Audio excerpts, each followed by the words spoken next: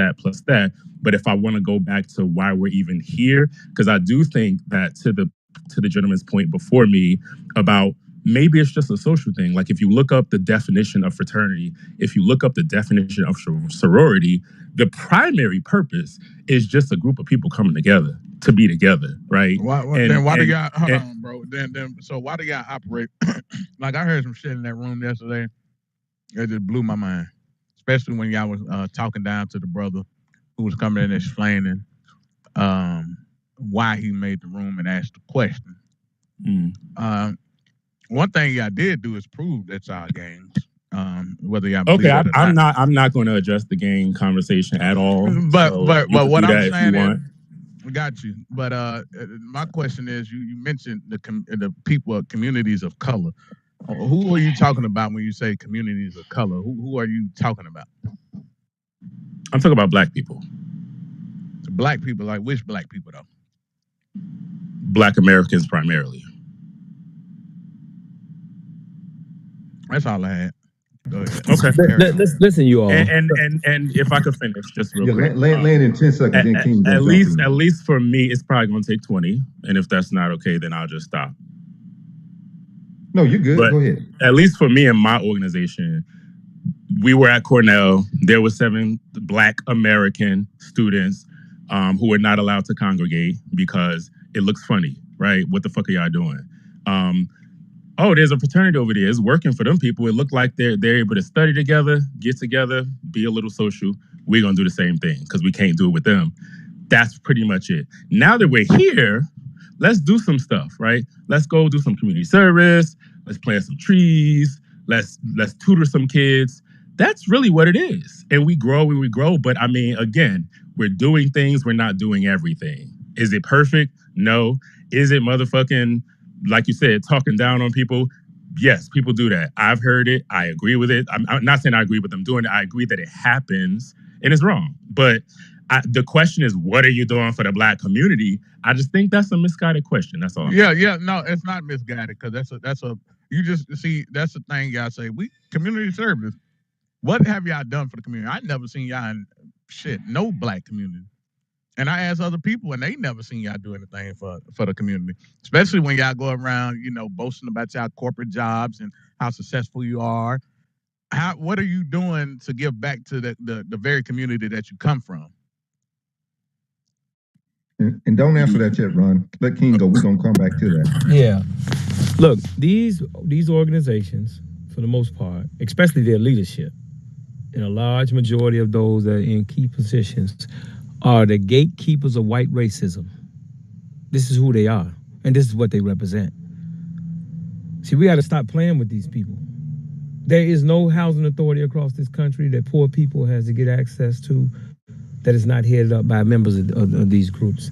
There is almost every politician is a member of the organization, either Masons, Eastern Star, sorority, fraternity members. And I can go down the line when it comes to especially government. I haven't even got over into corporate America. You look at the school system. Here in Chicago, most of the teachers were AKAs and Deltas. And when them white folks, let me clean that up. When these white Jewish people, white Jewish liberals used them up, got finished using them up, they fired them and hired little white girls that had lost their jobs under the Catholic Church. They replaced their members, the AKs and Deltas, with these little white girls. And nobody said anything about it. So I'm not here to soft shoot this. We must separate and segregate from these different groups. They have been here all the time. What you see them doing, they were put here to do what they're doing. The liberal agenda includes them, just like it includes the immigrants, it includes the gay agenda, it includes the feminist agenda, and both of those are white movements. Those are not even Black movements. Those are white movements that Black people somehow identify with. And I'm telling you, you can look across the board. Start paying attention. Don't look at them as just Black people no longer.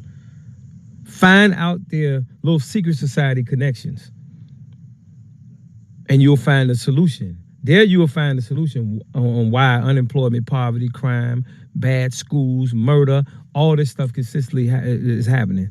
They play a direct role in social engineering, along with the white establishment, mainly the white Jewish establishment in these especially liberal democratic cities. Break that up. Okay? And the best thing for us to do before we had a civil war with them in some of these cities is to separate from them. Because they don't think that they're doing anything wrong. As a matter of fact, when they say 3/5 of a man, these black sororities, fraternities, and Masons, Eastern Stars, they play a direct role of black people. Listen to them. All you have to do is listen to them.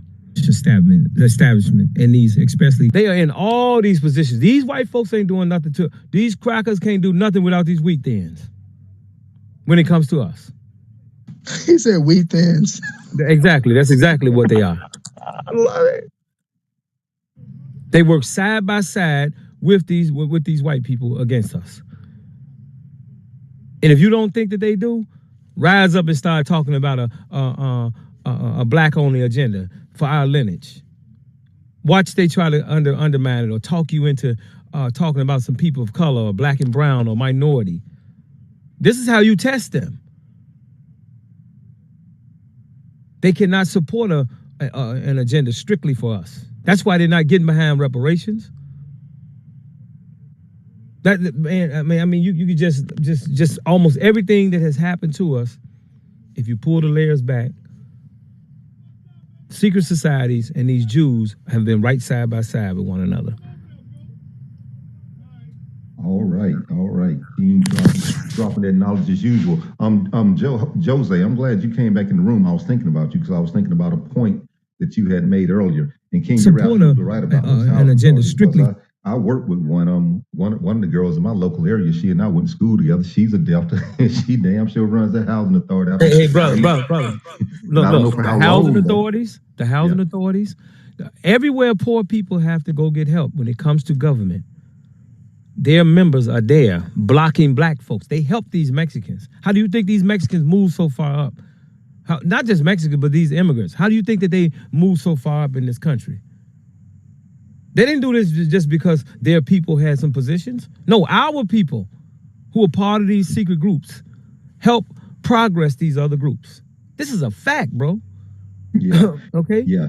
And that's why, and Josie, you made a point earlier, and King just spoke to, just connected to something that you said earlier.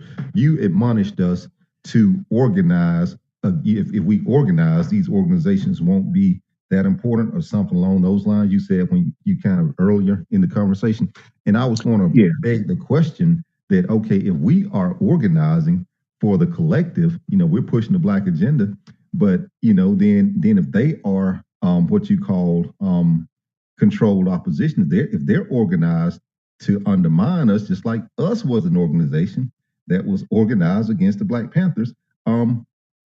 So aren't isn't that problematic? The fact that you got that's why I was saying that a lot of times we as a people we get distracted by the organization itself.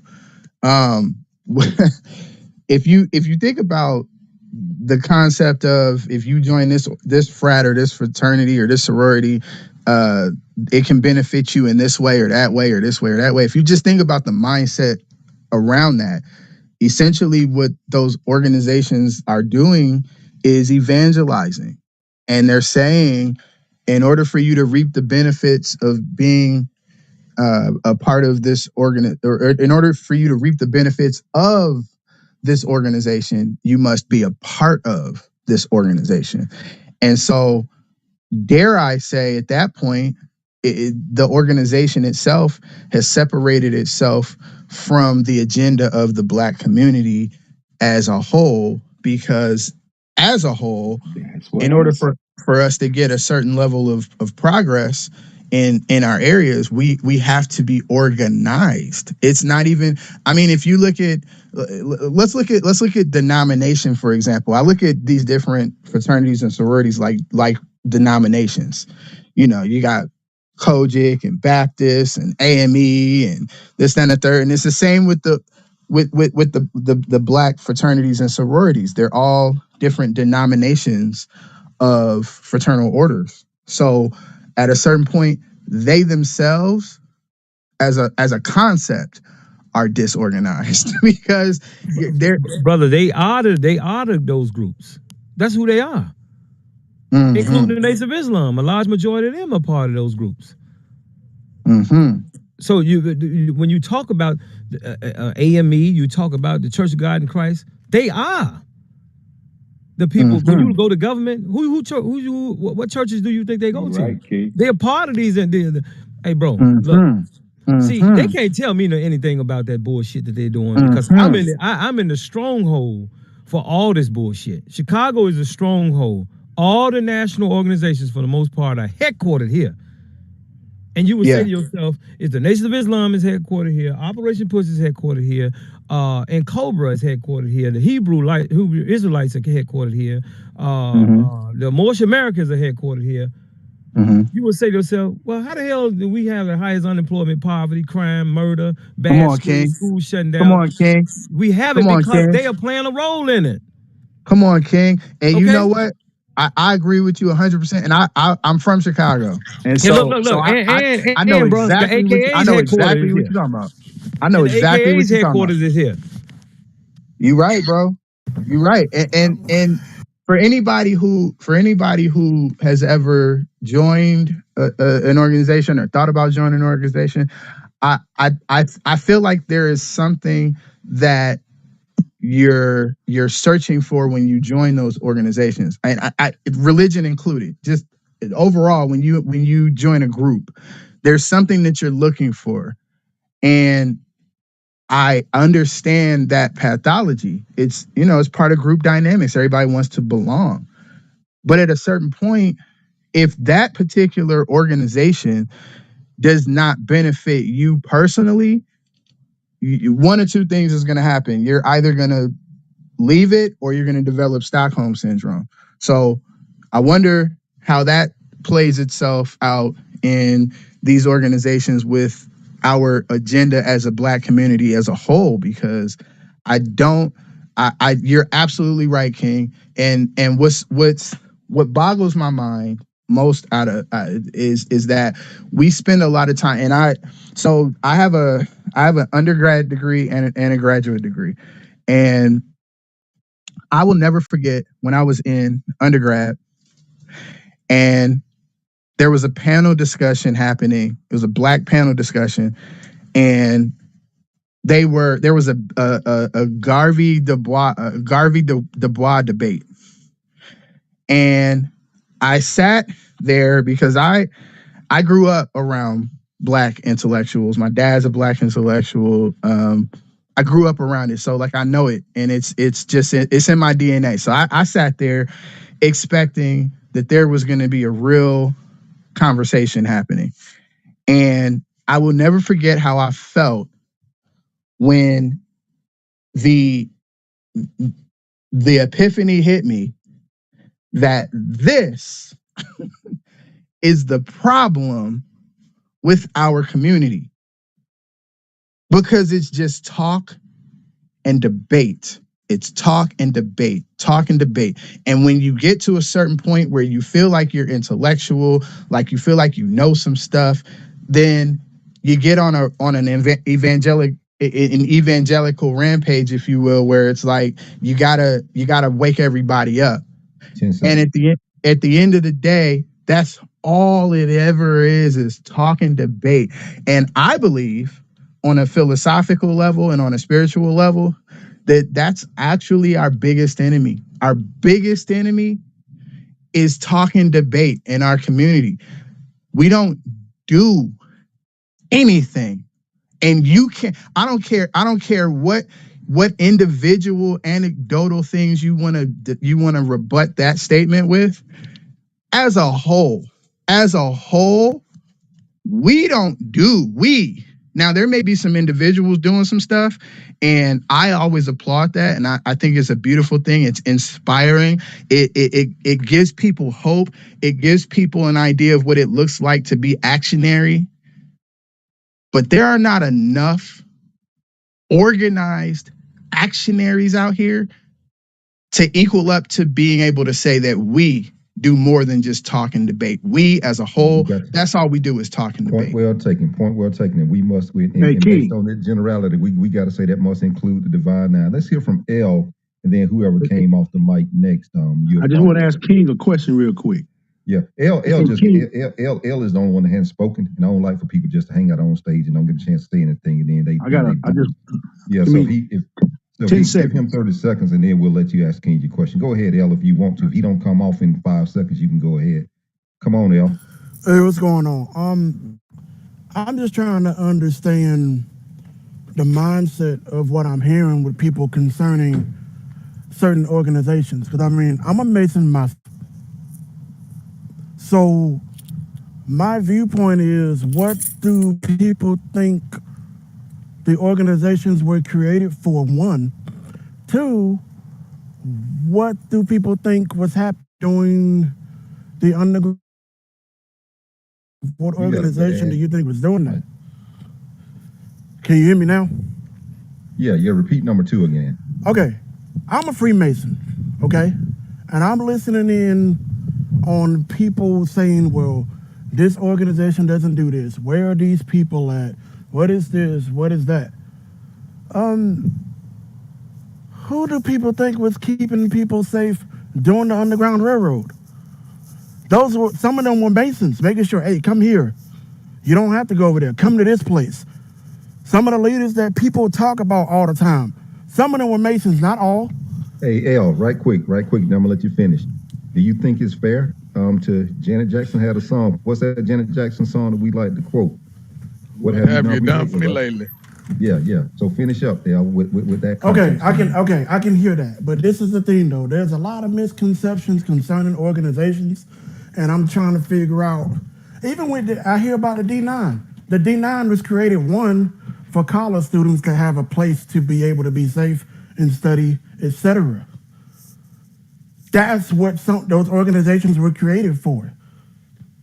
So I'm trying to understand the mindset of people that are getting frustrated about organizations without even understanding the context of it. I heard what are they someone doing say, now? hold on.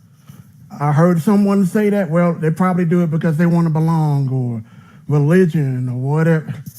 Don't got nothing to do with religion, because we don't talk about religion or politics in the lodge. It's not allowed, because we're a fraternity. That's not what we're there for. And you ask, what are people doing now? I've seen brothers go in projects and build whole bunk beds for an entire neighborhood. I see people do food drives. I see brothers tutoring and mentoring kids that don't have it in their neighborhoods. See, Where at? I mean, I'm from North Carolina, because I can tell you they do that. I mean, okay. We don't see that, most of us.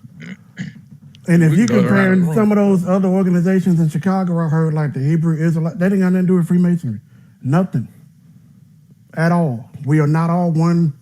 We don't even care for them. They ain't got nothing to do with nothing.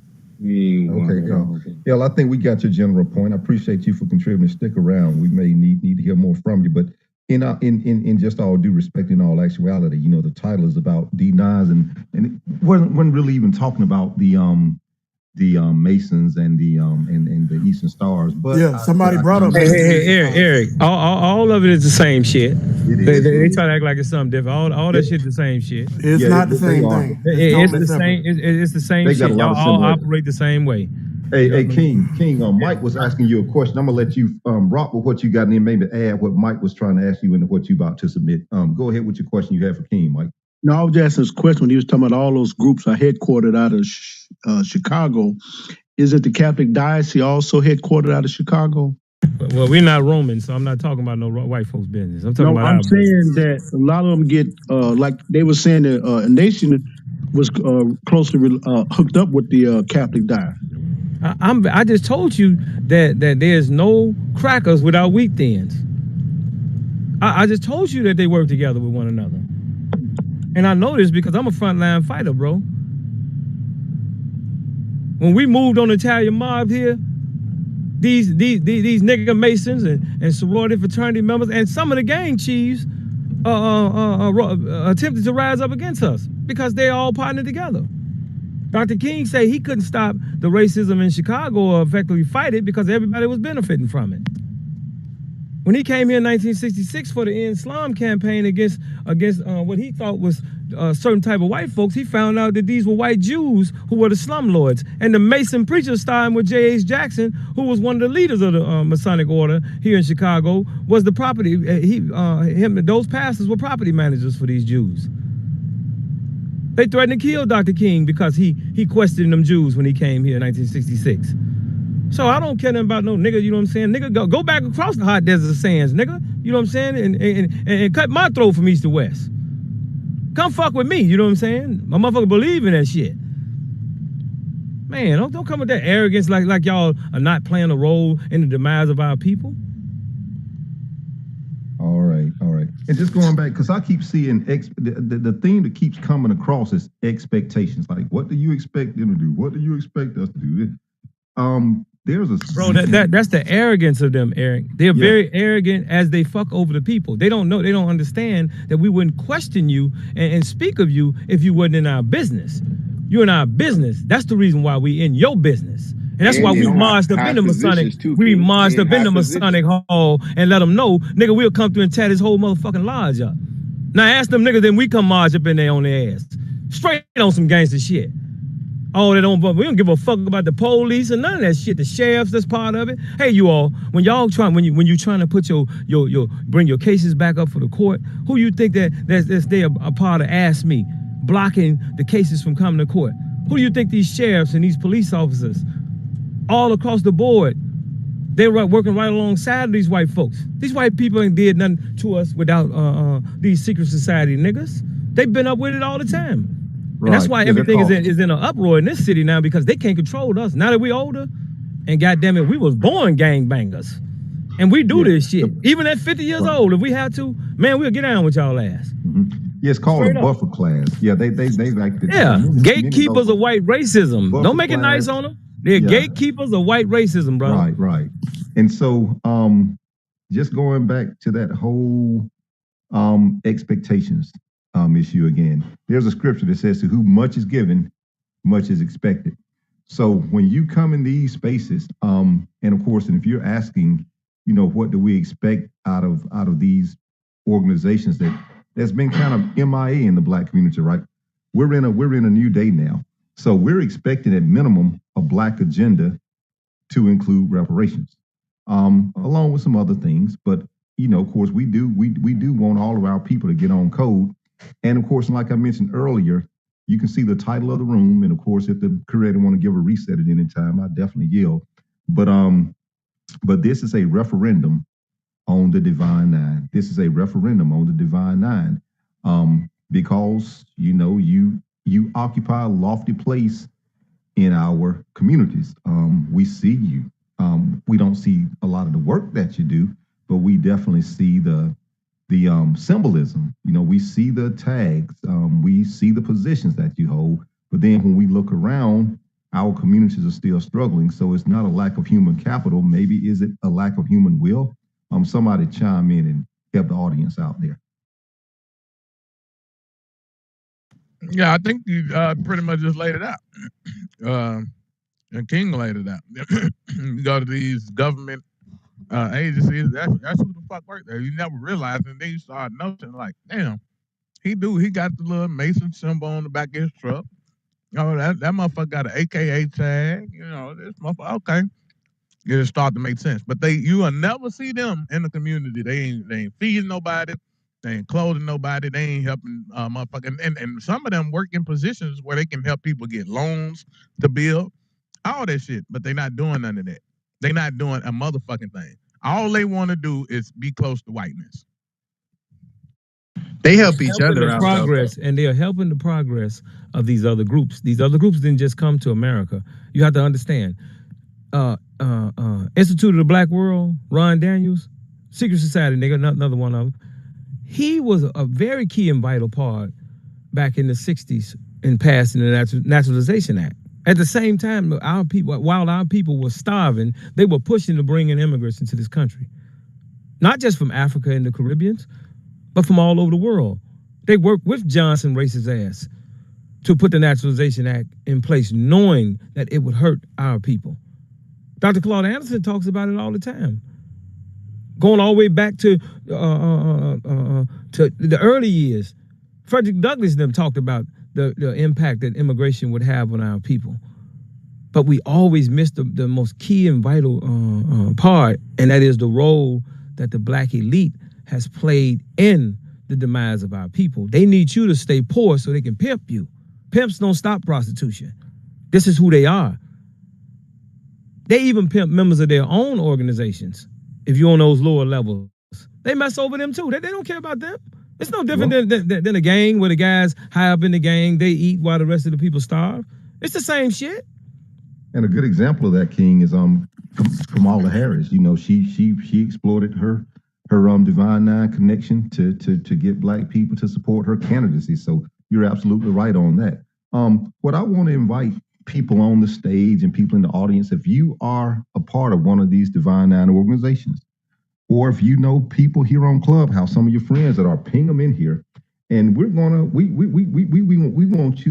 invite you to stage and just tell us some good things about what your particular Divine Nine or your chapter is doing, and then so we can explore what we can do to help you get the rest of them to do it if they're doing anything. Because, like I said, we didn't just create this room just to talk shit about the Divine Nine, but many of us live in communities where they are, but we, given where we are in our history as black people, and given where we are with the racial wealth gap and how we're losing political ground to a lot of these other groups, we need for them to step up. You know, we really do need for them to step up. So if you're doing something, you know, like I said, I shouted out the brothers, the Omegas that's got the credit union here in the Atlanta area. They've been had the credit union for about 20 years. I'm sure it's one or two. Yep. Yeah, I'm sure it's one or two of them that's doing some more things in Chicago, LA, whatever. But ping up, get your friends in here. Y'all feel free to raise your hand, come to the stage, let us know what your crowd is, what your chapter is doing, and then let's see how we can maybe motivate the rest of them to do something similar. So I'll yield the mic for a while, and I'll let my other moderators, other speakers chime in. Jordan, I see you coming off the mic first. Go ahead. Oh no, I was just gonna say, you know, I do definitely think, you know, there's substance to what you guys are saying, some of the critiques. I know one of my biggest ones is I can't speak, you know, 100% for other orgs, but, you know, I know my fraternity, and I believe Alpha does, and some of the sororities do as well, have chapters all over the world. And I kind of feel that the internationalist approach sometimes that we take with things, you know, it's a bit misguided, you know, considering the organization's origins. If we have international orgs, it's cool for them to do stuff wherever they are, but I always felt like they should feed back into what we're doing here and in our communities. And to me, that seems to be a bit of that's something of a hyper liberal globalist perspective that I personally don't agree with. And I know some of my other brothers don't as well. And I think that's kind of what King and a couple of people are talking about, you know, when they, you know, talk about organizing and, you know, doing more in the community. And, you know, you have people in our orgs that very much have a globalist perspective, but then that comes from the reality that there are people in our orgs that aren't American descendants of chattel slavery too. And a lot of them are very vocal about, you know, wanting to do things that, you know, benefit obviously, you know, where they come from. So, you know, that's a conversation personally I do feel that we need to have within our organizations, because I would like to see more hyper focus on doing bigger things here that not only, you know, benefit us, but, you know, also benefit, you know, our people, specifically that being, you know, American freedmen, descendants of American chattel slavery. So, but Jordan, let me say this to Jordan. We would hope at some point that they would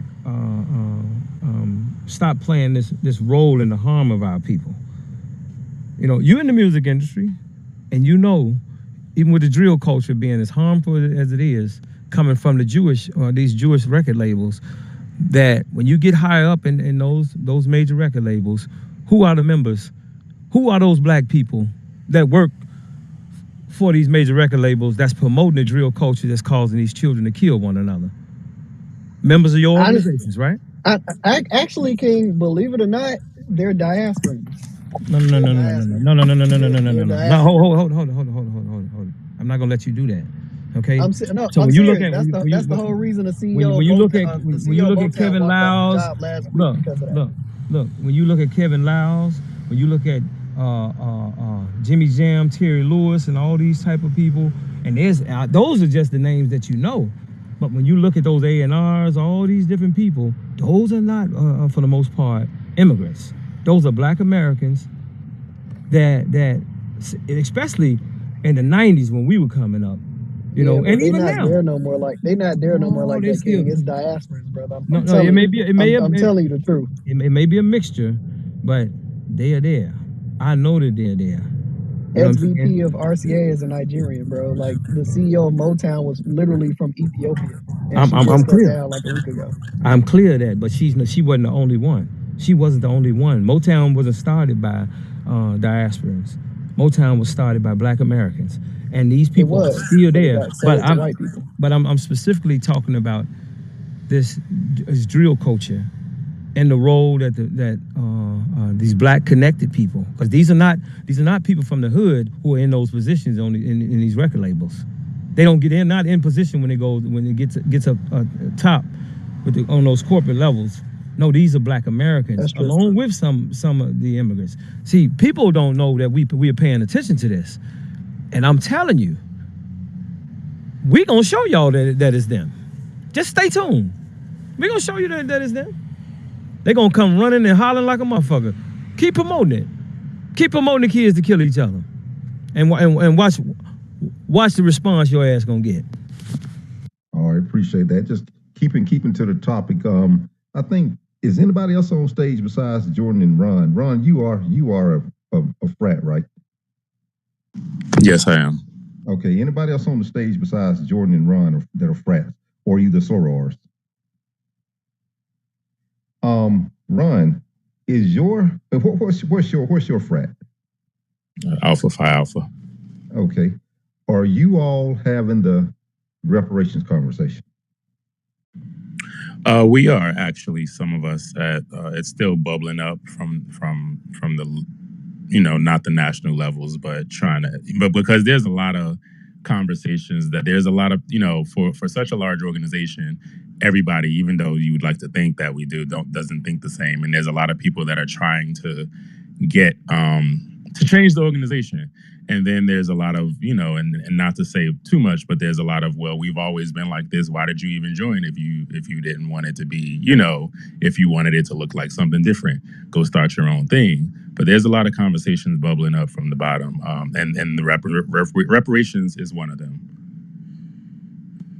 That's true. You may have to take that. I can say the same thing. I can say the same thing about my organization too, and it's actually y'all may have to take the advice. It's actually a talking point, and it's on the agenda for our conclave in 2023. So, yeah. Let me ask Ron a question. He said, so Ron, if I went out and bought some clothes with your letters and colors on it, what would the response be from all the members of your organization? They wouldn't like it. They would, the general sentiment would be you didn't, go through the procedures or whatever to earn, to have the right to wear those, and it's trademarked, and if we could probably take legal action to get you not to wear it. So there is people that think all the same in your organization. I said a lot of them. We've had these kinds of situations too, and I've literally heard comments that said, I don't give a fuck about that. So to say all would be a lie. I would say most think that way, and there's some people that got better things to do. And in the conversations that y'all are having, is a term, are y'all using the terms delineation, the racial wealth gap, or are you all using we are using the racial wealth gap. There's actually an article I just posted in the chat maybe 5 or 10 minutes ago that uses that specific term. I have not heard anybody use the term delineation, but I personally am a member of Alpha Phi Alpha that believes that we should delineate from whatever we call the diaspora. And so if I am one, then I believe that there are others. Well, Ron, Same Ron, on our end as well. Ron and Jordan, then your guys gonna have to do what all the churches do, bro. You're gonna have to create your own shit, because if the majority is going in one direction, you're not gonna convince them to do anything else. So I know you don't want to disconnect, but you're gonna have to delineate from that shit too. That's the crazy part about when we leave this shit, we leaving all the things that ain't moving in our direction. So all that stuff that we've all been brainwashed into doing, follow this, follow that. And if we're moving into that direction, reparations, delineation, lineage, all that shit, and they're going to be, that's the group you with now. That's your new fraternity. Fortunately, there's somebody, these are the people of your new fraternity. Because your old fraternity don't give a shit. They're going to stay with what's working for them. You know what I'm saying? So, and it's just to speak on that thing that King said, when he said all those headquarters are in Chicago, bro. That shit, if you just imagine all the fucking headquarters. Chicago should be the beacon of light of the blueprint of how shit is done when you set up your headquarters in a place and dominate that place. But then he says, but it ain't like that. And that shit is just like a stab in the heart, like what? But it is what it is, and I land. But welcome to your new fraternity. It's called Freeman. Yeah, we've actually had a couple of spaces on Twitter. It's myself and I don't know if y'all know Mama Rose. She's a Delta. It's been a couple of us, and it's been conversations the D9 have had about reparations and delineation, and believe it or not, like I said, it's a conversation that obviously causes a lot of antagonism, because a lot of people in our orgs aren't members of our ethnic group, and so for us delineating ethnically, it causes internal strife. But even so, there are, and I know King and a lot of people feel otherwise, but there are people, as obviously Brian is attesting to, there are people in our orgs who are serious about delineating and garnering ethnic-based policy that benefits us and our lineage.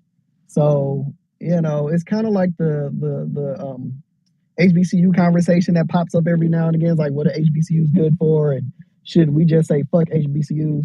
I'm never in favor of ditching any of our legacy organizations, but I do think that it's incumbent upon membership and external factors to force a reclamation for these institutions, and a reclamation that benefits obviously not only membership, but it benefits our ethnic lineage in particular. So that's just my thing, man. But yeah, for sure. Oh, and also I would definitely like to see our orgs not be satellite arms of the Democratic Party, but that's another conversation. Great point. We was going to go there. Great point. I appreciate that. And I see Ron flashing his mic. Essential, welcome to the stage. Let me get a couple of questions. Your lineage, are you a part of one of the fraternities or sororities? And what city do you hail from? I'm a member, greetings everyone. I'm a member of Omega Psi Phi Fraternity Incorporated. I'm based out of Houston. Okay, and what's your lineage? Lineage, as Black American, I trace my lineage all the way back to Liberia and Cameroon. Okay. In regards to speaking to the title of the room, what have the Divine Nine ever done for Black Americans? I think it's important to kind of really understand why these organizations were founded, and I'll start with Omega Psi Phi, and I'll read something briefly from you guys as it relates to mission statements.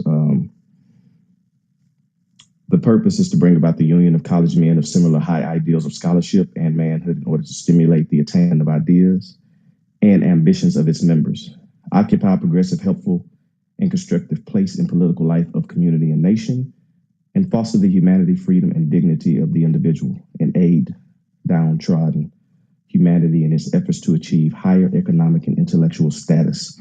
That's a mission statement for Omega Psi Phi Iota Psi chapter, which can be found online. which is based out of Oklahoma State University, if I'm not mistaken. So aside from the social action plans that a lot of these Divine Nine organizations implement, the reason that Omega Psi Phi was created was to address the issues mentioned in the mission statement as it related to what was going on in higher education.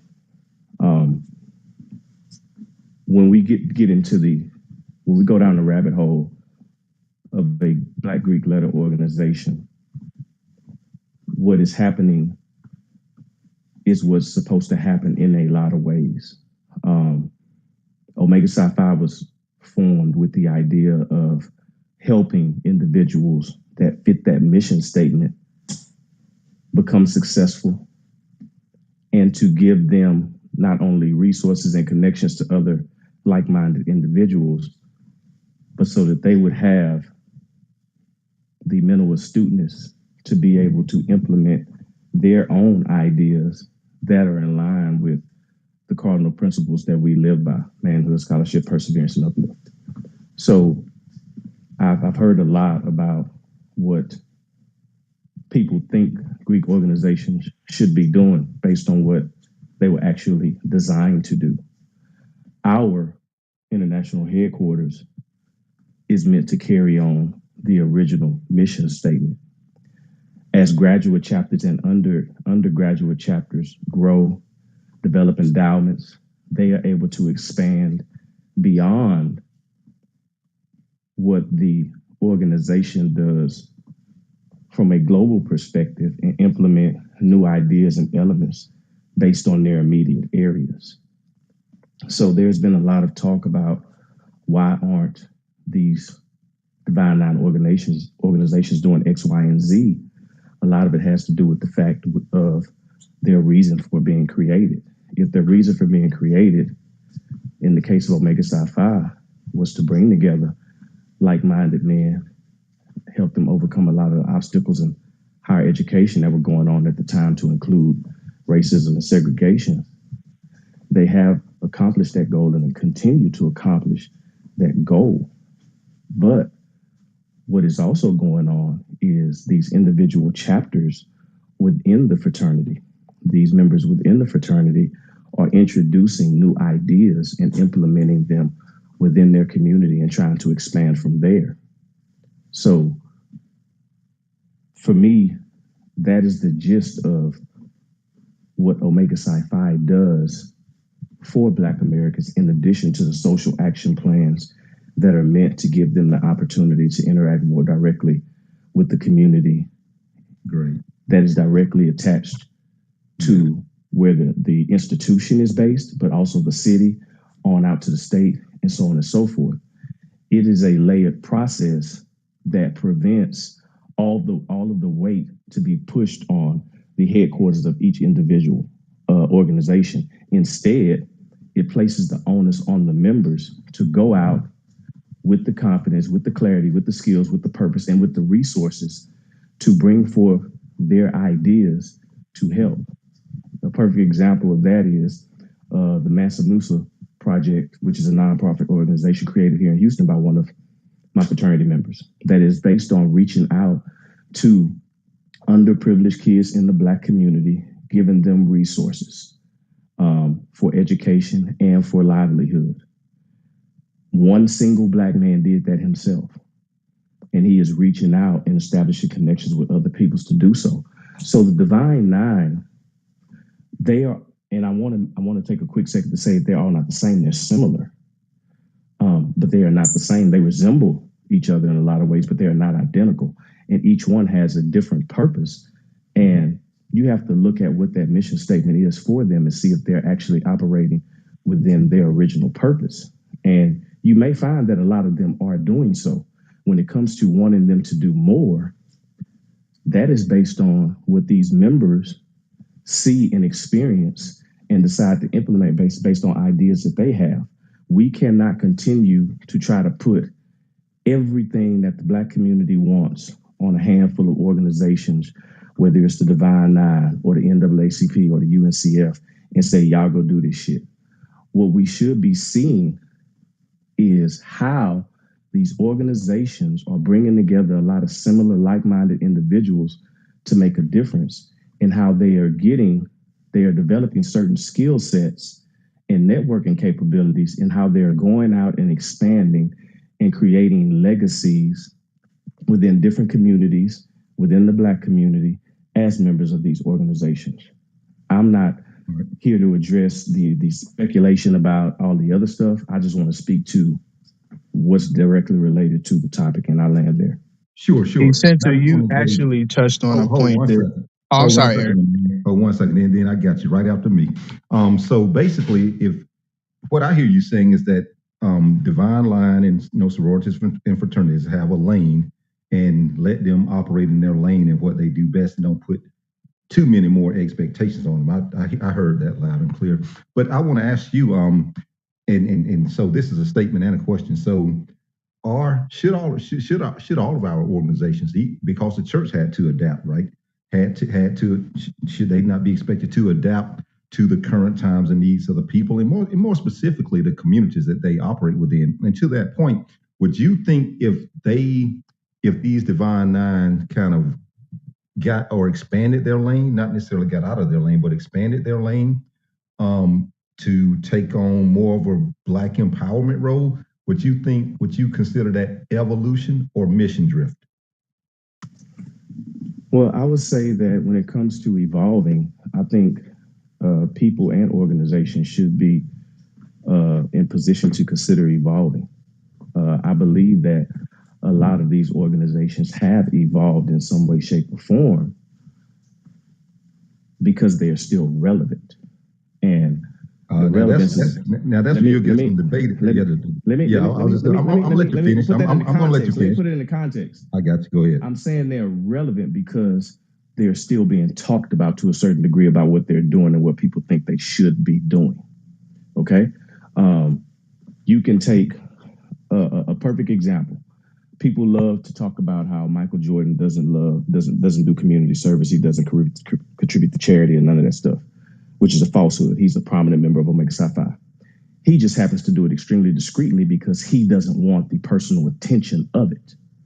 So when we're talking about organizations evolving as they do, oftentimes, especially in the case of Omega Psi Phi, their evolution is executed in a very discreet manner because not only do they have to look at the potential benefits of how they evolve and where they choose to place that energy when they do evolve, they have to look at the backlash if it is misplaced. And every member of a BGLO can attest to the negative attention that has come from bad decision making, whether it's on undergrad level or graduate level. It's real and it has an impact. Yeah, go ahead. Pause right there. Now, I just want to say, looks like we got an Alpha, a Kappa, and a Q on the stage. So we're represented for the most part. Who was that was coming off the mic to ask the brother a question or to make a statement? That was me. Go right ahead.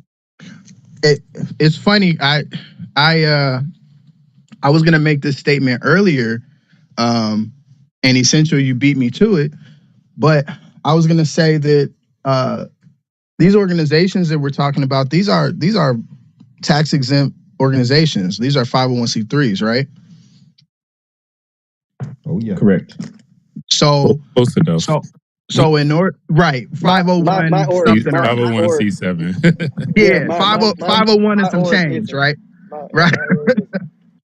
So we all know that in order to maintain your tax exempt status, you have to what you're doing and getting in revenue from has to be on mission. If it's not on mission, then they will revoke your tax exempt status. And so that's not just with Divine Nines, that's with churches, that's with any organization that's a tax exempt organization. And so this pairs with my other epiphany that I had earlier, where it's like we're literally looking like if you're in a fraternity or a sorority and you're wanting to go, in another direction, and they're saying to you, why did you join if you wanted to do that? Because we don't do that here. You need to start your own thing. My piggyback off of that is abso-freaking-lutely. There need to be there Can need I to be. interject real quick, Joseph, about that last statement you made? Go The for it. example you gave about organizations saying, "Hey, why did you join? If you're not doing, we gonna do it. We're doing something different." Mhm. I don't know about that happening. What I do know is that Jordan spoke to it earlier. I'm just saying I don't know about that personally. That's all I'm saying. I'm not No, saying no, it's I not real. understand. No, Yeah. I So, understand. I was referring to a comment that Jordan made earlier oh, okay, when got you. when he was saying that he experienced some of that in his experience, where there were some people who wanted to kind of go that route and focus more on the community, and the way that some of the people on stage are saying that the Divine Nine should be, and they were met with that as a rebuttal, like, hey, that ain't what we on, so go do your own thing. And so I'm saying, just if that's ever even a conversation in a black fraternity or sorority, I think that speaks volumes to why it is that we don't see more of it to begin with. Because, like you said, a lot of these organizations are mission minded, and I believe that I believe that there should be another conversation happening, which is for all of the people who would love to see those types of things in black fraternities and sororities. I would love for all of those people to get together and organize and come up with an alternative, even if it is a fraternity or a sorority, that where that is the mission. Where, so instead of there being a divine 9, there's a divine 10. And the mission of that particular sorority or fraternity is to do the very things that we are not seeing the black fraternities and sororities currently do. I think that could possibly be a great solution, because then the conversation can be, if the conversation is, how come black fraternities and sororities aren't doing that, the rebuttal to that would be, well, there's actually one where that is their mission. And I yield there. Well, we're Yeah, not and expecting them. We're not expecting them to be anything or do anything other than what they're doing. Problem that's is, what it sounds like in the conversation. no. We're saying stop siding with the enemy against us. We're saying stay out of our business. How do you know? Okay, let me ask you this question. I know emphatically. Let me ask you this. I'm not guessing. I said, let me ask you this question. How would you know? I'm gonna speak in an individual basis as a member of Omega Psi Phi. As a member of Omega Psi Phi, if I lived in your community, how would you know I'm siding with the enemy if you haven't bothered to have a conversation with me? If you haven't bothered to have a conversation about what your agenda is and what my agenda is and how we can work together. If there's always a confrontational approach to a perspective or something you observe, then you're not going to get anywhere with anyone. I'm not trying to get anywhere with you. I'm not trying to get anywhere with you. I'm saying I'm separating from you. I'm saying to the people to separate from you, and you say, "How would I know?" I gave you all as many examples. We don't know each other. How Excuse can we me, get sir. anywhere? I'm saying to you, I've given the examples of how I know what they're doing, what they're not doing. My thing is to us, and if I can convince as many people as possible, would be to separate and segregate from you, because your role has been what it is all the time. I just said in government, the school systems, and I'm talking on all levels of government. See, you didn't have to tell me that Michael Jordan was a member of your organization. I know it already. You know what I mean? Most people do. That's how deep. Most people do. That's how deep that I have looked into the problems that exist in this city called Chicago. And so when you look at it, you know what I mean? I have to ask you a question. Are you living up to the expectation of the Three Musketeers? Are you living up to that expectation? Because see, a lot of those people from back in the day, and that's why y'all always refer to the past of it, because you're not doing shit now. You know what I'm saying? So when you all are not, Colemans and Love and Coopers. You're not operating in the spirit of those guys. That's why you always talk about what they did back then. How would you know? How would you know? Because I literally just gave you a perfect example I literally just gave you a perfect I example just said to of a you brother on a who's large living scale, up to sir. those same ideas. On the And on both the of you large all, scale. You keep talking yeah. about a large scale. On a but I large literally scale. I'm just not talking broke about no down- individuals. I We don't literally operate. just broke We're not down talking how about it as no works, and individuals. you missed it. Hey, we're not talking You about no missed the whole individual thing, but it's success. cool. I don't It's care about cool. no individual success. Okay? Yeah. I don't care about my individual success. I'm not talking about That- individual success. No, that's where you're missing. going with this. You're I'm not saying, listening. No, that's not where I'm going because you won't listen long enough to understand. man, I'm not interested in being next to you. I'm saying get the hell away hold from us. one second, That's guys. what I'm Hold saying. 1 second. Hey, Essential and King, I'm gonna let you finish. Essential, I know you were here earlier because you put some comments in the Right. chat. Yes, sir. And then you came back, so you missed a lot. But you, Jordan, and Ron are our you all are representing the Divine Nine, because most of us were Freedmen on the stage, and most of us are not affiliated with the Divine Nine. So you're gonna get sufficient time to speak on the issue, because we won't speak about you. We don't like to speak about you without you being a part of the conversation. Now we think that's Got it. I'll keep my mic closed. But check this out though. To the point that you what you and King that interchange, which y'all was just having, represents what we spoke on earlier, the larger point. There's brandings and there's reputations and then there's expectations, right? Like Hatfields and McCoys. All the Hatfields and McCoys ain't low down, rivaling, people that just want to kill each other. You got some good Hatfields and McCoys out there, perhaps, right?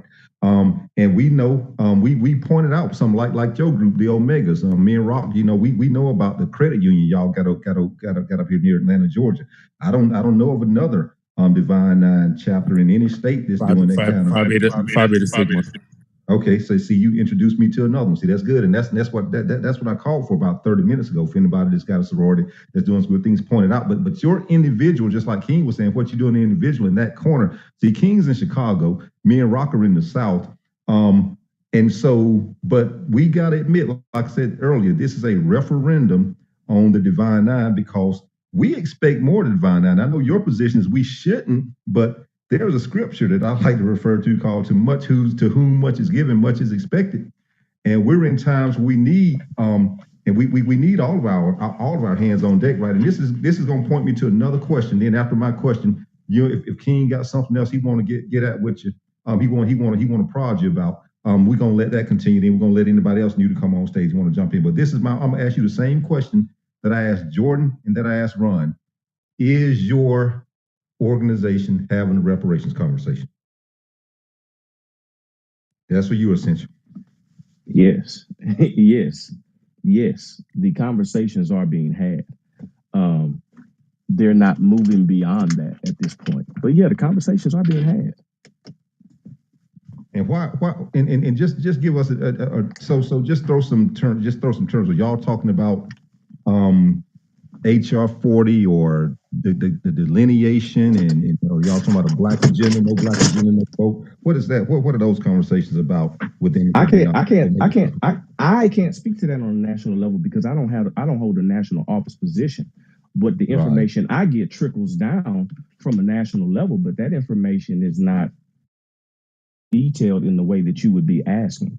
The conversations are being had, but until we get to a certain place of voting, organization, et cetera, whatever the case may be, then with me being in a position where I don't hold a national position to speak on behalf of Omega in that capacity, it would be inappropriate for me to do so. The conversations are being had. I can say that, being connected to representatives on a district and national level. Okay. Stay right there. Yeah. Stay right there for a second. And this is for you, Jordan and Ron. Are y'all's fraternities supportive of reparations for the most part? I mean, are you all, is there overwhelming support, or is it still kind of being, kind of wrestled with amongst the organizations? Is it something y'all should get behind, or is there overwhelming support with the concept of lineage-based reparations? So I think this is where people get.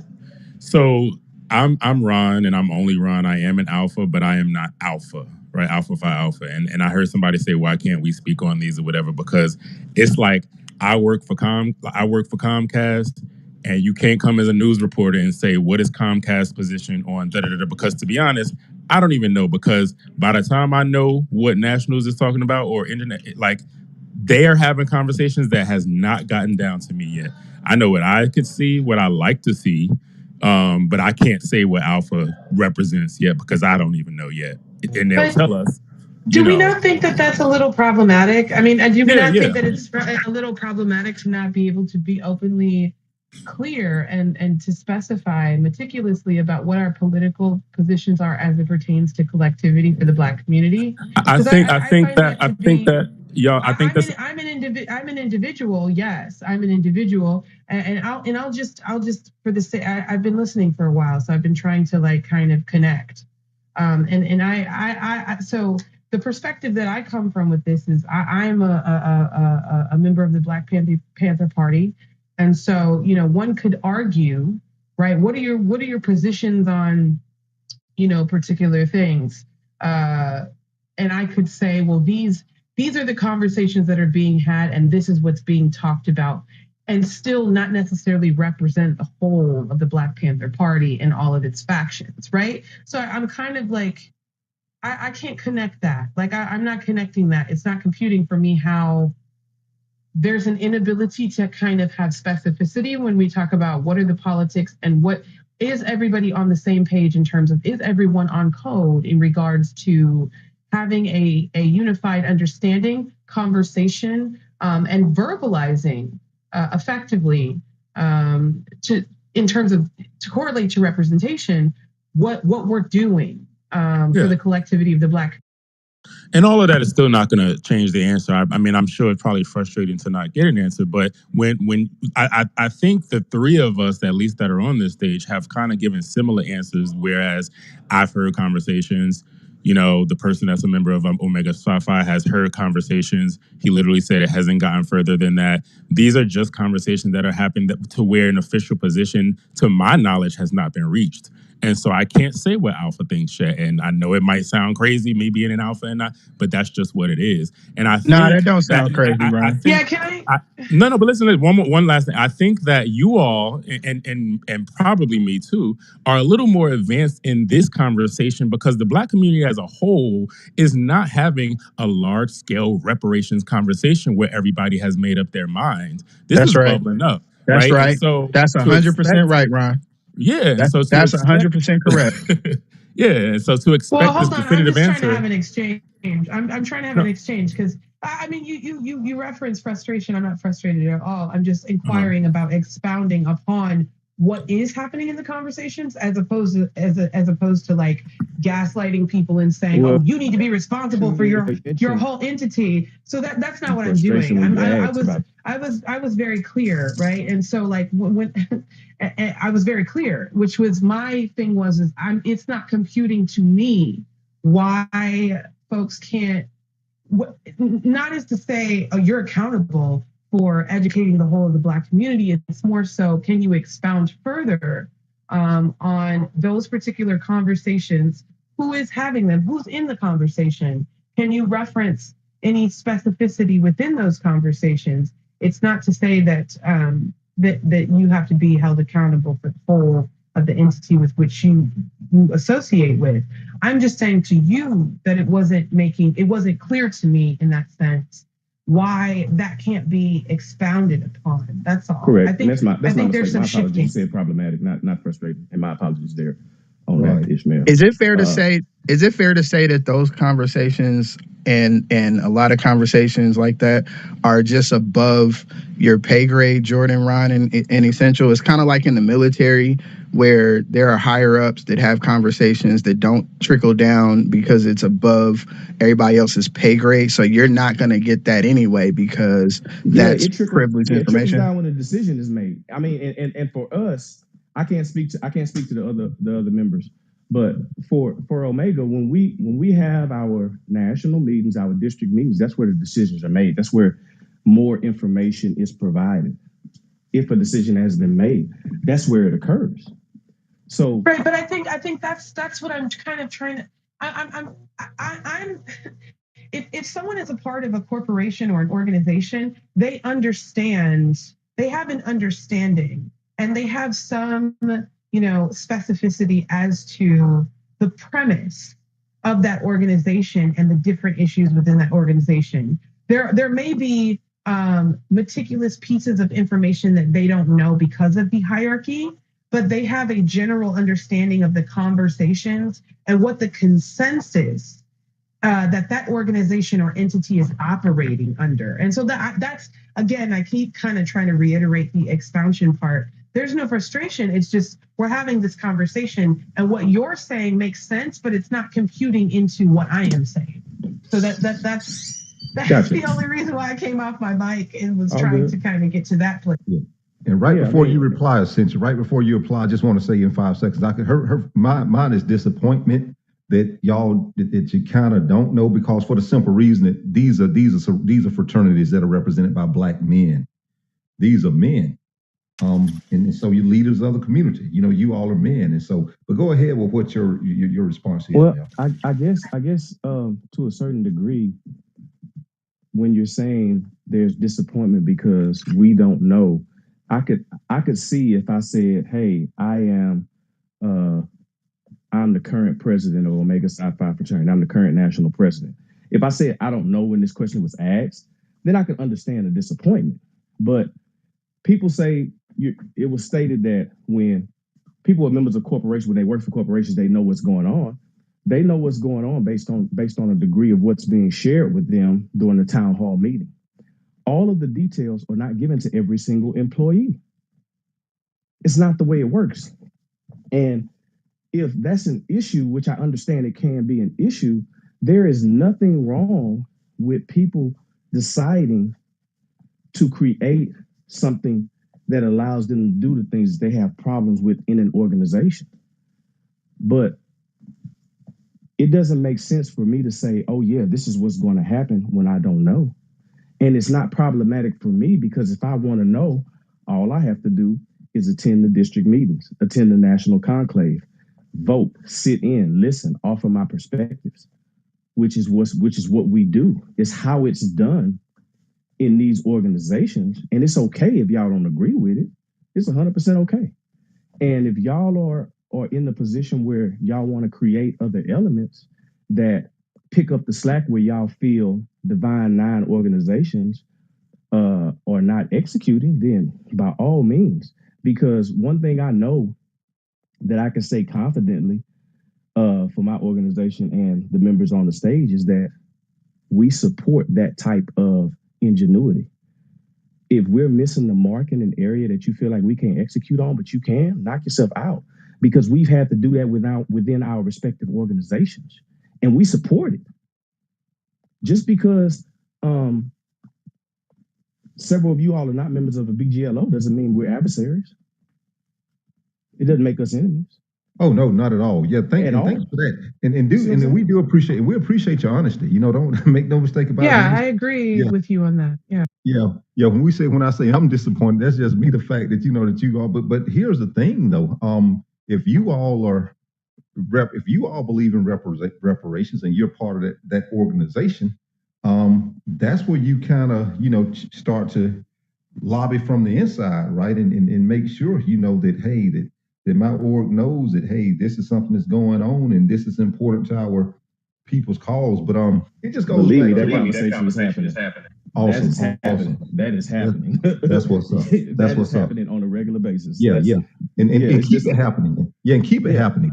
And like I say, because it goes back. Yeah, it goes back. It just goes back to the thing that I was talking about earlier, like perceptions and all that. Because here's the thing. Like I said, this is a referendum. The title of the room is a referendum on the Divine Nine, because fair or not, we all get reputations sometimes by being a part of a family.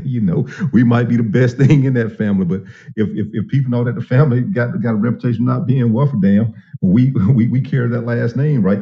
And there's a perception, regardless of what some people are doing individually, what some chapters are doing individually, what the national is doing. There's a perception in our community that the Divine Nine is just not doing much. Now, see, the church, there's always been a criticism of the church, is that the church is not doing enough.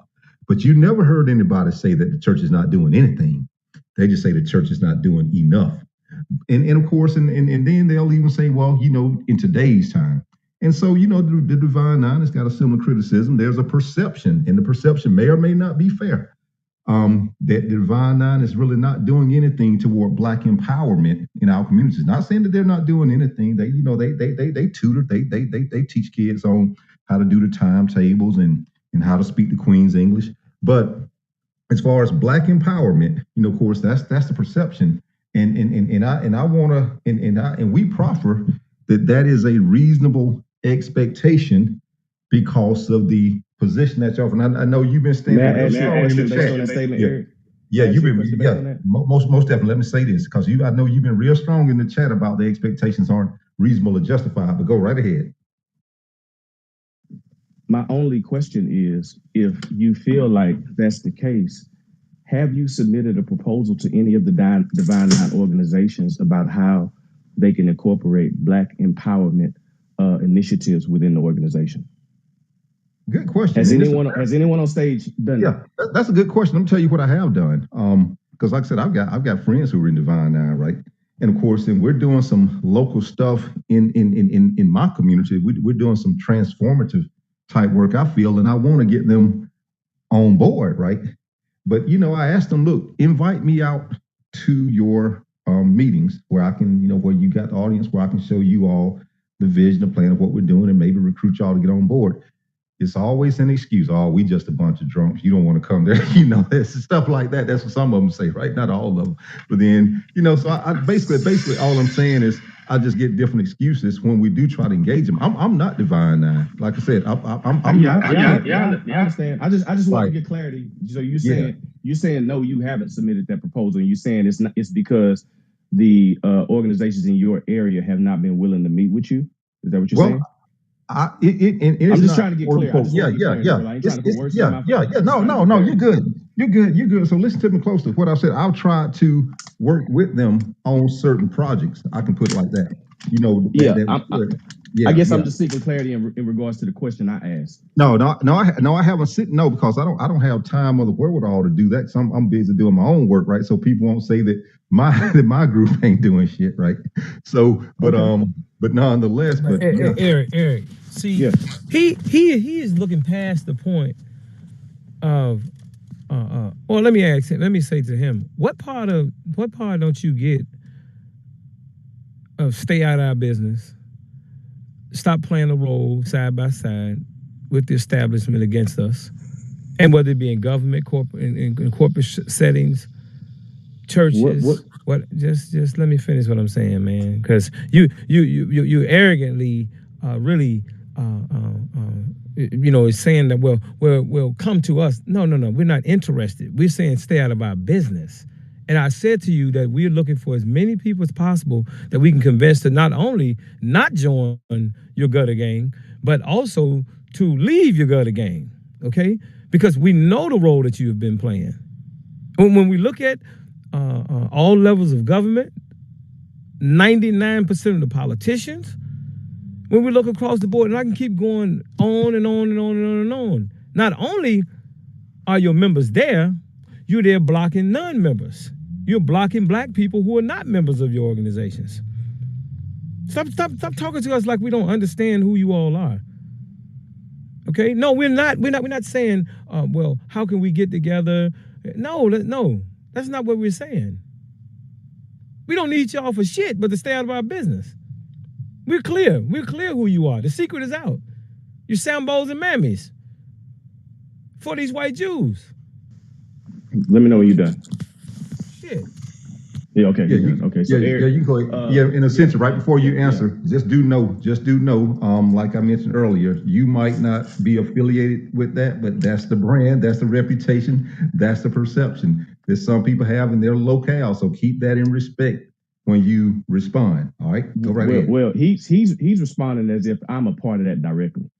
But you are part of. Hey, Eric. Let me tell you why you are part of it. Because whenever we say something about it, people like yourself stand up. Hold up, King. I'm gonna let you come back. As soon as he go, King, I'm gonna let you come back. You speaking up for it, you're a part of it. Go ahead. Essentially, King gonna come right back. Yeah. So with respect to what you all have experienced within y'all communities, I totally understand. And I'm not trying to approach any of y'all in an arrogant manner as if I'm better than y'all, because I don't believe that at all. I literally asked a single question that I wanted to get clarity on, because Eric, you stated that you were disappointed, and that's fine. But if you're disappointed about something not happening within an organization that you feel it should be happening in, and you haven't even presented it to the body of the organization that can actually execute and get it done, then that in and of itself is problematic. And I'm being told, hey, if you in a Black Greek letter organization, then stay the fuck out of our business on one hand, but then asking me to quantify what the organization is doing on the other hand. I guess shit. Either we are trying to make progress together, or we just saying fuck it and let's go our separate ways. Because on one hand, Eric, we're having a healthy conversation. On the other hand, King is like, nigga, fuck you, blah, blah, blah, blah, blah. And which one is it, or is it both? Nigga, fuck you, but we want help when we can get help, or we want to work together when we can work together, or what? Yeah, and I specified earlier. Now, I'm gonna let you finish. You know, King is in the Midwest. He's in Chicago. He's where the national headquarters are, right? So he's got a different vantage point, and he's probably got a more comprehensive vantage point than somebody like Chicago. Me. Yeah, he's in Chicago, where a lot of national headquarters for which organization? Some of the sororities and fraternities. Oh, okay. Yeah, right. Okay. And see, and of course, what I was telling you, just so you can be clear on what I was telling you when you asked me that question. No, I didn't write a formal proposal say I wanted, you know, this is what I don't like about your for sorority or fraternity. I try to engage, you know, where there's some potential synergies, right? And like I said, on numerous occasions, I went and I've had these conversations with these people. But of course, when the behavior doesn't change, then of course that doesn't do anything to dispel the perception. So finish your response to that in 20 seconds. Then we're gonna let King finish his. Then I see Melanie just joined the stage, and DJ. We're gonna hear from them. So rock on, Essential for 20 seconds. Absolutely. And with that being said, we have the same approach, because I engage on the grassroots level as well with the people I feel like I can get next to and speak to and try to affect change. And if it works, cool. If it doesn't, I have to keep pushing until I find those individuals outside of BGLOs that are in certain positions to help make a change. So we're on the same page in that area, Eric. And I appreciate being able to participate in this conversation. I appreciate the dialogue, the perspectives.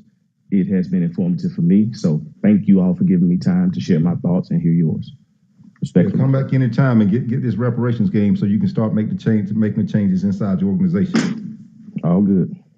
All right. So Eric, on one end, they say, well, the higher ups, and if you notice, I said it, the higher ups and those in key positions are the main culprits. Those at the bottom, they don't know shit. It's no different than a gang. No different than these religious orders, Church of God in Christ, and the National Baptist Convention. The little people down the bottom don't know shit. But on the other side, but on the other end, guess what they do? Anytime you speak against these organizations, they're quick to stand out. When you try to throw that rock and hit the leader of the organization in the head, they put their head right there and then say, "Why you hit me in the head? Why you get in the fucking way?" Absolutely. So Ron. No, I'm Jordan, saying they speak highly of these organizations. They stand up. You should have heard them in that room yesterday. You know, and I'm listening to some of these voices. These are very young women and men that I know that they're pimping these little children. But man, they stand strong for these organizations. Don't want you to say anything about them. And so I would hope that you all would stop even asking them what they're doing and how could they turn things around. No, talk about separation and segregation from the enemy. That's how we have to deal with the enemy. The Jewish enemy, the overall immigrant enemy. These people are our enemies, bro. We're not, our numbers of unemployment, poverty, crime, and every other bad are not the doing of just the people.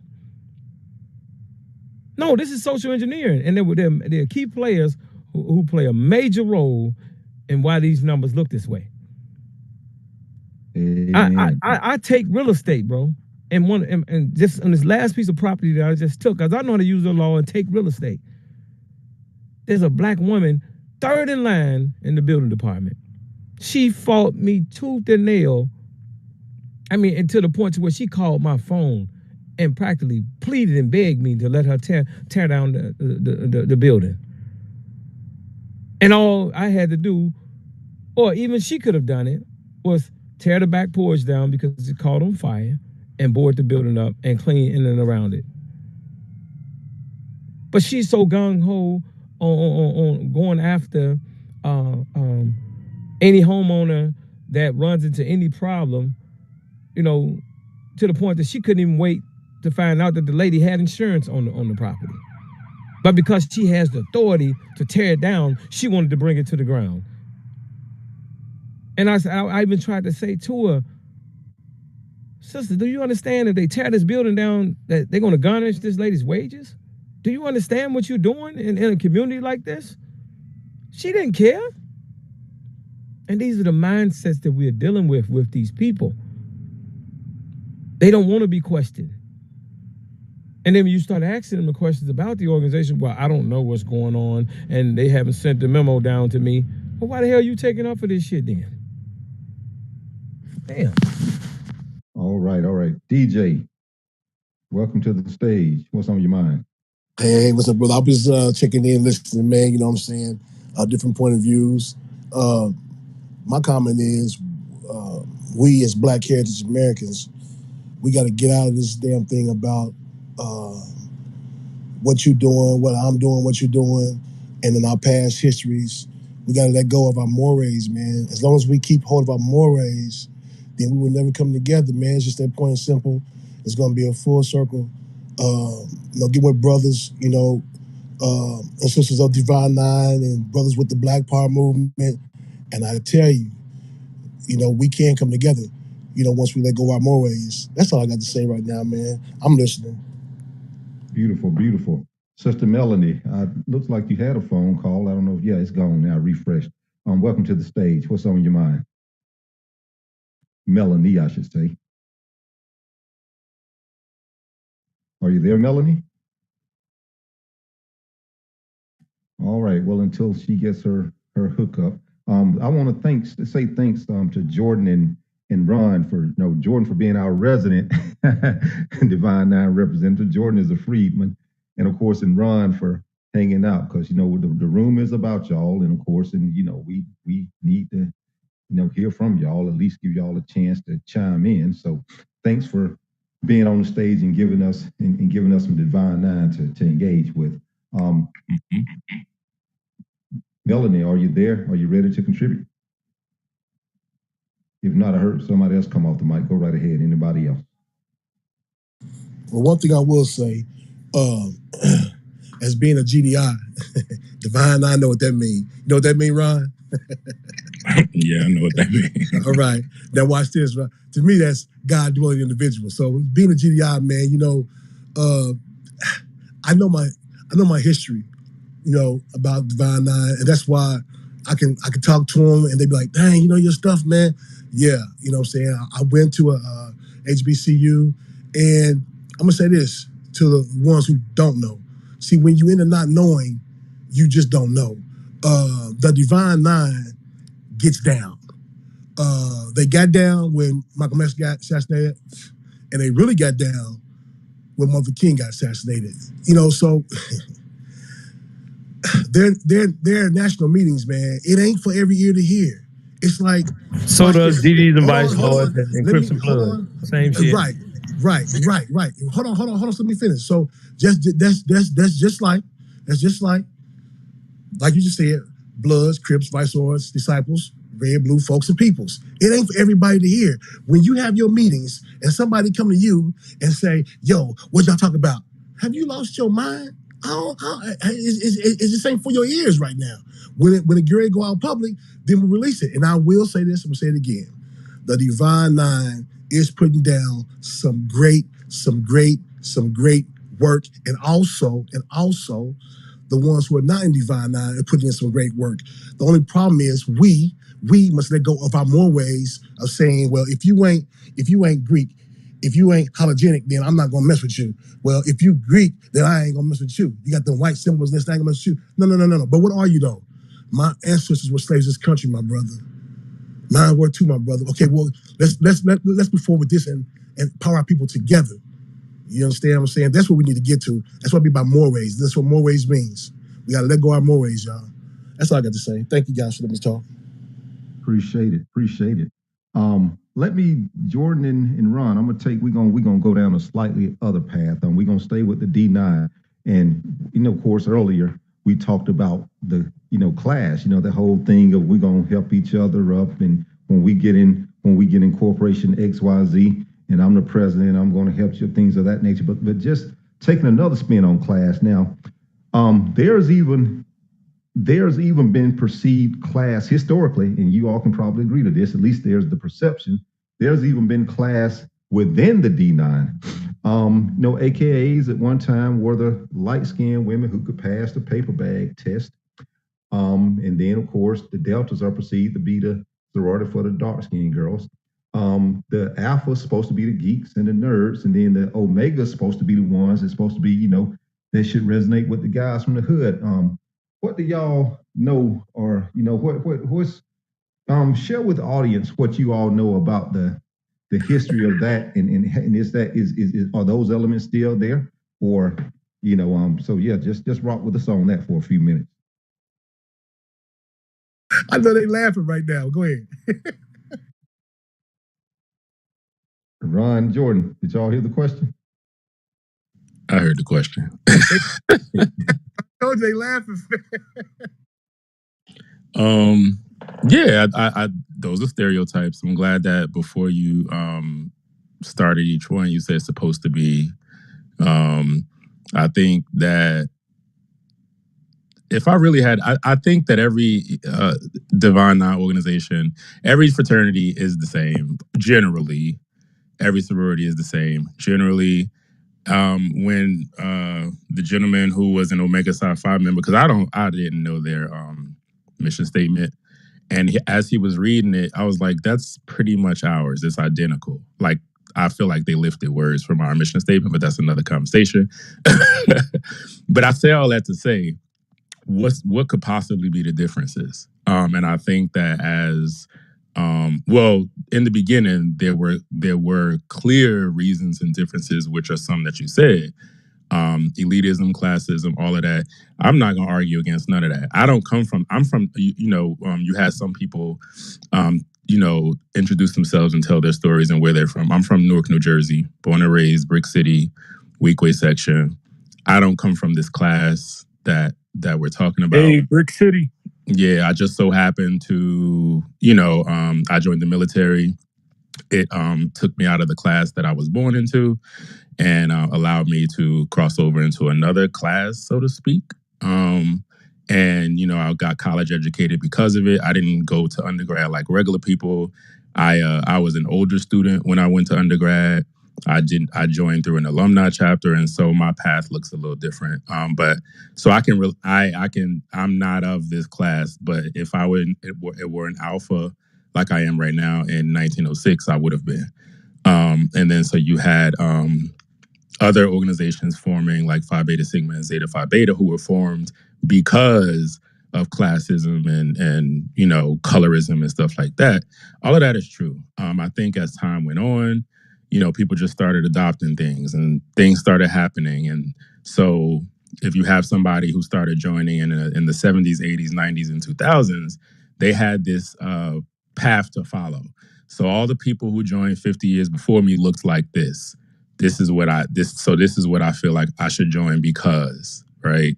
But when you take away that whole light skin, dark skin, rich, poor thing or whatever, they're all the same. They all have the same mission statements. So I think there is an element of truth in that. The truth is that there's stereotypes, not that the stereotypes are real, So Ron, you just a polished up gang member then, basically, right? I said I wasn't going to have a gang conversation, but I will say that I do agree that there I are. want to ask you. You just said you was in the military. What? You was in the military. I mean, Yeah. your gang chief name was Barack Obama or George Bush or Ronald Reagan. It was George Bush. But yeah, but I don't disagree that there is a lot of similar elements. I'm not going to fight anybody on that. No. That's not why I said that, because I was really saying that for those that may not look at it in that way. But there's no difference between Barack Obama and Larry Hoover. They send kids to kill motherfuckers. That's all. All right, now Jordan, you're from the South, so what's your take on it? You know, you're from the South, and you appear to be a little younger than Ron. Are you there, Jordan? Jordan, I'm here. I'm here. I don't know how old is Ron? How old are you, Ron? I'm 40. Okay, see, I'm 35, so couple years younger. But yeah, I mean, obviously, Greek culture is different. My father, he crossed Kappa in New Jersey. We helped socially integrate school. We went to Montclair State University in New Jersey, and he was the first black organization on that campus.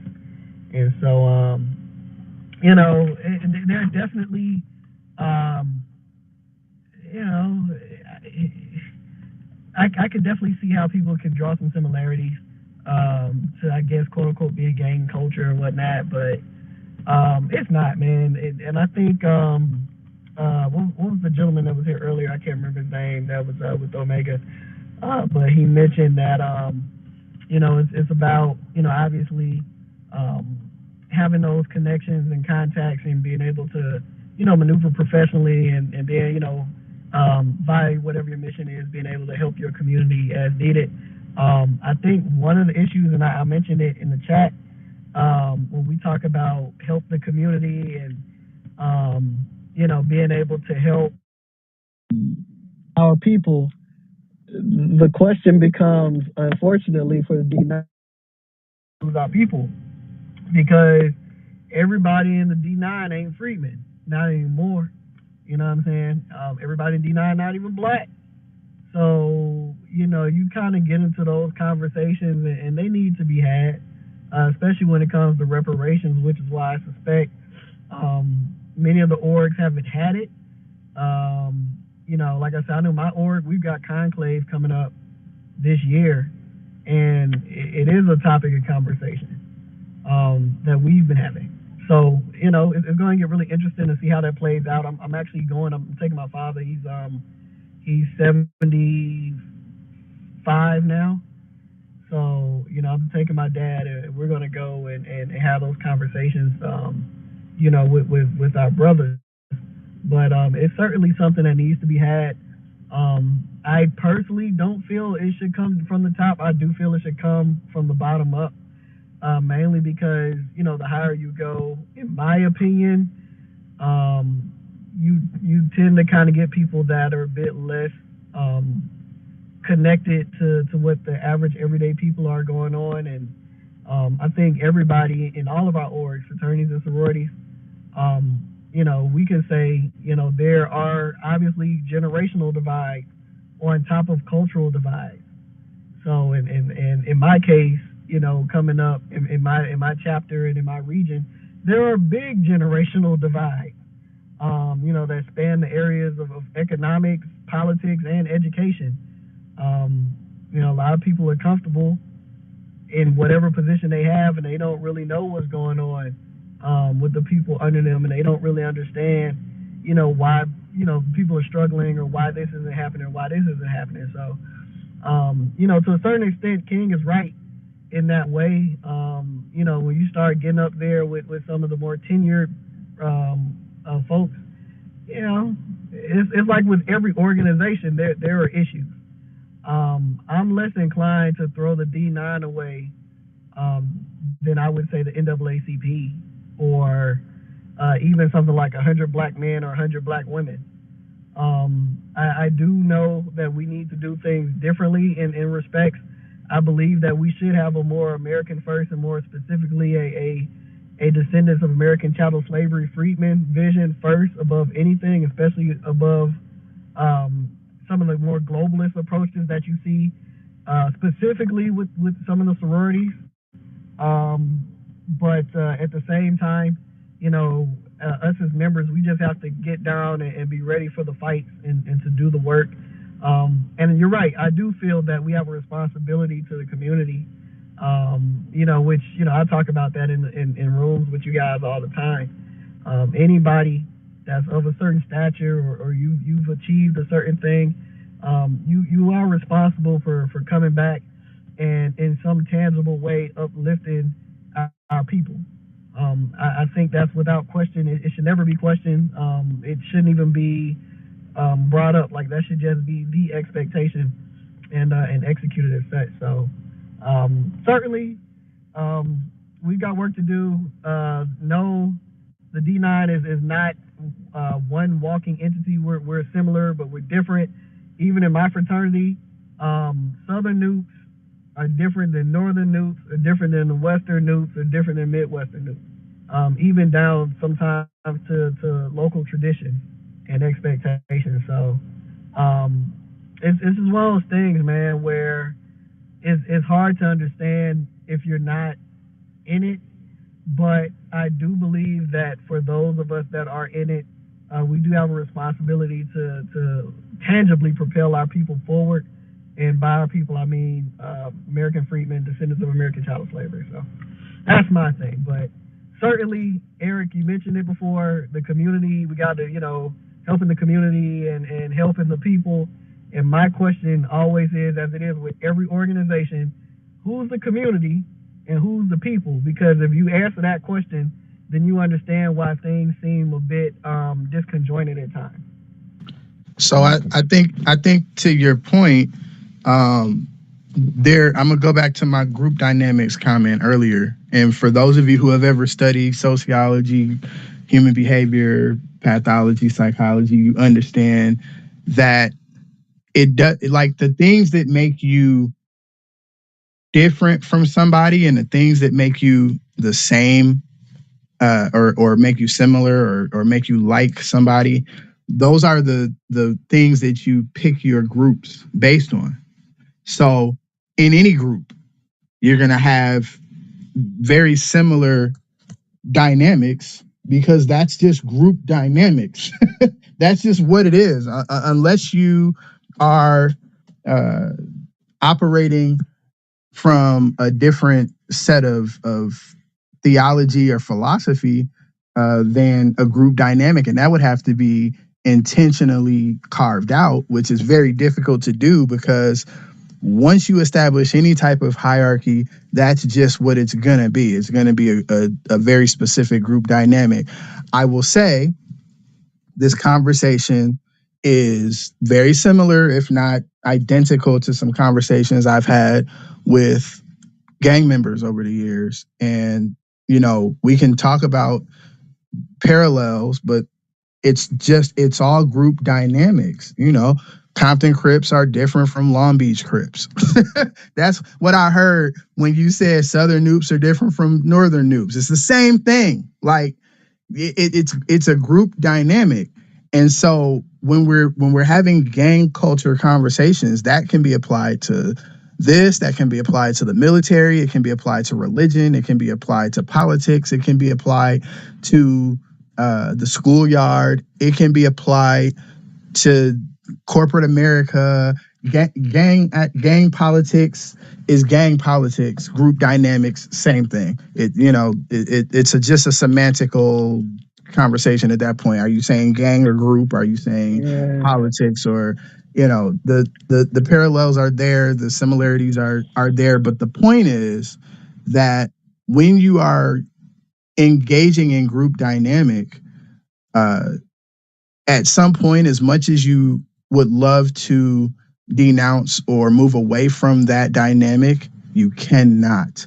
That's why there are different chapters, denominations, political parties. It's the same. It's like once you understand the formula, you don't expect the formula to do anything other than formulate.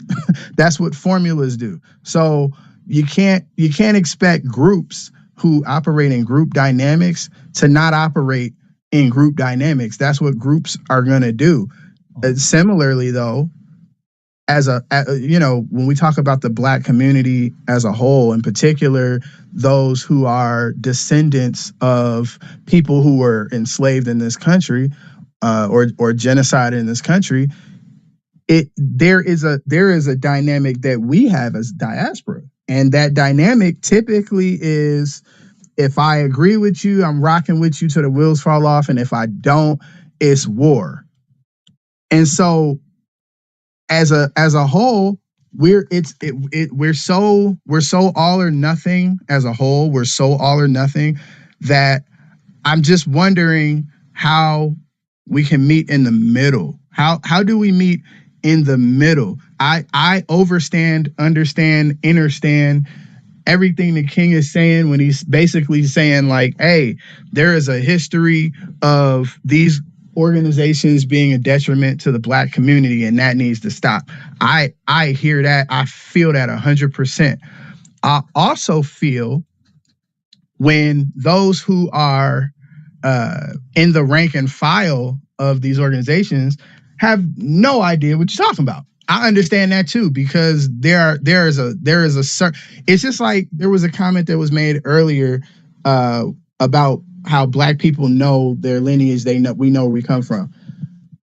There are levels to that. There's a lot of ways that we can get that information now, and there are some people who have gone out of their way to get that information because it wasn't passed down to them, and then there are some who that information was passed down to them, and then there are some people who are so focused on today and tomorrow that they have no desire to reach back and find out about the past at all. So then if they say, oh, I have no idea whether or not my family was descendants of slaves or where they came from, none of that like that, I believe it, because I have known people over the years who don't care. They just don't. There's a general apathy about the history, but there's also a general apathy about fixing the problems of the past. And so when we have a reparations conversation... 10 seconds, brother. Yes, sir. When we have a reparations conversation, we're not even, as a Black community, we're not even on the same page about what reparations looks like. I'm gonna land with this last thing. I believe that at the bare minimum, those who can prove that they are descendants of slaves or the indigenous people of this country should at the bare minimum never have to pay taxes, and neither should their kids, never have to pay for education, and neither should their kids.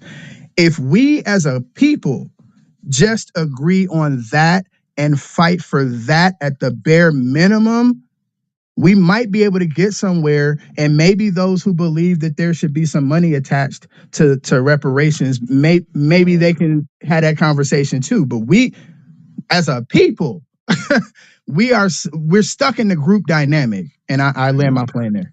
Yeah. Can I respond to that? Yeah, most definitely. And thanks to him for announcing. That was some of the most introducing ignorant the shit I've term ever heard in my group life. dynamics. Yeah, I'd like to respond. Yeah, go ahead, Ish. And then after Ish, Melanie, and then of course Unapologetic. Go ahead, Ish. Yeah, Melanie, I don't know if you were going next, so I apologize for going, but I just wanted to respond. When we have these conversations about the Black community, yeah, thank you, I appreciate you. When we have these conversations about the Black community, I stated it earlier, and I was very clear about what I stated. I think that sometimes what happens is that what people are observing in proximity to them and their demographics becomes the epicenter for what the experience is for the Black community. And I think that's dangerous territory to walk in, because it invalidates the Black people who are doing work. It invalidates factions of Black people who have gathered in an authentic and unified front to educate, to nurture, and to rise to the responsibility and the accountability of being an asset to the Black community and being on code. And I said this earlier, I think that, when we have these conversations, we should be careful diving into personal perspectives, because I think when we look at what progress is in the Black community, some people's perspectives get in the way of the actuality. You have a group of people who are genocide survivors who have built an entire nation, a first world nation, who are indicative to the functionality of that nation. Without our people, the nation, in fact, the world doesn't function because we have globalized culture. We've also globalized, technological aspects of that through innovating, through inventing, which were means that we've been using since our people were in physical bondage. Because if you could invent something, you could trade that invention for your freedom. So these were things that we tactically used. There's also the 50,000 patents. There's the gold medals. And those patents are for inventions that are global inventions that people still use to this day, like the carbon filament in the light bulb, or the automated refrigerating system, or open heart surgery, or various other things that we've done. And that's something that I bring up those points, and some people will say, well, that's what we've done in the past. What are we doing now? Let me collectively look at what's happening in politics in terms of the reparation movement. We've gotten reparations. Reparations is now on television. People are talking about reparations socially. It's become a social contagion. We have multiple pieces of legislation, reparations legislation, in multiple different states. We have Black people collectively in areas talking about this. Now, I think sometimes what people do is, because they may not be a part of the conversation, or they may not know as much as others in the conversation, what's in proximity to them becomes the perspective of the progress that the Black community is making. But I say all that to say that, why are we blaming the genocide survivors who are still continuing to endure threats against their community, right? And not deservedly, obviously. Why are we blaming them for a lack of advancement when the tangibles don't show that? That's one. I mean, even when we look at things like Black fatherhood, like Black men are the most involved fathers in the world. The CDC just released a report, this was in 2021, that spoke about Black fatherhood and dispelling the myth that Black fathers are not in the homes and that they're not present.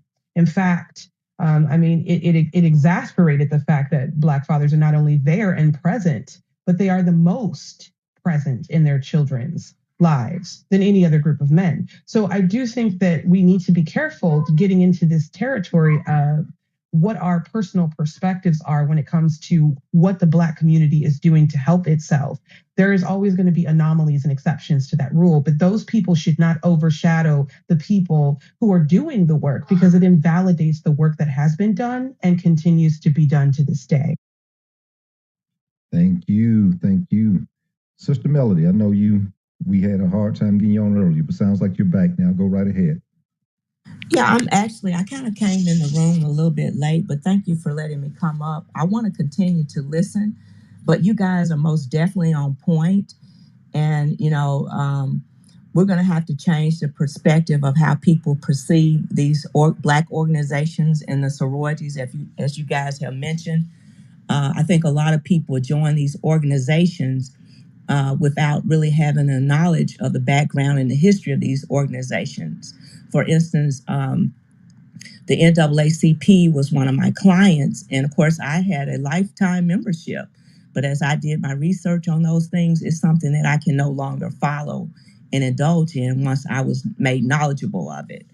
Also, pertaining to the sororities and fraternities in the colleges, I think a lot of children join these organizations, again, unknowingly. And again, I think you guys have mentioned that the leaders at the top, they understand and know what they're doing, and they get the people to follow them. So I think making children, when they go to college and stuff, more aware of what they're getting involved with and a real understanding of it, I think that would be helpful as well. I do want to see our community, and you guys in this room are really on point.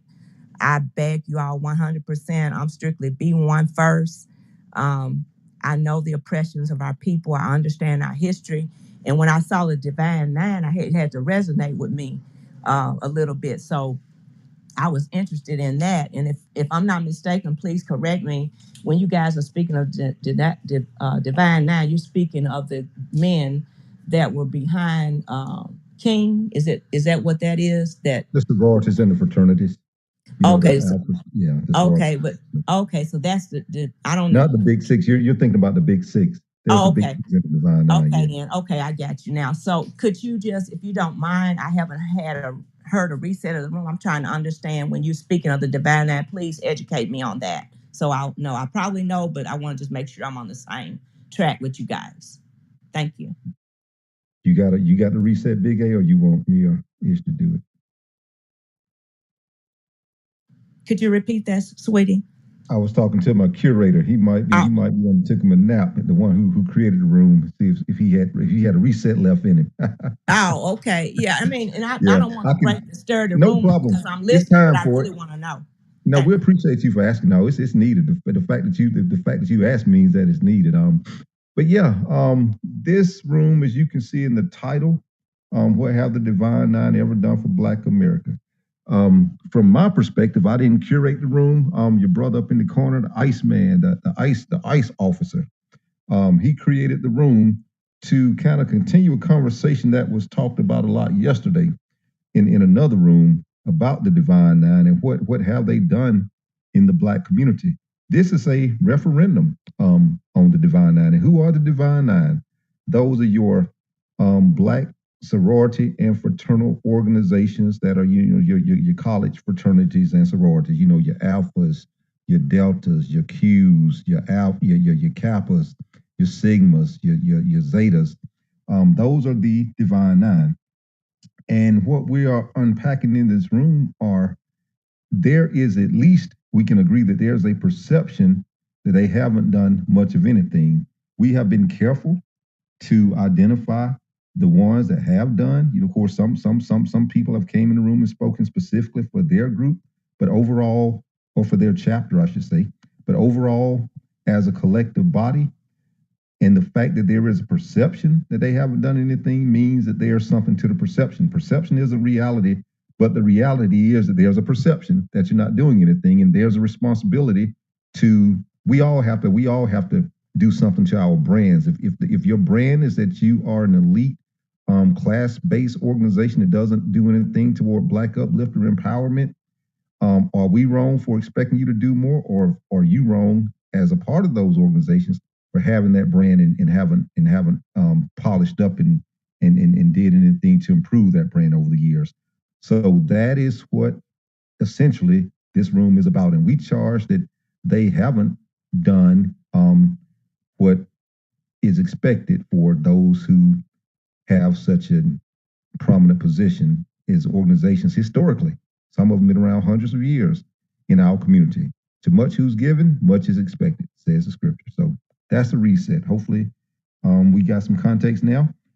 Feel free to come up. Those of you all that are in the room, we want to hear from D9 people. We have two illustrious D9 members on the stage with us. We want to shout them out for hanging in here with us and taking all the slings and arrows and the bullets and the cannon fire. And they've done a good job holding it down. Very respectful, very diplomatic. One is a reparationist, for sure. Not sure if Ron calls himself a reparationist, but of course he's definitely voiced his support. And so they're the two D9 representatives that's on the stage now. Those in the audience, raise your hand. We'll identify you. You can join us, represent your sorority or fraternity, or castigate them as well. So that's what this room is about. Who's next?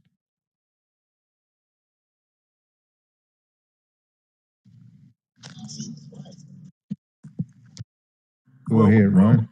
I was going to say, this is just I was somebody. So I heard the NAACP brought up a couple times.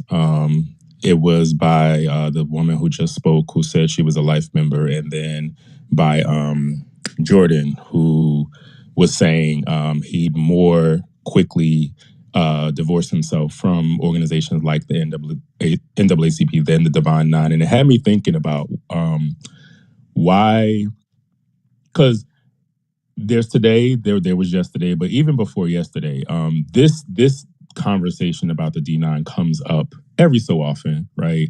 What are they doing? Are they, useful? They're elite and all this other stuff. And organizations like the NAACP and the Urban League don't get that much smoke. And it just had me thinking, and it's because of like the boastfulness, because you all talked about these people riding around with their AKA tags on, right? And people love it. I wear my pink and green, and I throw my pinky up, and we do calls and we do strolls, and it's a very visible thing. And so it just kind of like puts yourself out there to be put in a line of fire, or put yourself out there to be questioned. And that's just something that, I have to think about, or we have to take into consideration. To whereas the NAACP, for what it is that they do or don't do, they're also not out there kind of like parading around and saying, "Hey, everybody, look at us," right? So I just thought that was funny. Oh yeah.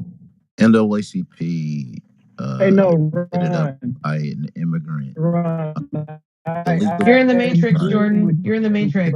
Headed up by an immigrant.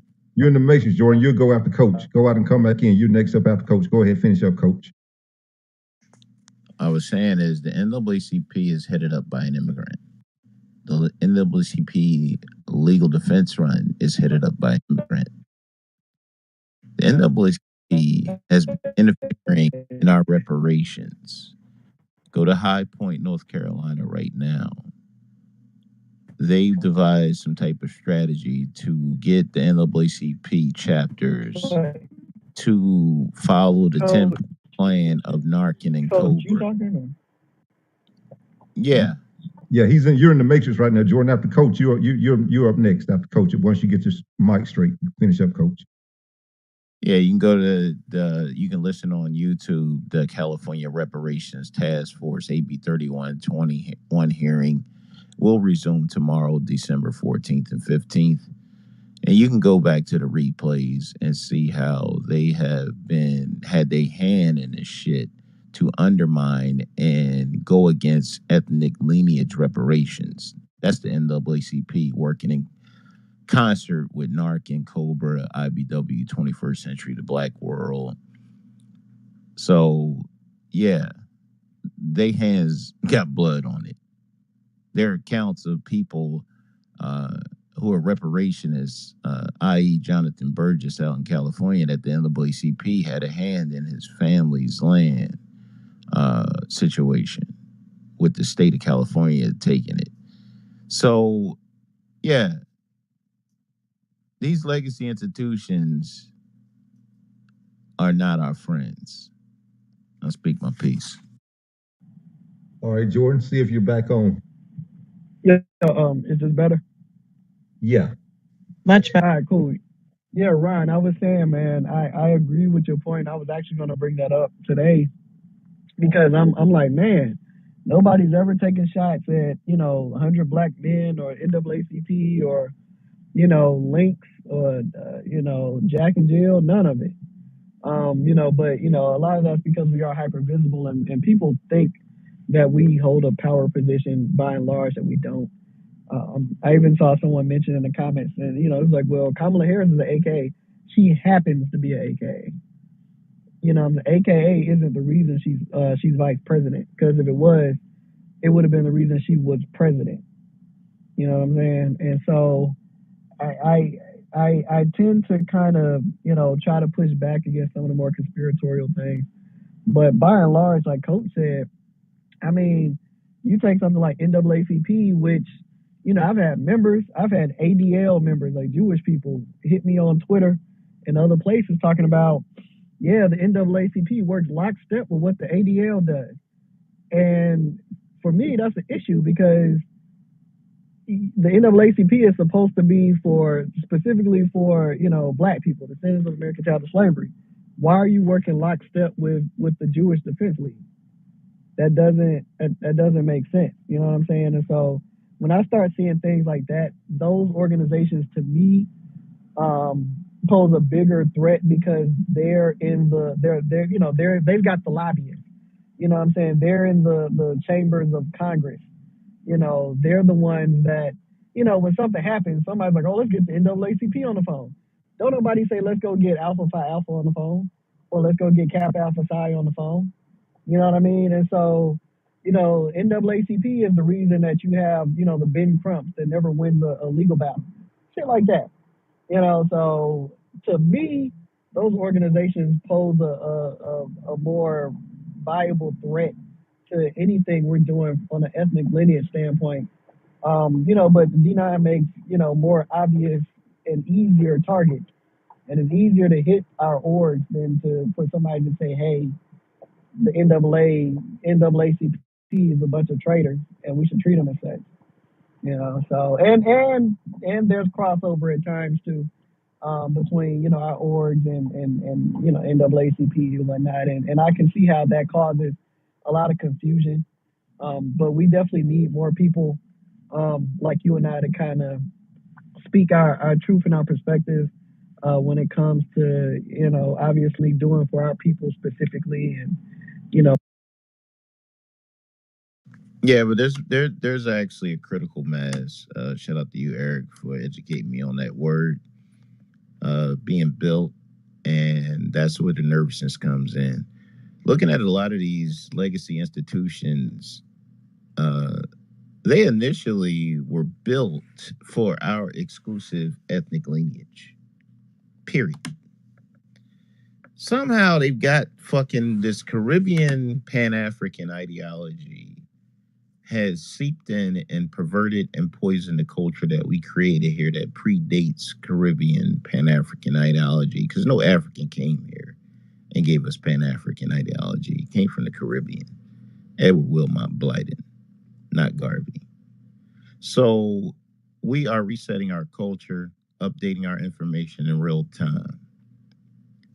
And we are delineating. We're having conversations with our government right now in real time about everything that concerns us. We don't care about your political party. We don't care about your fucking performative politics. Shit, they could pull Bill Clinton out of the fucking cobwebs and stick him on the Empire State Building and play saxophone all fucking day. We do not care anymore. They can go grab Obama. They can go grab the fucking weirdo pastor down there in Georgia talking about he want to bring weed to the church. Wearing a like champion for fucking Warnock. Like, cut it out. That day's over. The manipulation of our people. If they were so interested in our people, why the fuck they ain't educate us on the value of our collective ethnic lineage vote? You can go to ballotpedia.org. You can look up anything political, how to create a referendum, and that's what we're doing here in my city of Philadelphia. Gathering signatures of our citizens who are registered voters because Michael Nutter in 2014 did an executive order to create a sanctuary city. That wasn't even on the ballot. Citizens didn't even vote on that shit. And if you look in your city, most of them aren't. They can be overturned through referendums. I speak my piece. I think Raphael Warnock is an alpha. Yeah. I think he is divine. Now, thanks for that information. We'll do our research to confirm that. Al, He is. Thanks for confirming that. All right, brother Al, you raised your hand and came to the stage. Welcome. Speak your mind, sir. Yeah, what's up, guys? The Divine Nine. I mean, I'm not involved in it, but I do respect it, and I say that because unfortunately, we just don't have many organizations for our people that work together in unity to achieve goals in this country. And I must say that these guys, they do. They might not help all black people. They might even help, our people in different social economic groups. But when they come together, man, and do shit, they do it. Like, and they take care of their own. And I've seen it with my own eyes, man. If they want to, get something built, they put their money together and they do it. And when they come together to promote a cause, support a cause, they do it, man. And most importantly, these guys are a strong network. They take care of each other. I've seen so many so many brothers and sisters, man, rise up through the ranks, man, in their professions, just being linked to these organizations. So that I do respect, and I think that some of these groups have also allowed folks outside of college or college graduates who who might have graduated maybe like 10, 20 years ago are allowed to join some of these groups. So I ain't gonna lie, man, I do respect what they're doing, but do they need to do more, for the collective and the community? Yeah, I think so. I think they need to. So I don't have much bad to say about them. I mean, I just know that, if they didn't exist, I think that, man, we'll be in the worse off position. Atlanta. I know somebody wants to wants to respond to that. I'm not gonna hate on them, man, because I seen how they work, and they need to do more for for the community. That's a fact. Well, I'll say this. We are no longer have the globalist ideology. When you go to a lot of these websites of these legacy institutions, they're on some global shit. We've already done that as an ethnic lineage group. It is not our responsibility to save the world. Fuck that. You got disrespectful fuckers that come here who help sell our ancestors here from the continent of Africa. They are the descendants of the slave traders, slave merchants. Nah. We're here to help ourselves. Your skin color don't mean shit anymore in the United States of America. We rolling like y'all roll on the continent. Speak my piece. Hey, Al, are you the same Al, the PG County DMV Al that I've been? Yeah, man. You already know. Yeah, hadn't heard you in a minute. Eric, I want to get up with you, Eric, on some land farming shit, man. Hey, you said nothing but a word, man. You said nothing but a word. Yeah. But look, what I wanted, you mentioned when you were mentioning how they help each other. We unpacked that a little bit earlier, right? We looked at that more of a kind of a, and you didn't deny it. It's more of a class thing, right? Where and then my man, he's not here anymore, introduced the term group dynamics, and so what we're wrestling with in this referendum, as far as the D9 and what they have or haven't done for the Black community, mostly is a haven't. The consensus so far, what we're wrestling with is, are the expectations justified? And you seem to think they are, which most of us think they are. Are the expectations justified, or should we not expect them to do any more than they've done or be any different than who they are, who they've historically been? What say you on that? Yeah, I think that, man, and look, Brother Eric, I think what we're really talking about, man, is classism, because you can't say that they haven't, done much for Black folks when they are indeed Black folks. But I guess the difference is the class level. So, if you're talking about, man, how they're helping out the middle and upper middle, upper class Blacks, yeah, of course. They're looking out for each other at that particular class level. So how does that impact, those of us, and we know on the lower ends, we don't see it.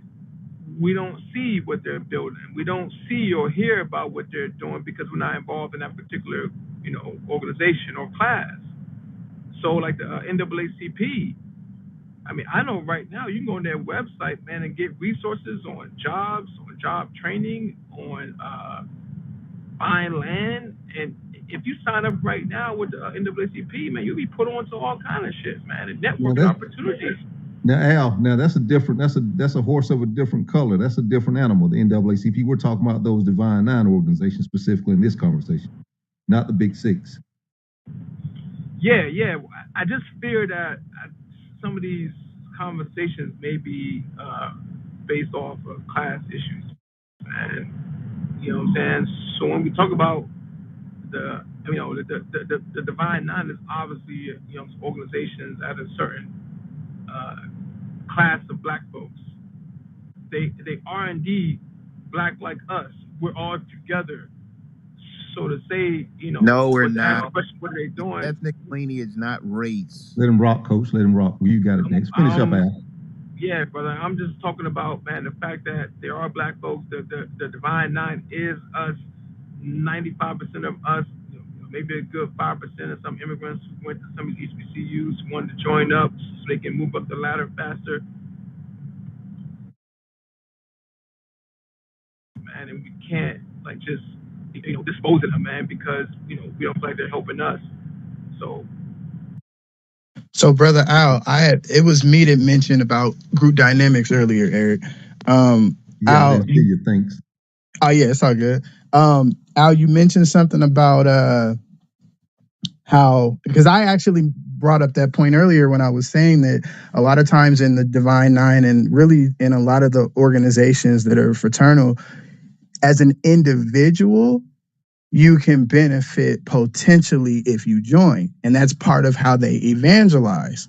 But I think part of the problem is that it's like, how come we have to join to benefit from it? Like, how come the neighborhood can't benefit from the organization just off the strength of the organization?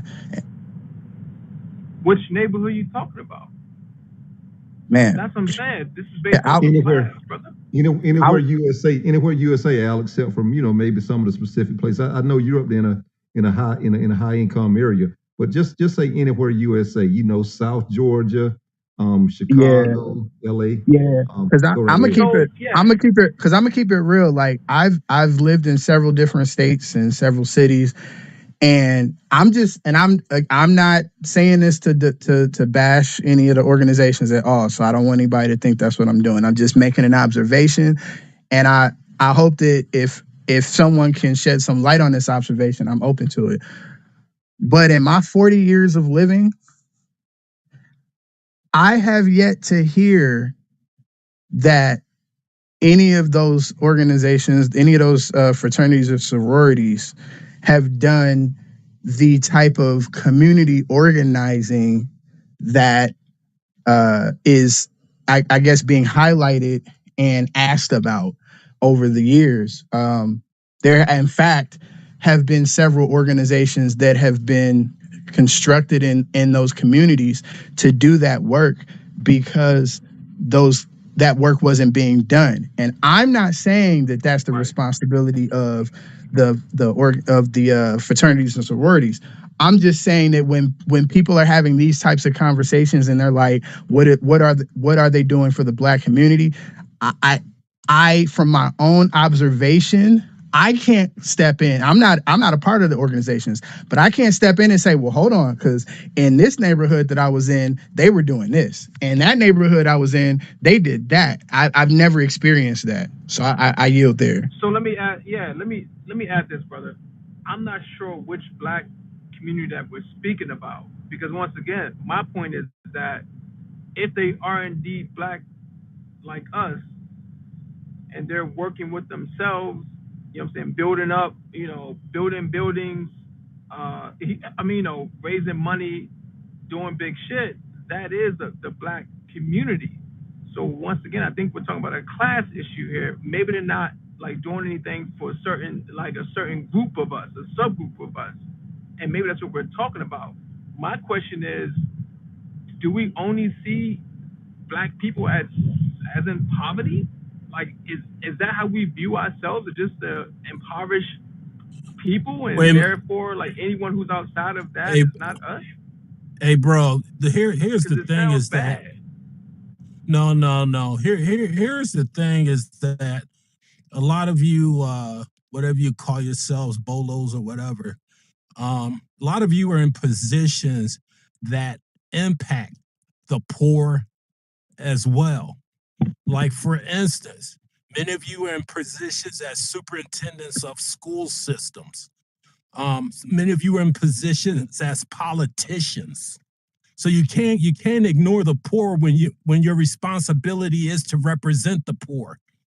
So, and here's a perfect example. And this is the issue that I have with you guys, is that you don't represent the Black community, you represent yourselves. Like you were just saying, should we only, think of ourselves as the poor? That elitist bullshit, right? That's the issue that I have with you guys.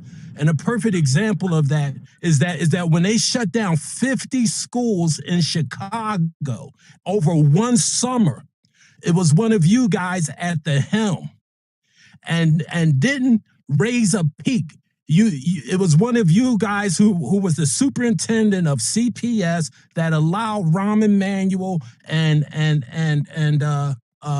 Daley to do that, and because they were more interested in maintaining their job, they allowed 50 Black schools to be shut down in one summer. And you guys have a track record of doing stuff like that, being self-interested, and your self-interest harms the community. And you're in positions posing as someone or people that are supposed to be bringing resources and help to the community. And then you get on this stage and say, should we only think of ourselves as the poor? No, we know what you guys are doing. But what we're talking about is how you affect our masses, directly and indirectly. We're gonna let you respond. Al. Let him finish that. Are you finished, Rufus? Yes, I'm done. I'm done. Okay, okay. Mike's on you, Al. Yeah. So they look at it the same way, and I don't consider myself as them, but they see it the exact same way as you do it. But they flip it around. They say that they are looking out for Black people in the Black community, but their community is different than yours, maybe. You may look at it as the masses are in poverty, and they may see it, their masses are not in poverty. And therefore, the ones in poverty are just self-oriented. They just focus on, the folks so-called at the bottom are just looking out for themselves, and they don't want to, go to college or join their organization. So Al, I see you. Wait a minute. Right. Let me rock with Al for a second. Go ahead, Al. Yeah, you're coming soon, Ray. So all I'm doing, Rufus, man, is throwing it right back at you, brother. I'm asking you to maybe look at it from their position as well. Like maybe they flipped it around and said, nah, we as a Black community, man, we are rich. We are well off. Our history is great. We come from a lineage, of survivors who rose up from slavery, got their education, started businesses, did what they had to do, man, to be well off. That's all I'm asking you to do, brother, man, is to flip it around. No, and I appreciate that, right? But see, I've been in the trenches. So like I see what's actually happening. Aside from the propaganda, I see it. I see the reality of what's happening. And I'll give you one example, right? And it's leading to another point. But there was a school in my community in Chicago that was put on probation, an elementary school that was put on probation because of low test scores. And the community rallied around and them, got the scores up. And while one of them AKAs was at the helm running CPS, they defunded that school. And the scores dropped, and they put that school back on probation, and they turned it over to one of those I forget what you call them. One of those They turned it over to the system that comes in and takes over public education. What, the charters? The state. The charter schools, yes. They turned it over to the charter schools, right? Now, when you say that, well, maybe these kids just don't want, to be educated or whatever, I can emphatically Oh no, I didn't tell say you that. that just isn't true. No. You're saying from their perspective, But see, one perspective is real and one perspective is false. One perspective is based on propaganda, and we shouldn't have to acknowledge propaganda in order, for us to negotiate our survival. Now, so here's a perfect that's leading to this. Under the watch of Freedmen, AKAs, and the Divine Six, or whatever you call those people, many of our HBCUs have been taken over by Black immigrants under their watch. They've allowed foreigners to come in and take over our HBCUs to the point where African immigrants are out on the front lawn of Howard University talking about they're taking over the school. This happened on the watch of these Black freedmen, AKAs, and all that there type stuff, who was sitting on the boards, who were presidents and deans and all that there type stuff. They allowed this stuff to happen. And those immigrants are locking our children out of our own institutions. This is the problem I have with these people. And then they want to make excuses to say, well, maybe these kids don't want it. These kids want to be educated, and they allow for these kids to be treated unfairly and mistreated and abused so long as they can keep a job. Okay, Al, and then Ray. I'm done. Yeah. Go ahead, Al, and then we're gonna let Ray get in. Yeah, man, I got a question, man. Look, I work at a high school here in right outside of DC, Title I school, basically a free lunch school, predominantly Black and Hispanic. The culture that our kids have adopted and are following is not a culture like of excellence, education, academic oriented. It's another kind of culture. Where it comes from is up for debate, but I know we see it on the media as well. Some of these artists, these Travis Scotts and Glorillaz and Lil Waynes have dominated the culture of our youth. So much so that, man, majority of our kids who come from these communities are not focused on education, which is something that the Divine Nine prides themselves on. So I asked a question. I got a question for you, brother. If and when you have kids, what culture do you want your kids to be involved in? The culture of education and academics and excellence first, or the culture, the predominant, I don't want to call it hip hop, man. I'm gonna just call it hood culture. No, I see what you're saying. As an educator, as a educator, and this is what we see in every single inner city, and it's even moved to the rural areas of Mississippi, where you see the kids following the exact same culture that leads to their demise, which hurts our kids getting into our HBCUs so we can dominate and be the majority at our HBCUs. So that's my question, brother. What do you want for your own child? Okay, so yeah, let me answer that. So, all right, okay. So when you talk about the culture, right, you're basically talking about values and things of that nature that have been established historically. Now, imagine coming from an institution where you bust your ass and you do everything right, and then they find a way to flip it and harm you. Like the elementary school I was telling you about, how these kids worked really hard, got up to great grades, and then these AKAs and boulets defunded them to make sure that they stayed at the bottom. When that stuff happens historically, that dictates culture as well. when the kids see that no matter what it is that they do, or their parents see that no matter what it is that they do, they're gonna that AKAs and boulets are gonna find a way to make sure that they don't succeed because they're working on behalf of white supremacy, then yeah. Then you feed into other cultures and other things that are available to you. When a lot of people feel helpless and hopeless. A lot of people feel, and it's ingrained in them because of historical things that have happened. And AKAs, boulets, and a lot of you guys are responsible for that as well.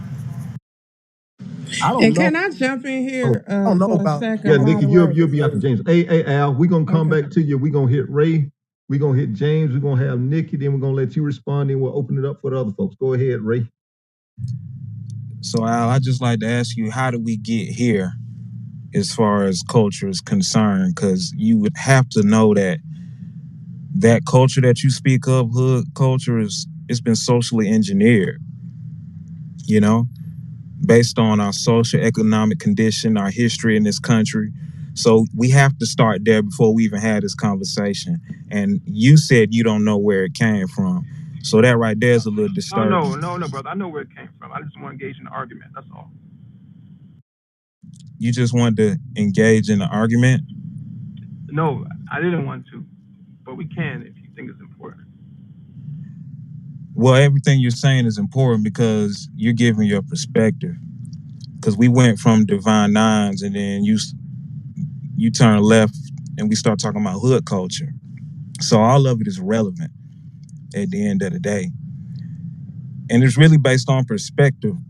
It's based on perspective, man, because from our perspective, progress isn't based on individualism. But yet you cited individualism as progress when it came to the Divine Nine. You understand? So that's not progress to us. Divine Nine is progress. Us? Who's us? People on the forefronts of liberation. And right, Black quick, Americans that this. descend from chattel slavery in this country that are fighting. Let me interject Exactly. this for 5 seconds. Divine Nine rejected Dr. King. Hold up, Cole. Ray, continue on, but I just want to interject this as far as the us and the collective piece between Ray and Al. Freedmen and descendants of slaves and people that are in these rooms, we operate from data. We operate from the wealth gap. So a few rich individuals, we know that they are the anomaly. They're the outliers. And so the we is most of us who operate within that within the working class. So continue on, Ray. So like I said, it's going to be Ray, then it's going to go to James, then Nikki, then Al. You'll have a chance to respond. Then we'll pick up with, then we'll pick back up with Unapologetic because he left his turn and came back out. So continue on, Ray. I just want to interject that right quick. Then DJ, we'll pick up with you after Unapologetic. Go ahead, Ray. No, thank you for that clarification. So I just wanted to read something right quick, right? Because when we talk about the Divine Nines and the sororities and the fraternities, we have to understand that a lot of it is rooted from the concept of the talented 10th, right? The talented 10th is a term that designated a leadership class of African Americans in the early 20th century. Although the term was created by white Northern philanthropists, it is primarily associated with W.B. Du Bois, who used the title in the influential essay published in 1903, The Negro Problem. The phrase talented 10th originated in 1896 among white Northern liberals, specifically the American Baptist Home Mission Society, a Christian missionary society strongly supported by John D. Rockefeller. They had the goal of establishing black colleges in the South to train black teachers and elites. So I'll just stop there, but what touched me with that is I was once in Spelman and I saw the sign of the sister Spelman herself, who was a mulatto and a daughter of Rockefeller. Spelman was basically for mulattoes, it was basically a buffer to train sisters and train our elite class to be the leadership for our people, right? But the goal of the Talented 10th, I can't say it's been reached in present day. So it's not necessarily about them being great individually, but as the leadership for our people, they do have a responsibility to ensure that there's a path for our people instead of thinking about themselves, if that makes any sense. Nah, it don't make sense. Go ahead. James is next. Go ahead, James. Hey, my name is James. Thank you for the stage and the opportunity. I heard some of the stuff from yesterday in the first room, didn't quite understand it because the work that I do. Got into the second room, and which was, was spun off because of the first room, and then I'm in here again, just off and on. So a little bit about myself. 52 years old. Medically retired from LA County Fire. Recently joined Phi Beta Sigma fraternity, Long Beach chapter, Theta Alpha Sigma. And I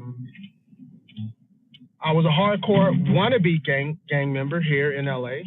Notice I put emphasis on hardcore want to be.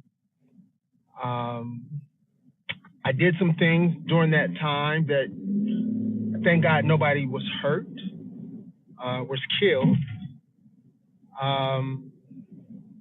But it wasn't me, and that's why I didn't really get,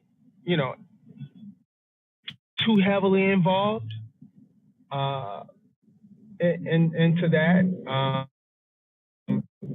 Both parents, both from the South, so technically I'm first generation out of the South. My dad was born in 33, my mom was born in 39, right? So I had some real old school parents. So my question is, I'm hearing a lot of, I can understand, because at one point in time I thought the D9 was, all I saw was, gang members. I could see that concept, and, possibly theory and hypothesis behind it. But I can assure you, with Phi Beta Sigma fraternity, that is not so. We were founded on Howard University.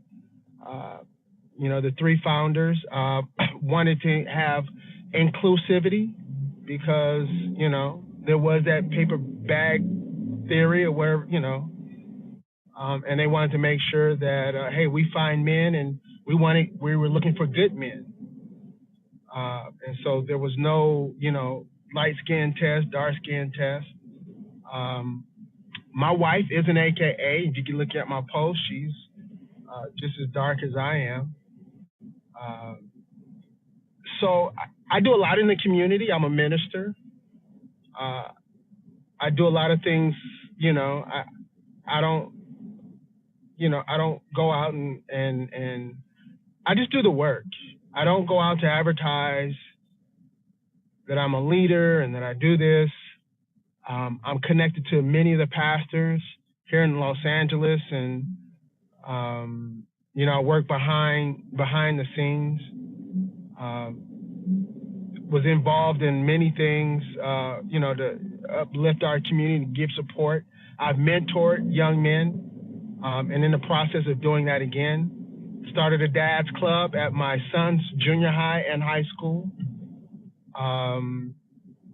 And my concern, I think, with the entire conversation is,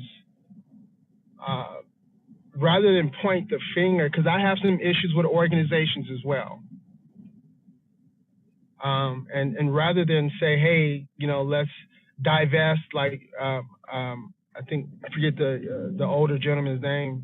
I'm driving, so, separate, right? I think the question should become is, how do we work together? Because what I know, I just talked with a mentor of mine a few days ago. He goes, James, the thing with our community is that, and when we say they, the system, whatever you want to call it, right now, their goal is to conquer the divided. And that's what the Black community is. We're so divided. We get split every single time, and it hurts us. And so my philosophy has been the last probably 10, 15 years is I know I can't work with everybody that look like me. That's not my desire, right? My desire is to work with those that I can work with, and how do we collectively put together something, so that we can work together? How do we agree to disagree and come back in love? Yes, sir. Right? So that's my main, I don't care what you believe, what you do, my goal is, what is your motives, right? And I tell people, because I'm a business owner, we just won we won 2 major contracts, government contracts. And I'm proud to say that the 2, we were able to be the prime on them, and we were able to bring in 24 businesses to partner with us to go after these major contracts. That's what I'm talking. That's what I do. That's what I'm doing for my community. And now I have an opportunity to bring it to my fraternity and other fraternities and sororities as well. Hey, here's this concept, right? And I'm not versed on reparations here in California. I know there's some bills that are passing, and that got split, and a lot of controversy behind that, right? And I'm telling our people, because we have my wife, we don't make this big giant announcement, right? But we tell our community, hey, our folks, our business owners, you need to start one. And if you have one, let's talk about how to go get a government contract. So if you can get $1 million contract, that's going to help your community. That means you can hire those that may not have the opportunity. I've worked with guys that had, records, right? And I said, hey, bro, let's be realistic, right? You going to go get a job, it's going to be tough unless there's a program that's for you that can do that. And I'm going to say here in LA, yeah, we're a little bit more liberal in that sense. So there's various opportunities, right, for that. But, how do you take this to the next level, right? I'm talking with our uncle. He's a building maintenance. He spent 30 years in prison. But when James, he came check it out. Put your landing gear on. Let me ask you a question, bro. Because put your landing gear on. I guess my question is, right? Rather than point the finger and say, well, I'm leaving, I don't want to work with you guys, and because we can name a whole bunch of organizations, right, that we don't like. And I tell people like this, because I'm a preacher, right? I said, the moment you step in the church house, right, it's corrupt. I don't like that clown. I denounce him, right, out of Atlanta, and many other preachers like that, right, want to sell weed. Right? That's a detriment to our community. Yeah. I saw what happened to the crack epidemic within our community. This is a legalized version of the crack epidemic. James. So what do we do next? Yeah, pause that. We're gonna come back to you. You got plenty of time. Sounds like you got a lot to say, and I want to keep you around because what fraternity do you represent again? Phi Beta Sigma. Okay, all right. So you're new blood. We've had a Q in here. I'm a Neo. Yeah. Yeah. So look at here. We want you to. I'm gonna let Ray ask you a question, but you're not gonna. And you be thinking about the answer. Nick is going to go. Apologetic is going to go. Then DJ is going to go. Unless one of our mods have anything to say, that'll be kind of the prescribed order, and then you can come back and answer Ray's question. Ray, go ahead and answer your question. Give him time to think about it, and then Nick is going to chime in. Go ahead, Ray. Well, James, I just wanted to ask you because you said what I said didn't make any sense, but the Divine Nine is charged with being the educational elite for our people, and a lot of the people in the political realm, a lot of black politicians are Divine Nine, and they haven't gatekeeping or gate kept our culture. They haven't gate kept, so that's a major issue when it comes to them. So as the leadership, they have basically been derelict when it comes to advocating for us specifically. That's an issue. But you mentioned something anecdotal, your experience. That's great, but it's larger than just your individual experience. That would be ancillary, right? Yeah, exactly. Hold it there, James. And Nikki, you go ahead and go. Then unapologetic, I hear him raring to go because he's got his vocabulary out. And then we'll come back to James since Al is gone, and then let's go ahead, Nikki. Thanks, Eric. And I just want to say hello to the fam. One of the things that I wanted to point out, and I kind of had to make notes because after so many people spoke, I would forget. I don't know if Al is still on the stage. I don't see him. Yeah, he ran. But yeah, he ran up out of here.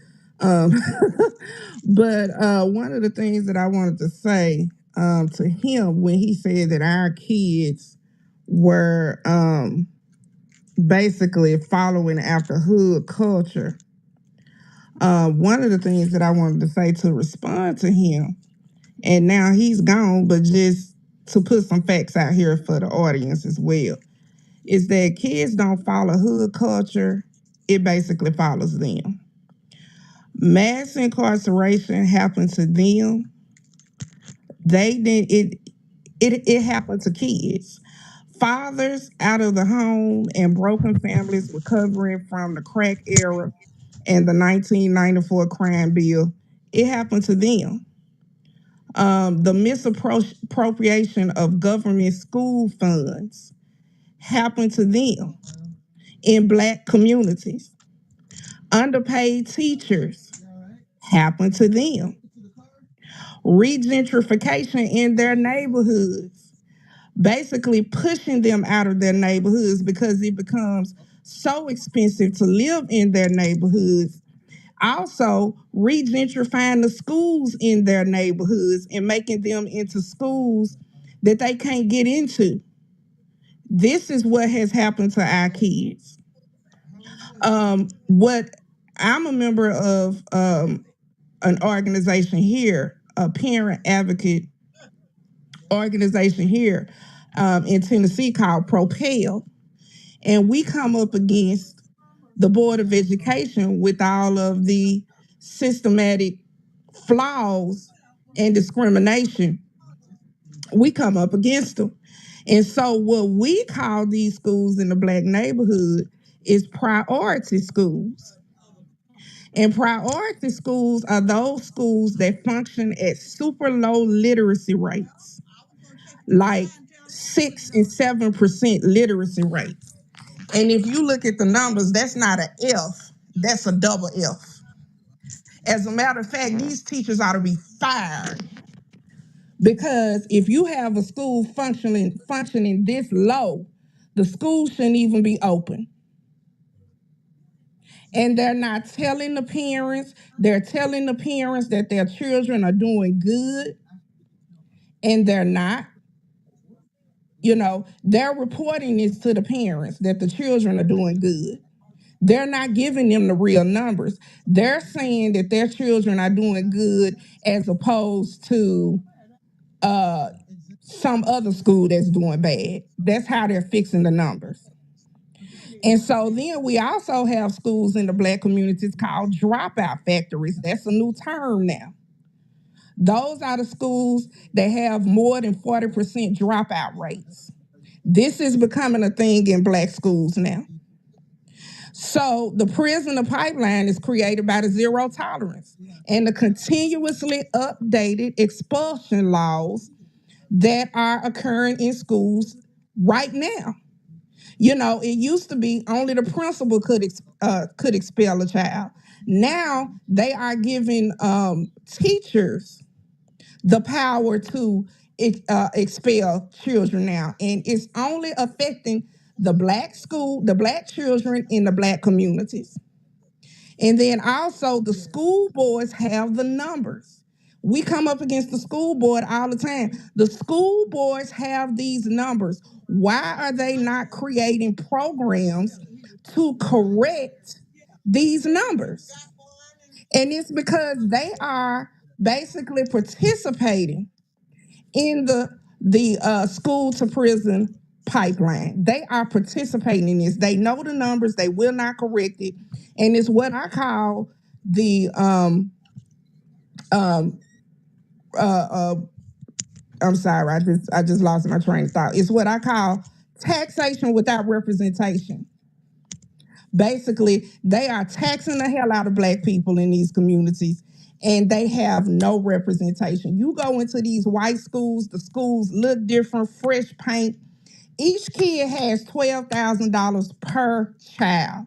Where is the money going? You go into a school in the hood, the paint is off the wall, the school is raggedy, but you go into the white schools and everything is fresh and new. The best of everything. It's the same money. It's a public school.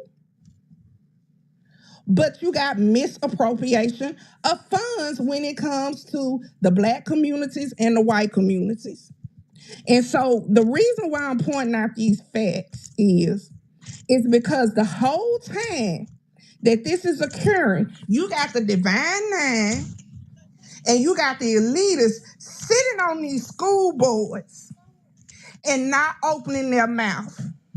Just the other week, me and my organization came up against the school board again about these numbers. And you want to know who is the head of the school board here? A Black woman. Is she And Divine so Nine? the Divine Nine. And they sit up on these school boards and they watch these white supremacists take away our Black history in the schools, undereducate our kids, expel our kids at high numbers, putting them in jail, and they sit back and they don't say nothing to save face. And I have never heard of any activism or movement that an AKA have done, a Delta have done, a Sigma, a Kappa that has been specifically for our people. And I get off the mic. Thanks, Nikki. Thanks, Nikki. And I know, James, you writing down a lot of notes because we'll be coming back to you. Unapologetic Rock. Yeah, I agree. To add to what Nikki was saying, she went in the direction I was going to go. I would add to what she just said. We got a Greek in the White House right now, a vice president. She did, and she before they was elected, she said she ain't doing nothing specifically for Black people, and she belongs to a historically Hold up, James. I know she's not a founders Black American, but she belongs to a group, a historically Black group for the sorority, and she crossed at HBCU. And then you got Jesse Jackson, who's a Q. He's responsible for us calling ourselves being labeled as African American. He's a Q. And then you got Booker T. Washington, who's an honorary Q, who propped up an African, and that didn't work out for us. Then you got Martin Luther King. Somebody got a hot mic. Then you got Martin Luther King, who's an alpha. And he himself said he led us into a burning building with the civil rights movement as in they were myopic and not specifically advocating for Black people. Let's not forget, prior to the civil rights movement, there was no concept of minority. There was no concept of it being abstract in regards to who is being subjugated and who should get tangibles, right? So I'm adding to what Nikki said. So I'm speaking at the macro level. Then at the mesio level, to Nikki's point, no, Greeks, no, they're not, no. And to the point where someone brought up Boule earlier, I couldn't speak because I had to step away. The reason why, and let's be clear, the only place the Boule exists, the Black Boule exists, is in the mind of a Black person. Because when America looks at us all, it sees one big ass nigga. So unfortunately, you have to go to a 2 or 4 year recognized institution just to cross. So you have to go to a higher education, right? And this gives this false sense of importance, I should say. as well as though they're educated, or some of them as though they're educated. And then they get into these positions, some by nepotism. They get into these positions where they are in position to make a difference, but unfortunately, so many, just like a lot of Black people who think they belong to the Boule as well, they're not concerned with eradicating racism or pulling up the next Black person. They're just concerned with their place in it. And I'll land my plane here. I belong to a fraternity. I can sit here and talk about all the shit that I do as a Black man. And by default, it don't mean shit because as a group, my group is still losing. And this is one of the issues I crossed in 99. And this is one of the issues I bring up when I go to my chapter. Hey man, I get it, we do things in the community. That's a part of our mantra. But at the political landscape, man, we falling short. I land my plane. All right. So, Brother James, and thanks Unapologetic for acknowledging that you're a fraternity. So we got 3 frats represented. We got Unapologetic, 2 of them are reparationists. Got Unapologetic, got Jordan. And then James, you're the resident fraternity that's non-reparationist here on the stage, at least by persuasion. You said what you say? You said non-reparations. No, I know non-reparations. No, I'm talking about James, not you. Not you. Yeah. So James, all right. You got a chance to respond. Shit, if it's one thing, that niggas, I'm sorry, Unapologetic spoke up on that shit. Like, hold up. No doubt. Hey, James, all right, you got a lot to unpack now. We'll go back, Ray came at you with some questions and some comments, and then you heard Nikki and you heard Unapologetic. So now we're listening to you. I'm sorry, brother. I'm here. If you give me about 20 minutes, I'm just visiting my mom right now, taking care of some business. I'll be back. All right, good man. All right. So let's see. Anybody, feel free while we wait on DJ, man. Hey man, that was a bombshell. Some people who didn't even know. I just know about Divine Nine, man, and I'm a GDI, God dwell individual, but I'm also a member of a fraternal service station. You know what I'm saying? So it amazes me when people say things and talk about organizations and they ain't got one damn clue. They just see it on the outside, you know what I mean? Because the Divine Nine, they work hard as a motherfucker. I'm telling you that right now. And they are more so, they're more so community-based service, for one service organization. Community-based. They ain't too much in the political realm, you know what I'm saying? It's a lot of community-based because I've seen, man, being in the school system, working in the school system, man, I've seen these brothers and sisters help out so many young brothers and sisters time and time again. It's just not on a big ass scale. Like, oh, here we go. Here's 1911 doing this. Here's 06 doing this. Here's 14 doing this. You know what I'm saying? So it's not going to be on a level that, that we can recognize, because I'm going to tell you this right now. I don't want everybody to know if I'm in a group what we got playing and what we doing. You know what I'm saying? As long as we can ethno-aggregate together and go in that same way, I'm happy with that. Time and time again, we got too many people who want to know, ooh, what you doing? Well, guess what? Everybody can't know what they doing because what they doing might be to a person, oh, they doing this, white man. Go over here. They doing this. So hell nah. We ain't going to be able to know all what they doing. But just know this, that you can't just go join. I've been hearing this word join over and over again for the last hour and a half. You can't just go join a college service organization. The word join ain't going to happen. You're gonna have to go through a process, first of all, and most of the time you might get seen on campus, looked, and approached. All right. And then after that, if you want to do it, then you have to pledge yourself, mind, body, soul, spirit, unto what you are pledging for. So I say that to say this: as long as we keep our guards up, as this, if I do what you do, I don't like you. We will never, ever succeed. And the white man knows that, y'all. Once we let go away our more ways and say, I don't care if he's alpha, I'm a Q, I'm a sigma. You know what I'm saying? Or even iota, that was in 1963. Yeah, I know my shit. So it don't, once we let go of that and say we are brothers, our ancestors were slaves in this country and come together and move forward and ethno-aggregate, Then we can motherfucking grow and see the world Can I change. ask a question? I let my plane, man. So Hey, let Can me I say ask a this, man, question? because Oh. he just said a bunch of that dumb shit. no, they don't want people to know because they gonna run and tell white man. No, it is those organizations that is going to go tell white men. Like I don't what the hell is bro? Look, DJ, I didn't fuck say that. with you, I but no, that no, was no, a no, no, bunch no, of no, no, no. I didn't say that. I said when you people did do say that, know. bro. You I said said that, no. bro. Let me correct you, my brother. I said when people do know, that's not in the organization. They feel like they should be in the organization. It's the They gonna run and tell. organizations that's Just selling like the the other same black people out. COINTEL. What are you, Just like the same bro? What are COINTEL. you Like talking the about? same Okay, COINTEL never mind, program, bro. man. You The just same want to Okay, talk. COINTEL hold up, program. DJ. Hold up, Listen, DJ. bro. You just want to Can talk. I ask a Okay, What? listen, question? bro. No, it's not just Listen, I what? want to talk. I'm trying to get you to understand Hold my up, point, DJ. brother. Let Okay? let the Mars speak. Let the Mars speak, DJ. We're Okay. gonna come back to you. Sorry, go ahead. Listen, bro. It is those organizations, people of those organizations who are selling black people out. What the hell are you talking about? That this is people gonna go and tell the white man who ain't in the organizations. Listen, man. Explain What's that. the Explain. fucking No, secret? give me a Hold up, reference. First of DJ. all, DJ, mute up, DJ. Mute up.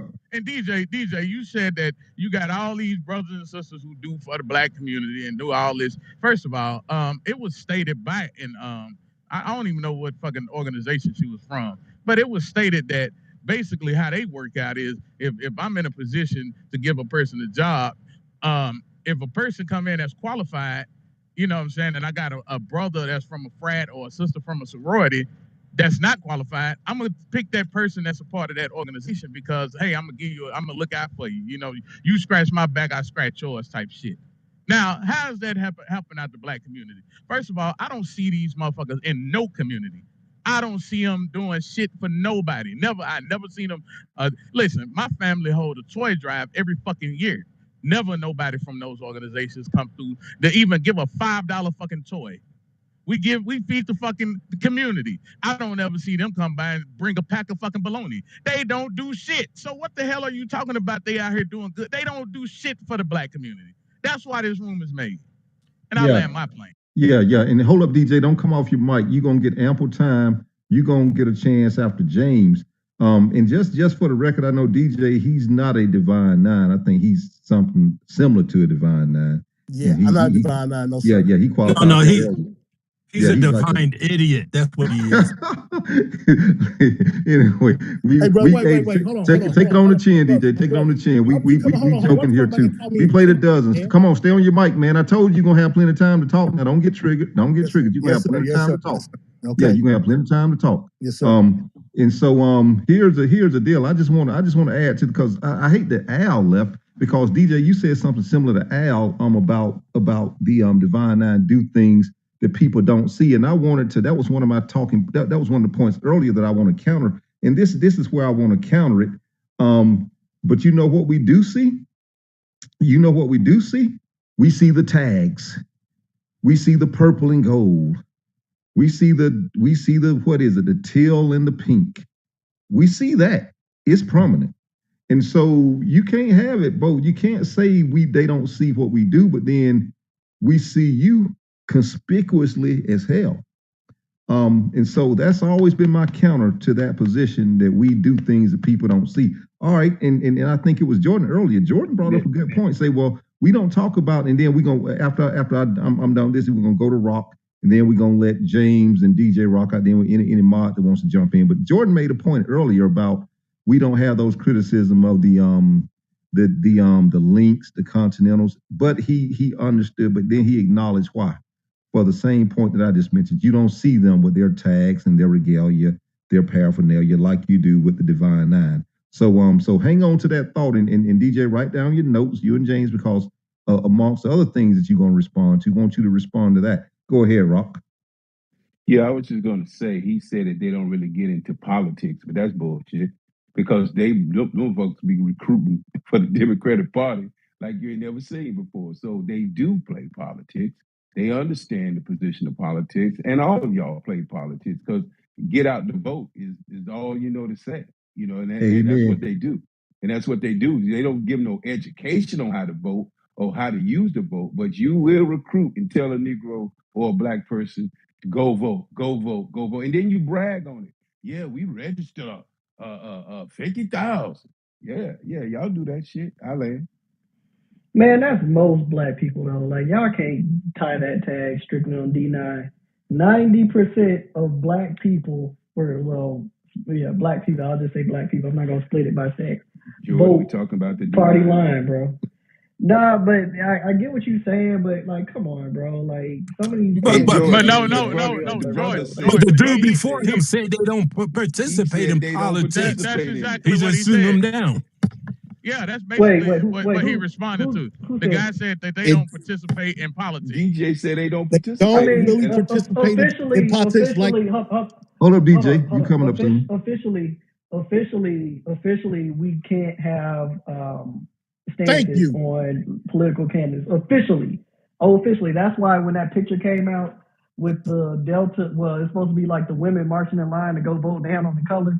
They couldn't wear the letters because officially they couldn't say anything. You know what I'm saying? But Jordan, come you on, know bro. Don't do that, bro. what? Jordan, When it I'm came, being honest, dog. Like no, when it came listen. to Kamala, when it came to Jordan, Kamala, they let it be known who they were and how they were gonna rock with Kamala. She weaponized her sorority for votes. She weaponized them.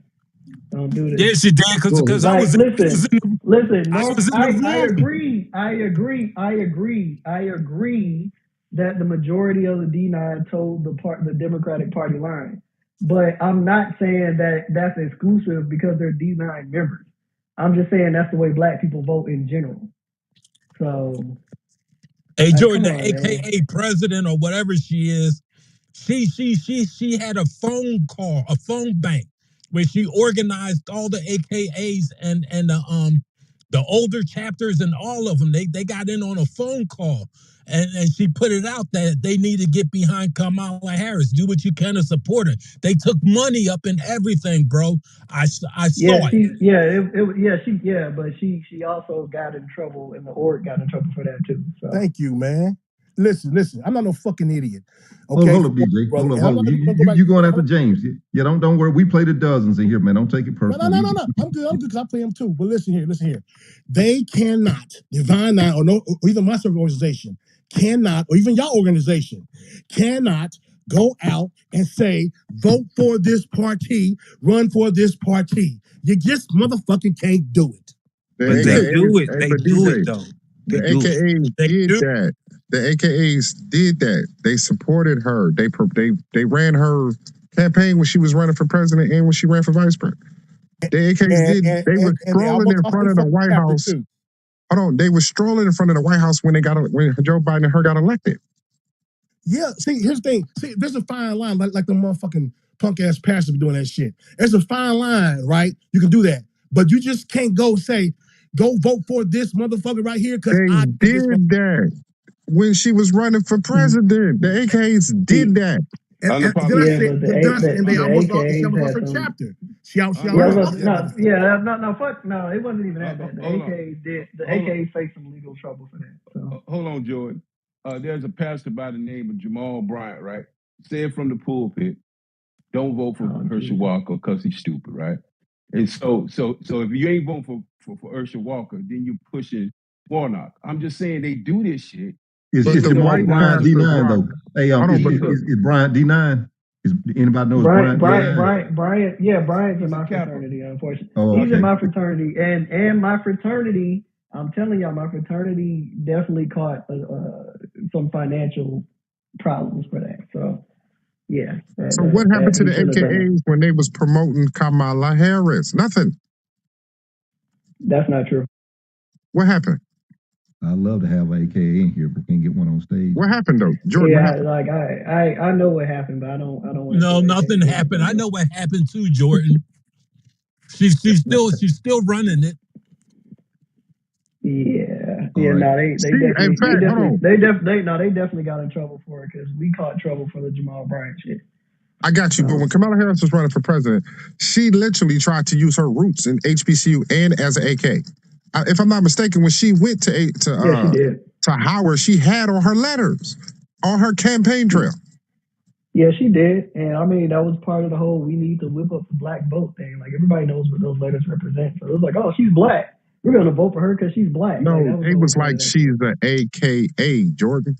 No, I know what they said, bro. Like y'all keep breaking this shit down to like the lowest common denominator. What I'm saying is the reason they did it is to whip up the black vote because black people weren't fucking with her. Exactly. That No, was Jordan, I know that. I'm not disputing you on that. But what I'm saying is, she was on her campaign trail. Hold on. People out.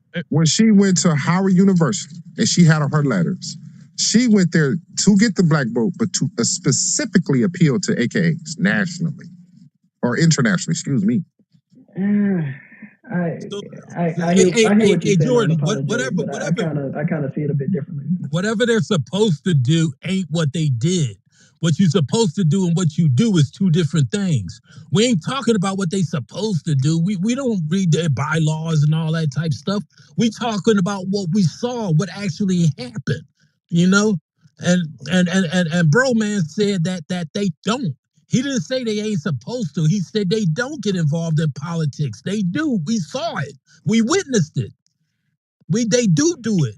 And you're and you guys are saying what they're not supposed to do. But they do. Yeah, good point. All right, I mean, people break rules all the time, bro. That's all I'm getting. Well, especially somebody on her level. There's a penalty for doing that, though. Hey, Jordan, did you get a phone call from one of your brothers and shit and tell you to straighten up? What happened now? Did you get a call from one of your one of your soror brothers or whatever and told you to straighten up? Nah, but you know, when I know something, I know something. You know what I'm saying? And I'm not gonna just. But when they run in 2024, you can't find an AKA right now. You can't. When she was running, it was AKA Central everywhere. You can't find one of them AKAs right now. And if you ask them, well, where's that sister girl power at now? Right? Watch come 2024. I bet she put on them letters again. I bet you she go back to the HBCUs. I'm sure she will. But it's like I said earlier in the room, it's incumbent to D9 membership specifically, but also external pressure to be put on her. Same as it was Stacey Abrams, same as it was everybody. You know what I'm saying? Like whether you put the letters on or not, at the end of the day, it's about what are you as a candidate, not as a member of this organization. Excuses. But hey, don't interrupt me, Rufus. But what are you going to do as a candidate to help our people? It's the same shit we ask anybody. It's the same shit we ask anybody. So I'm not quite sure. Yeah, that's a bunch of excuses, bro. You know, and it's excuses with all due respect, Rufus. Wait a minute, hold on, bro. You was done. You was done. Huh? No, I wasn't actually. You interrupted me. Okay. So I wasn't. Go ahead. So like but I said, Rufus, but he is a moderator though, Jordan. Rufus is a moderator. No, go ahead. Let Jordan rock. He in his feelings right now. I'm enjoying this. Go ahead. Yeah, he in his feelings. No, not really. I mean, like I said, you know, I don't believe that we should ascribe organizational issues to individual political candidates. Like that's crazy sometimes. You know what I'm saying? Like she's a shitty candidate because sold black folks out, bro. No, I agree. She's a shitty candidate because she's a shitty person. It's not because of AKA. She ran. She went. Come on, man. Jordan, she went. Hold on, Jordan. She went to an HBCU, her alma mater, with her letters on and campaigned with her letters on. And on stage, it was other AKAs telling AKAs to vote for her. Did you not see that? Hey, Jordan, hold tight. Those same AKAs were going to vote Democrat anyway. And that's the problem. I'm talking about the action that took place, fam. I'm not talking about what they would have done anyway. Okay, if they would have done it anyway, then why did she feel compelled to put on her letters, go to her alma mater, and try to appeal to the AKA? She stood on stage and said it, brother. If they was going to vote anyway, then why she do that? Because they were going to vote for her. And I think that's what they were trying to do. That's the whole point I'm trying to make. They were trying to play up on her black roots. If they was gonna vote Democrat anyway, then why she do? If they was gonna vote Democrat anyway, you said that, not me. Then why she go there and do that? Because she had to drum up support for her. Her numbers were low with black people across the board. That's why she didn't. But you just said those AKAs would have voted Democrat anyway. So why does she need to do it? It was. I looked at it as assurance. I looked at it as assurances more than anything. You know what I mean? Like they couldn't afford to assume that was. But you also said that they don't do what the very thing you're now acknowledging she did. No, what I'm saying is they're not supposed to officially say, "Hey, go vote for such and such and such." They're not But supposed she to. That's the did issue. it. And she's gonna do it I again in know she- 2024. I think he acknowledged. Listen, He I'm not, acknowledged it. if I have a gun, I'm not supposed to shoot somebody in the face with it, but I can do it. But there's a penalty for doing it. She's gonna do it Yeah, again in I think 2024. he acknowledged that they ran afoul of the federal But law. she, I think but George look, he already said acknowledged she's that. not supposed to do it, right? I bet you my left nut she gonna do the same thing in 2024. That remains to be seen. Let's I see if hope she James is doesn't- I back. hope she Give doesn't Jordan a run in break because I know Jordan kind of exhausted. He's taking all this fire. Give James. Hey, James, are you back yet? How's mom? Okay, all right. Well, let DJ see if DJ can come off the bench and kind of. All right, DJ, you had a whole lot to say earlier. Go right ahead. Your man Jordan needs some help. Go ahead, DJ. I was on a phone call, man. Well, the thing about it is they ain't supposed to do it. They did it. So my thing is, what is the problem with Divine Nine? With y'all not seeing Divine Nine in y'all community? Maybe that's in y'all. They ain't doing shit but selling niggas out. That's okay. it. Well, okay. Now hold on. Okay, respect. I can't argue that. I cannot argue that to you because I don't have a damn clue. I'm clueless on that. But I know as far as in Kansas City, Missouri, they are doing a lot in Kansas City, Missouri. Tell us about it. Then why Kansas City so fucked up right now? Share with us what they're doing then. We like to know. Because that's what makes this whole conversation change. Is when some tangibles are there. You know, you doing Yes, shit sir. and don't want nobody to do. It's kind Yes, of like sir. somebody. Hold on. It's kind of like somebody threw out Jordan at one time, right?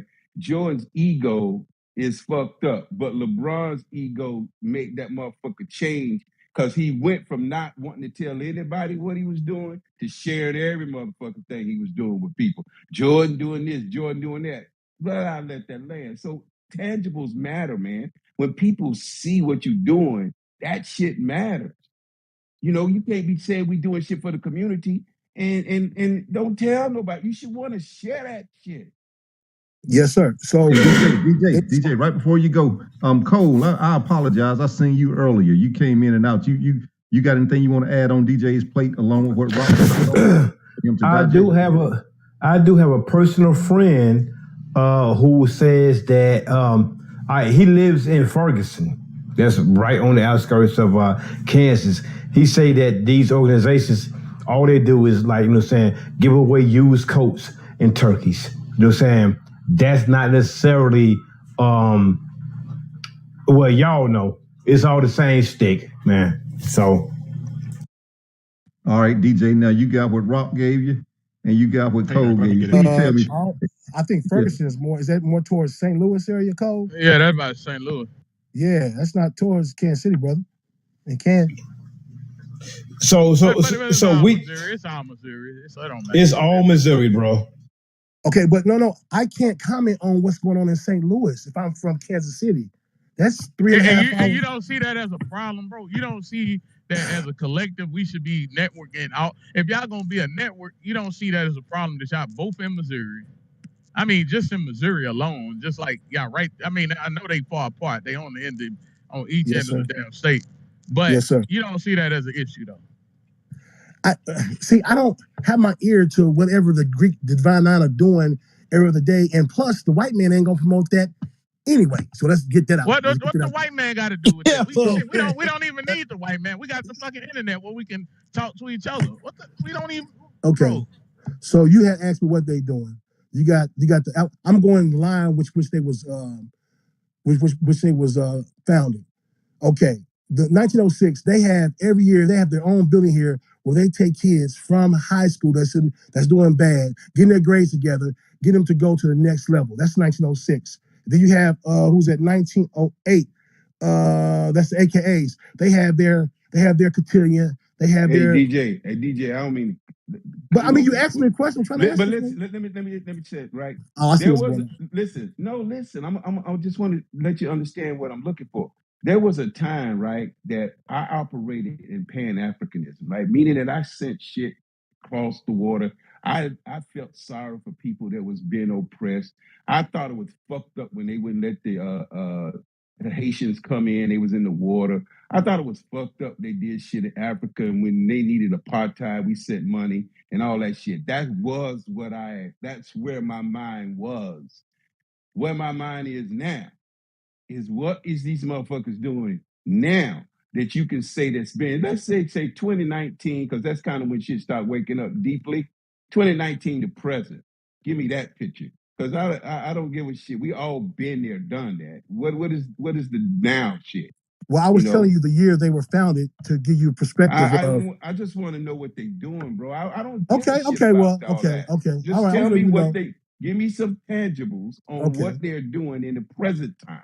Okay, well, the Thank Alpha Phi Alpha fraternity, all right, Alpha Phi Alpha fraternity, these brothers, these black and gold brothers, they go in high schools, they get these kids that are doing bad, they get them to do better grades to make it to the next level. These AKAs, they help out sisters all the single time and families here in Kansas City, Missouri. And also the Kappa, oh my God, the Kappa Alpha Psi's, right? They focus. Okay, the Kappas, they have like doctors and they have dentists. They bring the kids in there to follow them, to back them, to show them that a black man can be a dentist. All right, in Kansas They City, give them Missouri. free Oh, dentistry. hold on. dentistry.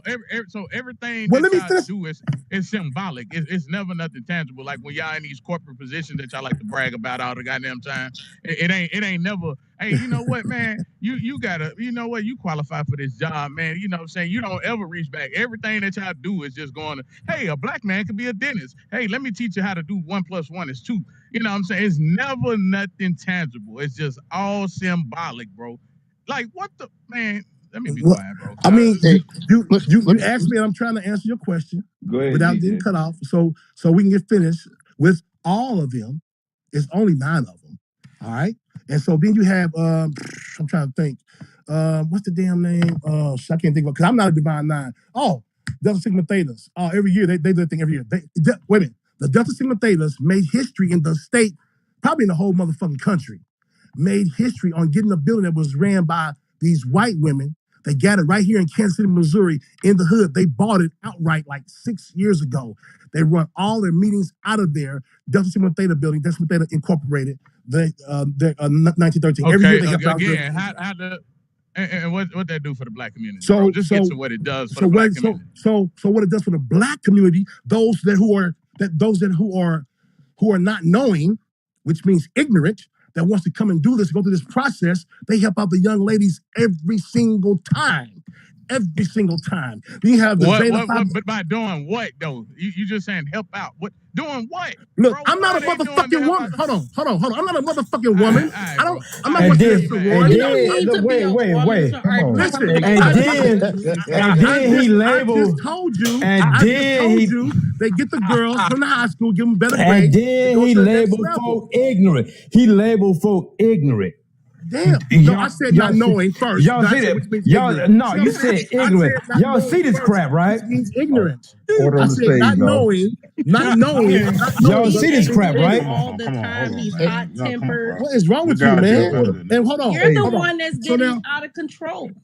right, Hey, can I right. say So, something real quick? so let me be insular right quick. Let's talk about Lamont, then you me, trouble. what I've done. I've helped out over 200 young black men. All right, since 2008, I take men across the country. I take men to go visit these colleges, these HBCUs colleges. Now, More I'm asking this symbolism. question. Hold on. Wait.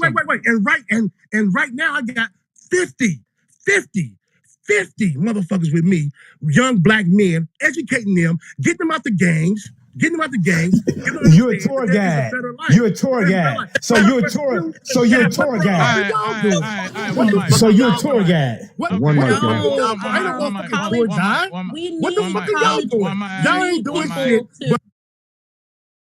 Everyone One needs mic, to everybody. relax and stick to Yeah. one Y'all don't know mic. what the Big fuck you A, talking it's about. on Yeah. you. Let's just do one Nah, mic. man, because Okay, DJ, bro. We just gonna move on from no, you. You because you haven't trying to gave us talk to one. me. All right, bro. We done talking to you Hey, because you haven't this is gave us one James. thing. I'm back. You could have actually just made it a little easier and say I don't do shit but take people on tours and shit like that. Man, More that's a simple damn little lie, shit. man. But that's cool. That's a But damn that's lie. important. Hey, Big A. DJ. Hey, Big And you A. ain't doing shit but running your motherfucking mouth. Hey, Big A. No, Remember, yeah, Okay, he's cool. he's not a James, I'm divine back. nine. Hey, Hey, Big A. move me, He's man. not Move a me out. divine You nine. ain't doing shit. Y'all ain't doing shit. Okay, Hey cool, guys, Yeah, DJ. he's not a divine nine. James is back. Yeah, Hey, James could is I back. just say something real I quick? get it, but he in here caping for him, you know what I'm saying? And all that shit. See, that's the thing. These dudes, bro, they never have nothing. Well, Yeah, these you're right. sisters bought a building. These people bought a building in the hood. Okay, what are they doing? Well, they help sisters doing what? Well, I ain't no woman. Okay, then it's well, I help brothers. I help over 200 people since 2008. Man, bro, it's 2022, bro. Only 200 people, and you just And you did ain't nothing help but take shit them but on a fucking. welfare, motherfucker. You help people welfare. You ain't. Okay, cool. If that's what you think, cool. I ain't even gonna Yeah, argue with you about and that. it's me helping out young black men. It's some, Okay, DJ, bro, calm down, bro. Shit. We'll bring you back up, DJ, man. Just gotta keep. Don't bring him. He just come in here just represent for the they. This is the thing, bro. They can't ever name what they done for people. Listen, we in these fucking communities, bro. We in these communities. We put together these fucking toy drives and all these other fucking events. None of these motherfuckers show up. They don't even donate $1 to the shit, and we don't ask them for one. Fuck them. You can't go to fucking Family Dollar and get a fucking dollar toy to at least donate to help the fucking children enjoy Christmas. You know what I'm saying? I won't even celebrate Christmas. It's about the fucking kids. At least do it for the kids, bro. All right. James is back. And keep in mind, y'all, the dude DJ, he's not a divine nine. He's I think he's divine nine adjacent. James is here. He'll speak. He can probably do a better job of representing than DJ did. But before you come back, James, and address everybody who's addressed you, Brother Lamont, he's a family member. He's been on stage waiting for a minute. Anything you want to contribute, Brother Lamont, before we kick it over to James for all the rebuttals? Hey, thank you, brother, being in the room. Thank you, family. Hey, listen, we got to be able to have some civil conversation, because Brother Jordan, he's always been down for the cause of reparations and Black empowerment and Black independence. So we got to be able to have a conversation without yelling and shouting. I would say. And I've had conversations with Jordan, maybe back channel. I would say maybe that the Divine Nine should be more involved in the reparations fight. I mean, I think they should be able to lend their voice to that, along with other issues. But let's have the conversation, with each other. And my brother Jordan is definitely not an adversary for sure. So let's be able to have the conversation. There are some people who are in sororities and fraternities, in our community. That's their life. So I would say, and all of them are not bad people. So I would say this, that we should be able to have the conversation. We should be able to challenge them to be more actively involved in Black American politics. And not only them, let's just not challenge them. We also have to challenge the boule as well. So let's not make them the adversary. Let's just say, listen, the grassroots are doing a lot of work. They've done a lot of work over the last several years in this community, in this economic uplift for Black Americans. And so what we need to do, we need to get them more activated. We need to get them more involved. Some are coming around. I know there's some who come into our rooms all the time and just listen, who are part of the fraternities and the sororities. They listen, they learn. They've been empowered by a lot of our conversations. So, let's not have a conversation of antagonism or being hostile to our brothers and sisters. Let's just try to have a conversation where we just having a dialogue and how can we get more people involved. So I'll yield back. I appreciate you, brother. All right. So this is who came. So James, you got a lot to unpack because we was waiting on you to respond. You're kind of you're kind of holding it down for the Divine Nine, and Jordan's with you. Jordan's a reparationist though. And then we're gonna hear from King and Curtis. Y'all just joined us. So go ahead, James. Respond to anything that you've heard that was addressed at you or that you've heard, and then we're gonna go to our newcomers. The floor is yours. I apologize because I stepped away to hear my mom and I was trying to Yeah, catch back speak up on the up. conversation. Yeah. But you guys are more than willing to ask me a question. You know, you want to know what I'm doing, what we're doing, what my organization is doing. You got on Bluetooth because it's low. We can't hear you. Yeah. Okay. Let me jump out I hear you now. and come back into the room. I can hear you now. I don't know about anybody else. Can y'all hear him okay? I can't hear him. He sound like he underwater. Super low still.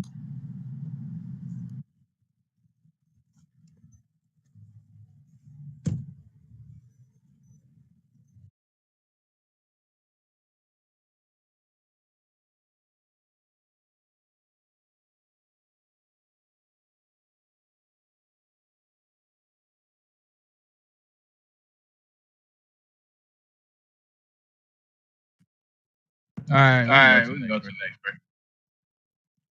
No Hey, I say while we come back, and let me say this here. So, like, I would hope that anybody who's in this with me would correct me when I'm wrong. And when I correct somebody, it's not because I'm trying to be vitriolic. Like sometimes I do it out of love. You know, like I want to show somebody when they off point. You know what I mean? So I ain't nothing vitriolic with Jordan, you know. But what the conversation was that guy DJ said that they don't get involved in politics. And then we were trying to point out how they actually do. And then Jordan said, but they don't, and they're not supposed to. And we were just simply trying to point out, but they do. And there's a difference between not supposing to and actually doing it. It ain't nothing vitriolic with Jordan. Believe me when I say that. Yeah. That was out of love. Yeah, I didn't sense That that was either. a test. Yeah, I didn't sense that either. And that's why I've kind of, moderated the way I have just to make sure that it didn't get like that. I know he's kind of put in an unenviable position sometimes when you kind of got two positions to uphold, and that just comes with it. He's a tough guy. He's got thick skin. Yeah. We weren't gonna let it get like that. Some people come in here, some people just got in their spirit, but now we all know each other. It wasn't gonna get like that. These are just tough conversations, and they respect and understand that. Let's see. So Curtis is not on mic. What about you, King? What do you want to contribute? I was just gonna say I don't feel like they really add any value to the Black community. I actually find in many ways that they keep us apart because they move the goalposts for us to come together when we need to have these conversations about reparations because they function in such individualism. Like I'm an AKA, I'm a Delta, I'm this, I'm that. And then also, to be honest, I'm somebody who's gotten a lot of degrees from PWIs, but a lot of Black people, when they get these degrees, whether it's HBCUs or PWIs, they're Greeks, they forget where they come from and they don't use that education to further the community, and they want to act like they do, but they really don't do anything unless it furthers their agenda, unless it's something that they can benefit from. And that's just the facts. So you can be a Black person and you can say, oh, well, I do this and I work for a school, but you're not really focusing on those hands. You can't give me anything tangible. You can't say that you do this and that. The other thing is, a lot of times I look at them the same as I look at gangs. Because the gangs make contributions to the Black community. Black Panthers make contributions to the Black community. It's been so many different groups, but again, they're all separating us. We need to find a way to come together, and we have to remove those things. Like we have to be able to do that. And I don't know if they'll be willing to do that. Like I'm willing to talk to an AK. I'm willing to talk to a Sigma. I'm willing to talk to a Zeta. But are they going to be willing to not consider themselves as upper echelons and put their boule ways to the sides to come together to have these talks about reparations to further our community? That's where I feel like there's going to be an issue. Beautiful. Okay, I'm back, y'all. I'm sorry. Can you guys hear me now? Yeah, too loud, but go right ahead. I apologize, fellas and ladies. Listen, I'm about solution oriented, right? Turn that shit down, man. Back up about a foot. Okay, well, I'm in my car driving, so I was having some issues. I got to get a new phone. I done dropped it 100 times. But I'm about solution orientation. You know, how do we work this thing out? And so like the lady that just spoke before me, we're willing, because most of the guys in my chapter, they're from LA and grew up in the neighborhood. From What's your frat, Curtis? Dickerson's What's your frat? Garden. What's your frat? One of them is Nate Sessions. No, I'm saying, what fraternity are you in? Phi Beta Sigma. Okay, go right ahead. Sorry about that. And we just did a toy drive, Watts for Kids toy drive. When I came on, the NEOs had to create a service project. So I used my network, and there was an organization that I used to work with that worked with homeless youth, and I got HealthNet, and we got hygiene kits for the drop-in center in Long Beach. I have access to food drives. If you're in Cali, email me. I'm put my money where my mouth is, right? If you're in Cali right now, back channel me, and I will send you a list of grants in California. That's how I work. Hey, James, can I ask you a question? I mean, it's one thing, kits and all this stuff. You know what I'm saying? Why aren't y'all pushing for an end to homelessness for descendants of American chattel slavery? Why are y'all, why are y'all basically accentuating the situation, we gonna put together some kits when y'all can be involved in the political arena, right? That will empower our people to stop being homeless.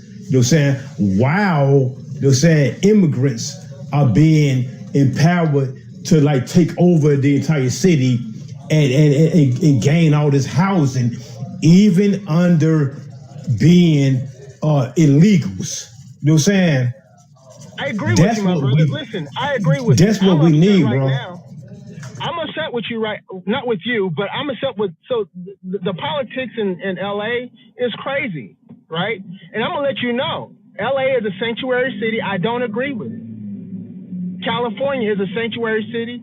I don't agree with it. As a matter of fact, I left the board of an organization because its focus was, the healthcare of the Latino community. Although that's not what they said, right? But that's what they were doing. And I said, no, I need to deal with the black community because I'm African American. So how do we deal with that? Where's the grant for that? And so the founder, well, not the founder, but the CEO, who's my mentor, he started helping me getting grant and funding so that we could make sure that African Americans can have health care. I was involved in Cover California when it first came out. We know it as Obamacare, right? Their whole focus was the Latino community. And we pushed back on that, right? But the problem was, it's not a Divine Nine situation, my brother. This is the black community as a whole. And you're picking us apart, and we can do that all day. I can name a ton of organizations that I can't stand right now. And one of them has an image award every year, who gave money to the old Clippers organization. How in the hell did he get a 2-time lifetime achievement award from this organization? I don't know. That's exactly what I've been saying all day. Hey, and it wasn't over $100,000. So I don't know. So we have a bigger issue, y'all. You can pick us apart if you want to, but all that's happening right now with this conversation is the divided continue to be divided. And until I hear somebody get up on this stage, say, James, what are you going to do in LA? Let's connect. Who do you know? I can work with that, folks. I can work with that. I'm passionate about that. But I don't like this picking apart shit that we're doing right now. James, calm down a little bit. This is a family conversation, and of course, if you all feel like you're part of the family, it's sometimes family conversations are tough. Like who's gonna get mama's Cadillac? Yeah, who's gonna get the insurance policy? But let me, in all fairness, I'm gonna tell you, this is a question that we ask of everybody who represents us fraternity, who's came on this stage today. And I don't think you was in the room, and it's for you too, Curtis. And then we're gonna go to Trouble. I'm gonna ask y'all the question. Don't answer it. We're gonna hear from Trouble. and then we're gonna let you come back because you're representing the sorority. Because we definitely want people that represent. No, I'm sorry, fraternities to stick around because we want to have this conversation with you. Is your fraternity having the reparations conversation? Don't answer it now. Come back. We're gonna come back to you shortly. We're gonna let you answer it. And before you answer it, Trouble has been on stage for a minute. Go right ahead, Trouble. What you want to contribute, man? Yeah, I was just going to kind of circle back a little bit on the whole political discussion around like the D9s and their, I guess, political engagement. And I vaguely remembered that one of the D9s or a lot of them are changing their, I guess, designation to be able to lobby politically. And I actually found it. It was it's called Delta Sigma Theta launches new organization to teach Black women how to get elected. And I'll just read a couple of paragraphs. It says Delta Sigma Theta just launched a new organization to enhance the sorority's political presence and build a pipeline to advance the status of Black women in politics. In honor of the 100th anniversary of the passage of the 19th Amendment, Delta Sigma Theta Sorority Incorporated announced this week that it was launching a new political action-oriented 501c4 organization called D4 Women in Action.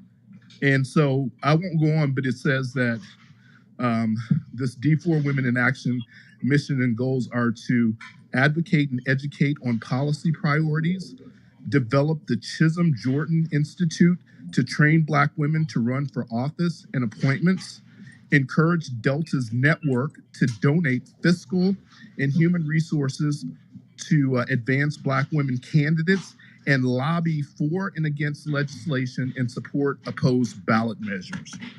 So, you know, it's basically the Democrats' new pipeline to develop Black political leaders.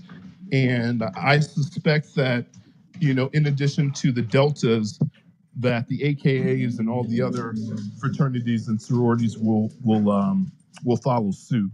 And I just don't think that it's anything good at all, because it's just going to be another buffer organization like the Congressional Black Caucus and the NAACP that's not rooted in the interest of the Black community. So I just wanted to share that, and I'll post the article in the chat.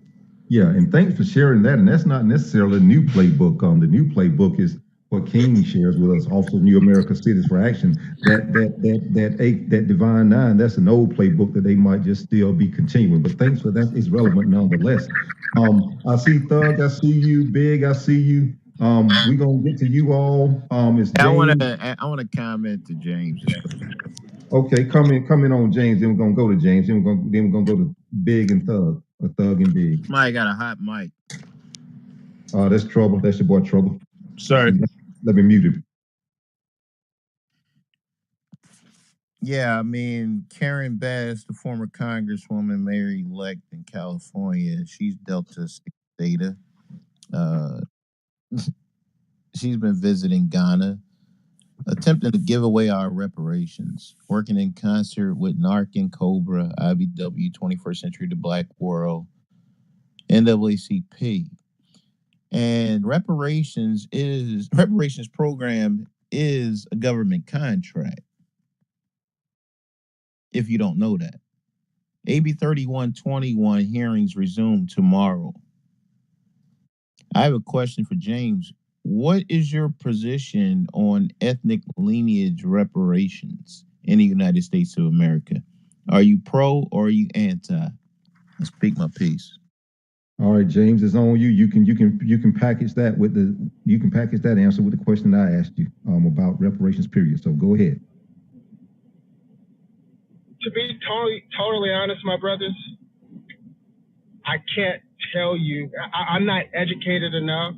I'll take that, shame on me. But after leaving this conversation, you know, I'll get more educated on it. So that's all that I can say about that. I can't comment and have a deep conversation. Let's see if I can make it a little easier knowledge for you. of others. Let me see if I can make it a little easier for you. I ask in a different way. How do you feel about reparations here in the United States from the United States government, something that's owed to Black Americans?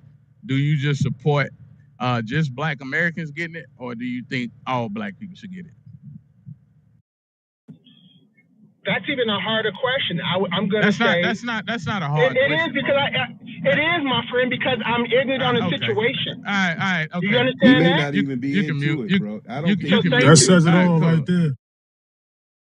That says Yeah, it all Now, right there. Then. do I Yeah, do he- I That- think that's just- that that's do just I a- think that's just that a boy- reparations that's are just a- owed to African Americans here? Yes, I do. Are you I Black American? What are you? The fact that he's saying African Americans, that says it all. Yeah, he qualified that he was ignorant though. He did say he didn't know. cool. I told you I was, bro. I'm not gonna lie about it. Okay, cool. You get all that. You get all that college though. You get all that college though. Hold up, Coach. Hold up, Coach. Hold on. The thing is that's just like a politician who know how to avoid a question. You know what I'm saying? No, it's not like a politician, my brother, because I'm a part. Listen. I'm breaking away from the system, my brother. I'm breaking away from the system. I'm sorry I'm not as educated as you. Didn't you say you're a pastor? I am. So yeah, you're a politician. You just know how to avoid questions. But it's cool though. No, We ain't even got to harp on avoiding it. questions, Okay, my cool. friend, because I Cool. don't. All right. So how many questions? Listen, could you talk about No, aerodynamics?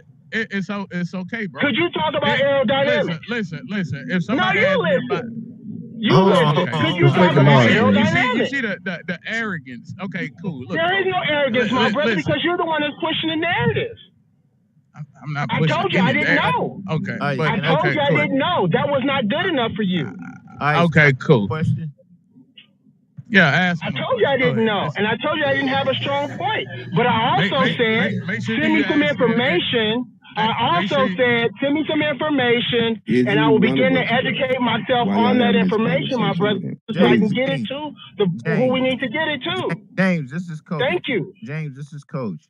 I traced my family tree, paperwork, cemeteries, not swapping my mouth, to year 1815, Pamlico County, North Carolina on my paternal side, 1897, Guilford County, Greensboro, North Carolina on my maternal side. It's ethnic lineage, it's family tree here. Those who have built this country was in chains, not just because they look like us, are due 40 acres and a mule. Not because you was born here, not because you black, not because you just got here last week. They are not due reparations. We are not following the Caribbean Pan-African ideology where we're all black. So are you a Pan-African? Do you have a globalist ideology? Or do you have a specificity ideology? In all fair, you were just going out, so I don't know if that was just me, but I didn't hear your full question. I'll say this. All I heard was that you traced your family heritage to 18 whatever, and then you're going in and out. Not heritage, ethnic lineage. My family Your tree. ethnic lineage. My bad. Without swabbing my mouth. I have cemeteries that I visit. What I'm saying is, where is your ancestors from? So, from my mom's side, we went back as far as, because the Alderson family out of Louisiana, the northern part of Louisiana, they were able to trace back to, because there was a white family and then there was a black family. That with those court records in Junction City, Louisiana, they were able to go back as far as the early 1800s. And then it kind of like just stops. I won't say stop there, but there's more research that's being done. From my dad's side of the family, that one I'm not quite sure of. But what I do know is that the Rolfe, right, it is German, right? My great grandfather's from Arkansas. They were from Arkansas. He owned 1,000 acres of land back in from late 1800s to 19, right? He had white folks sharecropping for him. There was no rosewood coming through that neighborhood because whites, they not only they cut each other, but they cut the white man specifically. There was 4 families, right? And so we trace back to again, the early 1800s. Now, I'm going to say shame on me for not being able to recite and fully have a really good conversation. I'm giving you the general knowledge, which has recently been shared with me the last couple of years, so I have enough knowledge not to be dangerous. I'm still ignorant in those spaces, but I am working on, my family, we are working on some things to get straight to it. Now, we did not DNA swab like yourself.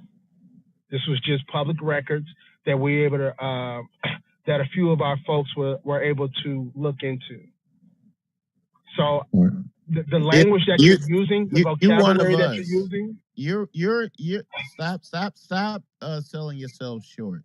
You are one of us. And what does that mean? What does that mean? You are the progeny of emancipated Black American freedmen, ethnic lineage. And freedmen is in the Constitution of the United States of America. So what I'm saying is, we're not on this, we all love the world, we love the children. Oh, hell no. We are under zero wealth is about to approach. And check your back channel, because like I said, the California Reparations Task Force hearing resumes tomorrow, the 14th and the 15th. And you can call in and give public testimony. And not only that, thanks, Coach. Thanks for the education. And not only that, James, just to tie in, there's a rhyme and a reason for everything that's being thrown at you, right? And it ties into the title of the room. And I know, you're justifiably defensive, and even Jordan to a certain extent. You all are defending your organizations, and you should, but just know why that perception is there, right? And we've unpacked some of that earlier, because it's a historic perception. It's just not like yesterday we woke up and decided, well, hell, the D9 ain't doing nothing. It's been there for years, but one of the reasons, and if you look around this stage, these are people like Coach. We're people like Coach. We're people who are fighting for reparations and a Black agenda, right? So all of the conversations that you heard from Unapologetic about Kamala Harris and all of that, we are expecting, we are expecting people who occupy a lot of academic, economic, social, and political space like the D9 to be advocating for a larger agenda. And you can't advocate if you don't know, and we appreciate your honesty. But however, if we're hoping that we can start to see more of our D9 be their work to involve working for Black empowerment and a larger Black agenda than the old traditional, STEM, could continue to do the STEM stuff. All that's good, right? The mentoring, the tutoring, the STEM, taking kids fishing, all of that. Continue to do that. Keep giving out the turkeys and all of that. But in addition to that, we would like to see our brothers and sisters in the D9 start to advocate for a Black agenda that include reparations. So don't let this be the last time you come through here and have these conversations, even when we aren't talking about the Divine Nine, because you see, Eric, they aren't. I'm about to move on, Cole. I just want to, I just want to put that out. They aren't. They're not interested in that, man. You know what I'm saying? We seen what they've done. Can I do that? Yeah. And so, but anyway, James, right before you respond, you're gonna go next. I gotta let Thug get in here. Thug and but let me see, but Thug and Big, I want you all to engage in the honor system. Which one of you all was here was first? Because I can't remember. So whichever one of you all was here was first. Thug was first. Thug. Okay. There we go. Good man. So hey, Thug, James, Big, follow me real James. quick. I'll put you on. Somebody was saying something. Was that you, Jordan? Who said follow me? Yeah, I was telling James to connect with me, and I'll put him on with what's going on here. Good job. Okay, rock on, Thug. Okay, thank you. Right, this is very, very interesting conversation. I'm glad I got in here when I did, but I definitely have a problem with these fraternities, sororities, whatever the term, because they have and what I and it's because of what I just heard. They do not have a black agenda. These sororities who paint themselves as being black, but are using Greek lettering to represent whatever European fraternity, sorority. I just think that if there is no push for these sororities to represent black people with a language that is equivalent to what let me start over, because I'm just trying to say it in short. I think these sororities are not doing us any good, right? They haven't. There has been no strong leadership coming out of these sororities or fraternities. 102 historical black colleges, and they have only as of recent began to have exchange programs throughout the world. I don't see anything coming out of these sororities or fraternities in the form of a reparations argument.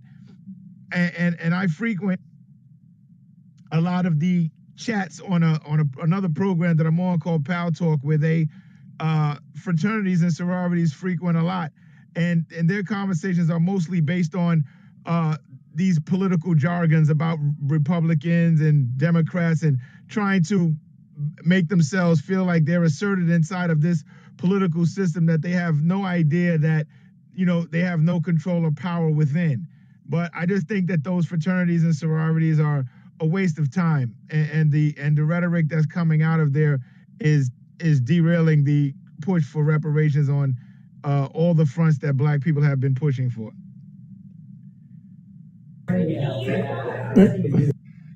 All right, Big, it's on you.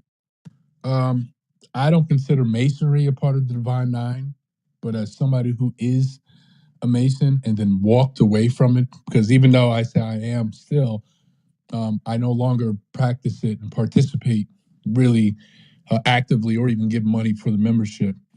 But it's the same thing. We are not, in my opinion, at least for my lodge and many lodges throughout New Jersey, as well as the same districts, I didn't feel there was an agenda that we all are on code on, because everything was based around Democratic agenda.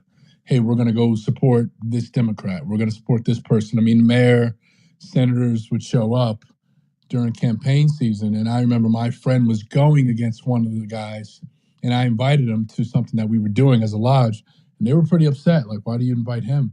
He's a Republican. I'm like, well, he's my friend. I don't look at his party. I mean, he paid for a ticket to be here, so I clearly saw there was like an agenda there. I mean, that's not the main reason I walked away, but when I have had reparation talks, I didn't get the sense that it was something that we could all galvanize behind. So I know it's not a part of the Divine Nine, but I see it with the Freemasons as well. I don't see the agenda where we all pushing forward. Let them put something in front of us that has nothing that's going to benefit us, and they come to us, and you see guys get in line. I just been one that just walked away. All right. Anybody else, feel free. I'm gonna let whoever jump off the mic first have it. So anybody? I have a question. I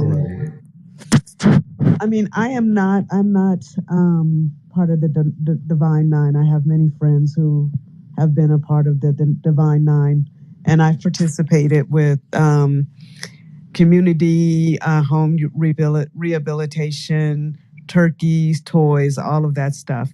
But I think the bigger picture is what you're talking about regarding reparations, because we know that they do things, how they do them, I mean, is really here nor there. But my question is, how would you propose that they participate in reparations when many of the Divine Nine members are not ADOS? So would you propose that they separate within their sorority, fraternity? What would your plan be regarding that? Ultimately, I was going to say ultimately, and I brought this up earlier, ultimately I think we have to, And we have to do that across all orgs, right? Not just D9. Eventually, it has to be lineage over what other ties that bind. Even though our orgs were founded to do different things, I would think that our founders, who themselves were the children of slaves, right? Because they were born before Right. the turn of the century. I Right. would think that our founders who themselves were freedmen descendants would want that.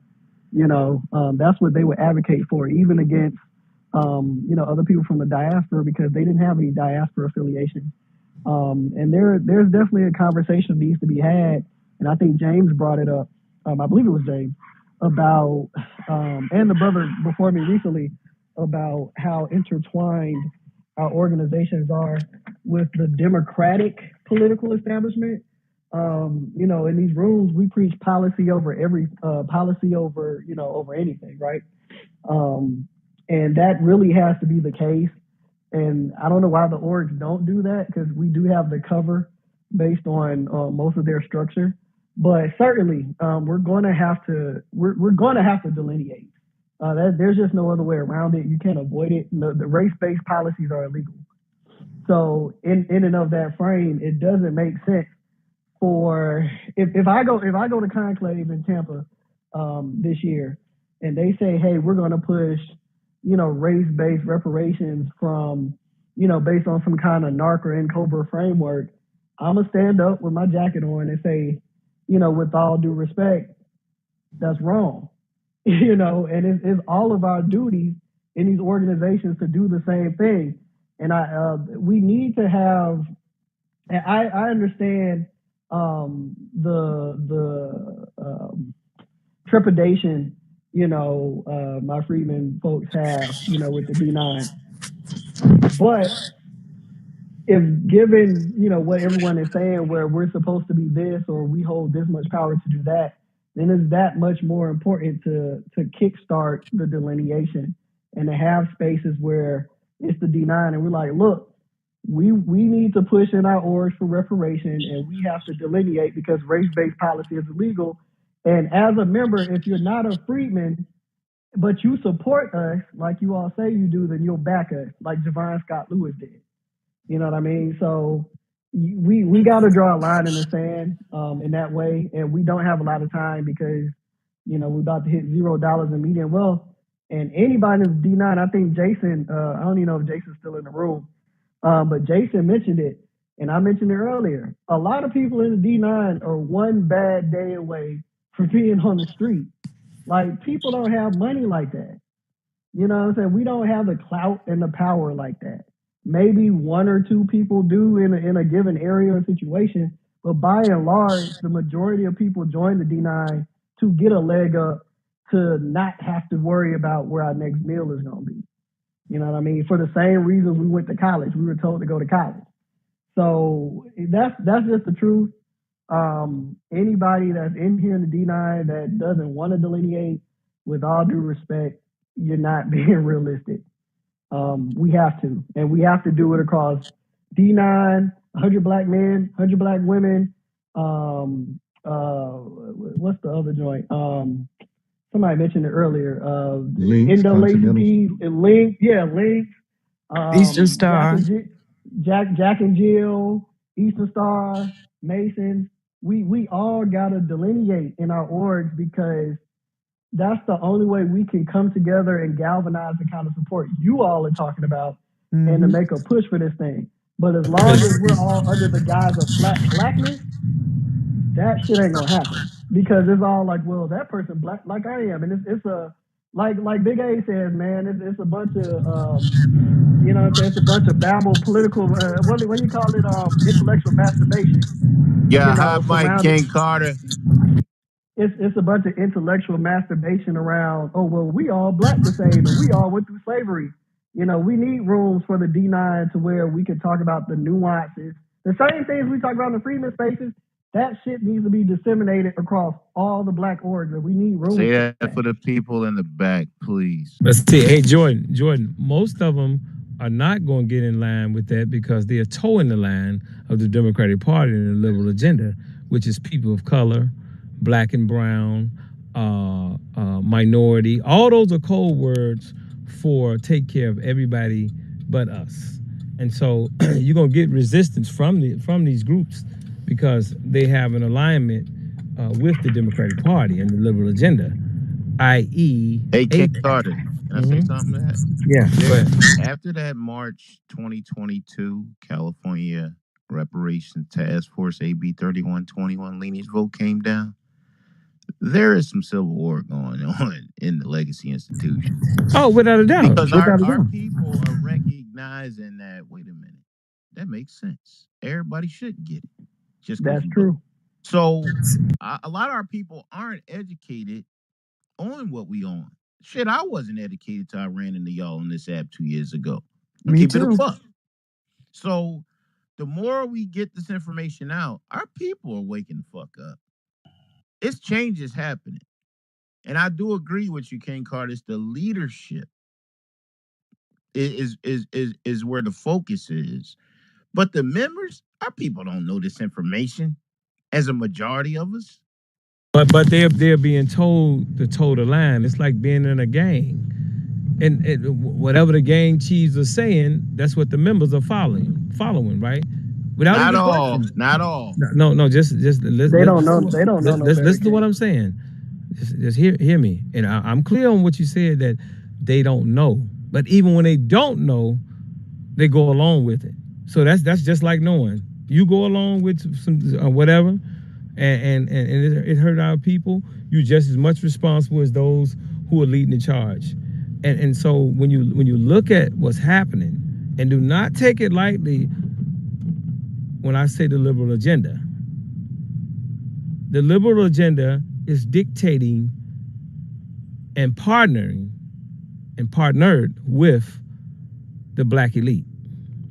Barack Obama, what did he do in 2016? He changed the United States Code where it used to reflect Negro and Oriental to African American and Asian American. He That had way- help though. We gotta call a spade a spade. Hakeem Jeffries and Grace Ming, an Asian immigrant, introduced that fucking legislation. That's why I say that they're all together. Well, none of them are They- ADOS. They all are working together, you all. And so when you hear that, look at what Biden just did. What, yesterday or day before yesterday?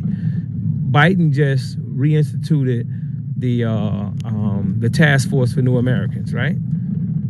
You didn't hear the Black Caucus say anything about it. And I'm talking about the Black American members of the Black Caucus had nothing to say about the task force for New Americans being reinstated. Because, yeah, go ahead. I wanted to know, can you just show up or do you have to call in? Because I am in Cali and I'm suited and booted. Well, let me finish saying this because a lot of people, like Coach just said, don't have a clue that a lot of this stuff is going on. Now, when you look at this whole New Americans agenda, just the name in itself should raise your antennas. New Americans. It goes back to a lot of the leadership in these organizations. Why? Because a lot of the leadership in these organizations are beholden to the liberal agenda. AIPAC funds their campaigns as politicians, funds their nonprofits, and so these people are working against the interests of us. So when you look at, not in Cobra, the head organization, Institute of the Black World, Ron Daniels, who fashioned himself as this elite and this the guy's about 80 years old. He received $3 million from the MacArthur Foundation for non-lobbying activities around reparations. These people are part of the problem, and they don't want to be called out. And so the best thing for us to do when they don't want to be called out and don't want to be honest about it is to separate from them. We must call for separation, and then they'll realize that a lot of them are going to get hit by this. With the younger ones, I have sympathy for you, because if you don't know, then by the time you find out, it's almost too late. But the older ones and the ones who are in position, I have absolutely no sympathy for them. We must separate from them. They're directly working with the liberal agenda, the Democratic Party, to starve you to death in exchange for taking care of these new Americans. You and Jordan, the same delineation. And Jordan is correct. We must, and delineation is too nice of a word. We must segregate and separate from these organizations and from anybody who don't understand that our plight has to be separate and is more important than any other group. I'm not here to cry for no Africans, Mexicans, Jews, no other groups, because they are not crying for us. Here in Chicago, they let you know that they're about their people. You know why? How I know that? Because they have communities called Chinatown, Greek Town, Little Italy. And when you name your communities after your people, then you're letting us know that you agree with segregation and separation. And so we must do the same. We can no longer go along with this people of color and love everybody. Nobody loves us. Nobody is on our team. And last but not least, since 1965, the passing of the Naturalization Act, you cannot show me any group that has worked for the progress of our people that benefits from the Naturalization Act, even though our people fought for them to come to this country. I agree, King, and you know, like I said, I think that, you know, we have to force people's hand. You know, people have to come into these rooms. We say what it is, and Choose a side. Either you get down with it or you on the other side, and that's irrespective of what org you in or wherever it is. Like we've been due for a civil war in our community, ideologically for a long time, and we've been putting it off under, you know, because of Pan-Africanism and the church and stuff like that. But in actuality, like, we need to have it, because that's the only way we're going to be able to enforce our will as needed. And honestly, what we're saying, you know, even when you say it without, you know, any kind of vitriol, it's just a fact. You can't defeat the facts with feelings. You know what I mean? And that's what people argue a lot of times. They argue feelings. And the D9, all the fraternities, and including, we often live out Iota Phi Theta because they were founded in 1963. They used to be a civil rights organization before becoming a fraternity. So all the D9 need to come in a room on here, and we need to be like, look, here's what's going on. Here's what we're doing. If you're for us, then be for us. But we have to delineate ethnically, and we have to state our claim to do what we need to do. And anybody that has an issue with that, you just gonna have to have an issue with it, and we just gonna be enemies. You know, whether you in the org or not. Because anybody that's up here in D9, if you're in a fraternity, we all know the saying, all brothers ain't your brother. We all know that one. And so I don't see why this shouldn't have to apply doubly, triply when it comes to reparations and making sure our ethnic lineage is secured on our homeland, the homeland of our founders, right? Who were all, again, children of slaves. All of them. They all were. So, you know, it makes sense to me, and I think that's the only way we can proceed. I have And a question. anybody that's not FBA should support that shit anyway, motherfucker. If you're gonna ride on our side, you ain't all wrapped up in our shit, just say I support it. I don't give a fuck. That's how it should be. That's because the fact that you at the HBCU is because of us. So if we decide we're gonna delineate and go do our shit, then you rolling with us. Period. It's like the mafia, motherfucker. You can't get out. Yeah, somebody had a question. Yeah. Has anybody seen the film Emancipation yet? Oh, I With, want to see that. Have you seen it? I've heard good okay. stuff about it. So you know, so you know it was directed by Antoine Fuqua. Was I the only one thrown for a loop about the Haitian shit? Me too, boy. I was tripping. Don't tell it. Yeah, When he first started talking, I was like, is he speaking patois? Yeah, Antoine Fuqua is catching a lot of crap for that, because there's no proof that that Whip Peter was Haitian, and he said he said that he assumed that since Louisiana was a French colony, that the Haitians went there, and they, you know, he assumed that was the case, and nobody's going to go against it, because again, blackness and Pan-Africanism dictates, why would anybody go against that? So, you know, a lot of what we're talking about in this space, they're larger community issues, man. Like we have a community issue, and like when Eric says like, yeah, you know, what the OR is going to do for the community. I've been I was in the chat, and I'm like, which community? Because a lot of people in these orgs aren't freedmen. They're not. Hakeem Jeffries, somebody mentioned him. That was my somebody point. mentioned Hakeem Jeffries. Hakeem Jeffries is my frat brother. He's from New York. He's he's head of the DNC or whatever now. He ain't a freedman. So, you know what I'm saying? Somebody mentioned Roland Martin. Roland Martin's an alpha. He ain't a freedman. So, you know what I'm saying? Like what's old shout in Florida? Frederica Wilson and Almost Sheila Jackson, everybody in Florida is not a freedman. and Sheila Almost Jackson everybody. and Sheila Jackson Lee. I think they're deltas. Neither one of them are freedmen. Right. So, you know what I'm saying? Like it's kind of like we're having one conversation, but we're kind of having different conversations because the main people at top making decisions, you know, the people that are most visible, a lot of them ain't freedmen, man. Like the majority of them are.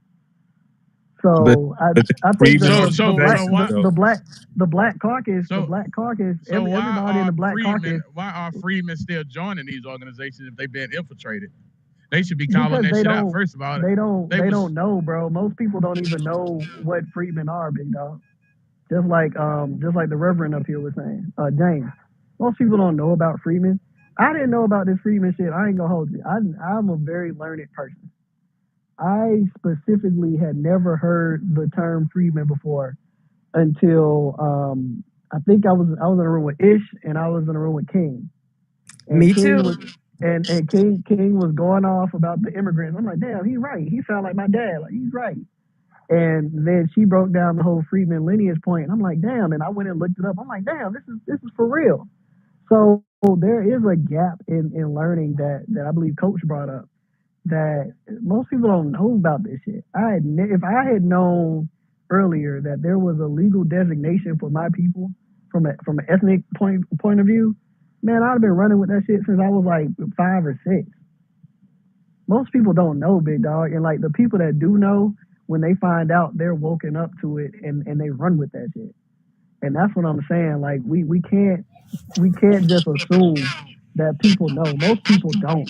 That's why it's So then how do easy. we That's why bridge it's the so gap easy. there? Like I do think that there needs to be some, obviously we need to have some, I think it's already been kind of said, but I do think that there needs to be a bridging of gaps.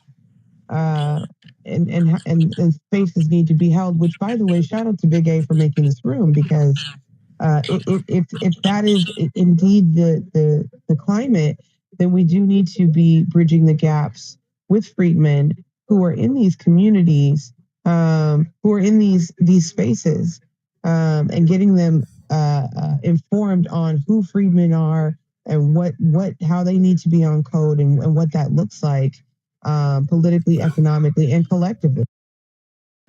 They would not,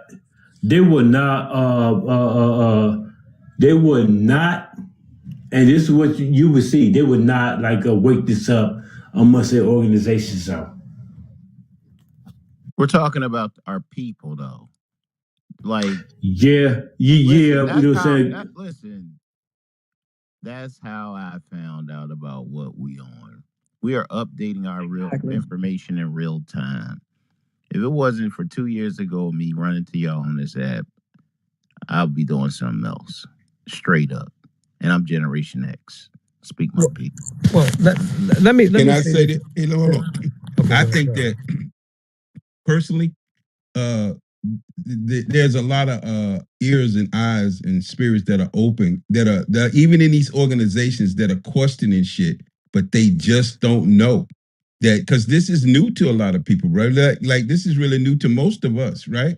That we're trying to move as a collective people, as FBA, claiming our lineage and claiming our people and who we are.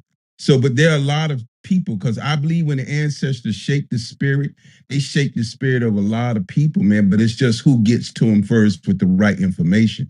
So you could say it to the organization, and I guarantee you, there's going to be a great many of them that are going to come. There's going to be another great many of them that's going to be curious enough to keep seeking. And then there's going to be the ones who we don't even want to fuck around us. Get the fuck on. Hello. So that's how it's going to go down. So that's what I'm claiming. And if y'all claiming it with me, that's what the fuck going to happen. Because when you stand and agree on some shit, that shit moves and shakes the ancestors, you know? So that's where I'm at with that shit. So yeah, we got to tell everybody about what the fuck we doing. You know what I'm saying? It's like spreading the gospel. When we was in that shit, I was telling everybody about Jesus Christ. And I was into that stuff. And those who into it, that's your thing. I ain't knocking it. But I'm just saying, nobody sold that shit better than me. You know what I mean? So now when I believe in something, I'm gonna sell that shit. So we want the ones that are ready to come. There are some where we just gonna spread some seeds and somebody else gonna water it. And then they're gonna be the ones that get the fuck on, and we glad you gone, you niggas. So at the end of the day, that's how I feel. So let me ask this question. And if we own this, then let's have the meeting then. Are we saying that all of us, it's time that we sit down and have a real meeting? Set all our differences to the side. No big I's, no little U's. Is that what we're saying? Yep.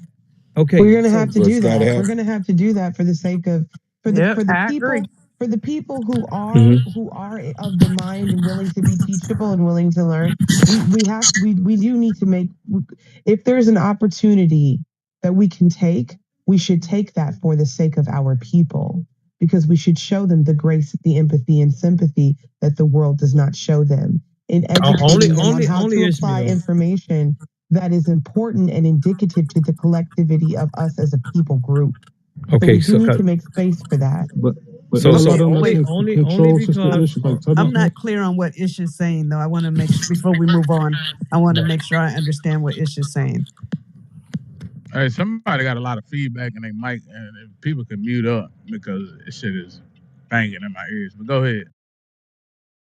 Yeah, I'm saying that I agree with Brother King. If we are saying that we all need to, I agree with what has been said in terms of if there are people in our community who want to be complicit, then those people need to be treated like the safety hazards they are. But we also need to make space and grace for people who do not want to be complicit, either intentionally or unintentionally, and come to the round table and have a conversation to get people informed properly on what is happening with the collectivity of our group as it applies to our politics, economics, and collectivity today, and what we're doing to move forward. So those people in those sororities and fraternities who don't know that they're freedmen, who don't know who freedmen are, that they are freedmen, and the lineage and legacy and history behind that, need to be informed. And we need to have those conversations with those people who are wanting the information so they can apply the information. Those people need to be treated as the safety hazards that they are. You can't help those people. Right. So if I can, in this vein, because I've heard multiple people say that, well, they don't know. Okay, well, all right, if this is a chance for us to come together so ones can learn, okay, cool. But we cannot afford to allow anybody to be up with this big eye little you. I'm an elite and I'm gonna supersede the rest of the people no matter what, because we are not in that day and time. That day and time, as a matter of fact, has come and gone. Now, either you come to the table as equal brothers and sisters, or either, find you a path somewhere else, or stay what you've been on. Stay on what you've been on, right? Look, you all, in this city of Chicago, and I don't understand for the life of me why mainly the AKs and Deltas quietly took it sitting down. Do you all know how many teachers that were part of those organizations were fired? Caribbean Pan-Africans. Huh? They were fired for what?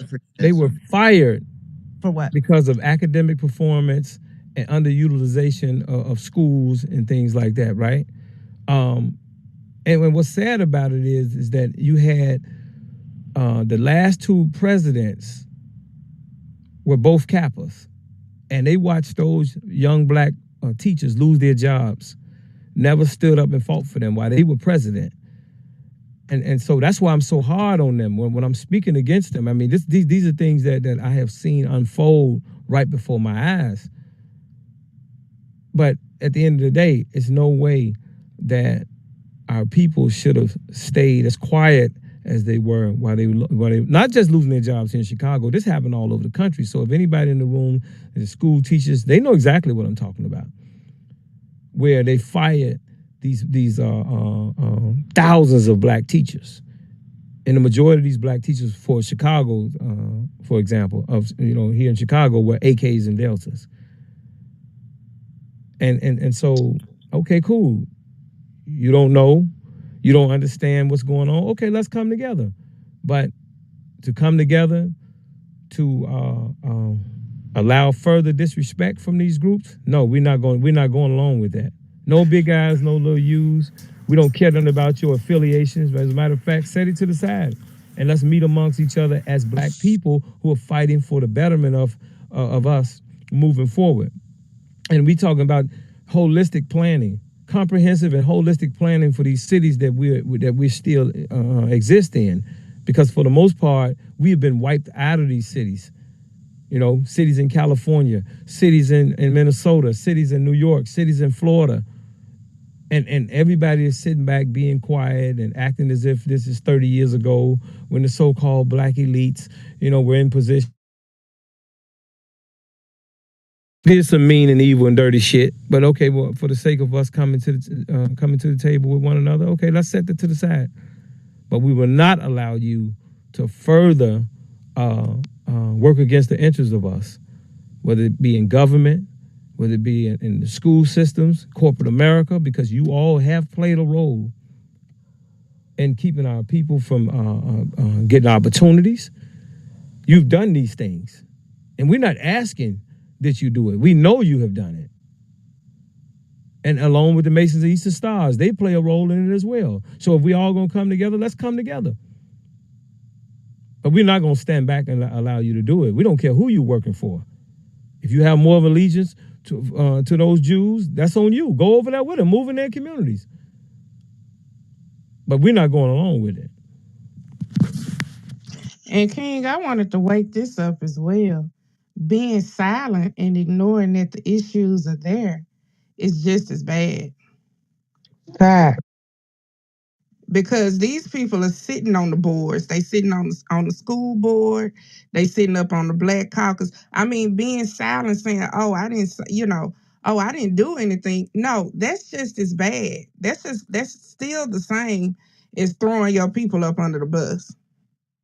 And even worse, when these women go to the welfare office, we talking about poor women and children that are being denied, and these same people that look like them, that are Black Americans, are helping these Hispanics. I mean, as an activist, we see it all. So you cannot tell us that this is not happening, and that who's doing it and who's not doing it. We know because we've done our homework. We don't speak on anything that we don't know. We don't fight for anything that we haven't done our research on. And so when poor women and children go to these aid offices, when they go to these housing authorities, I mean, even with these police departments across the country, these are not just Black people. These are connected Black people to these organizations. These prison systems, these clerks' offices, when people are trying to fight their cases and things like that, we know that you are being given orders by these white unions, these white-controlled unions, to slow the paperwork down. We know this is going on, and we know people by name. We've been collecting data here in Chicago on specific people and the role that they have played in this stuff. Brother King, the same thing is happening here in Los Angeles, except the immigrants, meaning those south of the border, while not many of them collectively they get along, individually they don't. Okay, I know that for a fact, right? but collectively they have taken over Los Angeles. So guess who's in the offices now? They are. We just had a scandal, major scandals, about 6 weeks ago, from a conversation that was recorded over a year ago with the Latino, city council people from LA City and a union person who ousted us. They knew who they could divide and conquer. They knew who was on their side and who wasn't on their side. That pissed me off. And I'm hoping a lot of the black folks that I know, I haven't had an opportunity to talk to many of them, right? I'm like, are y'all seeing this now? What are you going to do? Because they are being silenced. They don't want to wake it up because they understand the Latino community loves them, right? But they're coming in and they're taking over, and we're not a part of that agenda. And I can't stand when people say communities of color. Excuse my French, we are not a box of fucking crayons. We're gonna be, we're gonna be black, whatever you want to call us, but we're not the same. But because of hey, bro, let's be clear. We're Black Americans, FBA, Freeman. That's us. Gotcha. Ain't no question. African American shit, no colors, no fucking people of nothing. That's what we we're are. Freedmen. Freeman. Okay. Also, any Sorry, Mel, you're right. self-identifying classification designated exclusively for the progeny of emancipated Black American freedmen ethnic lineage will be exclusively to ours, whether we retired or not. Nobody's going to be able to use African American moving forward. We're having conversations with the Office of Management and Budget in real time. So let them assume that we're not doing shit.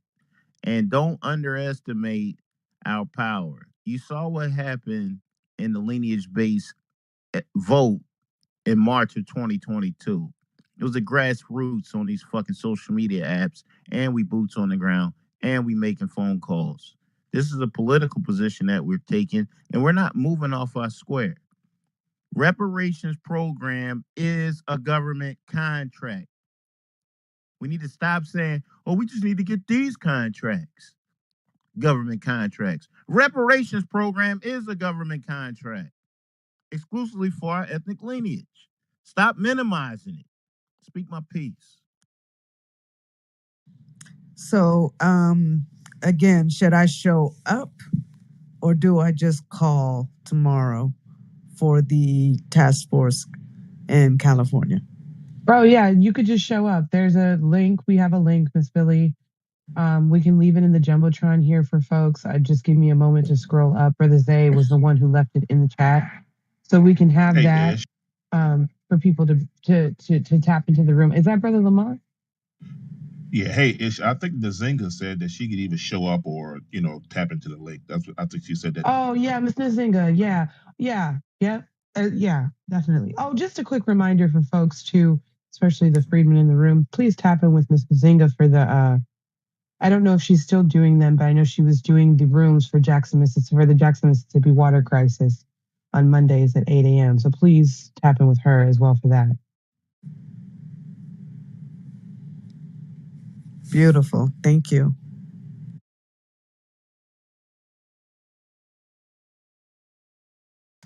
And for all the non-believers, just watch.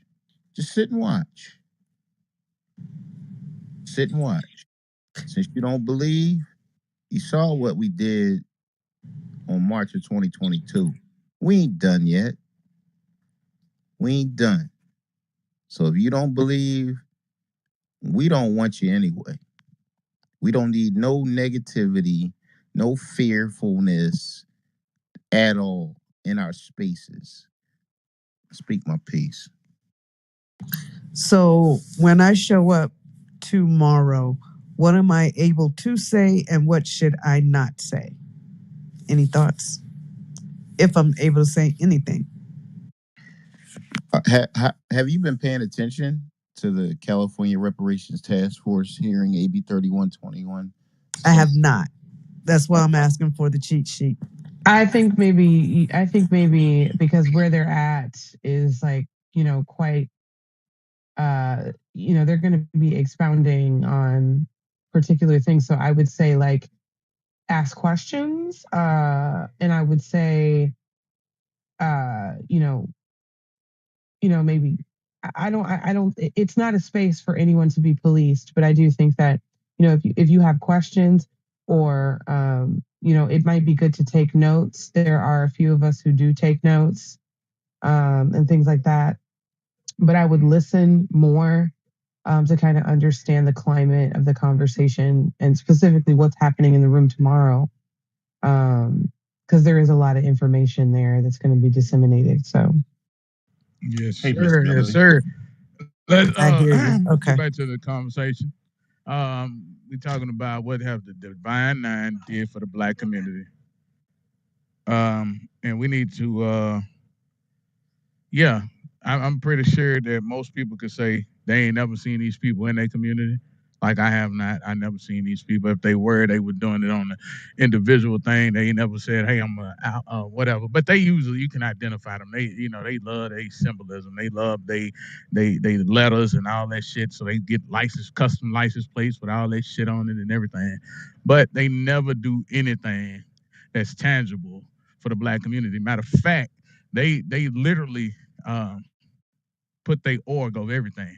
One actually told me that if it came down to it, if, say for instance, I went and applied for a job and they're in the position of hiring people, that if I was qualified and then they had a sister or a brother from a fraternity or sorority, that person would get the job because of their connection to the organization. Because, you know, I'm in the position, I'm gonna give you a shot. So, you know, fuck everybody else. This motherfucker who green as hell come in and get a job over a person that's qualified, more qualified. And I'm only speaking of black Americans. I don't give a fuck about nobody else. But if you're in that position, it shouldn't even fucking matter. So that's what we're talking about right now. Well, hey, Big A, I guess that's what we were coming to a mutual agreement that we all can sit down with one another or have these conversations. Right? I mean, start now. If they're interested in dropping in flags for the sake of an overall agenda, and when I say drop your flags, I don't mean you stop being with your organization. That's not what I'm saying. But if we can all meet in the middle,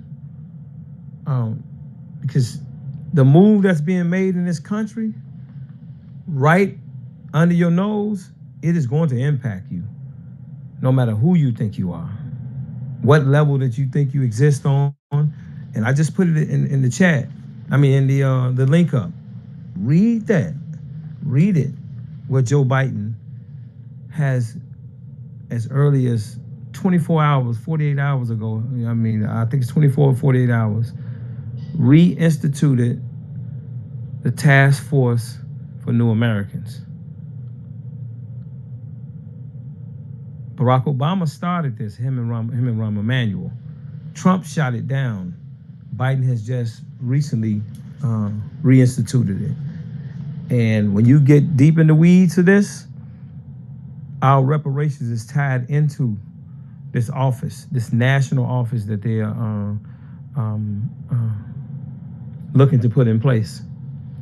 There's even a bill tied to it. And so if you're in these sororities and fraternities and you've been operating separate of everybody else, or whether you from the hood or however you classify yourself, all this separation that's happening, we're going to get wiped out. I mean, we talking right after Joe Biden was elected, they introduced these bills, HR 572, HR 1308, and HR 1909. And we know that freedmen, political leadership, and national organization heads, they all look the other way in exchange for whatever concessions that they get for themselves. We know Institute of the Black World. We know that NCOBRA and NARC, those three organizations are the main so-called Pan-Africanist organizations that have been placating a push for reparations. have been paid to really stand down and look the other way and go against any movement that is real, that is standing up for, and pushing for real reparations. We know this for a fact. Ron Daniels, Julianne Malveaux, all these different people, they are a part of it.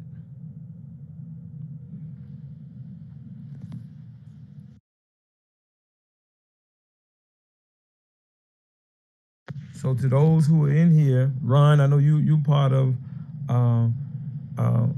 D9. I mean, wait, are you aware of the Task Force for New Americans? No, I'm not. Please do your homework on it. And anybody that know the history of the New Deal is where they use every resource known to man to stabilize this country for white America. They have skipped over us and now have a new deal for new Americans, meaning all these immigrants, whether they white, African, and and this is not a diaspora war or even a going back and forth. This is us educating ourselves and unifying in and around our agenda, separating and segregating from all these other people who have already separated and segregated from us. They are the xenophobes. Their existence in this country is xenophobic.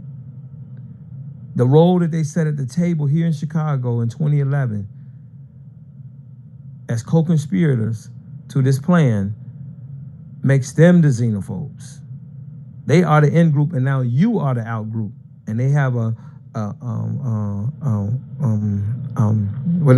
does the definition say? An in group having the desire to eliminate the presence of an out group. This is what's happening.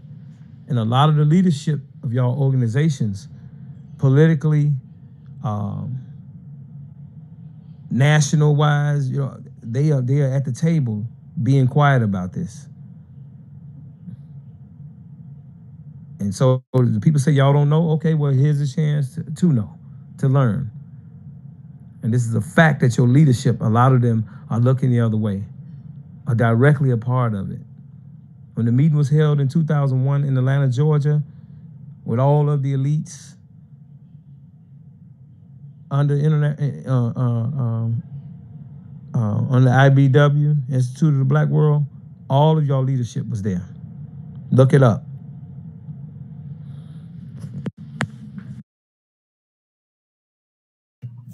Instead of getting offended by people calling y'all out, man, saying, take this stuff back to your organizations. Because all I ever see is people getting offended.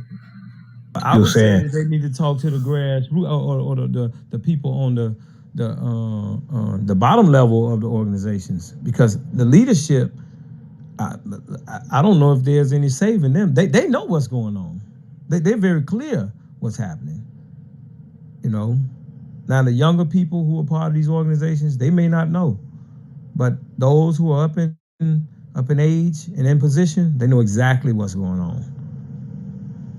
I have a question. Can the person, I can't remember who said it, but can a person go back? I heard Julianne Malveaux and Ron Manuel. Could you go back and say that Ron statement? Daniels. Ron Daniels. Yes. Right. Can you go back and say that statement? What are they doing? Julianne Malveaux and Ron Daniels was given $3 million from the MacArthur Foundation for non-lobbying activities around reparations. Okay? And we called them here and protested them. Now, when you hear those names, Julianne Malveaux and Ron Daniels, the organization you're never going to hear about is the Institute of the Black World. You hear about Narcan and Cobra when it comes to reparations. But very few people know about Institute of the Black World with Ron Daniels. He sits in the background and orchestrates. He's one of the main orchestrators against even what's the little sister name with ADOS and all of them? He orchestrated destroying her. All that she didn't do to herself. Who am I talking about? Y'all know who I'm trying to say. Somebody, Yvette Carnell. Yvette Carnell. He was behind that. Him and that little crew, that old crew. They moved on them, along with Sheila Jackson Lee. All that they didn't do to themselves because they weren't listening. We know these people because we've been around 25, 30 years. We know who they are. So what do you want from the D9? I just be black.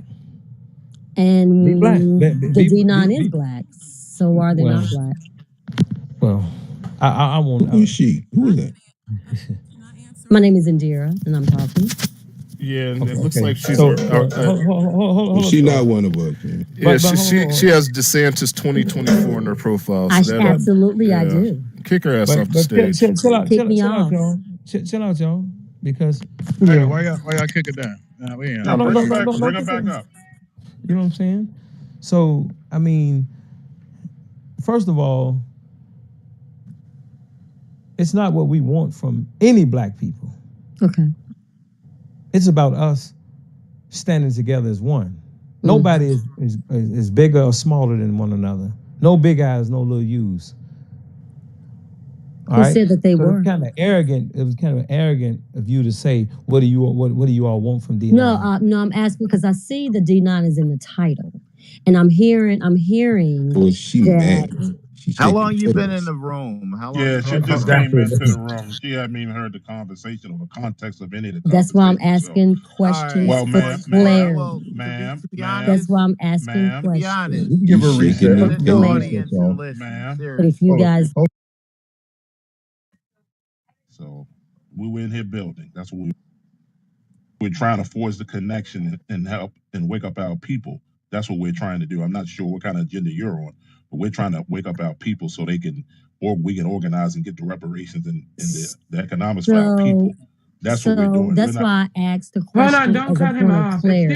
Excuse me, don't cut him off. He's not finished. No, I'm Thank finished. Go you. ahead. Let her talk. Let her No, talk. I She's asked the so in a question hurry of to a talk. point of Let her clarity. Hey, and Indira, just triggered me to let me say this to you. Let me say this to you. Let me say this to you.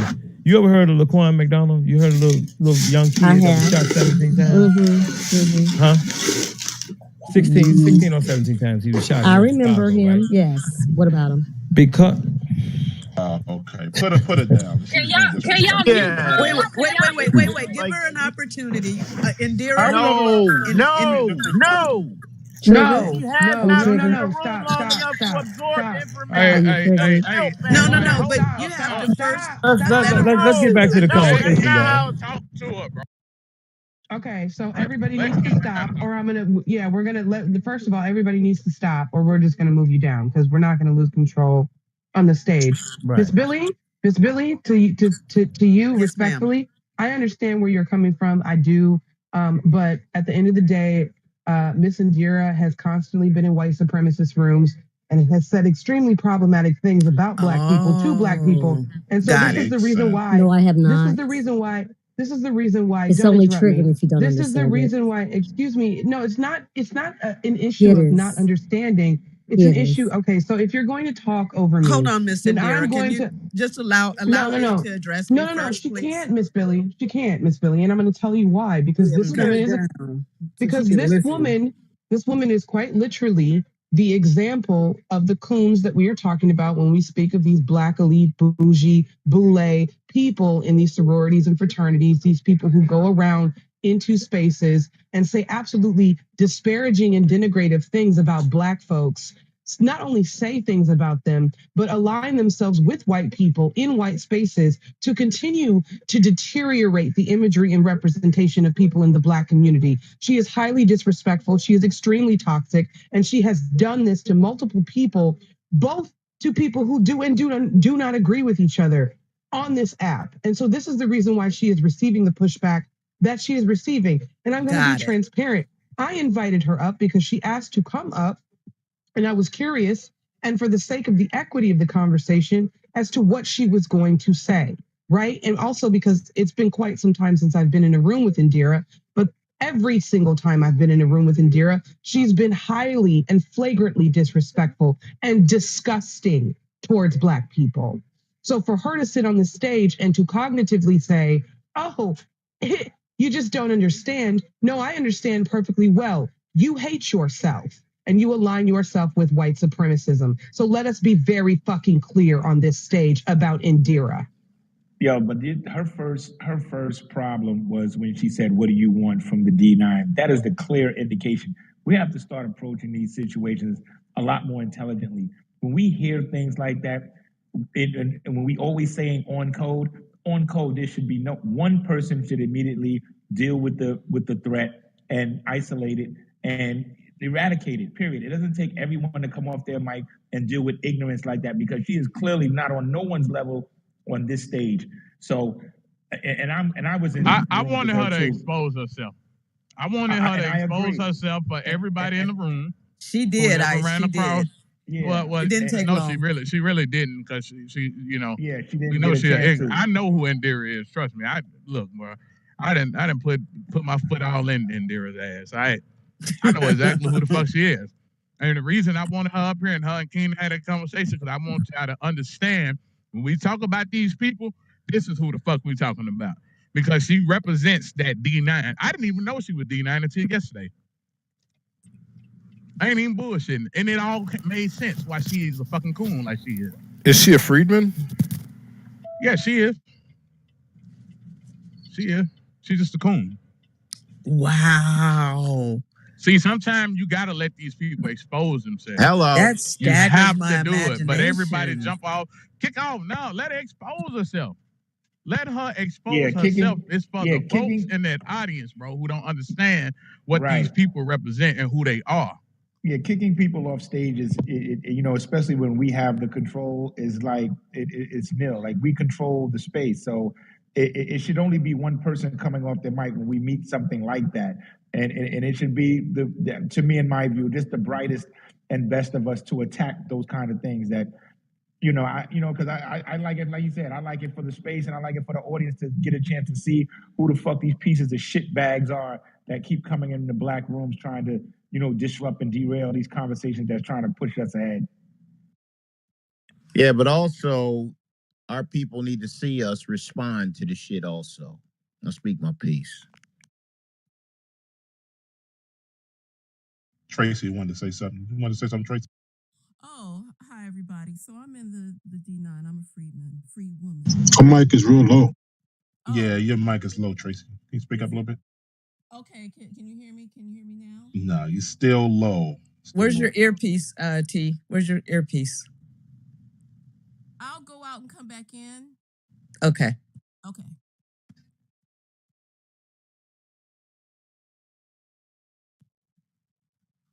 All right. Okay.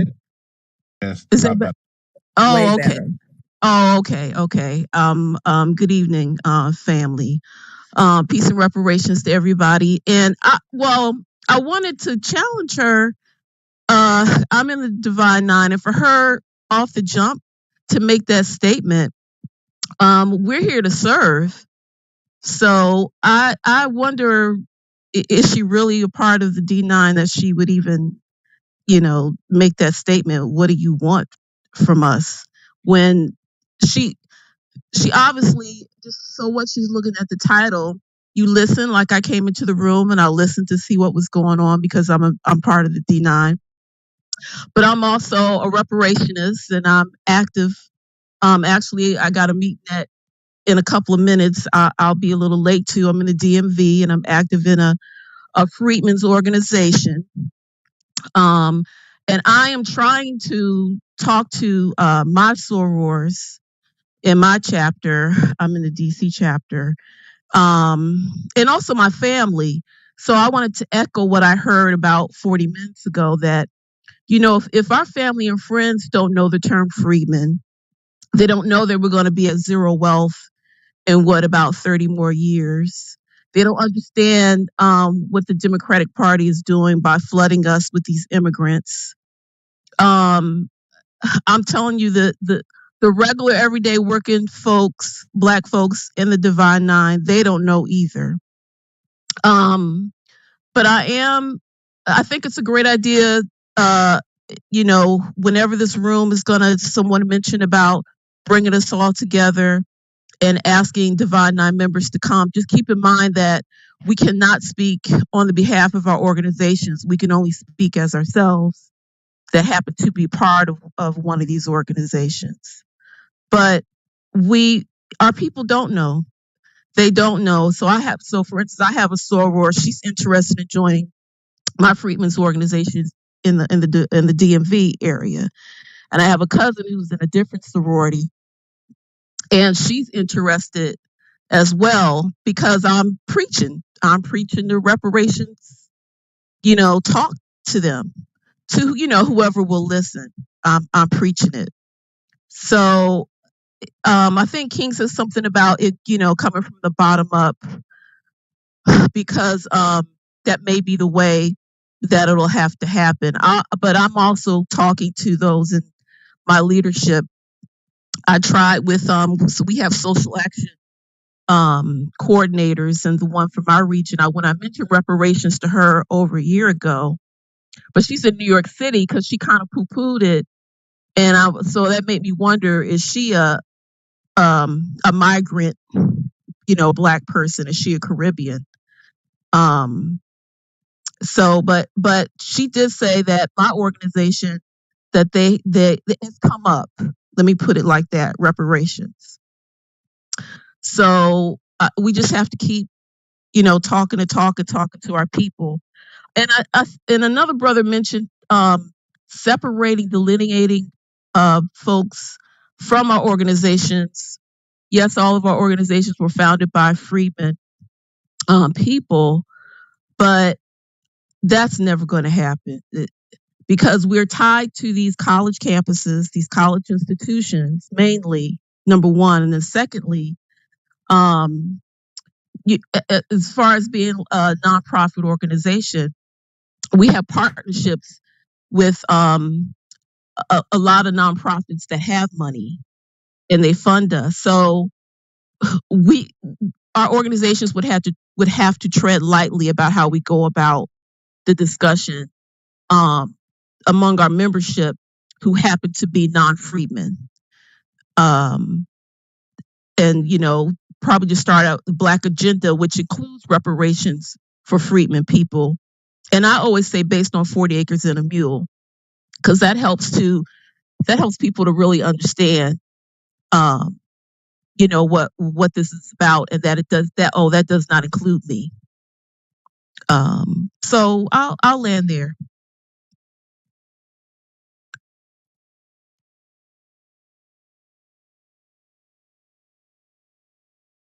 Thanks, Sister Tracy, for that submission. And that just goes to show, you see, all divine nine and sorors and fraternities are not the same. Just look at the stark contrast between her and Indira. It can't be any more starker. And it's good to know that we do have freedmen in those spaces.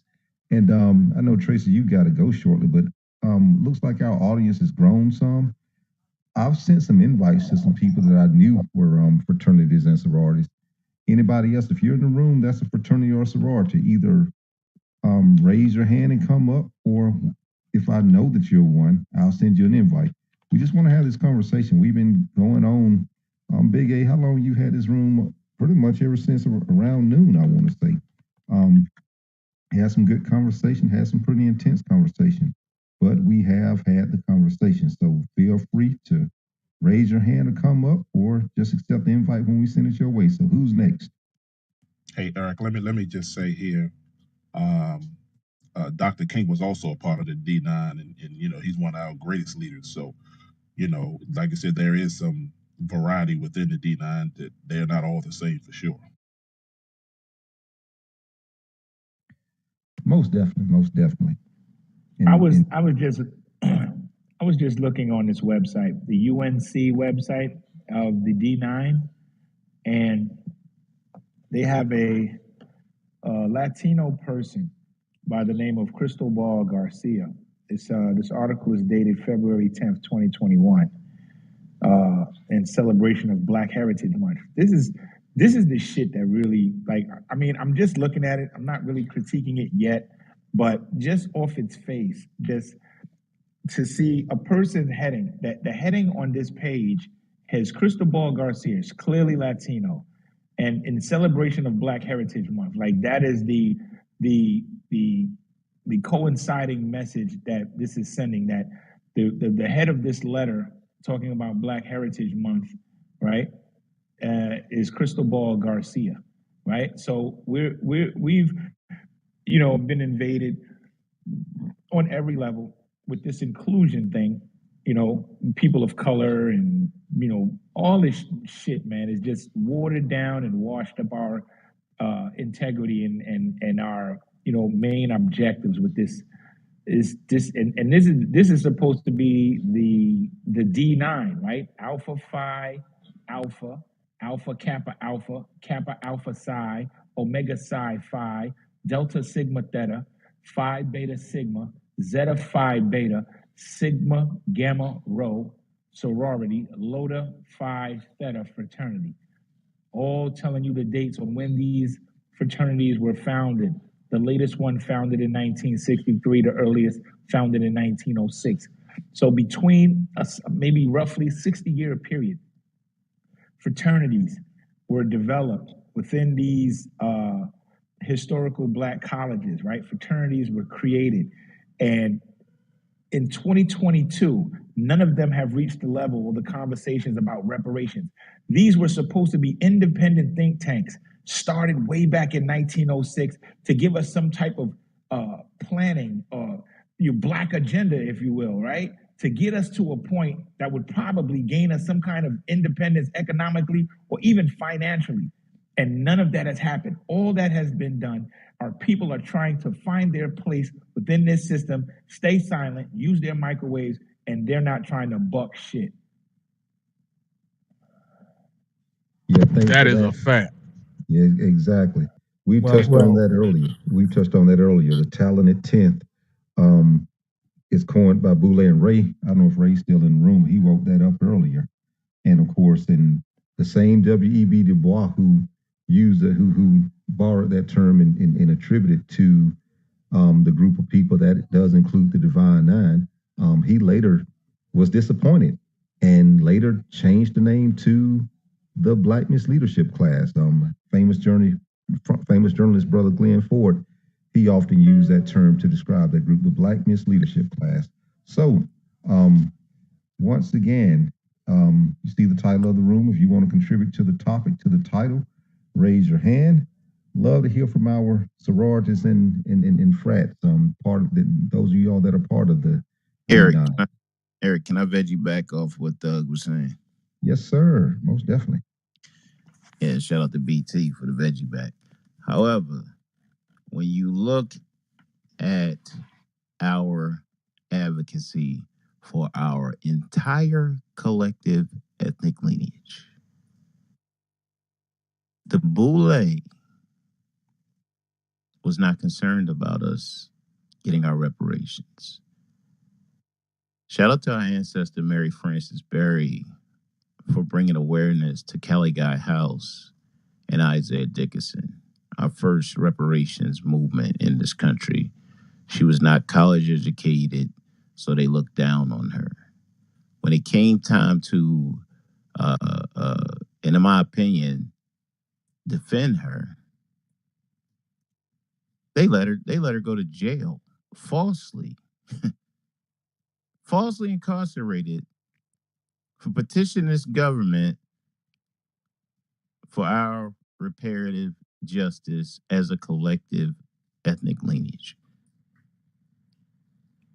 She had over 500,000 registered dues paying reparationists. She's never mentioned.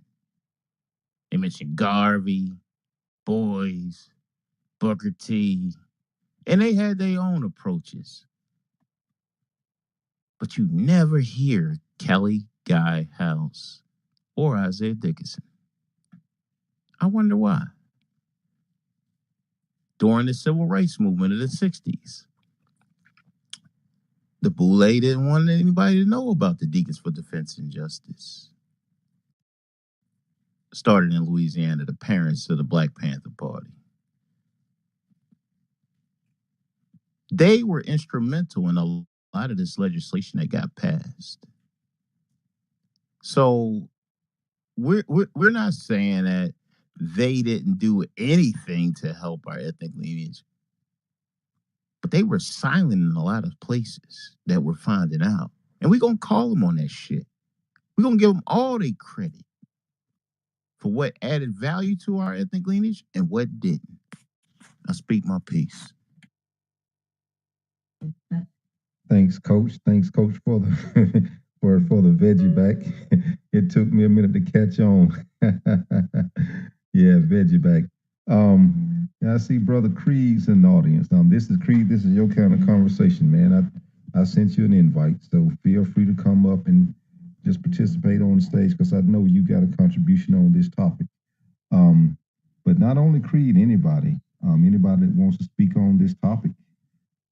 What has the Divine Nine ever done for Black Americans or the Black community? So some of you all, that title might be a little triggering, or it might make you a little defensive, or it may engage you or enrage you, kind of like it does some of us as we craft a Black agenda. Because at the end of the day, it's about a Black agenda to include reparations. All right, I got a hand now. So we got. Hey, let me say this real quick, Eric. Let me give props to the guy who even gave me the idea to even do this because it's that guy Ray Crenshaw. He has basically are they just like gangs? And I swear to God, all these people who are part of these organizations exposed the shit out themselves yesterday. With their arrogant asses up there talking down to other Black people, and wanting motherfuckers to call them elite and all this crazy ass shit, all up there with the word salad and intellectual masturbation, like that shit mean anything to anybody. But so shout out to him. That's who I give the credit to, because he woke something up. And shout out to King Carter, because he been telling us about this shit, but they actually exposed themselves in their own words yesterday. So yeah, shout out to King Carter. Shout out to Ray Crenshaw. I don't follow him or nothing, but I'm gonna definitely give him a follow out there. Shout out to him, man, for helping expose these rats. All right. Yes, sir. Brother Ernest Friedman, what's on your mind? I don't know what's going on. Peace to the room. I was gonna say, as it relates to the topic, I mean, what has Divine Nines ever done for Black Americans?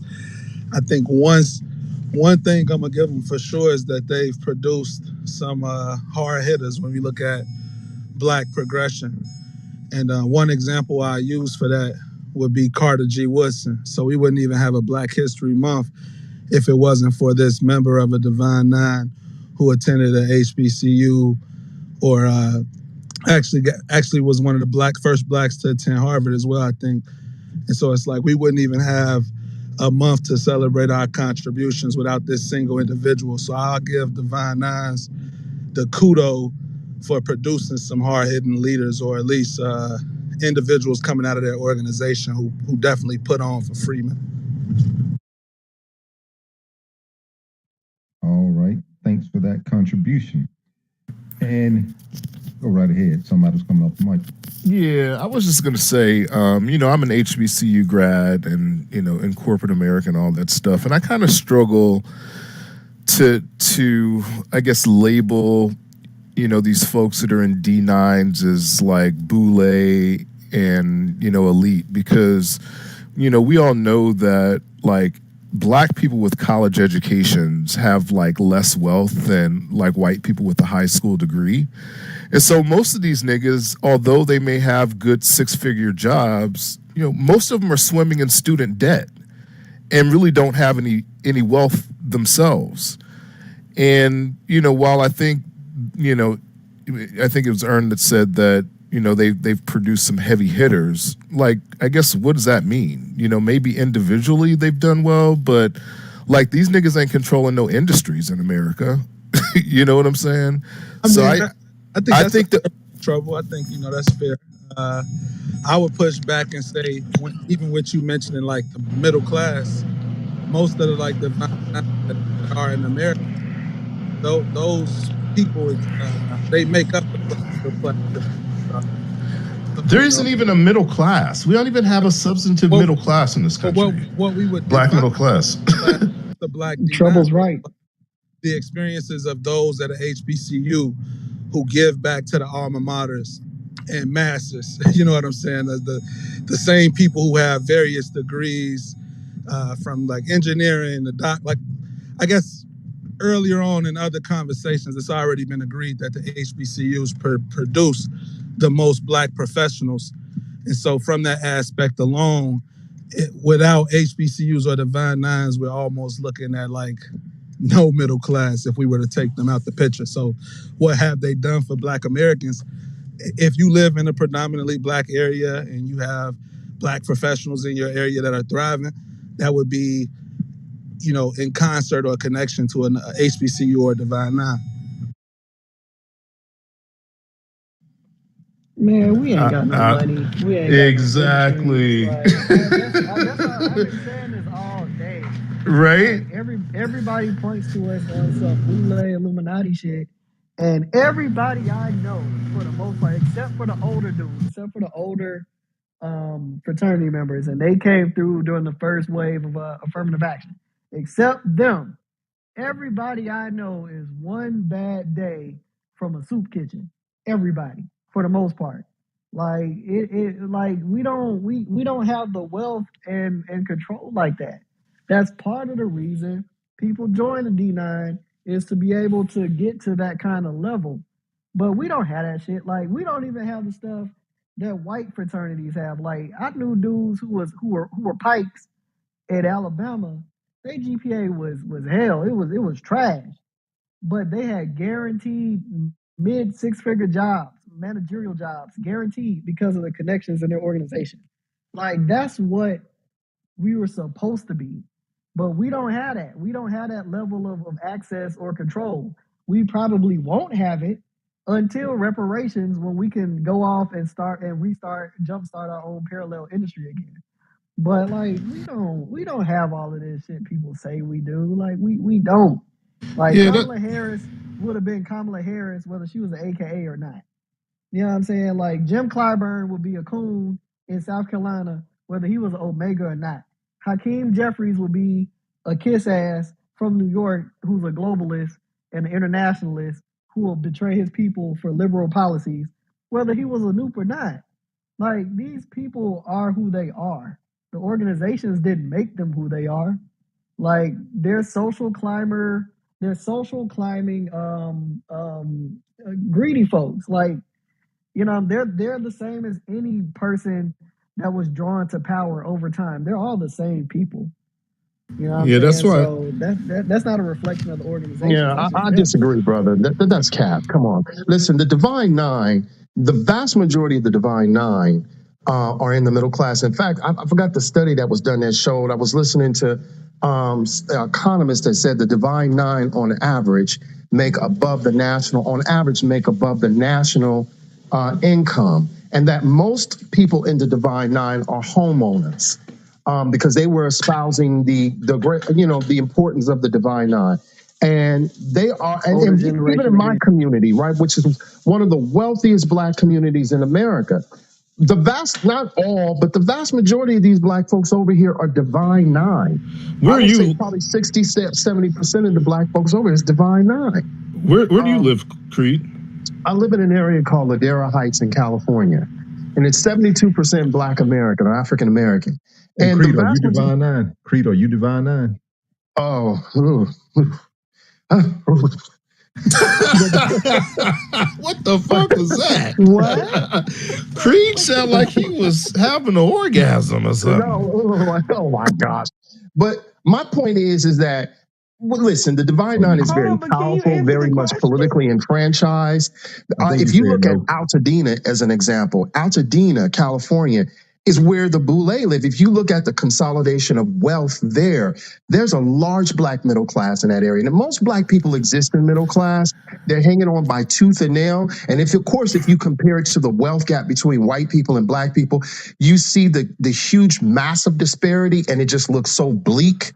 And this is why lineage-based reparations is so needed and important, because it's not just about a payout. It is about that, but it's also about addressing institutional institutions that have kept Black people from curing and having access to create multi-generational, because I believe in multi-generational wealth. And first, when I say multi-generational, I mean us looking at 300-400 years, 1,000 years into the future and seeing where our people will be and trying to project our people and lay a trajectory that will get our people to that destination in a millennia. Every group does that. That is about economic power and development, from the Chinese and to the Southeast Asians do that. So that's important for us to focus on. But the Divine Nine, they got power, bro. Let me ask you though, Creed. I mean, let me just say this, Creed. You talking about your own people, ain't it? Yeah, I mean, Creed, you talk about how these people are barely in middle class. And I think the point that we were making is like, if you're barely in the middle class, then how can you be considered elite or boule? No. I'm saying most Black Americans in the United States are barely in the middle class. However, when it comes to the Divine Nine, they represent the top 20% of Black America on average. The top 20% of Black America in the United States are not barely in the middle class. In fact, they hold the vast majority of Black wealth. Something like 90% of the Black wealth is controlled by the top 20%, and then the top 1% of Black America controls the vast majority of that wealth. It's my understanding that 90% of Black wealth is actually controlled by baby boomers, and most of that is wrapped up in the house. That's not no fucking D9. That's what I've been saying. That's exactly what I said. I said the older members of D9, the ones that were the first wave of affirmative action people, they're fine. They're okay. Yeah, but you have to understand their children are going to. It's the rest of the D9 that is. No, but guess what?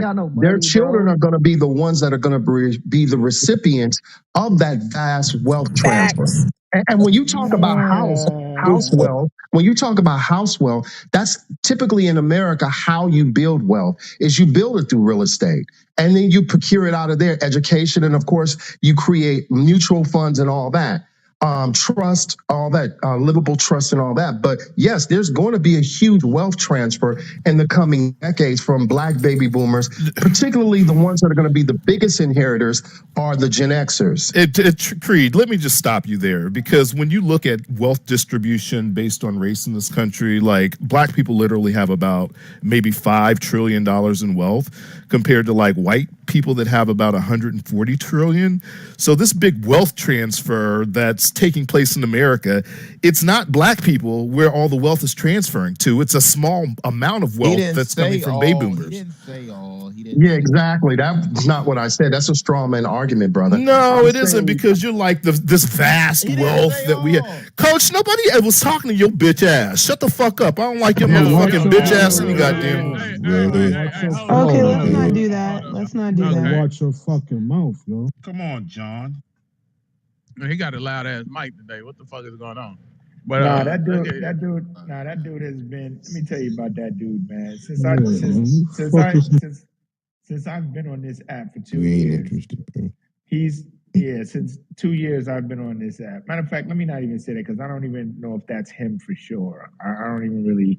I just know about his voice.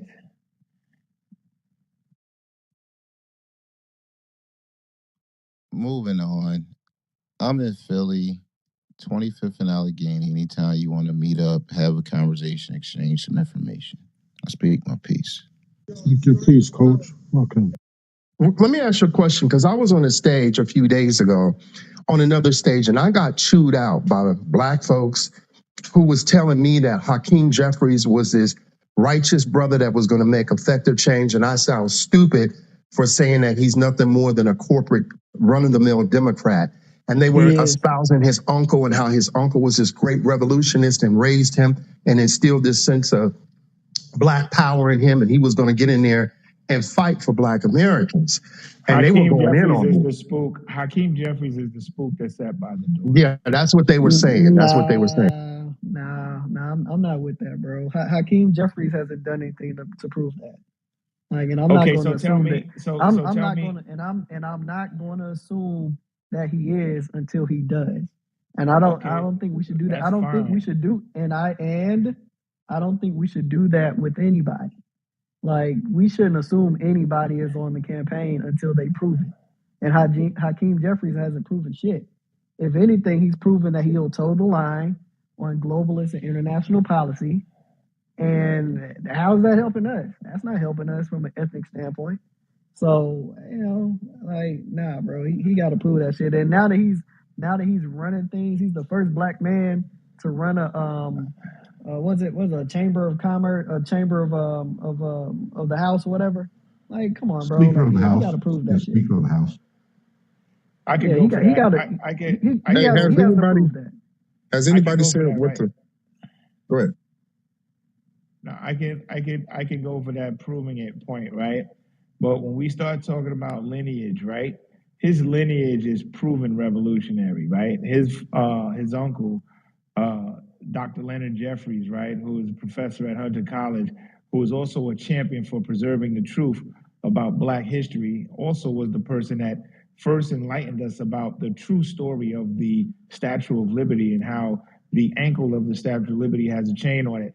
I just believe, right? This is my belief that his lineage to that man alone is enough for me to trust that, he's going to do what he is supposed to do as a spook that sat by the door. Hey, we got some people that I invited to the stage. We're gonna let y'all continue to rock, but I don't want them to just hang out here for a long time. They got invited. Bitterbelly and Jason, go ahead and contribute. You start with you, Bitterbelly, then Jason, then we'll get back to the popcorn. I was literally just listening. I was invited up, so that's why I just came up. I don't have anything. I don't know. I don't have an answer for the topic.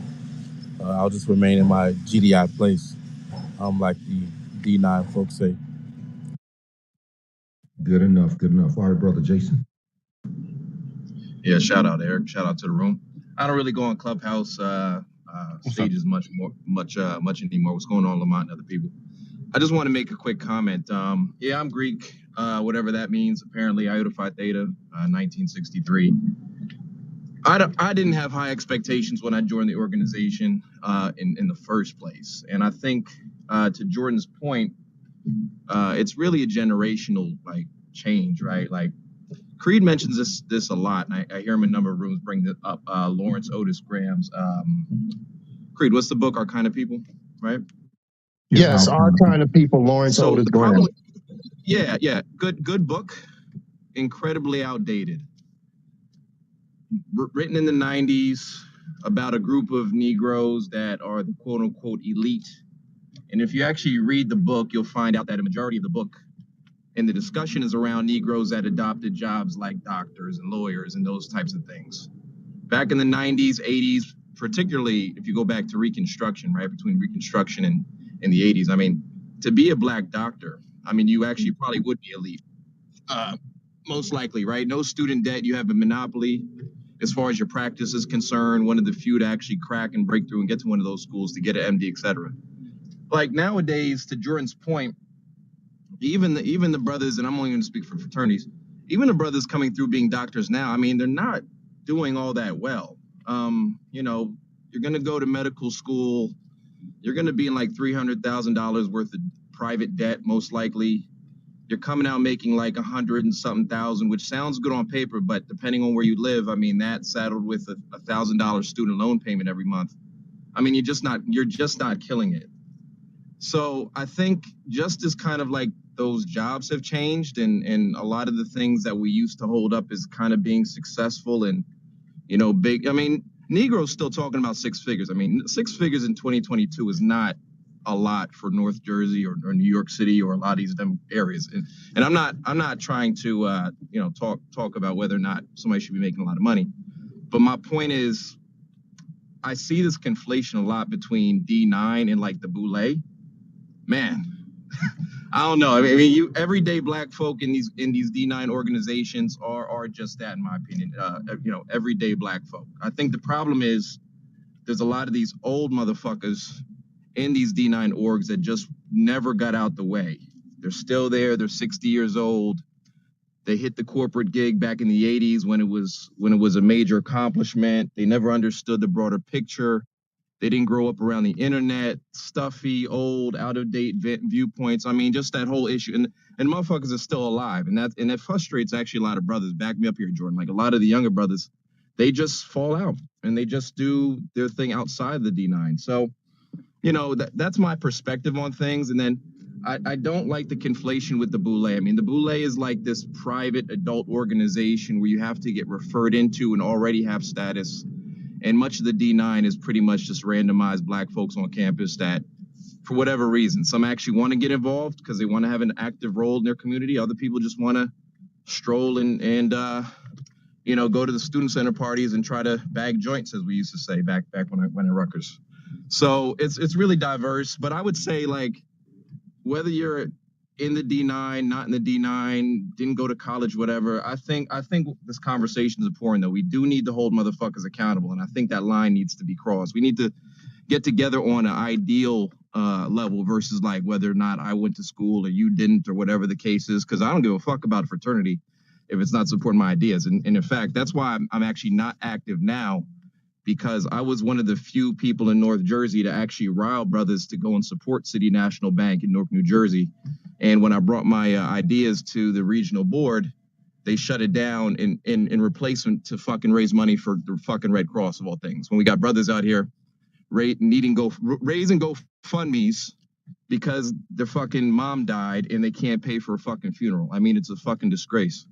So we definitely need to keep the heat on orgs from all angles, and I think that's the only way we probably go move forward. And I'll land. Yeah, I want to say this though, because that's very profound what you said.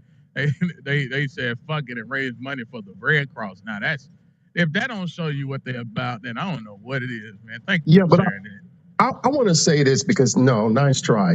What he did was very shady. He tried to say that my reference to the black middle class is based off of from some historical perspective of what I read in a damn book. Like, no, bro. My perspective is based in reality, right? I listen to the Divine Nine. And I listen to when they talk about their studies and when they talk about the income of being part of the Divine Nine and the benefits of being a Divine Nine. And they tout that on average, the Divine Nine makes more on average income-wise than the national average. And that most people in the Divine Nine are in the middle class. I listen to them, and I listen to them because I know it's true, because when I walk out of my fucking door, I see black folks surrounded in the tens of thousands living in multi-million-dollar homes, and the vast majority of them have pledged. The vast majority of them run intersectional with the Divine Nine, the Links, Jack and Jill. Creed, I wasn't even challenging your point, brother. I think what I was trying to say was, in a very nuanced way, those communities, like I would ask you, for example, how old are those people? And I could argue that none of them are younger than the age of 30. So the group I'm talking about is the new generation of brothers and sisters and a lot of these D9s who came through, let's say, 2010, 2005 and beyond, right? Still under 40. I mean, I don't know I haven't seen data on this. Maybe you have, but I would be hard pressed to say that new cohort is doing remarkably well. You might have data otherwise, man. So I wasn't trying to actually challenge. I will say this to your point. No, they're not. They're not under 30. That's no, fuck no. Creed, we can put this to bed to rest right now. What's the median net worth for black people? And that would include the said Divine Nine. No, brother, I see so many fucking data. I don't even know. It's what? 1 minute So they you say don't it's know. $5, So and 1 minute it's no, 15. 1 minute is 30,000. I got the answer. So it's between 16 and 24,000. Do you know how many black people have to be? And then you talk about the homes that they live in. If they're paying a mortgage, Wait. That's the median income. See, and that's so funny because where did you get your numbers? Because I got some different numbers. I said range. I gave you a range. So listen, everybody, if you are paying a mortgage, see, everybody always brings up a house, right? I'm talking about personal debt here. If you are paying a mortgage, you have debt. So if you live in a $500,000 house, if you live in a house that costs $1, you're negative $1. So when people, all you did was highlight the fact that they got debt. If they're still paying a mortgage, you are not a homeowner if you have a mortgage. That's debt. And that doesn't matter how much money you make a year. Your debt, if your house is 500,000, you're negative 500,000. Yeah, but the difference is the banks are going to require a debt Here we go. to income ratio, and you have to prove that. So, an example in my neighborhood, the average mortgage is going to be $8,000 to $10,000 a month. Okay. On Okay. average. So, So Creed, you have to make if a you got considerable amount to even I got afford you. that to get a Creed, mortgage. if my house is $500,000, right, and I have no assets, I have nothing else, what is my net worth? Wait, how do you not have any assets when you bought the house? In order to apply for the house, you had to have assets. Okay, so if my 401k is $1 million and my house is $500,000, what's my net worth? No. That's actually appreciated wealth. So everybody, they I got count you. that So as their net everybody, worth. So you'd be my 1.5 debt, million. hold on. I got you. So if I have $1 million in my 401k and my house is 500,000 and I'm paying a mortgage, my net worth is 500,000. That's not negative. They would say your net worth is 1.5 million. So okay, if I'm glad you said that, Creed, because let's say my debt to income ratio is 0 when I go apply for a mortgage, right? Creed, could you tell the room what they would calculate as my debt to income ratio moving forward? The income ratio forward would be your home. No. So what I get, okay. So everybody, if I walk into a bank and my debt to income ratio is 0, no debt. I walk in there and say, hey, I want to apply for a mortgage loan. They're gonna say, well, we approve you for $1,500. Whatever percent that represents of my net pay, that will be my new percentage regarding my debt to income ratio. So I don't know what Creed's talking about. They calculate your going forward mortgage payment a part of the calculation for your debt to income ratio. So when people talk about their homes, I got you. So when people talk about you said mortgage, right? I just want to be specific. So when people talk about I got a $500,000 house, I got an $800,000 house. You just told the room how much debt you're in. We didn't even get started on your credit card debt, your car note debt, all that other shit. So again, the median net worth is the range. You got to add your life insurance policy into your net worth too. It's not a debt. Yeah, it's not exactly. a debt. Also, you're talking about equity in the home Everybody, too. everybody, That counts as well. your life insurance is not a debt. What was your Look number? up the formula. Hold on. Because everybody like to blurt shit the fuck out in these spaces. Go online and look up the formula to calculate a debt to income ratio. I understand, but what I'm saying to you is that people that have $500,000 or $1 million, $1.5 million home, they have health, they have not even a 401k. They have mutual funds, they have trust, and they have insurance. And on top of that, they have their pension usually, or their corporate parachute that they're going to get for the rest of their life when they retire. Much that house, whatever that house costs, you subtract that from those assets. And that's how you determine. Let me finish. That's how you determine their net worth. So you can still going to be positive because if I'm wrong, Creed, because you're babbling. If I'm wrong, what's the formula to calculate net worth? No. If your house is $500,000, right, and you're paying a mortgage each month on that house, but you have $1 million in health insurance, you have $1 million or $2 million in your mutual fund, So right? everybody, And then so on top of that. For everybody, here's the formula to calculate, right? So when you want to calculate net worth, it's the value of all your assets minus your total liability. That equals your net worth. So I don't know what the fuck Creed talking about. And then when you look at the formula for debt to income ratio, let me get that for you because I don't want nobody to think I'm pulling that out my ass. All right, well, while he's getting that, I'm talking about total net worth. What you're doing is you're doing a basic metric and you're trying to formulate that basic metrics to win your argument. I got you. So here's how you calculate your debt to income ratio. Add up your monthly debt payments and divide by your gross monthly. They even tell you to go off your gross, something you'll never touch. I always tell people to go off your net pay. That'll give you a more accurate picture of what you have, what you're managing every month. Here's something else they tell you. So anyway, I don't want to go down that road. All I'm saying is this, man. The people that Creed is talking about are encompassed. They are also included when they factor in Black people in America's median net worth and average net worth. And it's still ranging. The median net worth is ranging between 16 and 24,000. And guess what else, everybody? In Minnesota, it's 0. While white people's median net worth in Minnesota, the state of Minnesota, that's just one state, $211,000. I think Unapologetic Cree had a point though with the different numbers, because when we look at what we get wrong about the racial wealth gap and the data published by Duke and Darity, the reparations expert, they saying that blacks with some college have a median household net worth of 70,000, post college 141,000. And so no matter what, when we say black middle class, we know that the lower class isn't living to the extent that What is the debt of those households? And so You just told us. I think that's important to point out. But it hold does. on, fam. You just told us. Hold on. You just told us how much you just told us the net pay or gross, whichever metrics they're going off of, how much those households are generating. Now, what is the debt? Because that's what I've been talking about. I don't know what you're talking about. No, it says median household net worth. So wealth. He's talking about wealth. Yeah. So when you look at I would love to see those metrics, right? Because when you subtract the debt, that decreases. And the metrics that I was looking at, what's the one from Minnesota? It was it was something bureau. I could post it in my PTR, and then you go look up the source yourself. All right, appreciate that. And if you go by state, I guarantee those numbers will be off. Yeah, appreciate you. We're gonna come back to you. One thing about them to keep up with Unapologetics, you better be an MLO. I just happen to be one. That's a mortgage loan originator, some kind of lending officer. He knows his numbers. But let's see. We've had a couple of people to come to the stage. BT, Man, AK, Black Think Tank. I think I saw BT, who was here first? You or BT? Y'all honor system between y'all two. Hey, real quick, just look at my PTR. I'll go on mute, but just look at my PTR.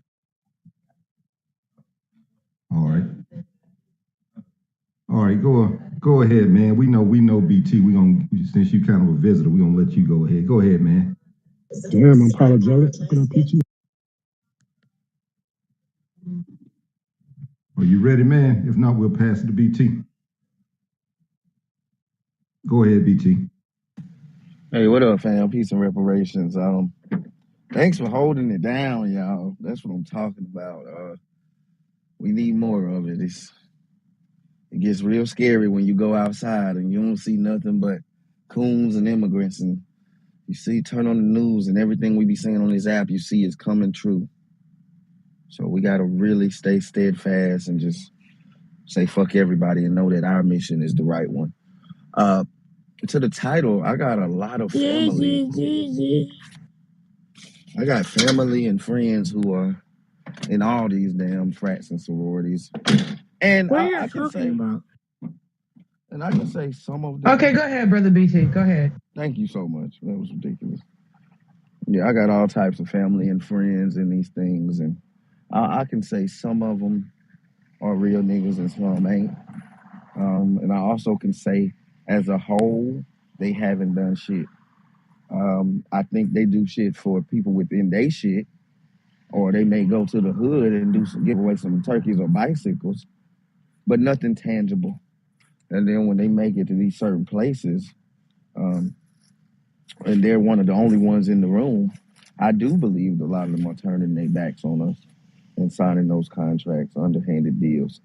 So I'm really happy we're getting to wake it up. I hope more people who are actually in these frats and sororities come up and speak to it, because being from Atlanta, I've seen some of the, I would say it's gang-like privileges and gang-like movements, the way that it's like, you know.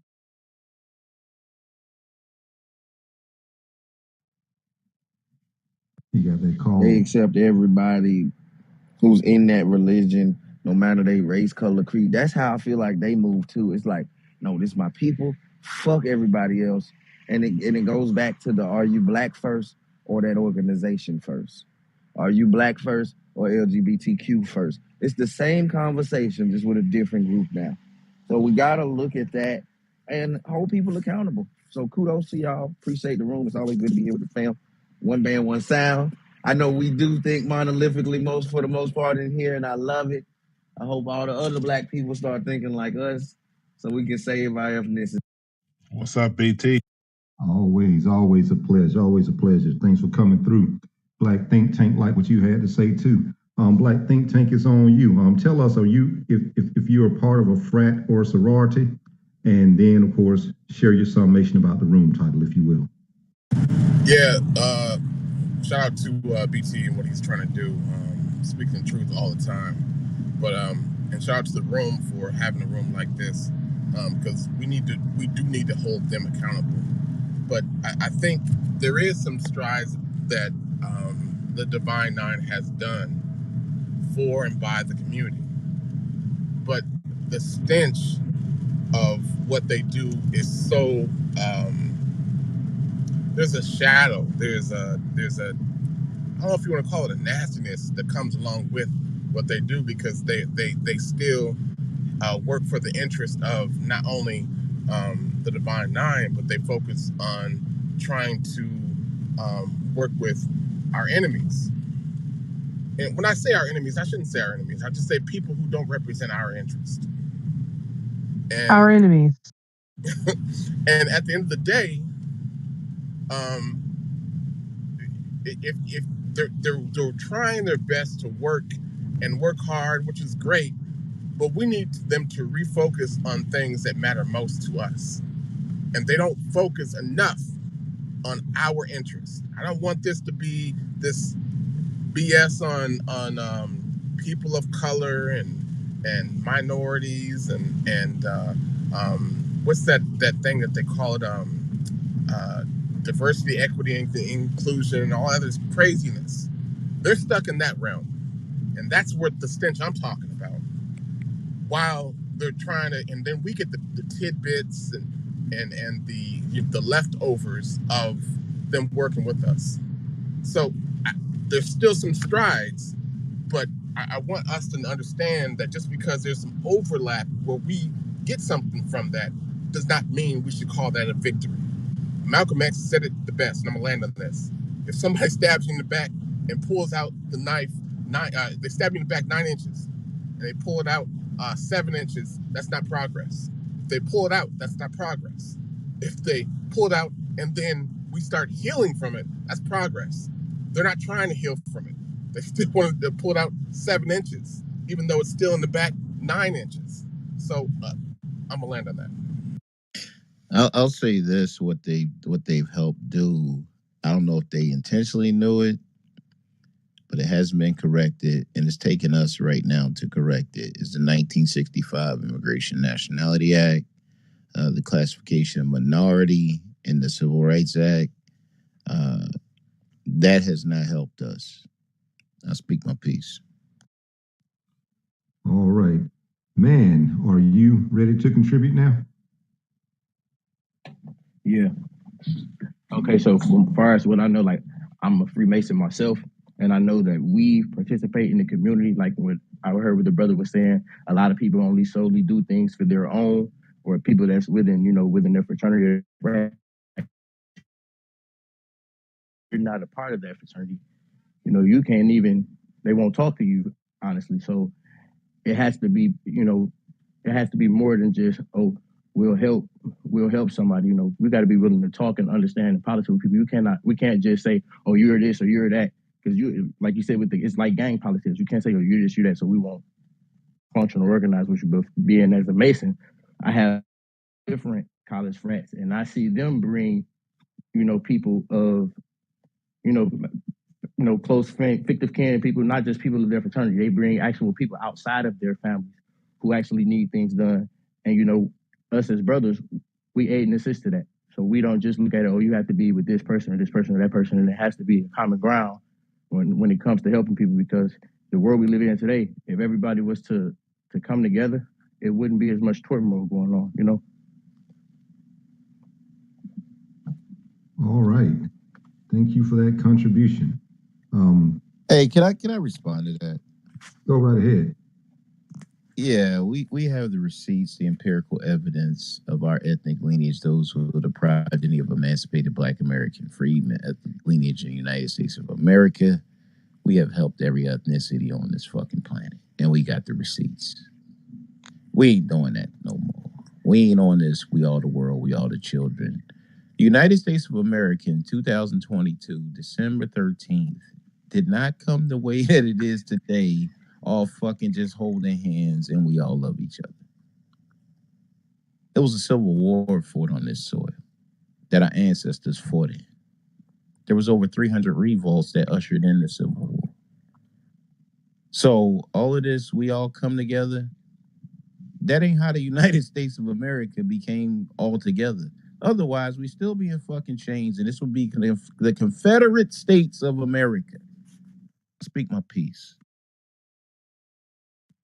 Yeah, I'd like to unpack a question that I saw in the chat, and the brother, he's in the room. He was, and I want to shout out to him because he was holding down, he was helping to hold down the room earlier, representing one of the fraternities. Brother Ron there, he put a question in the chat that was kind of pushing back against the claim that D9 really don't have wealth, and so if they don't have wealth and if they don't have these assets, what are we asking of them? It's pretty simple. We're just asking anybody that occupies the social, political, and economic space that occupies such a prominent economic space in our communities to get on board with a Black agenda, not a class agenda, not a narrow class agenda, but a larger Black agenda that includes reparations and that includes helping us to stave off ethnocide, genocide, and erasure. So, and historically, they have, being a buffer class and being the comprador class, and really not having a track record of really building those institutions that we need. We're just asking them to either, lead, follow, or get out of the way. Lead, follow, or get out of the way. It's just that simple. So anybody, you can feel free to unpack that, because that's kind of what the sub theme of this room is. In addition to the title, we're dealing with the issue of expectations. What do we really expect out of these folks? Or should we expect anything out of these folks? That's kind of like the sub theme. So feel free to chime in. I think we should. I think we should expect. Go ahead.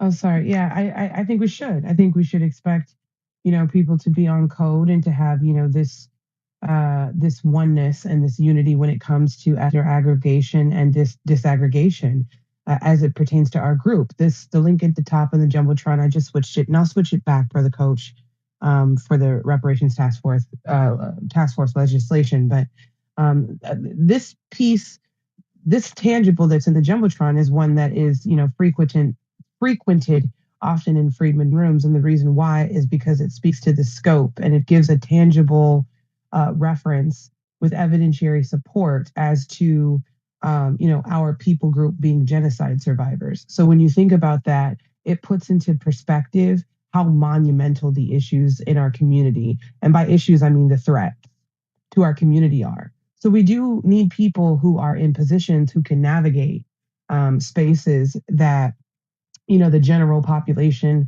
of people in our community who may not be able to, maneuver within those spaces. We need them to be properly advocating. We need them to be responsible. And they also need to be, held accountable when they are not being responsible in those spaces, because we are genocide survivors. So it's really kind of a all hands on deck. If you aren't going to help, then kind of stay out of the way, but do not be complicit, complacent, or compliant in any way to the threats that we're experiencing. And that can be translated into different ways. That can be translated through politics, through economics, through the general collectivity. But there are also sub aspects of that, like medical apartheid is a huge thing, and is something that we're starting to wake up a little bit more in the community, at least here on Clubhouse, and trying to wake up as well off the app as well. Another thing is kind of pinpointing and observing and studying warfare strategies of white supremacism, and how to respond to those things properly in modern day to modern issues, and also identifying groups who've been able to avoid accountability and responsibility for their complicity in our genocide and Holocaust that we're still experiencing today. So I think the least that we can do, if we're going to ask at all, is for people to be on code, especially when we are in public spaces, which requires us to have kind of a monolithic a monolithic unity, a code, an order of operating, and representing our community. We know that it isn't a truthful thing to say that every single person in our community is going to do that, but to hold them responsible or to ask that they are, I think is very minimal in comparison to what our elders, to what our ancestors have experienced in terms of certain aspects of physical bondage, and just for the fact that they died for us to be able to get as far as we are now.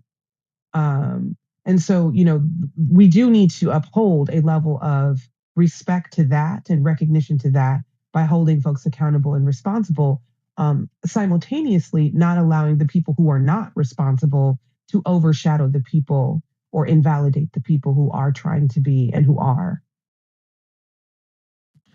Something just popped in my head. Like, I have the publication. Shout out to U.S. Friedman on Code.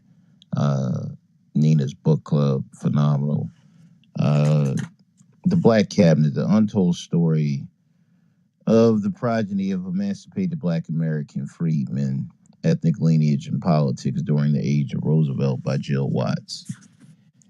And it's really saddens me that a troglodyte Neanderthal under the U.S. Census classified as a white woman is the author. Speak my piece. All right, yeah, thanks. Go ahead. Who was next? Who was coming off? Yeah, this is Black Think Tank. I think we need to, what I would want if I was to ask them, all of them together, is to put our interest, it's already been articulated a little bit earlier though, but I'm just going to say it a different way, put our interest above everybody else. And there's nothing wrong with anybody else doing that. We're not anti anybody else. We're just looking out for us because we need the help, and that's what our priorities are. That's where our values are at. So we want more information, more tools, more resources, more infrastructure. And if we could get those four things, then we can actually build more opportunity. And when we get more opportunity, until we get reparations, while we're fighting reparations, to arm us so we can fight a better fight for reparations, that's what we need. Tools, resources, knowledge, information, and even partnerships and collaboration. They're structured, organized, and already have the infrastructure already in place. Put it in place to empower us, to help us to be stronger and better, so we can fight a better fight. I'm done.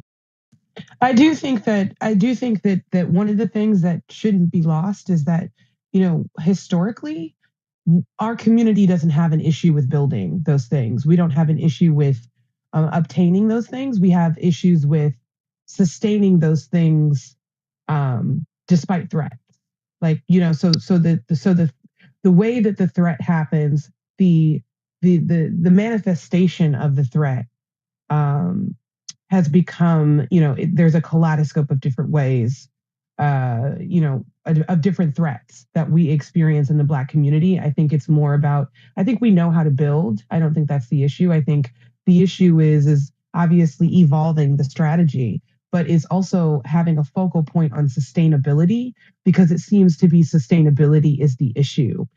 So creating and cementing sustainability in our community, because we had Black Wall Street, we have the patents, we have all these inventions, innovations, and all these other things that we've done in politics and economics, creating political parties and systems, to, building the Freedmen's Bank and all of these other things that we've done, to having one of the highest amounts of, innovations and wealth building between 1870 and 1940. And that was actually the golden age of Black invention during that time period. So we have, the tangibles to show that we have no issues with building. I think shifting a focal point into sustainability. How do we sustain what we build? How do we keep it from being infiltrated? How do we keep it from being contaminated? And also let's take a look and understand the aspects of safety hazards, and when and how we should draw the line in terms of safety hazards, and what are those safety hazards, and then how can those things evolve?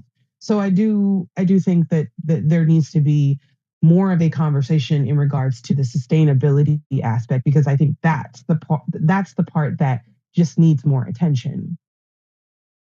And I'm not saying respectfully, I'm not saying that.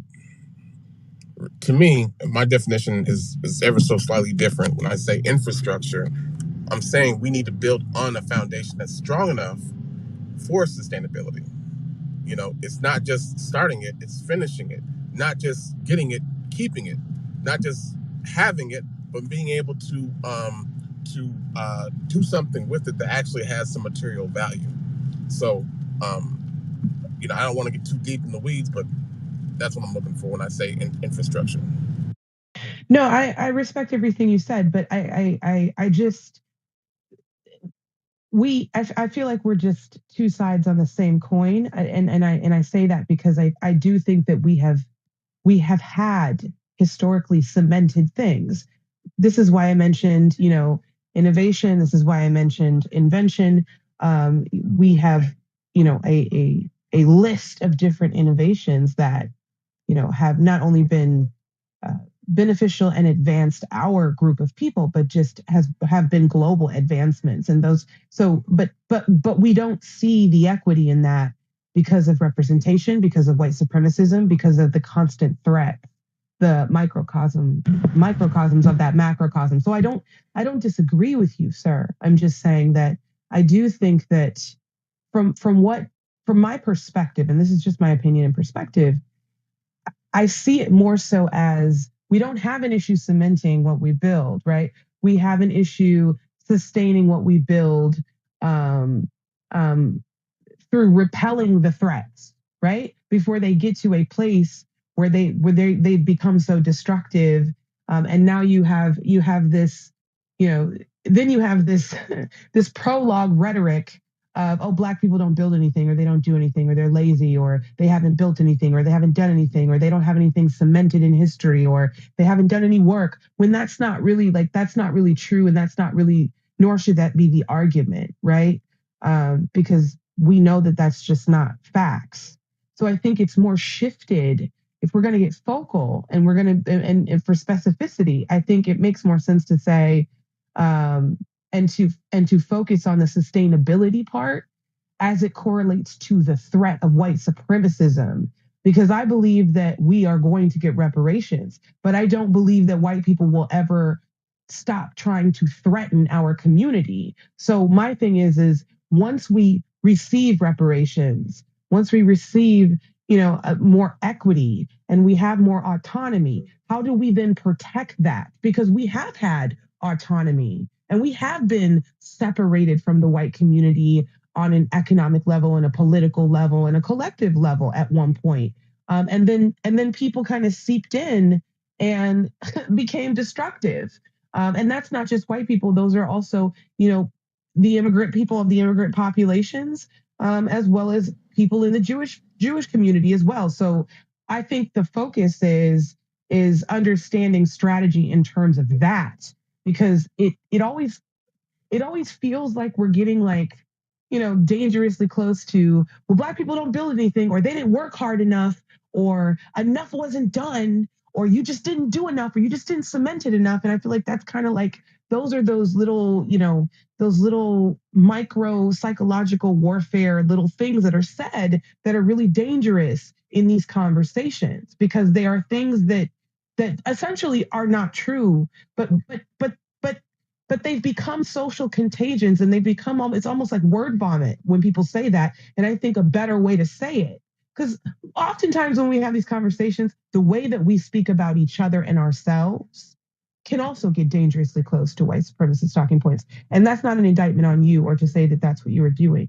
But I do think that it is very essential when we speak about anything having to do with resolution that we are very careful not to do that. And that's why I stated the point that I stated, and that's where I'm coming from, that place, just to be clear. Appreciate that. So yeah. Go ahead, bro. I was going to welcome William to the stage. So if there was somebody else that had a point or rebuttal to that exchange between Black Think Tank and Ishmael, go ahead, and then right after that we'll have William. Yeah, just like I was stating, it just saddened me that our suspected Divine Nine educational elite haven't put out publications like this Jill Watts. I mean, they're just all they're doing is compiling the information about our ethnic lineages, life experience here in the United States of America. What I've noticed is a lot of our ethnic lineage has more fucking education about the continent of fucking Africa and not our own fucking accomplishments here. I'll speak my piece. Thanks, Coach. Brother William, welcome to the stage. What's on your mind? Brother William, are you there? Going once, going twice.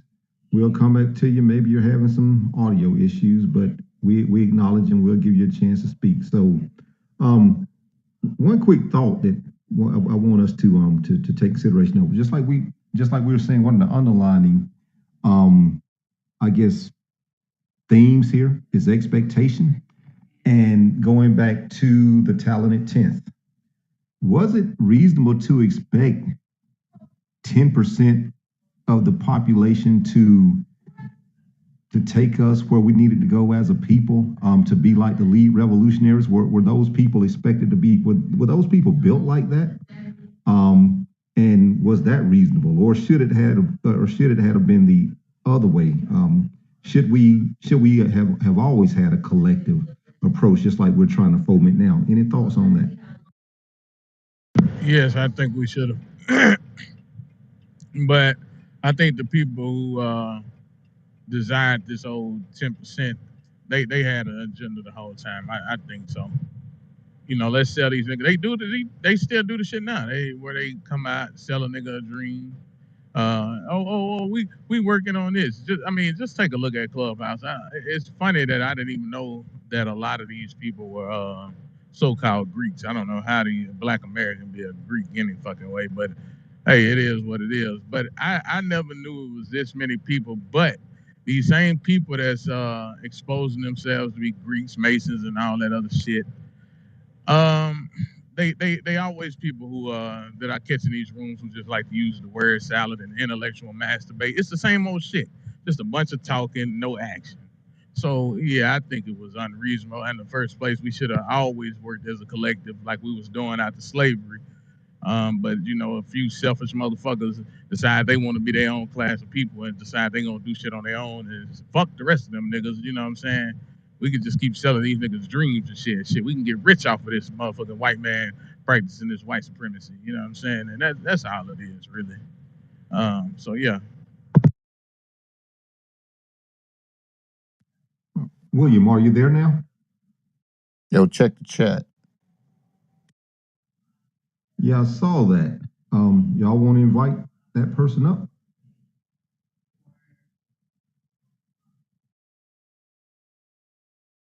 Who that? Which one? I'm driving, so I can't really look at the chat. Yeah, go and invite them up, whatever. Set free. Someone said part 2 of the foolery. I guess they're talking about, and I'm not sure if it's a. Yeah, bring them up. Set free. Bring them on up. Yeah, set free. Come express yourself. Well, good evening to everyone on stage. And like I said, this is part 2 of the foolery, because yesterday I was part of rooms that were, for lack of better words, just kind of blew my mind as to not so much members of the Divine Nine. Yes, the conversation was about them, but it turned into an all-out, in my opinion, class war. I was like, how did I get here? But I'm here. I'm here to listen and, of course, contribute to the conversation. A friend of mine told me about the room, and I said, "Uh-oh, I hope it's not a repeat of yesterday," because yesterday was just, yeah, it's definitely not, actually. How long you you should been have in the gauged room? that before you came in. Like, it was definitely, just But I'm not to glad. be rude to I'm you, glad. but it was it was, we were certainly building in this room. I mean, there have been some opposing views, but we have certainly been building respectfully in this room. And it's, you know, we that's what it is in this room. Ain't no class war up in here. Like we're having an intelligent dialogue and disseminating information. And some people aren't, but it's still, we're having a respectful conversation. So hopefully, Well, that is good to know. Thank you. by the I time you appreciate leave, that. you don't feel that way. Okay. Thank you for that. I do appreciate it. Yeah, I just got here. So again, I had to woosah yesterday, but I hope this is more fruitful. So I will yield my mic. Thank you very much. Are you part of the one of these organizations? Yes, I am. I'm part of the Divine Night organization, specifically Alpha Kappa Alpha Sorority Incorporated. I do not speak for them in any way, shape, or form. Set free speaks for set free. I have to make that very clear. So anything I say here is set free's opinion. So. Okay, cool. Well, I see y'all got that down pat. Kind of like some indoctrination, whatever. But anyway, what is it that? Well, not really. Just I get tired of hearing the same thing. Is because when we speak of the organizations, everybody seems to defend them, but when y'all come and speaking, I don't speak of the organization. I'm speaking for myself. So, okay, how do y'all get together? Have you asked why that's so? Because I'll be happy to really explain. don't care. I really don't care why. Okay. That's just a bunch of it's really just like avoiding taking accountability for what the organization do and don't do. I understand the legal aspect. It's actually taking full accountability and not shelving accountability to another entity, which I cannot speak for. Like that's me trying to speak for you or trying to speak for anybody else in the room or assuming. I can't do that. I won't do that on behalf of the organization because I'm not paid by them and I am not official representative of them. Just like my corporation, if I were on this stage, I would say I cannot speak on behalf of my work because I am not a designated person to speak on behalf of that. So But you are bound by its mission statements and its goals and its rules and its bylaws. So how could you not be a spokesman? Like if somebody was to let's just say hold you accountable for something that is against the bylaws that are written inside of these fraternities, then how could you not say that how could you then disassociate yourself from that? You're all sworn into these sororities and fraternities. So I think that was disingenuous for you to and that's your opinion, but it's not. That's not true. I at all can when you answer that. I can understand. answer that, Sora. Sora, I can answer that for him because they've been a little rough with you. My name is Uncle Don. They ain't seen rough yet. Yeah, I'm a proud member of Alpha Phi Alpha Fraternity Incorporated, pledge 121082. Been a gang member way before I got into college, so I ain't with the nonsense. But at the same time, so you went from one game to the next. I got you. Yeah, I did. But one thing I'm gonna do is be respectful of Black people, and I'm gonna be very respectful. But I ain't gonna be disrespected because I'm not gonna disrespect you. That is my sorority sister. But let me ask you why. First of all, I've been a regional officer in my fraternity, and we have, just like in the gangs, we have people that have been pre-selected to speak. So that is the reason why. Just like we got shot callers in prison, we have people that's already running it. We don't just have anybody speaking. New York ain't got no shot callers, but continue. Tell them again. Okay, well, I can't speak for New York. I'm from California. We do. But at the end of the day, our fraternity does.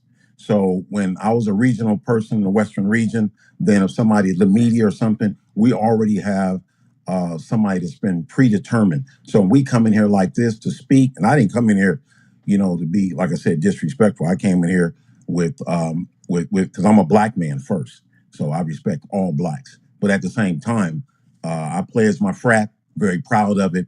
So, but like my sorority sister just said, we speaking as individuals because we're not a representative right now, and we have people that vote, and they'll be like, hey, if the media or somebody, then they'll speak, officially for the fraternity. So right now, even though I am a proud member of Alpha Phi Alpha Fraternity, I'm in here speaking for Uncle Don. But again, I ain't with the disrespect. I ain't gonna let nobody disrespect none of these women. They don't have to be in no sorority. But that is my First of all, sorority. you going too far. First of all, No, I'm not going too far because I've been listening to you. You are, brother. Nobody's I've been listening to you. disrespecting it. You've been Okay, bro. Okay, just be quiet, bro. Shit. God damn. See, you know, you come in here throwing Well, on I can this tell cape this is and all this shit. ignorant, so No, have a good day. nobody, It's not. nobody. Hang tight, sis. Bye. Okay, good. Bye. Anyway, nobody's been disrespectful anyway. I don't know why he going on this long. I let it go on, but goddamn, bro, like chill the fuck out, bro. Nobody's disrespecting anybody. You're disrespecting the Divine Nine. Yeah. Uncle Don, you came in at that's not you just true. captured a That's moment. not true. Yeah, you That's just not captured true. a moment in time. Yeah, you just captured a moment in time. This room has been going on at least for 8 hours. And we've had our That's true. I've only been in here 15 minutes. King. Right. So It's But been he a, was and it's whoever been, that it's was been a talking a very little rough to my sorority sister. Well, but she can have it. I mean, it's nothing personal. Let me speak. He want to come to in that, game right? banging, bro. Yeah, He just want to come in Hey game man, banging. who is sir. that talking, bro? Ain't nobody coming in here gang banging. I'm not a gang member. I speak okay. at Hold on, jails. sir. So don't say Hold that on, about sir. it. Sir, Sir, hold on. Let me just hold on. Let the woman engage him. Let Hold on, me wait a engage him. second. Wait, yeah. Let me just. Okay, so first of all, this is not. This is not. You two just got here. Like, what are we doing? Okay, let me get it together. Let me dial it back. Y'all just got here. I want to be very clear. The room has been very calm. We've had moments where black folks was playing the dozens for a second. It was it was fine though. We are now. This has been a calm, peaceful conversation. There's been a lot of information that has been given in this conversation. Okay, so like, we're all very passionate about what we believe. I think this space would be really great if we can acknowledge that there's some imperfections, which is what I think has been well acknowledged in this space. So, when you come and you say folks are disrespecting the Divine Nine, you just got here. You don't even know the scope of the conversation. So like, maybe just listen more. Maybe just before you respond, before you allow your conviction bias to be triggered, sir, please just listen. Please go on mute. I'm saying the same thing for the black woman who came into the space. It doesn't have to be an issue, but I do think that we need to get back to the conversation. And so let's do that. Yeah. We do want to hear from you. We do want to hear from you. Am I allowed to respond? Yeah. We're gonna hear from you. But we want to dissipate the energy for a second. We're gonna hear from you. Just hang tight. And I know you Hey, Eric. Go ahead. Go ahead, Lamont. Thug wanted to respond because they was basically making a comment towards him, so he wanted to respond to their criticism.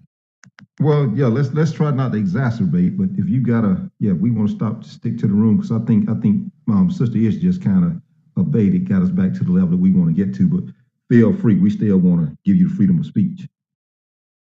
Right. So nobody was dealing with the sister harshly, right? What it is that this title of this room, right, it denotes the understanding of what we see the Divine Nine to be. We see the Divine Nine to be a organization that has not met the standards of what the future of what Black people see for ourselves. And there is nothing that has came out of that organization that has promoted anything for Black people that we see as an independent entity, financially, educationally, or economically. I don't see it. And if you take that as disrespect, then I guess you probably need to go back to school, bro. Because it's just that the conversations that I hear coming out of these fraternities are nothing about independence. They are all fraternities that are built on finding a place within this oppressive system that is not developing or producing any type of independent minds. You all talk politics. That's all these fraternities do. They all talk politics, and they have nothing to do with the independence of Black people in any state in these United States. And that's my position. I'm done speaking. Appreciate that, and thanks to our fraternities and sorority sisters that are on stage, because as you see, the conversation is about you, and we don't want to talk at you. We want to talk with you, and a stage wouldn't be a stage without you on it.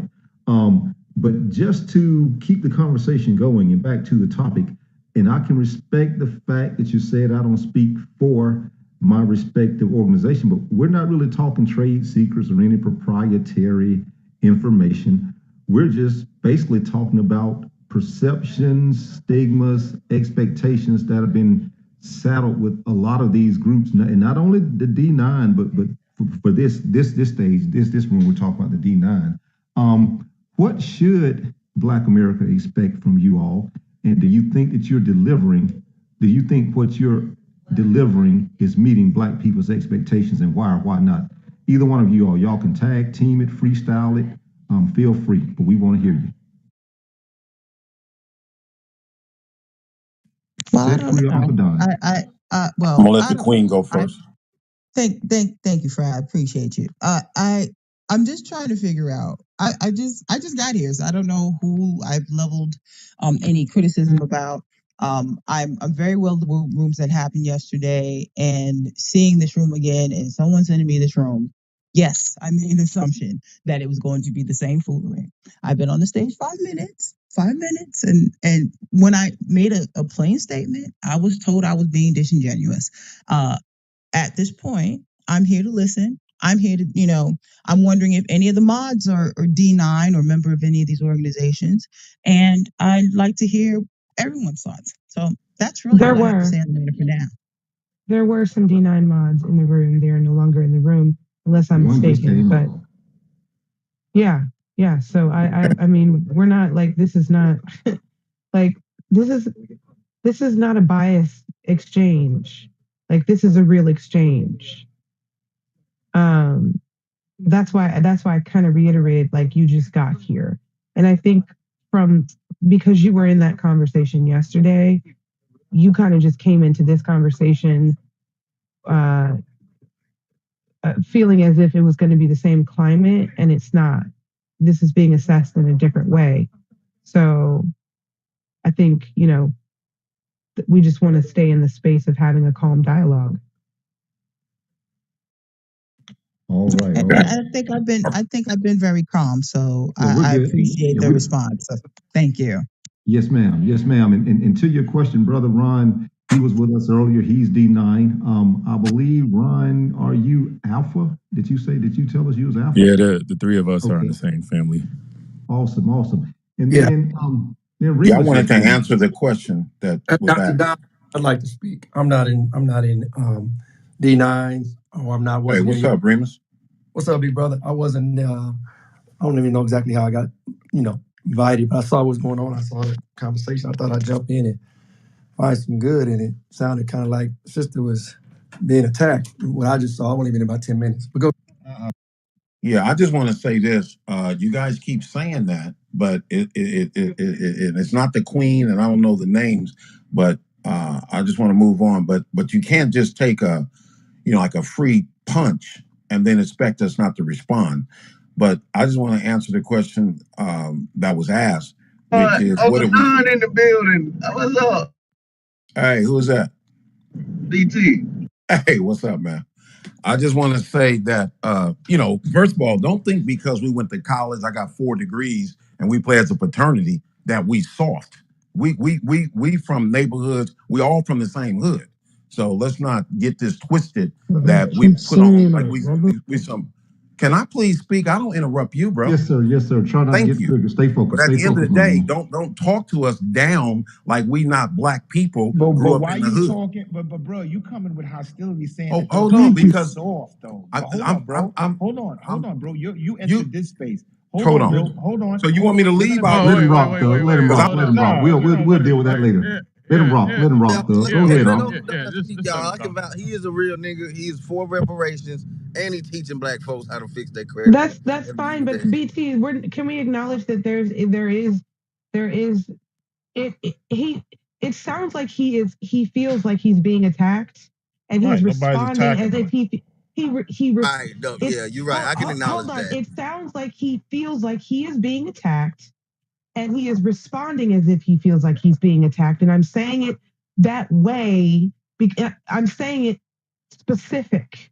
I'm being very specific about my words right now. So, like, if he feels that way, that can be understood. But this is a space that didn't have that going on in it. So he needs to bring that shit down a little bit. True. And we've gently tried to say that to him. Okay. We've gently tried to say that a few times, and it hasn't Queen. computed. So I'm Okay, saying to it's you, not that it sir, hasn't computed. sir, Yeah, I sir, missed Hold on, that. brother. Sorry. Let her sir, finish. Let her please let me finish. finish because I want I you to thought I had understand the floor. something. I do not believe, right? Nobody is generalizing in this room. And it sounds to me, and now this is my perception. I'm not indicting you, but it sounds to me as if you feel like folks are generalizing because the way that you are responding is coming off with some vitriol. So this is what let's just talk to each other with a little patience, right? Go ahead, Uncle Don. Again, the lady that spoke, I don't know her name.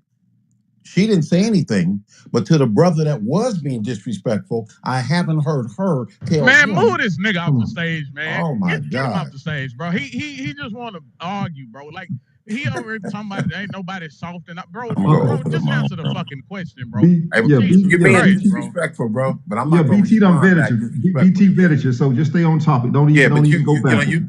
you're Don't go using backward. Don't go profanity backward. and Stay losing your focused. Stay cool. I focused. don't Stay talk to focused, sir. people Stay that way. focused. Stay focused. Go right ahead. Guys are real tough on these apps. At the end of the day, I believe that. Don't take the bait. Don't take the bait, Big A. Don't take the bait. Nah, we not. Big A But he cool. He gone. Yeah, we don't even have to. This dude, he just want to come in here and argue and shit, bro. Like, first of all, like we told him, we stated the shit over and over. He want to stay on there. You know what I'm saying? Like, bro, move the fuck around, bro. Just move around, bro. I was just vouching for his character. For this room and this conversation, I understand that's on y'all, you know. No, nobody attacked his character. Look, nobody attacked his character. Nobody said he wasn't black. Nobody invalidated his blackness. That didn't happen. He is Like, mad as hell. but he made statements that it was like, bruh, like nobody, like, we're not on that with you. We're really just trying to have a conversation. There is a distinction. There are people in your camps that are fucking coons. Okay? Let's just keep it all the way 100. We ain't saying all of y'all is coons. We're saying some of y'all is coons. Those of you who are making decisions that affect the rest of us, coons, it's a problem for all of us. So we need to have a conversation about how the fuck we're gonna fix that. There's no indictment on anybody in this space. Like we was good. We was good. Hey, Ish. Like Let's be real, okay? You're right. He was triggered. I saw it. Yeah. Hey, Ish. Let me say this.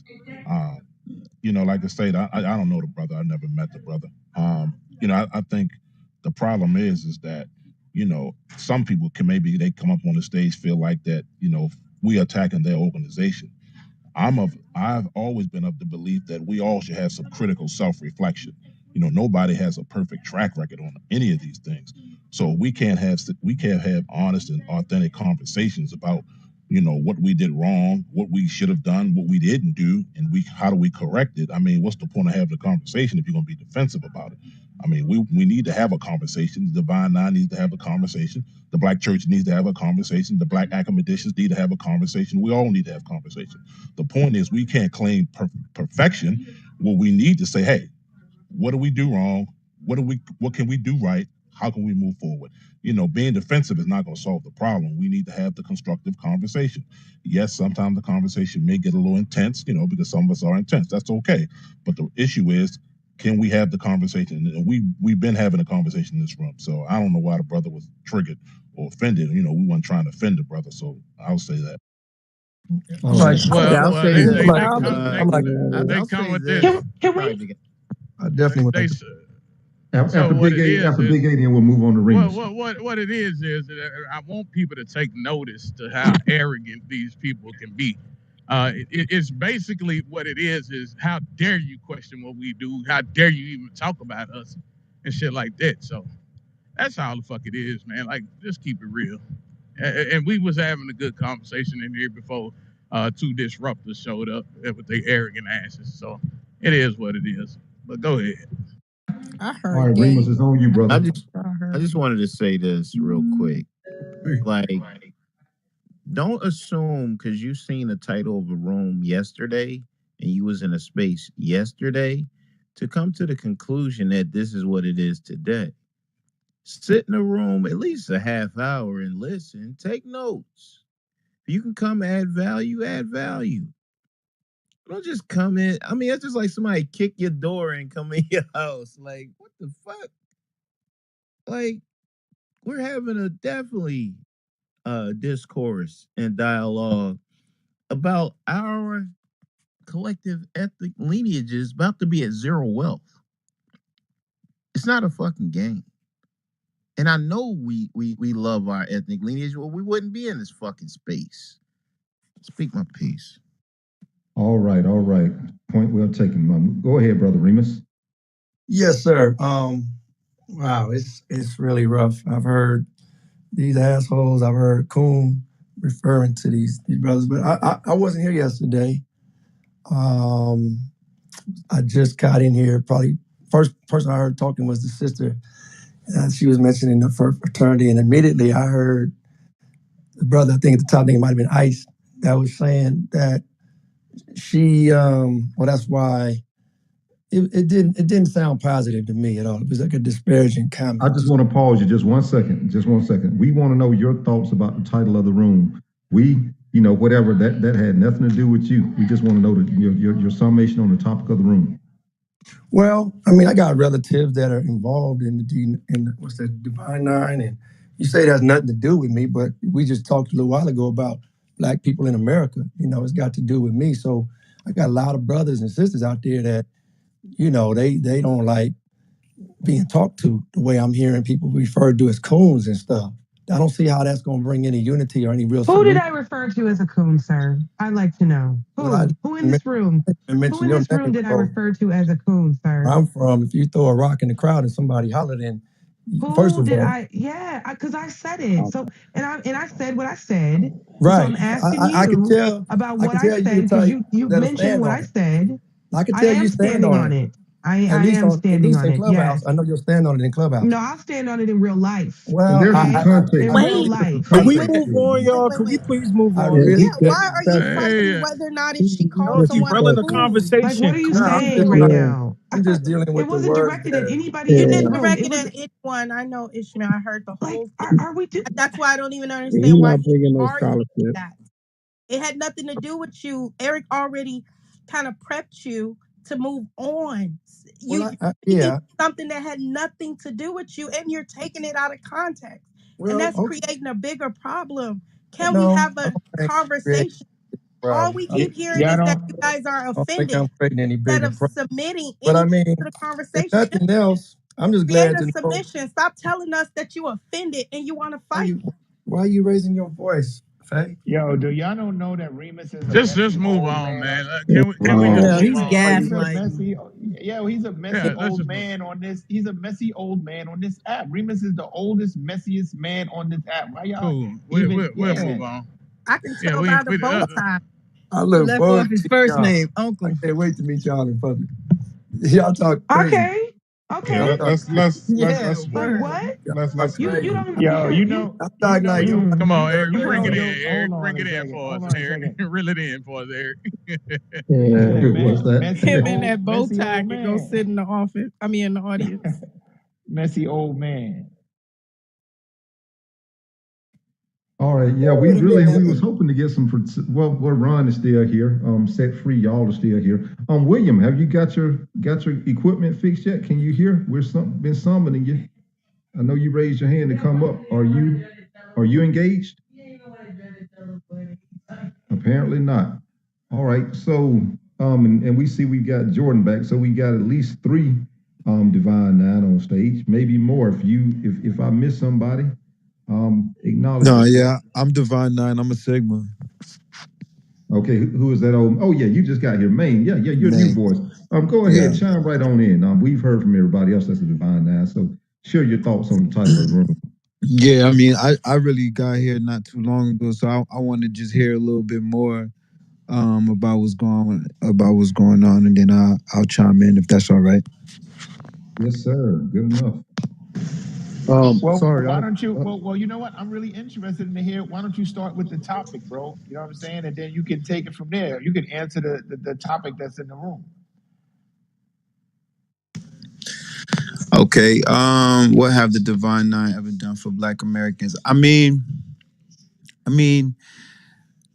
you know, I think just from the perspective of being able for to help each other even after college, just coming from a personal standpoint, like a lot of my frat brothers have turned into like realtors, and so they've helped out my other frat brothers as far as getting financially prepared for life, getting houses. So I mean, I think there's like this radical activism that's happening, and it's getting mixed in with like intersectionality, where people are like separating themselves by things that they didn't do or didn't have a chance to do, or a certain way that they were brought up or raised. So yeah, so I think that it helps in the way that it helps out, and the other ways that you got. What are the opportunities that you guys see that Greek life can help out? No, I don't think Greek life helped at all, right? And everything that I just heard you, surmise to is that you only helped each other, right? The question in the room is, what has the Divine Nine ever done for Black Americans, right? But you've only said what the Divine Nine has done for your frat. Somebody please mute his mic. Thank you. So you've only expressed what the Divine Nine has done for each other. So in essence, it hasn't done anything, according to your statement. It hasn't done anything for Black Americans. So it's noble that you gained an education and done well for Okay, she did. yourself. Okay. It's yeah, his mic is hot. He doesn't know his mic is hot. Oh, that's my bad. I'm over here. All right, go ahead. So it's noble that you've done well for yourself after college, but in essence, the title of the room is "What Have the Divine Nine Done for Black Americans?" And according to you, and my understanding is it hasn't done anything. So I'm gonna land there. Well, I mean, it got to start from somewhere, though, right? Like it has to start from somewhere. How long have your frat been around, bro? Since 1914. Since 1914, so it started from there. It's 2022, bro. Mm-hmm. So what are you saying? What's over 100 years, you basically ain't done nothing for Black Americans. Like those organizations haven't done shit for Black Americans. They just help each other out. So how is that helpful? You had a head start. Matter of fact, 1914. These are undergrad institutions. These are undergrad organizations. So I mean, they've preserved Black representation on white campuses up until this point. Oh, wow. What about HBCU? Okay, symbolic. Okay, gotcha. Yeah, Can I ask you a question? Go ahead. I'm listening. Because the symbolism thing, I think you're gonna hit a dead wall with that one, a brick wall with that one. Do you have a how I'm gonna hit a brick wall with it? I think it's true because representation doesn't really mean anything. Just having symbolism really doesn't mean anything, and that's they're gonna eat you alive if you want to rest on that one. But the question I want to ask you is, do you have a mission statement? Does your fraternity have a mission statement as far as like what they're looking to accomplish as far as being a fraternity in itself? Like, what is that? What's the purpose of the fraternity?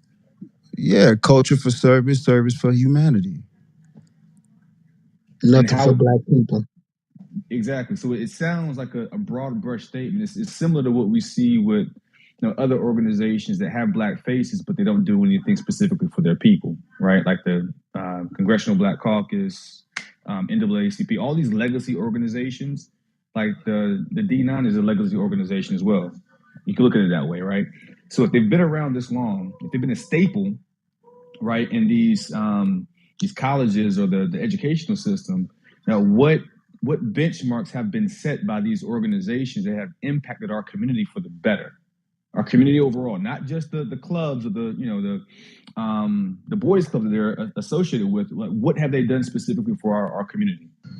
Can I Well, please this is answer hold that? on. I just want to say this. I think it's very important to like delineate what representation looks like. It doesn't look like radical activism all the time. I mean, I have pro-fights of mine who are judges in their community, who were sheriffs in their community, and they took those positions very serious. And even if it wasn't officially, they helped out their communities in ways that they could. So representation doesn't always look like, listen, I want to hold a sign. I'm a black person that's doing this. Representation sometimes is necessary just in the form of just being present. You know, while these other, like there's a lot of HBCUs that's being closed down right now. But you know what's not being closed down? Greek chapters. They're still being represented. As a matter of fact, there's a sister out in UCLA that just brought a dance team to UCLA for the first time in history. So now there's a representation of our culture. Now it might not be in the form of activism, but what you want them to do, they're in college. Okay, we speaking from when they get out of college, when they get in these positions in corporate America and all that type of shit. But then We they talking dealing about with that, regular life. But they dealing with regular life. Then they done bro. had We 3, out 4 there. We kids. out there with regular life, bro. Right, We out there with regular life, bro. right. But what I'm saying is, they done had 3, 4 kids. They dealing with real bills. It's not no more. It's people out here, bro. That's come on with the excuses, bro. Like, man, damn. Anybody Yeah, else want to say yeah. I anything? asked, Yes, I They asked supposed the to be the best questions. of the Yeah, best. I please, asked the questions like for please. clarity. I'm not trying to be like a agent of chaos. I really don't know. So when I ask the question, like what benchmarks have been set, like I would like to have some examples of how they've advanced this as a community. I would really like to answer that question as a member of D9. How do I jump in the queue? You're fine. You're in it now. So go ahead, Big, and then you can follow Big in answering that question.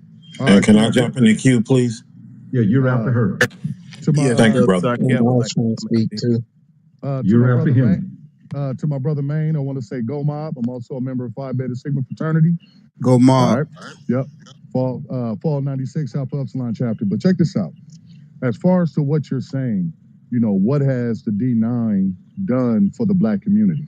Well, I'll give you one factor. I'll give you one fact. Brother Huey P. Newton, everybody knows who he is, right? Co-founder of Black Panther Party.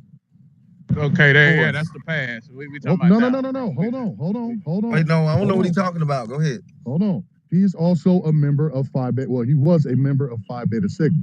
What you have and what you're talking about, you know what I'm saying? Everybody sees the parties, they see us out stepping, but they don't see us out feeding the homeless. Nobody talks about the Sigma Beta Club, which is our high school auxiliary club. Hold on, which is our high school auxiliary club where we go back into the Let them cook, community. y'all. Let them cook. You know what I'm saying? Well, we go back into our community. We get these young brothers and give them an opportunity to do something else outside of, being in gangs and things of that nature. There are things that we do.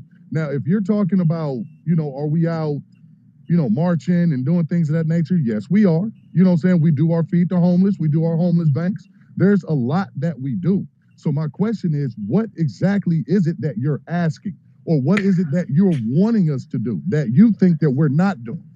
Well, the That's question, my question too. the specific question that I asked that wasn't addressed was the advancement of our people, right? Feeding the homeless is great. I'm not knocking feeding the homeless. Let me finish my statement. Go ahead. I'm sorry. Go ahead. Yeah. I'm not knocking feeding the homeless. Like my grandma's church feeds the homeless all the time, right? But that's a band-aid. I'm asking about the advancement. How are you rectifying the issue that we have so much homelessness in the black community? The dance squad that the homeboy mentioned earlier is great as well, giving children opportunities to have other things to do, right? But how are you advancing, right? How are we getting away from so much poverty in our neighborhoods? How are we? And that's why activism is so important, right? And why you say radical, it's not radical for black people to be activists. It requires a level of radicalism, if that makes sense, right? You have to be a radical when it comes to black people in this country. So, like, what are you doing, or what has been done specifically to advance? And when you mentioned Huey P. Newton, you said he was. Were you saying because he passed He's no longer a member, or did he leave Well, no, before he passed? no. He went into the Omega chapter when he passed. So he is still very much a member of Phi Beta Sigma fraternity. He is just in the Okay, Omega chapter. cool. Let me ask you this: where is the new Huey P. Newton's at? There are other chapters that are still going of the Black Panther Party. However, however, with the CIA, the FBI, and things of that nature that still have their foot on their necks, there's only so much that can be done. And this is an actual true statement. We have a chapter of the Black Panther Party that's out here in Las Vegas, where I'm at. So it's not that we're not. Yeah, I'm familiar with one of the chairmen. I'm familiar with one of the chairmen in Las Vegas. Yeah, so that might just be in proximity to you. Okay, so there are dozens of other chapters. Correct. I mean, there are multiple chapters in one state. Correct. So, and I can say that as chief of staff of a chapter myself. So I think that if that's what you know, then that's great. Then that's great that that's what you know. Okay, so this is what I'm not getting, right? The question that's being posed, right? Like you're mentioning Black Panther Party, like to substantiate you as being like, okay, I Googled you guys. But Brother Thug, that was my point. He doesn't know what he's talking about when it comes to the Black Panther Party. And that's the way we should keep it. So let's just but I'm gonna make my point, right? The conflation that is like, you came on stage, bigging up the fraternity or the sorority, right? Whichever one. And then you try to use Black Panther Party as if the association with Huey P. Newton makes you credible or makes you worthy, right? And it doesn't, because in 2020 and in 2022, there is no voice of you. Like you're nowhere. You're the equivalent of the Congressional Black Caucus. You're a black face that does nothing. Right? And since 1906. Okay. Well, let me hold on. No. Hold on. We're gonna let you respond, Big. I'm gonna let you respond, Big. Needs to be a lot of accusations and not we're gonna let y'all hold up. Stay on your mic. We're gonna let everybody respond. The stage is open for you to respond. You can disagree. Let me land, and I'm willing to hear what you have to say. Because if it's incorrect what I'm saying, you have all the stage to prove that you are a viable entity for the future of Black America. That is what you have the position to do. But as of right now, what I see is that the D9 are the equivalent of the Congressional Black Caucus, a bunch of educated Black faces that are afraid of white people, are afraid to move yourself to the forefront to say, we don't want your curriculums anymore. We don't want your Greek letters. We want to make our own letters. I don't see any of this coming from you. That's why we stand with Kanye West, and I'm done speaking. Thanks, Doug. Big, hold on. 1 second. This is how we're gonna do it. Big, you're gonna have 30 seconds to respond. Then we're gonna go to Shane. Then we're gonna go to Uncle. Then we're gonna go to Bro. And then we'll keep it moving. Go ahead, Big. 30-second response. Okay. When I'm done with this, I will accept your apology. But just to let you know, on top of the comedy, on top of the radio show, on top of the security, I'm also a BST worker where I do go into Black homes, where I do go and deal with troubled children. And I do that on behalf of my Black people. I'm just happen to be a member of a fraternity. Don't sit here and throw out accusations, brother. You know what I'm saying? Because I am on the front lines. I'm in the hood. I'm in the communities. I'm giving back. All right? So don't throw accusations when you don't know. But you just tried to do that with the Black Panther Party. No. And that's my organization. No, I did not. No, I did not. I'm saying that one of my fraternity members, which I am very proud of, is actually a co-founder into the Black Panther Party. Yes, I am proud of that. That is something to be proud of. Just like the Qs should be proud of Dr. Charles Drew. Just, you know what I'm saying? So don't sit here and act like, you know what I'm saying, you guys are know-it-alls. Don't act like you guys are on the front line, because if that's the case, I ain't never seen none of y'all. Just like you say you ain't seen me, I ain't seen you. But I know we never said that. Amen. We never said that. Yeah, we're not taking the conversation that way. We're just sticking to the topic. Man, I'm out of here, man. Nah, stick around, Don't let the dog stick around. Don't beg nobody to stay here. I would love to know how to the queue, please. You know, when they in their feelings. And Can But he they, you they add and me still to the in. right. queue and Man, Okay, clarify your question? you're definitely in the queue. Your turn is now, but he's left because he sees that the heat is hot in here and we're all informed. So Yeah. go That's what it is. How Oh, dare you well, question no. If them, you're being basically? But disrespectful. go Ain't ahead. no heat add it in to the here, Sister Shane, I see. Yeah, okay, Sister Yeah, Shane, it's then actually Is, Shanae. is it Shanae? Okay, Yeah, I was Shanae. just My about to bad. say. add it to the queue. My Jeff, eyes are thank getting bad. Go right Yes, you. ahead, Jeff, we Shanae. can add you to the queue. thank you. No, I want to answer the question, and I just want to first preface it with this. I am a member of Delta Sigma Theta. And I really joined for the professional development, as which was mentioned earlier, like the sisterhood, the internal development that happens. Because I already know going in that it's very surface level. And when we answer this question, for me, I want to say on a big, large scale of impact, I want to say the D9 has done nothing for Black Americans, right? And when I'm looking at it, we can say that as individuals, we're doing great things. I ran for city council. I'm a city council person. I run my own nonprofit. I do my business. I do a lot of community work, right? I train people how to be community organizers within the community, right? But that's as an individual.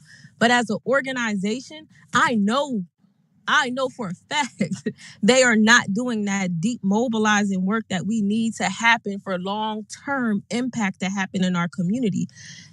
Actually, I think that sororities, if you understand, like when they were developed, it was during a time when there was this big notion of this talented 10th vibes, right? W.E. Du Bois, in his very bourgeois, let's train up 1 out of 10 Black people to go to school, to get education, to assimilate into white culture, so that they can create these leaders to silent Black working and poor class. And out of this came, most of our fraternities and sororities during this time, when there was this big notion or this talk of this talented 10th theory, right? So I think that we are continuing that legacy. That is the foundation. And that is just what I believe. And I think we're pushing it forward because we talk about, like, a lot of our programs we have, like to go into the high schools, and we have these programs. Honestly, they're not hitting the kids that really need it. They're hitting these, I come from a middle class. Yeah, I was in Delta, Jabberwock, and all those things, but most of them were not kids who really need the program. Like, it was really helping those middle class, upper class people the kids of the people who were in the That's a sorority. fact. Yeah, I'm telling y'all, I know this, right? I'm living this, right? I see it happening, and I was a part of it, right? And I'm going to call truth to it. And what I'm saying is that that's a problem. They are not coming into the hood. I'm telling y'all, the black people in those fraternity sororities, the majority of them are scared to even go into the neighborhoods they probably even grew up in, and where the poor Black people really need the help. So these fraternities and sororities, I'm so sorry. I wish, and I'm a part of one, and I try to challenge and push it within my sorority. And I get a lot of, she's too much, she's too radical. And I'm like, well, then y'all just keep me over here. I just enjoy honestly saying I'm a Delta, and I enjoy the sisterhood and the little socials. And, we might go do some voter education, and that's it, right? But I know individually in my life, I'm doing some deeper work into mobilizing my community. I know it's not happening through my sorority or any of these fraternities. They're very surface level, and there's nothing wrong with feeding the community. There's nothing wrong with voter education, but we have to be frank and real that these sororities and fraternities aren't doing real work that's impactful long term. It's really professional development. Honestly, I love the sisterhood, and I land my plane. Thank y'all. And before we go to Uncle, before we go to Uncle and the rest of the crew, just a little Said bro housekeeping. was that. Just little housekeeping and public announcements. Sororities, fraternities, y'all please follow the mods. These conversations have been so intense, we've forgotten to put that courtesy out there. But follow the mods, y'all, because we love to see more than just Jordan and unapologetic in the ranks of Divine Nines that are also avid freedmen. So thank you for that submission, Shanae. So And can I reiterate too, Brother Eric, if you don't mind? Yes, ma'am, most definitely. I'm sorry to cut you off, but just to reiterate, there was some conversation earlier. I know Brother Ron spoke, and there were a few other brothers in the room who spoke about, not knowing some of the information in regards to freedmen and being freedmen, and kind of trying to fill some of the gaps for people who want to know and want to be a part of a collective effort to make a difference and advance our community. And so, follow the spaces for that reason alone. If you do want to go into those spaces where we're having those conversations about the history, about what's going on now legislatively and politically and economically as well. All right, go ahead, Uncle. Hey, I'm going to try to not be long, but I will just tell you, growing up in South Central, being in juvenile hall from 4th grade to the 11th grade, then coming out, getting out at Dorsey, playing football 1 year, then going to college. Best thing in my life that I did was join a fraternity. I was able to be around people that, weren't just trying to like fight blacks for a color. But then when I came home, I am extremely active. I've been coaching youth sports for 36 years. I'm a regional umpire, District 33. I speak at Camp Gonzales, where I was locked up. I speak at Scott and Scudder and Nelson Youth Authority. So I'm extremely active. My fraternity is more of a blueprint, the way I look at it. But I was 2007 Western Region Brother of the Year. So you're talking to Alpha Phi Alpha. But I'm here to tell you that we gave, under my Ada Pi Lambda chapter in Pasadena, we gave out 11 scholarships. We've been doing that. I can only speak. I don't throw cap. I know we've been doing it from 85. I assume they've been doing it before 85, but I can't verify. So I'm just telling you what I know. We give out a minimum of 11 scholarships at $1,000 each. We have mentoring programs at Avalon Center in Pasadena. We also volunteer to Black seniors. So we do a lot of work. But this is, as I land my plane, this question is really for, the Black church, the Black Muslim, the Black Christian, the Black mother, the Black father. We live in a modern day Sodom and Gomorrah. So to put this responsibility on a fraternity or a sorority, that's too much for us to handle. But at the end of the day, there are people, many men like me, that are in the community respecting our Black women, telling the younger Black boys, you don't have to, put in a gun and, we make up 14% of America, but yet 51% of our prison system. I can't carry all that on the fraternity. But with the music, disrespecting our Black women, and promoting violence and drugs, gangs, jail rape, the fraternity and the sororities, I would say to you, is not a one size, is not the answer. I think it is taking a bite out of it. Is there going to be improvement? I think you could put any organization up and there's going to be improvement. So do I see holes in the fraternity? I pledged 12-10-82. So I see all kind of improvements. But what is the alternative? There's nothing else. So I'm not just involved with Alpha. I'm involved with Panhellenic, and I'm involved with the Divine Nine. I'm involved with youth organizations. I'm involved with Jack and Jill. I'm involved with any organization, any Christian or Muslim that is about promoting Black boys, especially. I'm down with that. I'm 10 toes in on that. So it's not. I'm bigger than just A-Phi-A. Yeah, that's one. I've been a green badge. I'm a green badge in prison. I'm reputable. So I don't just speak on Alpha. That's one facet of me. It's not all of me. But I'm about Black boys. That's what I'm about. And I'm about promoting them so they don't go to the jails that I've been. Now, some of my fraternity brothers been to schools and Brown. They come from a different background than me, and they might be scared to go to Compton. I'm not. I grew up in Watts, Compton, South Central, and I've lived in New York. I'm in Chicago's talking now. So I'm in the ghetto, in the projects. That's where I am. But at the end of the day, just like in your church or in your temple, everybody, it's hypocrites everywhere. But at the end of the day, I live and bleed. My blood is in the ground. I've been a Paul Bear at Inglewood Park Cemetery 17 times. So I'm not no talker. I just got out the feds doing 10 years. That's why I don't do disrespect. So at the end of the day, I'm letting you guys know that I speak way bigger than 8x8. I speak helping Black people with fixing them credit, trying to show them. My company, unlike all these fake clubhouse millionaires, my company is listed right now on the Security Exchange Commission, Love Equity Partners. I put that on there. So at the end of the day, I'm teaching people how to fix their credit and get 800 credit in less than 90 days. And I teach Black people that, and especially Black boys. Because if I can teach them that, they don't have to be LeBron James and Lil Wayne. I'm not against them, but they can get funding and open up a laundromat and et cetera, et cetera. So it's not just about Divine Nine. It's about attacking a group is easy, but my thing is, I hope and I land my plane. My prayer is that the people that are so criticizing and ain't putting in that work. I can speak for Remus. I know him off the app. We on the front line. That's why I don't do disrespect on these apps. I'm not Can I respond? Can I ask Don a question? Yeah, I love Black boys. Right before you.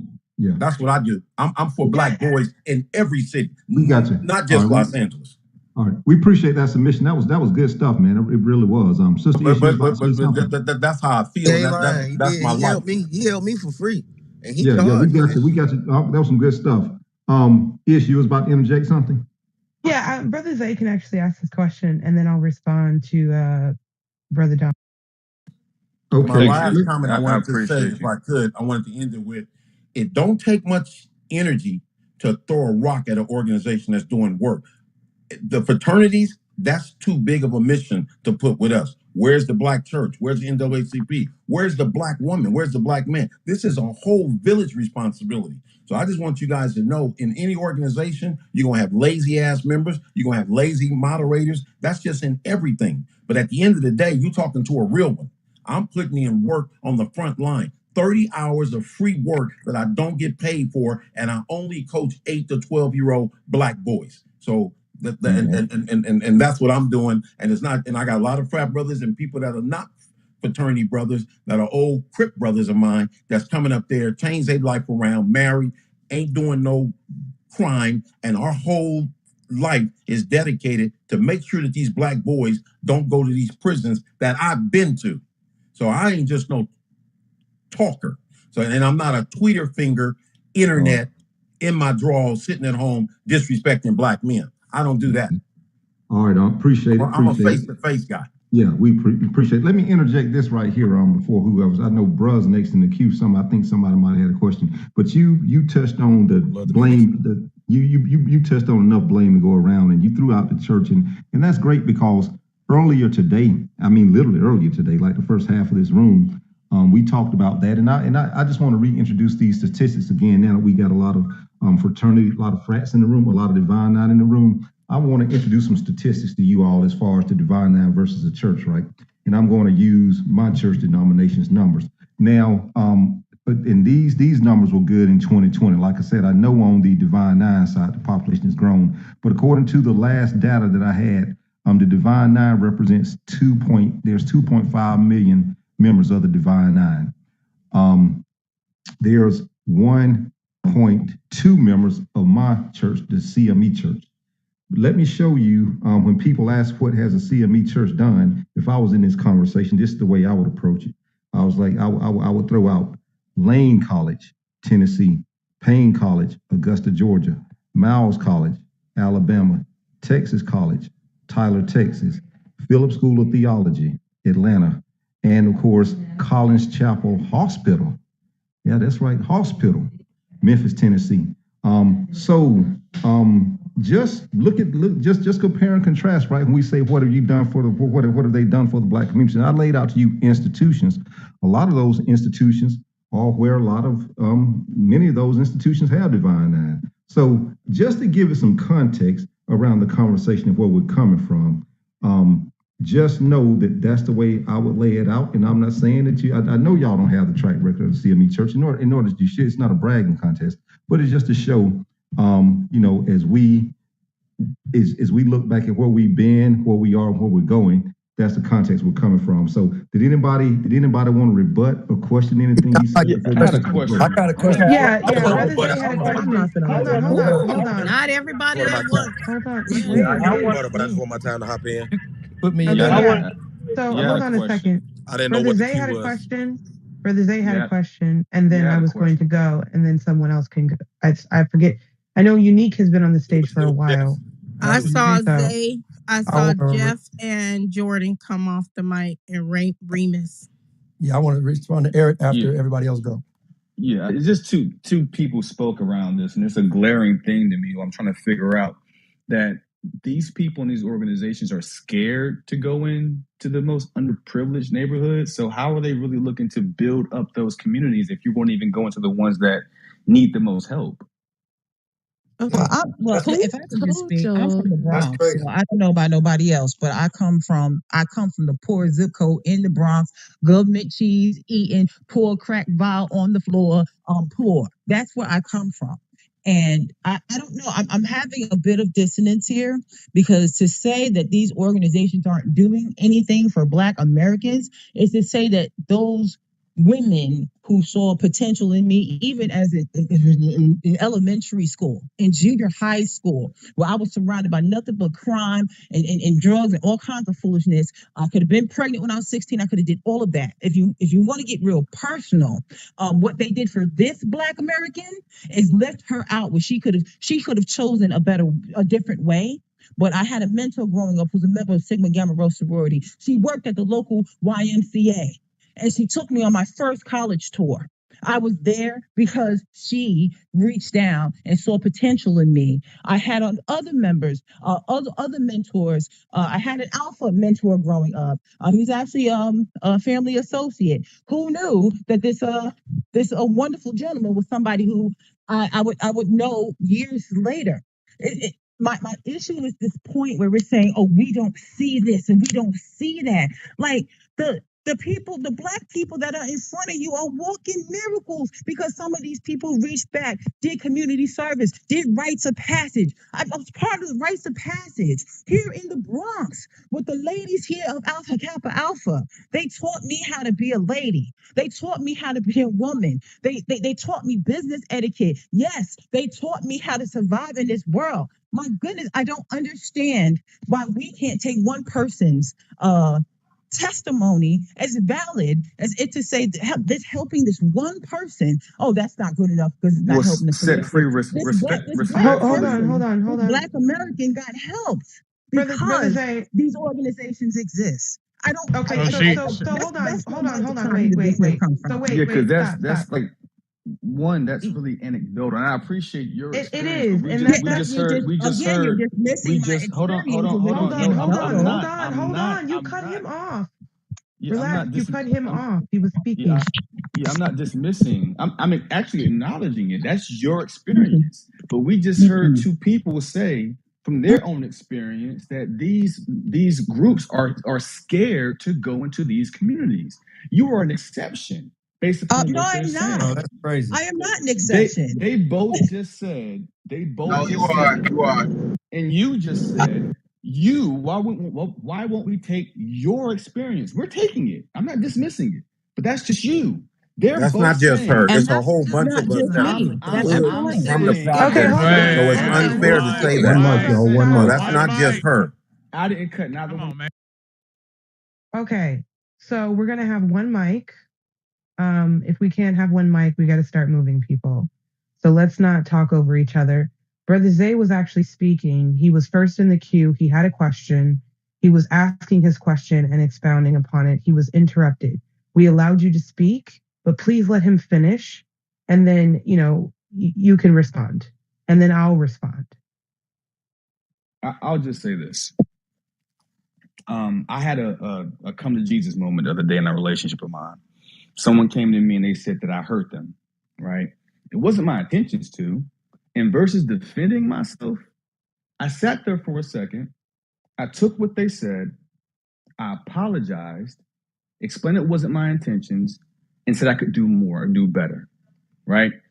When we're coming to you guys and saying, the results that we're seeing right now collectively, right, isn't the results that should be yielding. If there's 2.5 million people in an organization and their excuses is not enough of us, and you're in positions of lawyers, judges, doctors, like those are impactful positions. Principals, Vice President. Principals, like across the board, there's 2.5 million of you. Maybe not Vice every, President and of the maybe United States of America.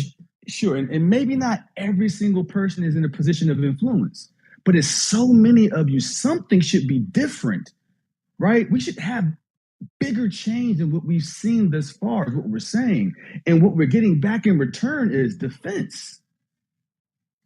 And placing blame on somebody else. If you get, somebody mentioned they were in Fed, they did Fed time. If you got caught, you're not like, well, what about all these other people who got? Do your time. Stop dry snitching. Own what your organization isn't doing. That's what it boils down to. So when we're having these conversations to defend it as if you're doing enough, it's not enough. It's not enough from the church. It's not enough from all those other organizations either, but you have to take accountability for your organization because they're more about building up themselves as opposed to building up the community. If they're doing community outreach, I look at it as recruitment. I want to recruit you for AKA or whatever the case may be. Versus, let us take our resources and advance everybody. Jack and Jill is for bourgeoisie. I've never heard of Jack and Jill before in my hood. I doubt anybody. That did strike me. My bad, but you're right. Hold on, BT, your mic is loud, brother. Jack and Jill it really ain't for all black people. It's only for specific few. And it's the same thing for these organizations. So when we're coming to y'all and saying, look, man, the D9 has not done enough to have this many people in this organization and to have that much influence, it's not enough. We don't want the excuses. We want to see results. Period. I'll land. Yeah, so thank you for that, Brother Zay. I just want to piggyback off of it. I think that, the conversation is about folks acknowledging that, you might belong to an entity or an organization who might have or might be operating in a way that's detrimental to the Black community or benign, and just acknowledging those gaps and how those things can be fixed and how those things can be refined. Because nobody is perfect and there is work to be done everywhere. So I think that's really the premise of this conversation is accountability and how we all can be accountable and not complicit, even if it's unintentional, right? It needs to be acknowledged and it needs to be corrected because those are those little tidbits and pieces in the community that are used as a means to create divisiveness. And they're also used as war strategy and war tactics. And the nucleus of this conversation is that we as black people are genocide survivors. And unfortunately, we are people think that we should have to carry the weight of enduring the harms that are perpetuated and then also fixing those issues. And we've been very resilient in that, but as we evolve and as we move forward in time, we also need to be seasoned in the application of knowledge. And sometimes that is acknowledging where we are falling short and what we can be doing better and how we can be incorporating better tactics and evolving our tactics. It sounds to me like there are individuals in this room who do really, really great community work and who may be a part of entities where there are people who are not doing great work, who are not pulling their weight or doing their part. And so what needs to happen is that the individuals in this room who know that they're doing great work, like myself, like Brother Big A, like Brother Eric, Brother Lamont, Miss Ella, all the mods up here, Brother Don, you have mentioned some of the work that you've done as well. And there have been others in this room who have said that they've done really great work and are doing great work. So if you're doing that work, then the point and the basis is to expand and evolve into the modernization of what the problem is. That's delineation, that's ethno-aggregation, that's being on code with politics, economics, and how we operate in spaces that are not Black spaces where the enemy is present. So you have to assess where we are erring, even if it's not you as an individual. It may be the organization or certain aspects of the organization to with which you belong. And I say that as a proud member and a chief of staff of a chapter of the Black Panther Party. There are spaces and areas to with which we can do better. And so to say, and I'm on the front lines, just like a lot of you have mentioned, you are also on the front lines. So it sounds to me like we need to expand then. Those people need to get together and expand what they know, expand what they can do, and form a collective that can be further expanded for the collectivity of our group, right? Because there are clearly there's some gray area there. I don't think anybody in this room is making a generalization in terms of the pushback.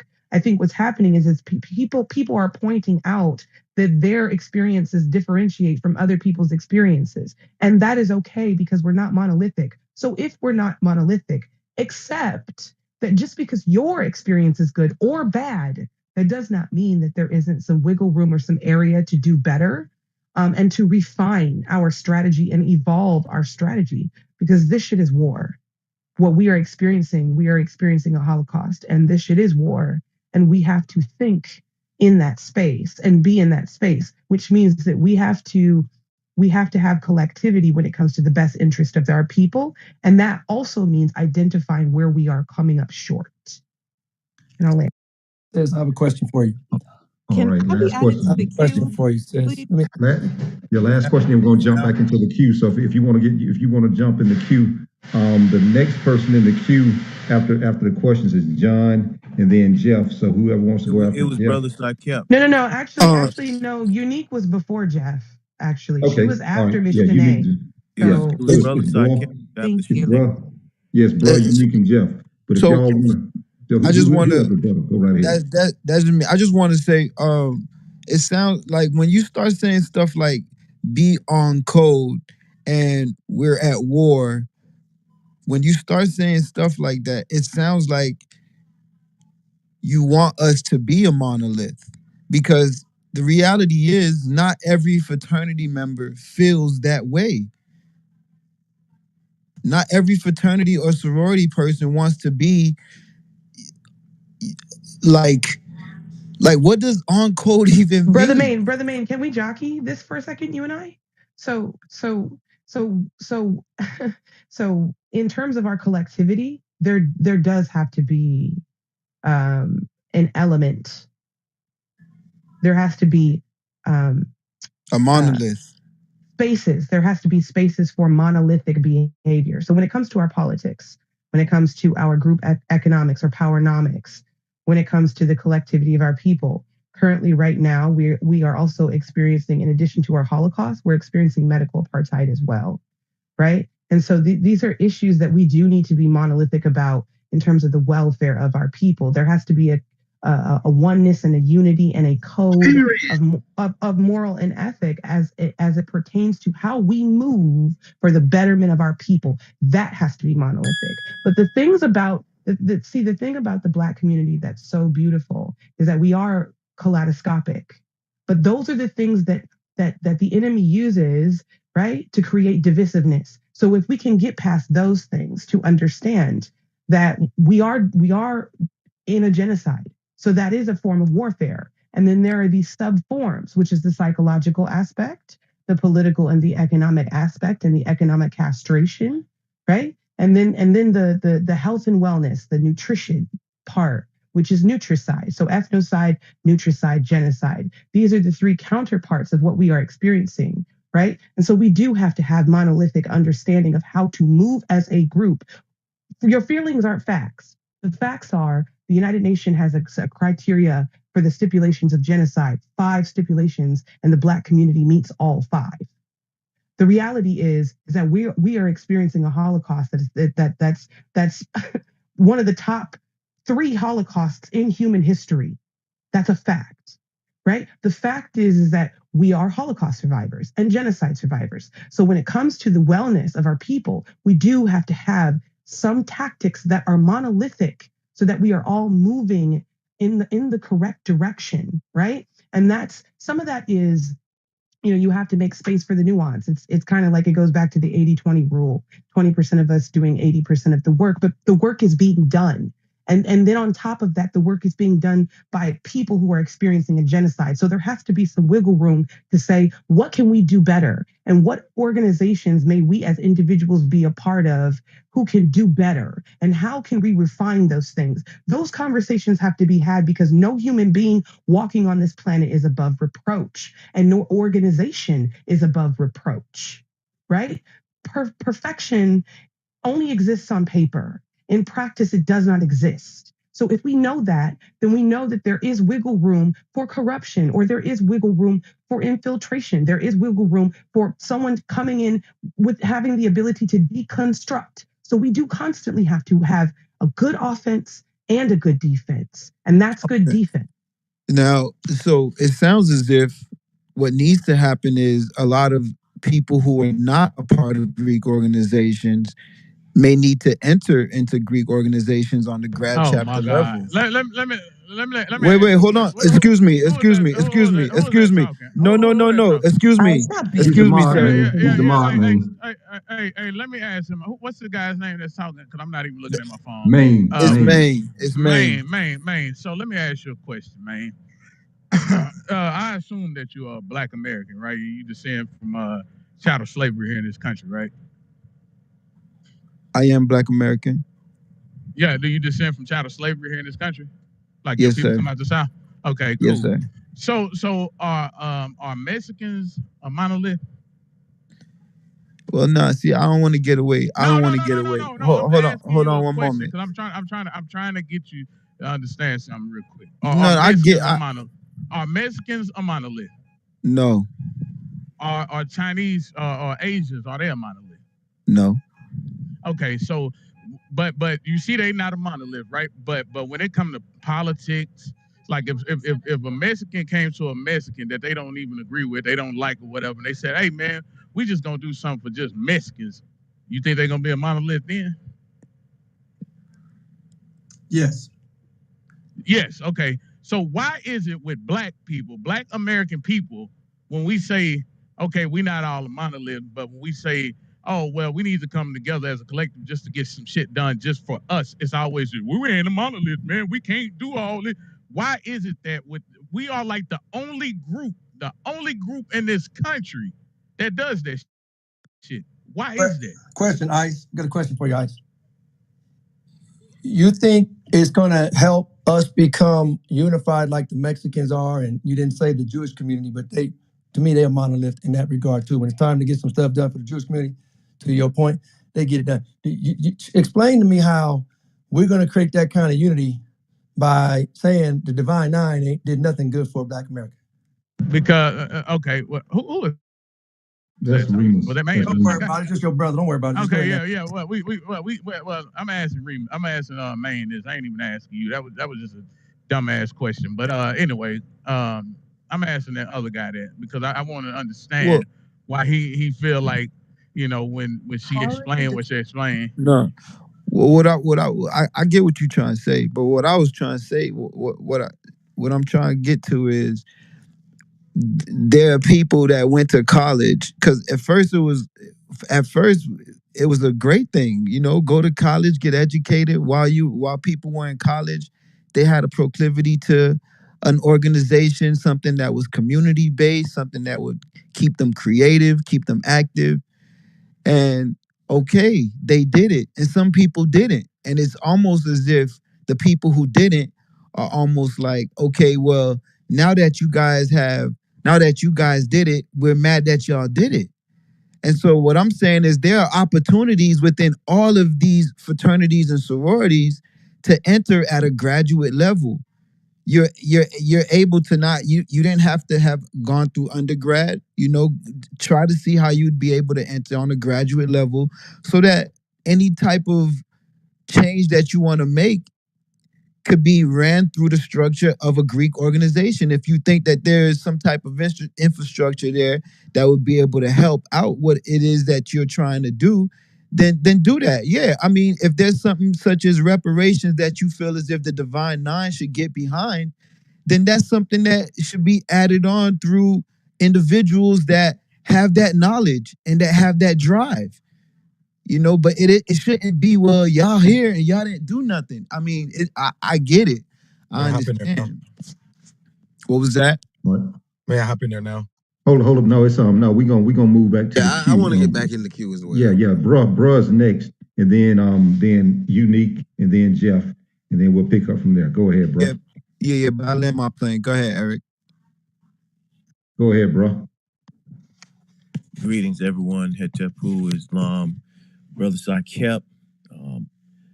Not really new to Clubhouse, but I don't get on that often. But I've been finding myself on, and this is a very interesting topic. So, give you a little background and qualify myself a little bit here based on this topic.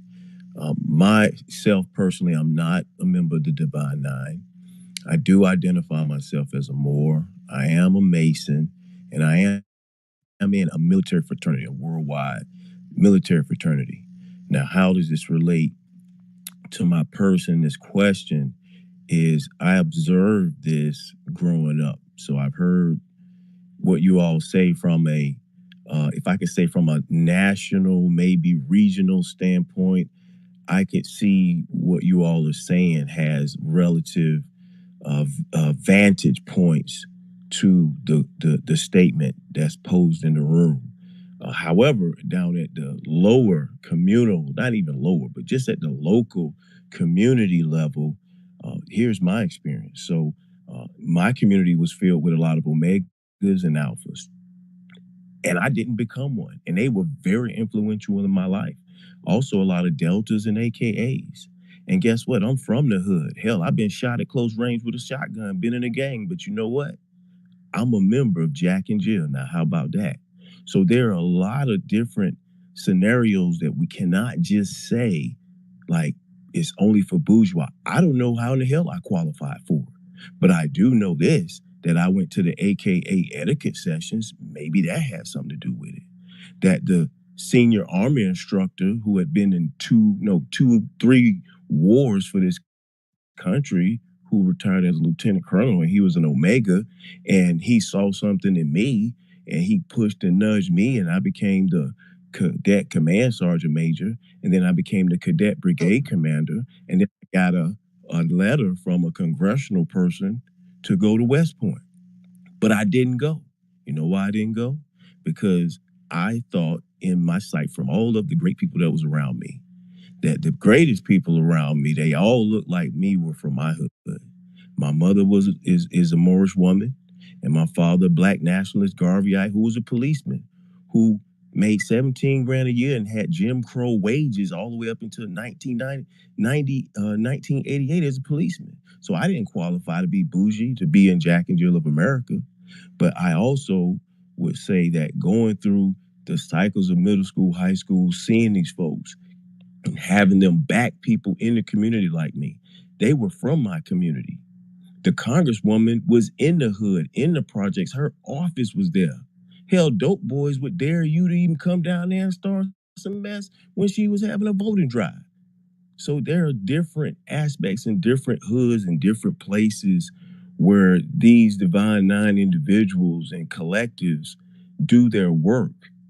And as a result of that, I've gone to them when my person had to go back to universities after getting in the Fortune 100 company, looking to recruit students. I called them. I said, I need help, guidance on how to manage my way to success, to get into the boardroom so I can get more people like us in these corporations, so I can help get them trained, so we can send them back to the hoods to take over our neighborhoods, because I'm a construction manager and a construction engineer. So we can get them in real estate, so we can get them building homes again, like I saw my people building homes, going to vocational schools if they don't want to go to college, so they get the skill sets. And we use that talented tip, like Dr. Claude Anderson says, to, create that structure, how we want to politic. Like I mentioned in the room, the other day that I got from this sister named Michelle saying we can create our own economy. Now we can bring that to the Divine Nine and put it in front of them for a solution and say, how can you help drill this down? Get your landing gear out. Get your Yes, landing sir, gear. bro. And I like the question because, you know, while we can, like the brother say, throw rocks, why don't we, you know, create think tank and throw solutions so that we can challenge them to create plans and then hold them accountable as a group. And I land my plane.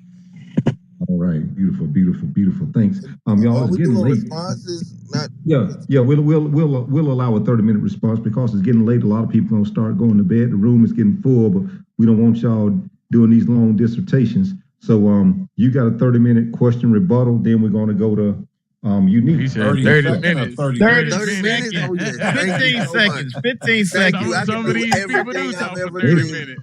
I meant 30 15 seconds. I seconds. say 30 minutes. Thanks for the Hold on, rebuttal, let me get my bro. notepad out. I'm finna. No, Yeah. And right no, but no. I just before want you to go with the say, question, right before you go with the question, I just want to just acknowledge Uncle and Shira. I guess she's still here. Set free. I meant we hear your testimony, and bro, we heard your testimony too. So don't think that we don't respect testimony. So but just go Hello. right ahead. Go right ahead with the question. Appreciate how you mod the room, man. Thank you, brother. I just asked that y'all honor my 30 minutes. Seconds, No, man. no, I can You talk ain't get and no I'm damn passing 30 speed. minutes. That I can was a definitely senior go for moment. 30. No, man. That was a senior moment. Seriously, though. I just want to say, I appreciate that submission, brother. I do just want to offer that. I'm sure you know and understand whoever that, it was an elder you said was a veteran. I think you said a grandfather, somebody. He was old enough to be a grandfather. That's how you got in. Like, let's not play games like we don't know circumstances do affect us. And unicorns like myself and you, we're just blessed and highly favored, and things worked out even with all the bullshit circumstances. And that is a one-off. That is not a rare. That is a rare occurrence, and a lot of our Black American people are just not experiencing that. So I do think that was disingenuous to even offer. No, brother, I would disagree. I went to a historically Black high school. They were there. A lot of my classmates, a lot of them are, I don't know hardly any of them that are in prison or jail. And we all from the hood because it was just a different mindset that we were around people who guided us, who built us up. And he didn't get me into Jack and Jill. I know who did. My father did. He spoke up for it. Like you said, bougie people get in. We wasn't bougie. But for whatever reason and however he made it happen, it happened. Appreciate that. It's not a one-off, bro. It's in pockets. I It's just wanted in to pockets. respond on this, Coach. I agree. All right, y'all keep it 30 seconds. Go ahead, Coach. Yeah, we're not shitting on anybody's life experience. However, we're talking about the collective. Amen. All of us, whether they in prison, whether they in no fucking White House, janitors, school teachers, astronauts, in mental health institutions, the unborn. We're talking about all of us. And this is a political position we take it. Immigration has fucking harmed us. During Reconstruction, prior to the 1924 Immigration Nationality Act, signed by President Calvin Coolidge, with the pressure from A. Philip Randolph and others. And for the Democrats to open up 1965 Immigration Nationality Act to harm us, we gotta cut this shit out. We can't compare what our people had from the Great Depression prior to the 1965 Immigration Nationality Act. We got more and more people coming in here to compete with us. Speak my piece. All right, now I'm eager Hey, to hear can from. I rebut to that real quick? I'm sorry. Can I please Hold like on, 10? hold Like on. I I'm need gonna let 15 you. I'm gonna let you after. I'm eager. They've been waiting quite a long time. I'm eager to hear from Unique and Jeff.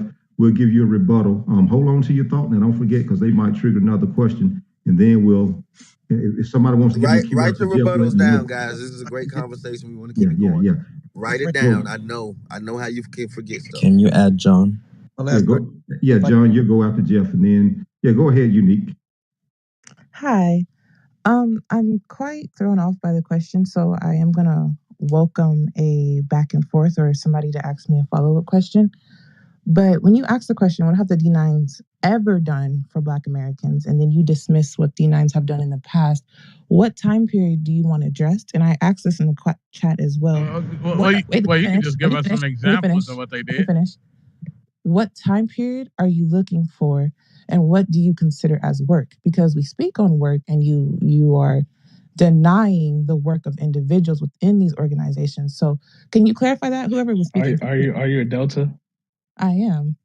Yeah, and I kind of gave you an example earlier when I juxtaposed the CME Church and the Divine Nine. So that's an example. So if you got some concrete examples, that will be helpful. Eric, and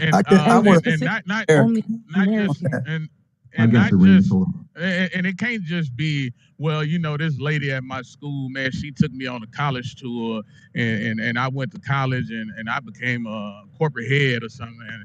No, but you don't get to set the rules of engagement, sir. What are you to set the rules of engagement for that? I would like to hear what you're looking for, so I can go through my. Go ahead. What I know. Just do the best you can. Yeah, just do the best you can. There'll be enough people to rebut. So whatever you got to offer is what you got to offer. So go ahead. Okay. So you mentioned opening churches and. No, I didn't mention opening churches. I laid my church out as some of the institutions that they built. So yeah, I don't know if you were here when I laid out those numbers and those. They were churches, weren't they, Eric? They were churches and schools. Am I wrong? No, they built HBCUs and a hospital. Yeah, they built HBCUs. They're still standing there. Well, I'll speak for what makes sense to me. Delta Sigma Theta Sorority Incorporated, I'll speak specifically to my chapter because not everybody chapter operates in the same way. Not only have we organized as students on campus to remove our police chief of the city in which we served in, we also mobilized, created money, and protested for the removal of staff who were causing harm to Black students on campus and in the community, as well as Black students. In 2013, a young Black student had a bike rack put around their neck.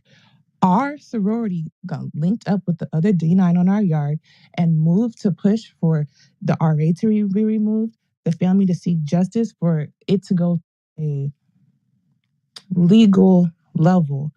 From there, the same women head schools in every school in our district has a Delta woman running those schools.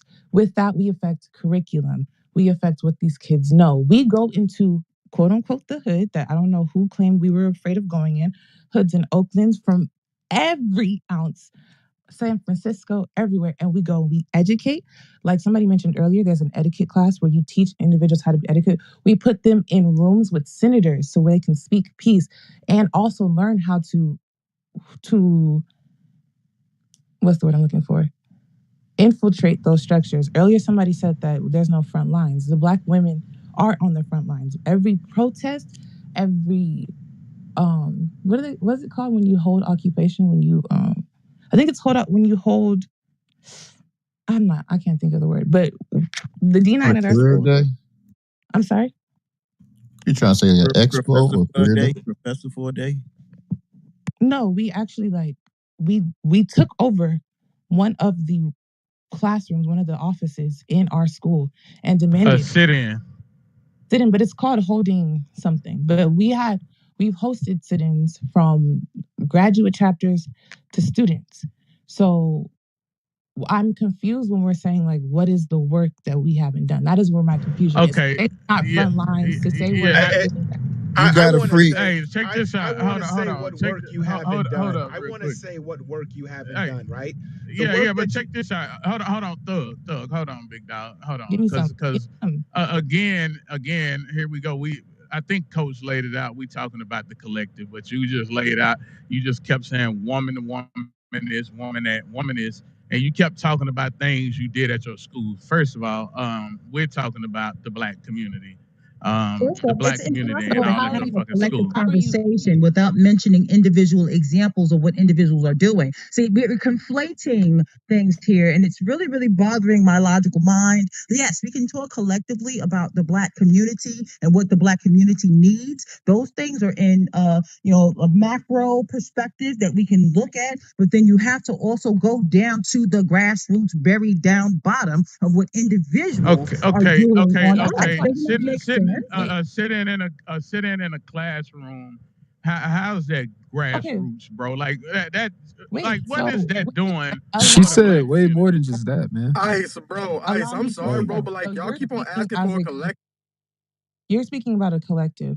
So when I have a soror who is the U.S. Department of Housing. That is political. She has her views that are shared through our sorority as a collective. We have a 5-point programmatic thrust, as well as a mission statement, as well as places and areas in which we focus on how to not only affect our community. So as a chapter, my goal is to affect my community with the knowledge of a greater goal. We have a grand chapter, which is prominent not only in the USA, but also out of country in places like Japan, Hawaii, Germany, and so on and so forth, that all agree. Well, how's that? And If that's all over the Japan, that's not Black America. Let me finish. We doing, and in America have all agreed on a similar purpose that we are doing. Each sorority and fraternity has their focuses. We come together and make up of a collective, and we all use our own focuses to grow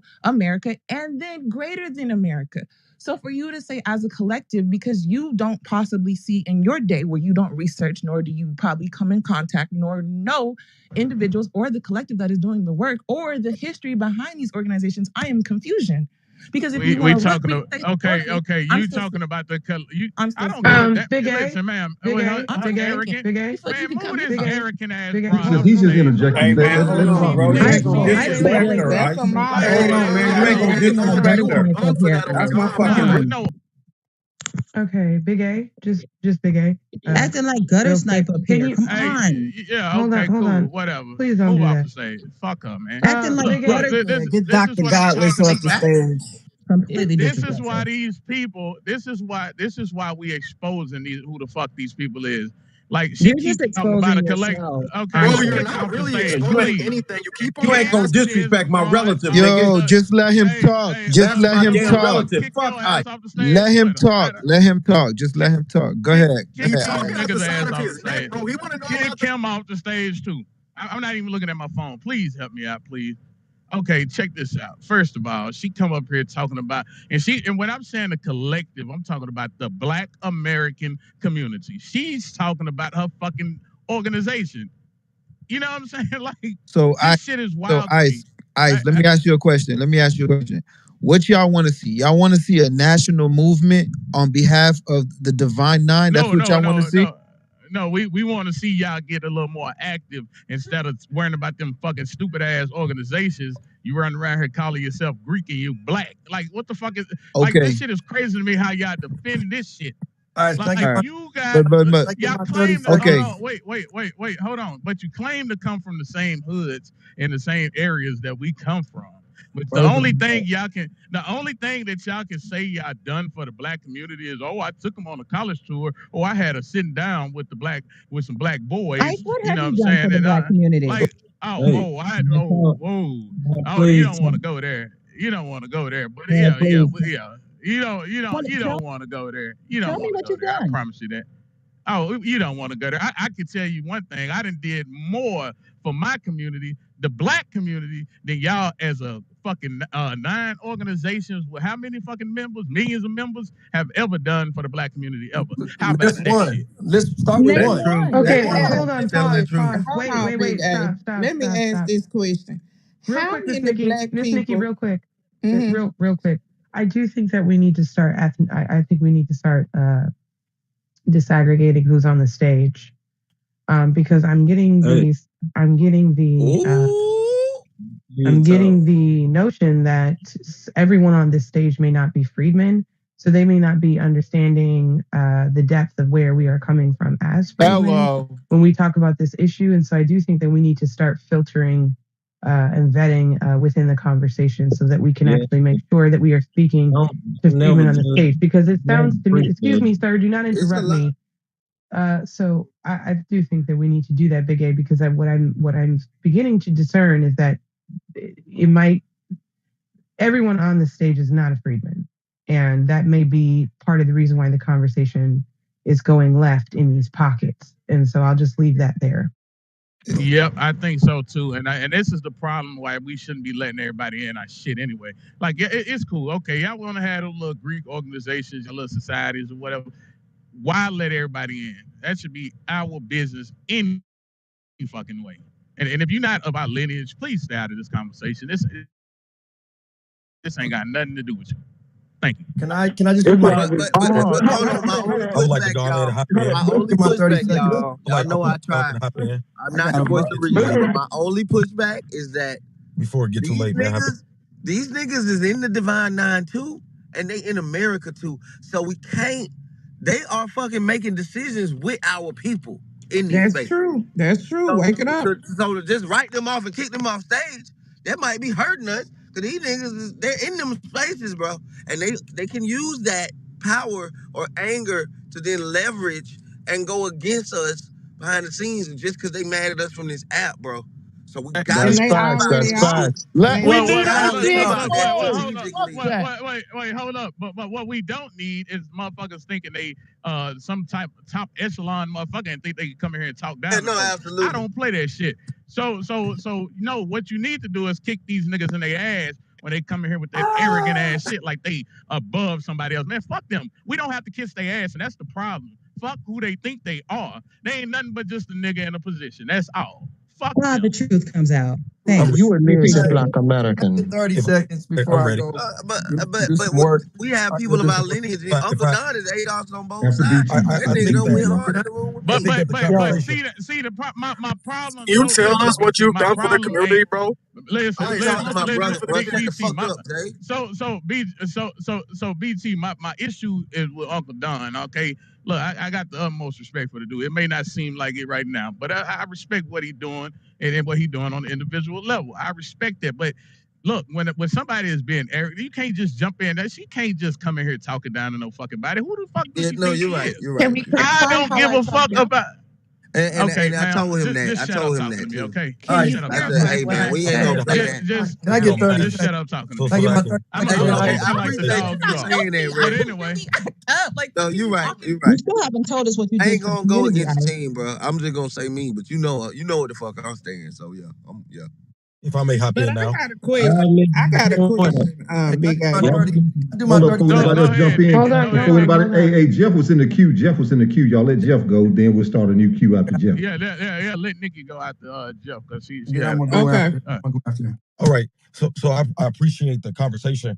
And I kind of wanted to take a little spin from like 6 or 7 comments ago, and quote from the FBI 1968 San Francisco office that says that Negroes should strive to be entertainers or athletes, in essence, because a Black revolutionary is a dead revolutionary.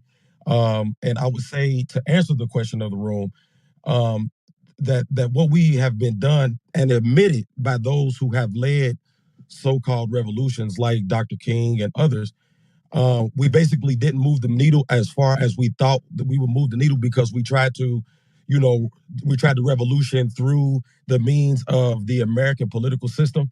Not to be long-winded, but we understand that when Nixon came in the 70s and he came with law and order, it was really to quell the so-called revolutionaries of the 60s. And in essence, as the Native American activists or indigenous, whatever they call themselves, maintain that every institution that Blacks, Negroes, original Blacks, or whatever the case may be, has been infiltrated by this system. And so I would say, and say, no, there hasn't been meaningful change. There hasn't been a revolution. When they did try to have a revolution, with SNCC and with Brother Fred Ibaye, what happened is that they assassinated him. They assassinate everybody because they said a Black revolutionary is a dead revolutionary. We need to kill the Messiah. They literally go and kill you. So I argued and said, for any organization in America. If you're not under FBI indictment, if you're not dead or you're not locked away in prison, I don't necessarily know if you're making the noise that you need to make for the true revolution to happen. And I've said this to my organization, Iota Phi Theta, founded in 1963. Congressman Bobby Rush was a Black Panther. People get mad at me because I said, well, the organization is large, so I'm really just close with a couple brothers at the chapter. And the story goes on and on and on. So when people ask the questions like, what has this organization done? What has the church done? What has the Divine Nine done? What has all these others done? The answer is you can't do much because everybody knows revolution requires bloodshed. No one wants to talk about that because you'll definitely be, if you're not already, because we are in a public space, a target of the FBI.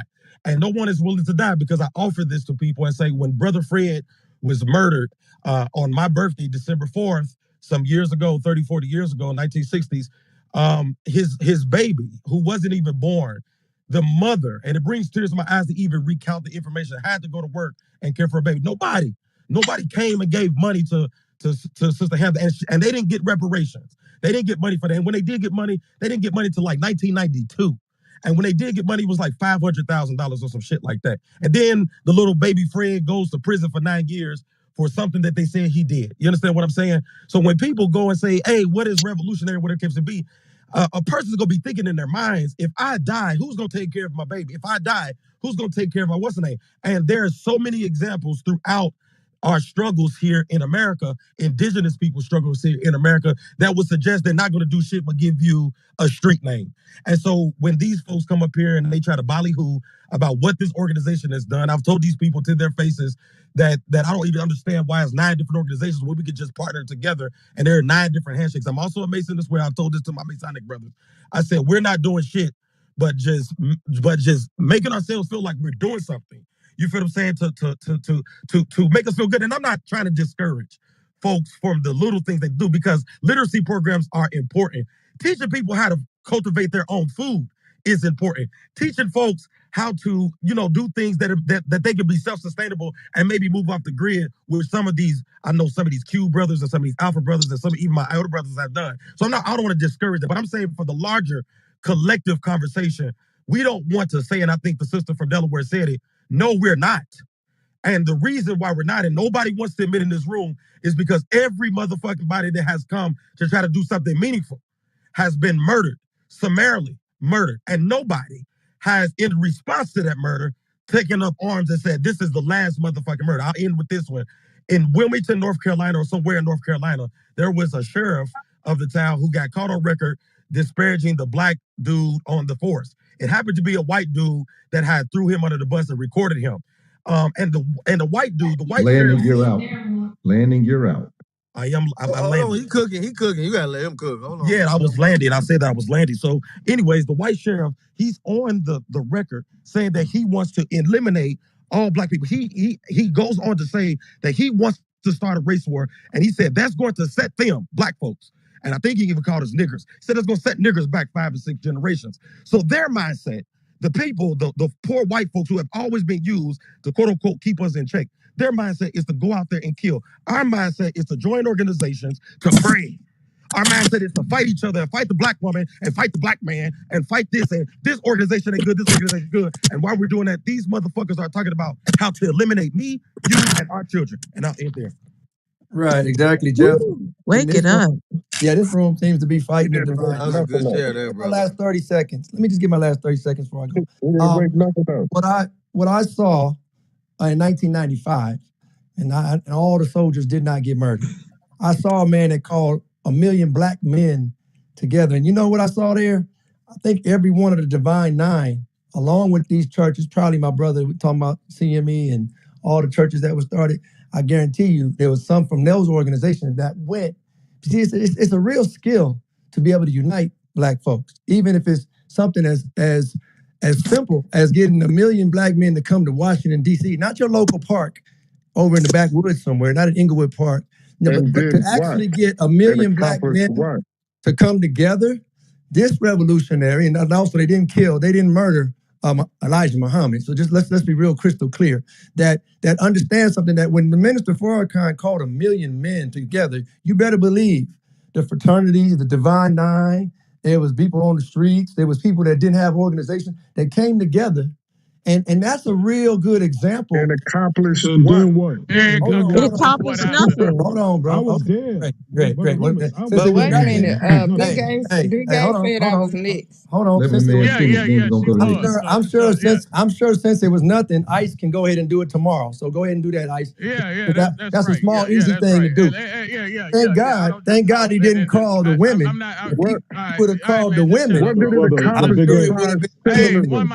It would have been a please. 10 million. Hey, Yeah, man, one mic, shut up, bro. Don't cut me off. One mic. Brother Big But A. what I'm Shut up. saying, Hey, let me land. move his The other ass brother down, got a please. chance to land. Jay, move him down, bro. He done. Wow. Thank you. So all I wanted Thank to you. say real quick was what the brother was And saying. then I give it was to just Nikki listening all after night. that. I was there for that situation. I was there, and I always asked my father. Me, my father went. My uncles, we went, and I'm like, so what's next? I know we put up our money that day. You know, everybody put their dollar up, and if you got more than that, raise it up in the sky. Then everybody just started putting their money in the baskets from that day, and that was it. Like I didn't see nothing else coming to Brooklyn that was an effect of the Million Man March. And I'm not trying to knock, the brother, you know what I'm saying, Falcon, but I'm just saying, nothing happened. What happened next in my community? That came from that. That's what I'm saying. And Martin Yo, Luther King was not a All right, revolutionary. give it to hold up. Give it to Nobody Nikki. on that Million Man March, nobody that came to those podiums spoke about independence. None of them did. They were all speaking as if to find a place within this system, and that's all the fuck happened out of that. Everybody is helter-skeltering just to find their place within it. You heard all of these Beta, Zeta, Veda, Phi's up here talk about these organizations they got. They are all positions within the system. They ain't doing a motherfucking thing to get us out of this shit that these fucking Zionists got the chokehold on us to get us financially independent. Any given day, these motherfuckers can freeze our accounts and then we won't be able to do nothing. But these Beta, Zeta, Veda motherfuckers, y'all sitting up in here, keep talking about we coming for y'all. We're showing you that you motherfuckers supposed to be so smart and the brightest and the best of our community, and y'all ain't coming up with no solutions to get us out of this shit. Y'all just joining in this shit. That's what the problem is. The problem is we're not talking down to y'all. We're telling you motherfuckers, snap out of that fucking brainwash shit that you went to school for and come back to the community and tell us that you've created a cryptocurrency that'll make us independent so these Zionists won't take our money. And I'm done speaking. And Martin Luther King Hey, I was think not. Carl, Hold All on, right, brother. let, hold on. hey, Hold on. one mic, please. Can I just say Let one Nikki go. sentence? Now Cause that's she what been I'm waiting. talking about. Can I I say got one you. sentence? Unapologetic. I got you. That's right. The brother was correct. Don DeMarco. And now y'all Hold trying to up. drown him out, and he was absolutely fucking correct.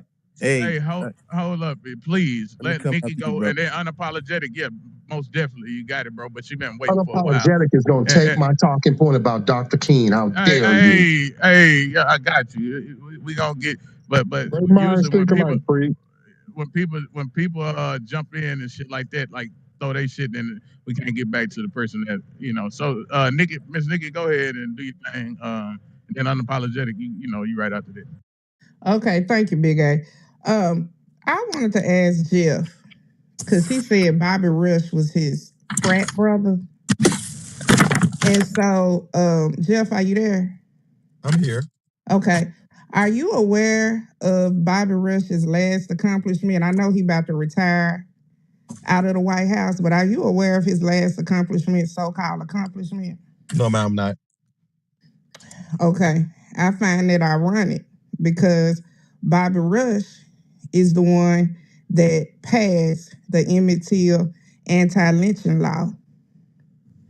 And in this anti-lynching law, there is no teeth. It's like 3 pages. And in those 3 pages, it does not specify what the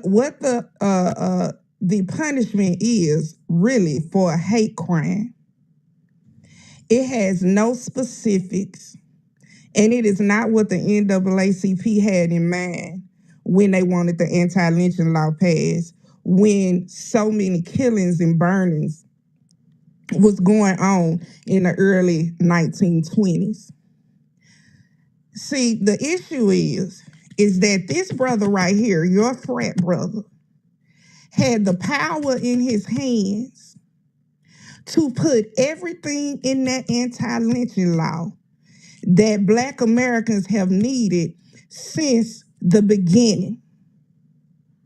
And he put nothing in there. And see, the issue is I don't have a problem with the Divine Nine.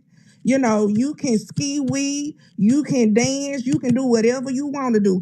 I have a problem with the Divine Nine sitting in position just like Bobby Rush and not doing anything for our people.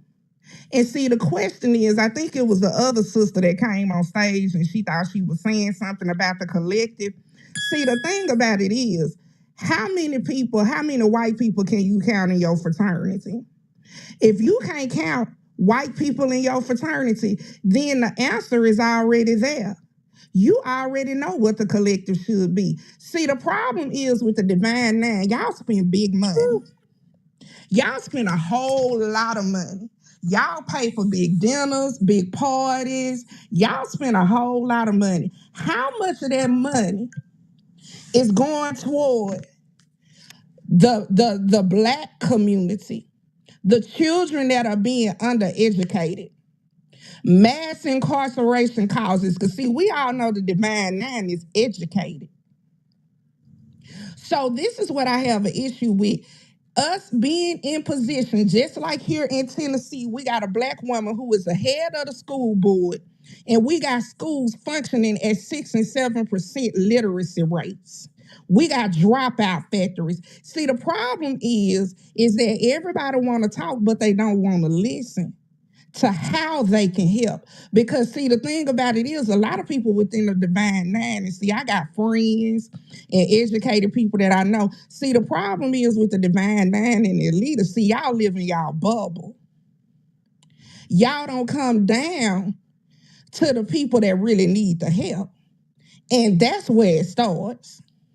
It don't start where you making blanket statements Hold though, on, man. because that's not Man, hold on, true. man. Hold on, That's man. not Brother, You was think she that done, wait, brother? That's a she blanket. wasn't done, That's a bro. blanket. And that's not a blanket Let us statement. Let her land. finish, bro.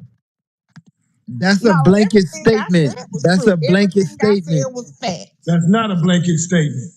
That's why he came in. This But woman was Absolutely. just preaching, hey, Miss and you Nikki, put Let her her was back you finish. landed? When you let me in there How first. about no? How about y'all let her finish? Was you landed, Miss Nikki? Yeah, I'm done. Yeah, Okay, so it's that means unapologetic. all right. So Yeah, all right. but man, Hey, bro, hold your thought. Thank you, We'll get to baby. you. We'll let you go after unapologetic. Go ahead, bro. everything Nikki said was 100% correct. Also, everything. if you really look at it, right? I said this the other day.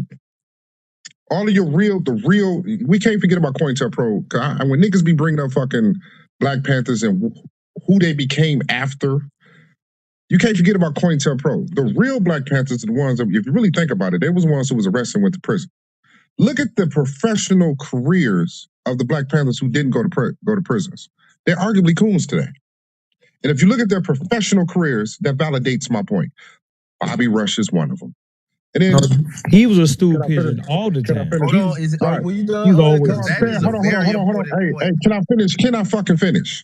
He brought up Bobby Rush and said he was a Black Panther. I'm saying, look at his professional political career. He's nothing short of a coon. So it makes you wonder why they were so successful with COINTELPRO. Look who's in prison. Look who was not as a Black Panther, and look at their professional careers. Now that takes me to the civil rights movement. So Martin Luther King was not a revolutionary. He's the one who convinced so many Black people that white ice was colder than black. Now, when you look at the civil rights movement, right, it was a nothing burger. We're worse off post civil rights than we was pre-civil rights. You know why? There was no identity politics and intersectionality before civil rights. There was no concept of minority before then. Right? So he made it abstract instead of making it specifically for Black people. And look at who all benefited from the civil rights movement except foundational Black Americans. And before any one of you boule ass niggas or women come off the motherfucking mic and tell me I'm tripping, tell me the piece of legislation that was specifically passed for Black people that came out of during the civil rights movement. And here's a few. Welfare Act for Animals, 65. Dog. Qualified Immunity, 1967. Cops. Affirmative action primarily benefited white women, 1965. Higher Education Act of 1965 is primarily benefited Latin serving institutions, predominantly white serving institutions, Asian and Pacific Islander institutions. All you got to do is look to this year, who got what money and how much, and then look at all of the look at the endowments. Not one HBCU has an endowment of $1 billion, but then when you look at how the schools are being subsidized simply because of a legislation that was supposed to be for us, how that's primarily benefited them. And then you are sitting here with your degrees, with your accolades, your individual success, not being concerned with eradicating racism, but your place in it. And then you wonder why a room like this, people are saying, calling out those who belong to these fraternities. Now, the men that I mentioned, Iota, Bobby Rush, Alphas, Martin Luther King. We call us those, they refer to us African Americans because of Jesse Jackson, Omega Psi Phi. Booker T. Washington, he was an honorary Omega Psi Phi. He propped up Pan-Africans, as British history tells us that didn't benefit financial Black Americans. So there is validity from what we're hearing from the people saying that the Greeks ain't doing what the fuck they supposed to do. Oh, bro, they're doing what they were put here to do, and that's be gatekeepers of white racism. They're doing exactly what they were put here to do. Bobby Rush didn't leave the Black Panthers to become a stool pigeon. He was a stool pigeon all the time. He was with William O'Neill setting Fred Hampton and Mark Clark up out of the military. He was an operative out of the military, sent to set them up. So these people didn't become stool pigeons. They were part of this shit all the time. When you look at these, if you notice, you all, whenever the people who are part of these groups talk about accomplishments, they go back in time because they don't do anything now. Those from back in time did a few things, but when you talk now, these people directly work side by side with the Democratic Party and the liberal agenda against the interests of our people. Now, if they want to get on the same page and we all work together as Black Americans, as freedmen, cool. But if you think that we're going to stand back and watch you all continue to do what you've been doing, man, we'll have a civil war with y'all. Well, we got to no bullshit. We would literally have a civil war with you all because you all stand side by side and have been standing side by side with on the police forces across the country, sheriff departments, housing authorities, school systems, all these, and I haven't even gone over to the corporate side. You all have been part of the demise of our people, the oppression of our people. I said it before, a lot of you all came in the room. Most of your organizations, well, let me say the organizations that you fall up under are headquartered right here in Chicago. I don't give a damn as to, from the Nation of Islam to Operation Push, to and Cobra, to the Hebrew Israelites, to the Moorish Americans. All of these organizations are headquartered here, and a lot of the members of your organizations are part of these organizations, and you all work for the oppressive government against the interests of the little people. Now, if you want to come to the table on the side of righteousness, cool. But don't come and defend this bullshit that y'all part of, because you all are going to fuck around and cause some physical shit to start happening. You're going to cause an uprising against your ass. Ain't no physical shit going to happen. It's already happening. I'm trying to tell y'all it ain't happening. Talking that shit. Y'all keep talking that shit. And both sides going to lose. And I'm telling you, in this city, the streets will raise up on y'all ass. No bullshit. And y'all talk that shit. I'm telling you, a motherfucker bring that shit to y'all front door. We had to move on the Masons here the same way. Don't tell us don't move on the Italian mob because you got a relationship with them through construction contracts and cocaine and shit. So we had to march up in the goddamn the Masonic Lodge. Y'all all the same motherfuckers. All that shit the same shit. The Boulets, Masons, Eastern Star, sorority, fraternity. Y'all all work for these white folks, them white Jews, to keep us under control, dumb me down. The AKs and Deltas, after they pimp y'all ass and y'all failed all of these children from in Chicago since Brown versus Board of Education, they got rid of y'all dumb ass and throwed y'all out of the school system. And y'all were too ashamed to say that they had pimped y'all stupid ass and fired you. And guess what? Two presidents of Chicago public schools were Kappas, and they sat back and watched it happen, and didn't say a goddamn word.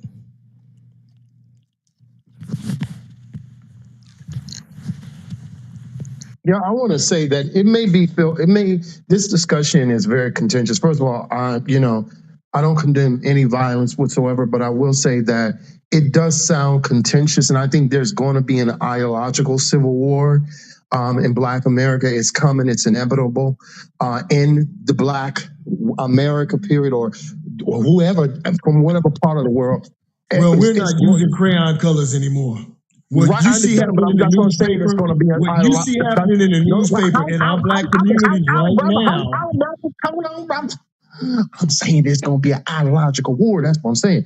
However, I will say this to the brothers and sisters who are Divine Nine.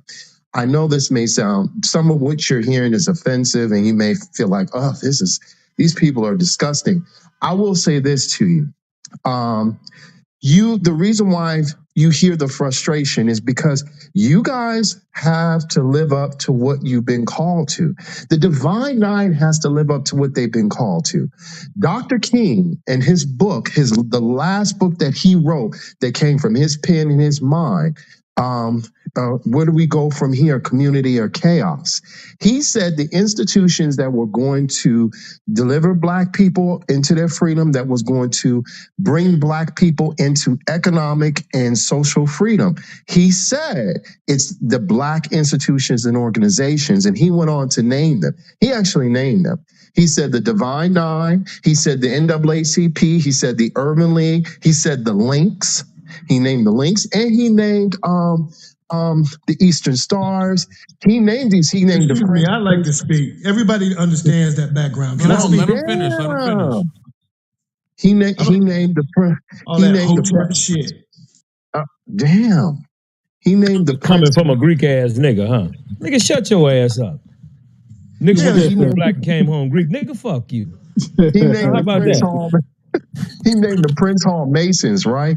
And so if Dr. King called y'all to duty, then Black people have the right to hold you accountable, and you can't run from it. You got to stand up and you got to state your position. You got to state whether or not your lineage-based reparations, whether or not you stand for Black American freedmen, if you stand for them, or do you just stand for everybody and it doesn't really matter? And you have to listen to both issues, and you have to figure out a way to serve. If you're about serving both, you better figure the fuck out to how to serve both. But at the end of the day, it should be, and the priority should be to those who are freedmen, because it was the freedmen who established these organizations. And to lean into Marxist ideology, this quasi-Marxist ideology about globalism and just one Blackness and it doesn't matter, is dangerous and plays into, as I always say, the erasure and the ethno side of a people. So I would hope that you listen beyond what you hear, the passion, and really listen to the call, and really how people really are just out of really love holding you guys, the institutions accountable, the Divine Nine, the NAACP, holding these organizations accountable. I would hope that you would hear that and understand that Dr. King held you accountable and called you to action and set forth a mission for you. That's serious. Hey, Creed. No, have him to go listen to the drum major Instinct speech when they started threatening to kill him after he was speaking up and speaking out against them. Special niggas. You know what I'm saying? Listen to that drum major Instinct speech when he spoke out and said that even the group that even the fraternity I'm a part of, he even challenged them. And even the females were threatening to kill him and open the floodgates and made it okay to take him out. Y'all been going along with them white racist Jews. Fuck y'all and them Jews. But here's another example. Hold on. Here's another example of Greeks, the boule, air quotes, assuming white ice was colder than black ice, right? Thurgood Marshall was an alpha. He fought in court for Brown versus Board of Education. Now, what is one of the solutions today that, to Nikki's point, because she's an educator, to Nikki's point, what is one of the solutions we typically hear Black people saying today? Homeschool your kids. You see, when we have these conversations and you look at it from a scholarship perspective and you look at it in context, right? Who is the one who convinced Who were the ones of black people who convinced so many black people that white ice was colder than black ice? Were they Greek? Because I just named a few. That was biracials. The boule. Hold on. The black boule, right? I just look at, okay, civil rights movement, nothing Burger. Who advocated for that? Who pushed that? Who's the face of that? A Greek. Brown versus Board of Education. Who advocated for that? He was a Greek. Who reclassified? Who suggested that we reclassify ourselves as African American? A Greek. And all of them, what they all have in common is being myopic outside of being a coon.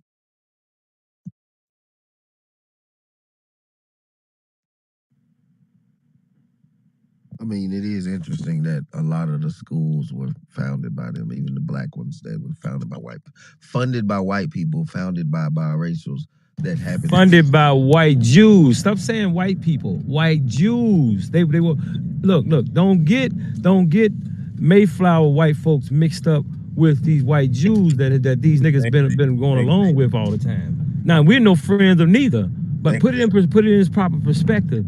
They've been working with these white Jews across the country. That's where the enemy has lied in all our lives. And we were trained by them to see the white Klansman, the white racist Republican. But you better pay attention to these crackers and these wheat thins that work together with one another. The secret relationship between them. And it's not a secret because they openly are doing it and have been doing it. They've openly worked against the interest. The best thing for us to do is really separate. Let's just separate, because y'all don't want to be called out. You don't want to be brought into question. And so outside of not wanting to be questioned and called out is civil war. Now, if you don't want that, then let's separate then. Because some of us will get up with y'all ass. Just like y'all make moves, we'll make moves too.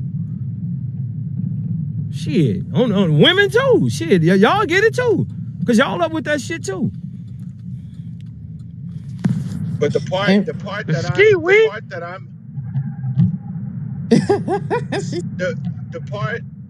that I'm trying to get to the bottom of is that in 2022, like, we ain't even got to go through the origins and the history of this shit no more. That shit to me is derailing, right? We understand what our past was, right? We've got all the notes, we've got all the lessons. So moving forward, right? We got people that call the Divine Nine, and they're still riding off of that title. In 2022, we are witnessing a lynching of Kanye West, right? We're witnessing a lynching of Kyrie Irving, right?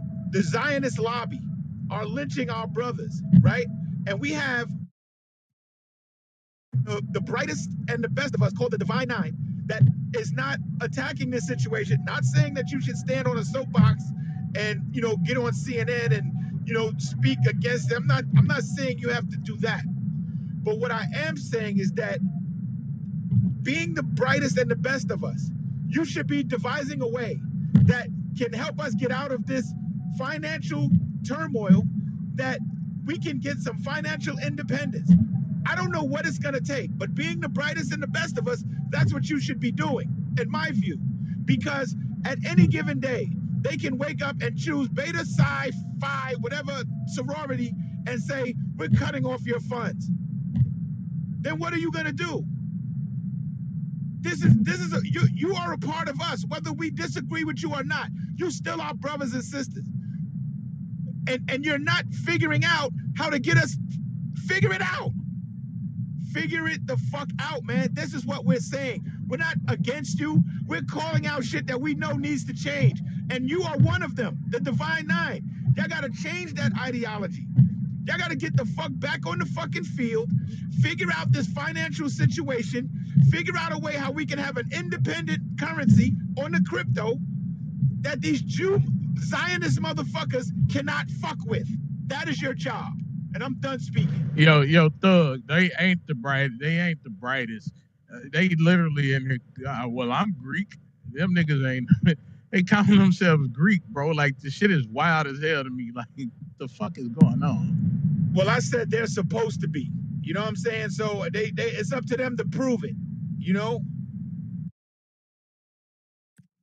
Hey, one of them said that we want a leader so bad. Y'all, hey, motherfucker, we all leaders, motherfucker. That's the problem. Y'all think we over here asking y'all to be leaders. I wouldn't ask either one of you motherfuckers to be a goddamn leader of shit. But what people on this planet don't have leaders? What people on this planet don't have organizations that represent them?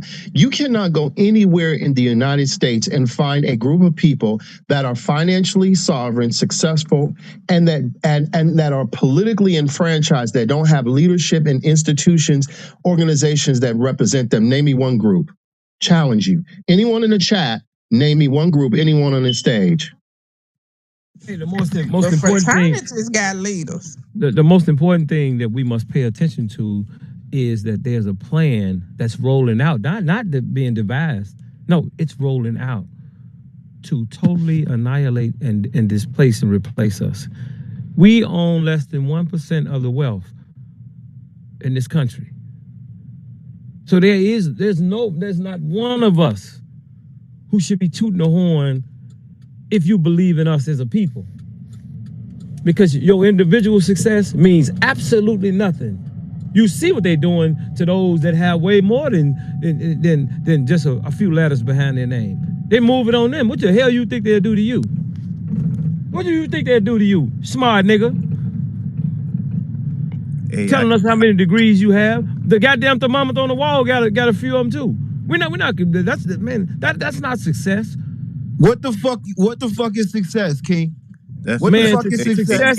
Success is us moving as a people for the collective ownership of our communities, whether it be through reparations or the building of our community. So you think, to take people, we don't give a fuck about no individual. Right? Fuck y'all. Okay. We don't care about no individual nigga. Right, so you walking around talking about they special. Fuck a special nigga. So you think yelling at somebody or cussing somebody out? I don't give a damn. I don't care if they don't listen. I don't care if they don't listen. We're just saying how we should move as a people. It doesn't matter if they don't listen. But I'm telling you, based on the evidence, owning less than 1% of the wealth, something we're not doing right. Right.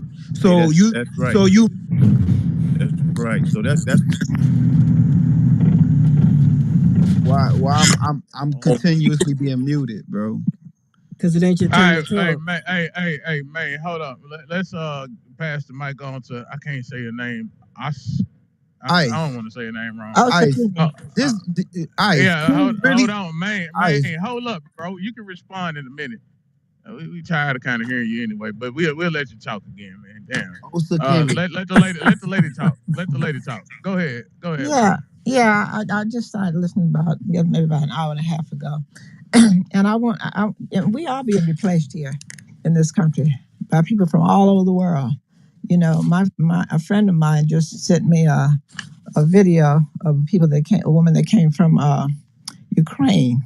She said America been good to her, bought her a house, bought her Tesla, bought her husband a truck, $90,000 truck, and this is what's happening. The border, more people have come across the border in the last week. Just the last week, when they come here, they get refugee status. And I live in California, and if you see the homeless black people in California, it's ridiculous.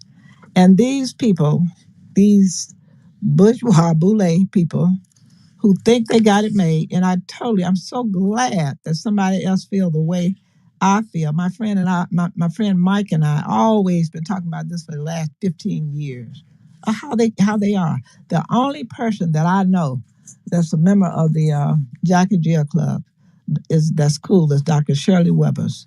When she was the Senate in California, she got a bill passed that if the police shoot anybody that's running away, they stand trial for murder. She went on to become Secretary of State, and California is setting the tone for reparation because people in California are gonna get reparation. So she works hard. I couldn't even go down the list to name you what she's done. She's from the South, and she's my friend. She's totally, 100% fighting for her people. The only one that I know.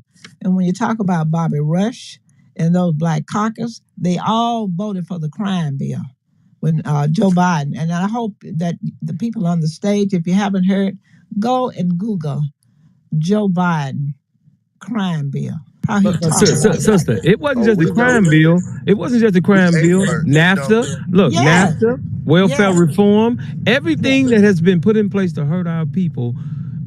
A lot of these so-called special Negroes were up with it. yes, They don't have to go read anything. They were part of it. You got yes. to Yo, I realize love, these white folks didn't do nothing. These crackers didn't do nothing without these weekends working with them. And I'm Exactly. saying to all of us, Yo, I'm saying I to all of love. us, we had better rise up against everybody that's against us. We just had an all-out a fight with the Italian mob here, and they lost because they didn't want to go to the streets and get it in blood. Oh, They thought it was just talk with us. They thought we were our parents with all that motherfucking talking and praying. No, we'll get it in blood with y'all ass. You gonna lose, King. And Especially guess what happened? you And guess gonna what lose. Yeah, okay. You know what I'm saying? I bet you I won't lose. I won't Especially you. lose You giving gonna in. lose, King. You I gonna bet you I won't lose giving in. You ain't gonna lose shit. Shut You know your what I'm saying? ass up. No. Hey, yo, I guarantee you I won't lose giving in. I bet you I won't lose on my knees, motherfucker. I bet you I that. want to hear. You know what I'm I want to hear saying? the sister. I want to hear the sister Yeah. say, "Hey sis, what did you say to look up Joe Biden? What do we got to do? What we The got to do? Joe Biden's crime bill, and see how he But what? talked about But black people. but how I gotta do it? What I gotta do Google is it. to. Just Google Joe Biden's crime Okay, I bill. just love your southern slang. I just want to hear you say Google it. Okay. One other thing. And the sister, Hold y'all on, know that King. she She wasn't said. done. Let her finish. Let auntie finish and then jump back in. You know, one other thing we need to organize too, because we don't need to start to go watch these movies that these Zionists put out. They make so much money off of us. We are black gold in this country. That's what we are. All that we do, all our invention, all the towns that we've been that have been destroyed. I heard Tom Hanks talk about why he never heard of Tulsa. You know, most of us never heard of it because they covered up all those towns that we built. We should. I hope that our people don't go see Emancipation, this new movie. I hope we leave all those movies alone. They make them to draw money from us and go and get rich and laugh in our face. And we do need to organize. We need an organization to organize so our people will know what to do and what not to do.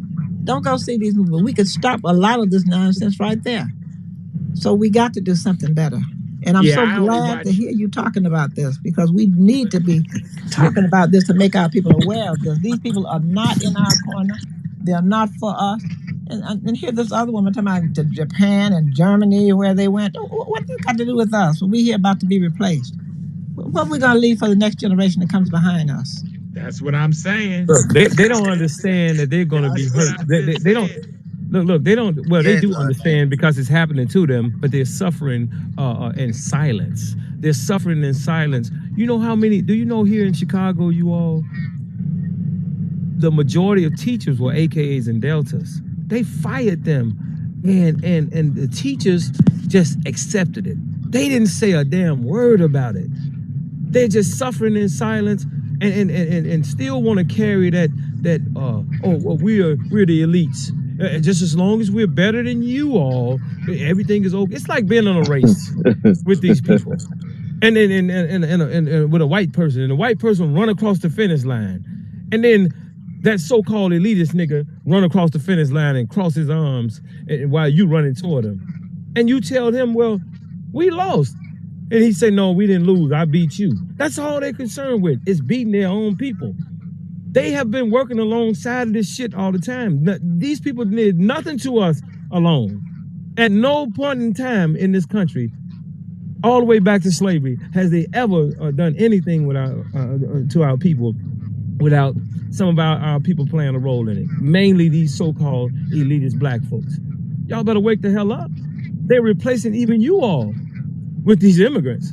The sister just told y'all the Ukrainians in California came there and they riding $90,000 cars. They're not sleeping under bridges and out of their cars and going to work. And they just got to this country. But y'all think that, man, get the fuck out of here. Do y'all think that we're going to continue to allow y'all to lead the charge? Self-appoint yourselves, because nobody told your ass to get in front. You were self-appointed. All these, you all see the damn the people that just came from all these other countries? Do y'all see them roaming the street homeless? Hell no. They brought them here and put them up, gave them houses, cars, access to education.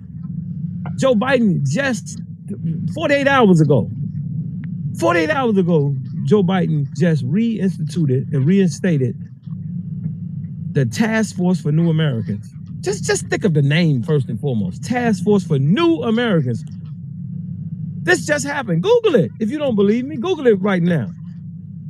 He attacking the reparations task force. That's what he's doing. Exactly. And guess what? Those sitting in Washington, D.C. said absolutely nothing about him reinstating the Task Force for New Americans. They voted for it back when Barack Obama put it in place. And now they're voting for it now. These mayors, these black mayors, what are they doing right now? They are part of Cities for Action. Cities for Action is where all these mayors and county executives, including the black ones, have all got together to take care of the immigrant population. Well, you think it's just going to be at the expense of those who are not part of your organizations? It's at the expense of you also. And you know it. But you're too ashamed to say something because you've been fucking over your people. So you can't come to and ask for help and let's stand together. Because you've been a part of the bullshit. You've been a part of these white racist Jews, these white racist Zionist Jews, as they have fucked over our people. But those days are over. And we'll get over their ass and yours.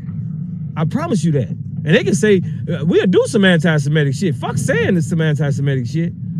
That's why in this city, they mind their goddamn business. They don't speak out against us like they do in them other cities where some of you all are. They don't do that shit. We've never heard them say no shit like that.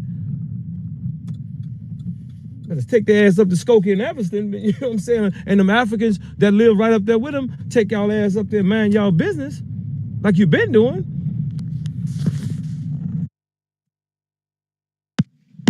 That's facts, brother. Facts.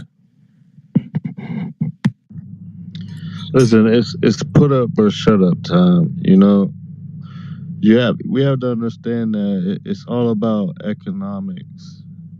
So to get in the race, you gotta pay to play. So, you know, Million Man marches and everything like that is good for morale, but it's not going to change anything unless we put up or shut up. You gotta put your money into action, and because no one is. No one person has enough money to make it all happen. We have to put our money in a pot, and we have to, at that point, we talk about a black agenda, and we call on these politicians for the black agenda, but you have to understand that's not how politics work. Politicians are bought and paid for by special interest groups. So the only way for our agenda to be brought to the table is we have to buy and pay for our representation. Does that register with anyone? Does anyone understand what I'm saying? Yeah, I know exactly what you're saying. I keep trying to tell people that. Okay, so what we're going to need to do is we're going to have to form an organization that's going to buy and pay for our reparations, our representation, and all of the above. So I can lead y'all to all that, but will you follow? Will you put your money where your mouth is? That's a question. I put my money. Share your link, man. So are you saying that all of these immigrants walking in, somebody's paying for them, like you just said? They gave the Ukrainian woman a $300,000 house. They gave her a new Tesla, and they gave her husband an $80,000 truck. So are you saying they're paying for that through their political connection? Yes. How? Right, because what you have to understand is if I'm a Democrat, right, and we have a DNC, which means a lot of the money that is being allotted for this is controlled by those special interest groups. Those special interest groups are your people that have been bought and paid for in Congress, in the Senate, in the White House. So at that point, so basically, special interest groups are these Greek niggas too, huh? So they bought and paid for. They buy into the bullshit. Right, they buy into the bullshit. Most of them are robots. They're not the brains of the operation. They're just the robots. They're just the ones that are. They just know how to use good diction. Right. That's what I was about to many of them they're not the brain. But they are the system. Stop minimizing. These people are co-conspirators, brother. Most of these people they are. Listen, bro. When y'all speak of these people, y'all speak as if they're being used. These people are co-conspirators, bro. They're part of the establishment. They've always been part of the establishment. But that doesn't mean they're the brain. They don't have to be the brain. You don't look. You don't have to pull the trigger. But if you go with me and I kill somebody, I bet they're gonna lock your ass up too. Yeah, I mean that's guilty by association. And guilty by association with the example you just gave. Hey, fam, let me give you a classic example. It's just a puppet master type deal. You got your special interest group, but you got the person that basically orchestrates all that. You know what I mean? And that's listen, bro. I think most people in this room, even the Greek niggas, understand that shit, bro. So what's our excuse? So if we all understand, then what is the excuse? Why are we? What excuse? The only people you heard in here making excuses was the Greeks, well, the so-called Greeks, anyway.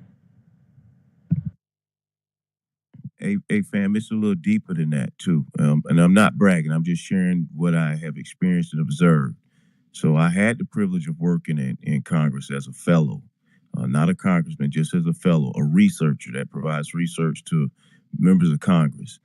The brother is right about the special interest groups, but what we haven't seen that I was introduced to later, 20-some years after I worked in Congress, was what some of us probably pit, pat, and wave, no. But what I begin to connect the dots with is what a lot of the Moorish brothers and sisters share the knowledge with of how to be on the private side. And I really never understood that until I connected the dots.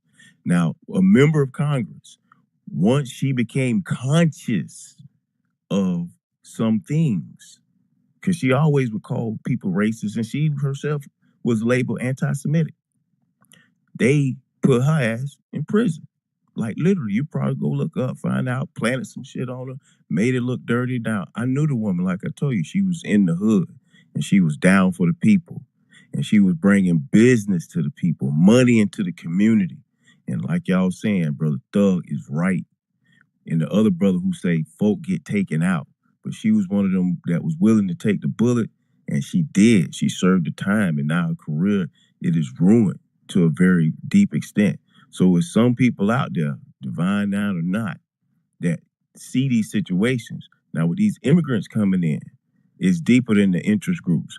They are collectively recreating these pockets of, just like how we know, straw men, straw women, whatever you want to call them, and these countries barter their way in.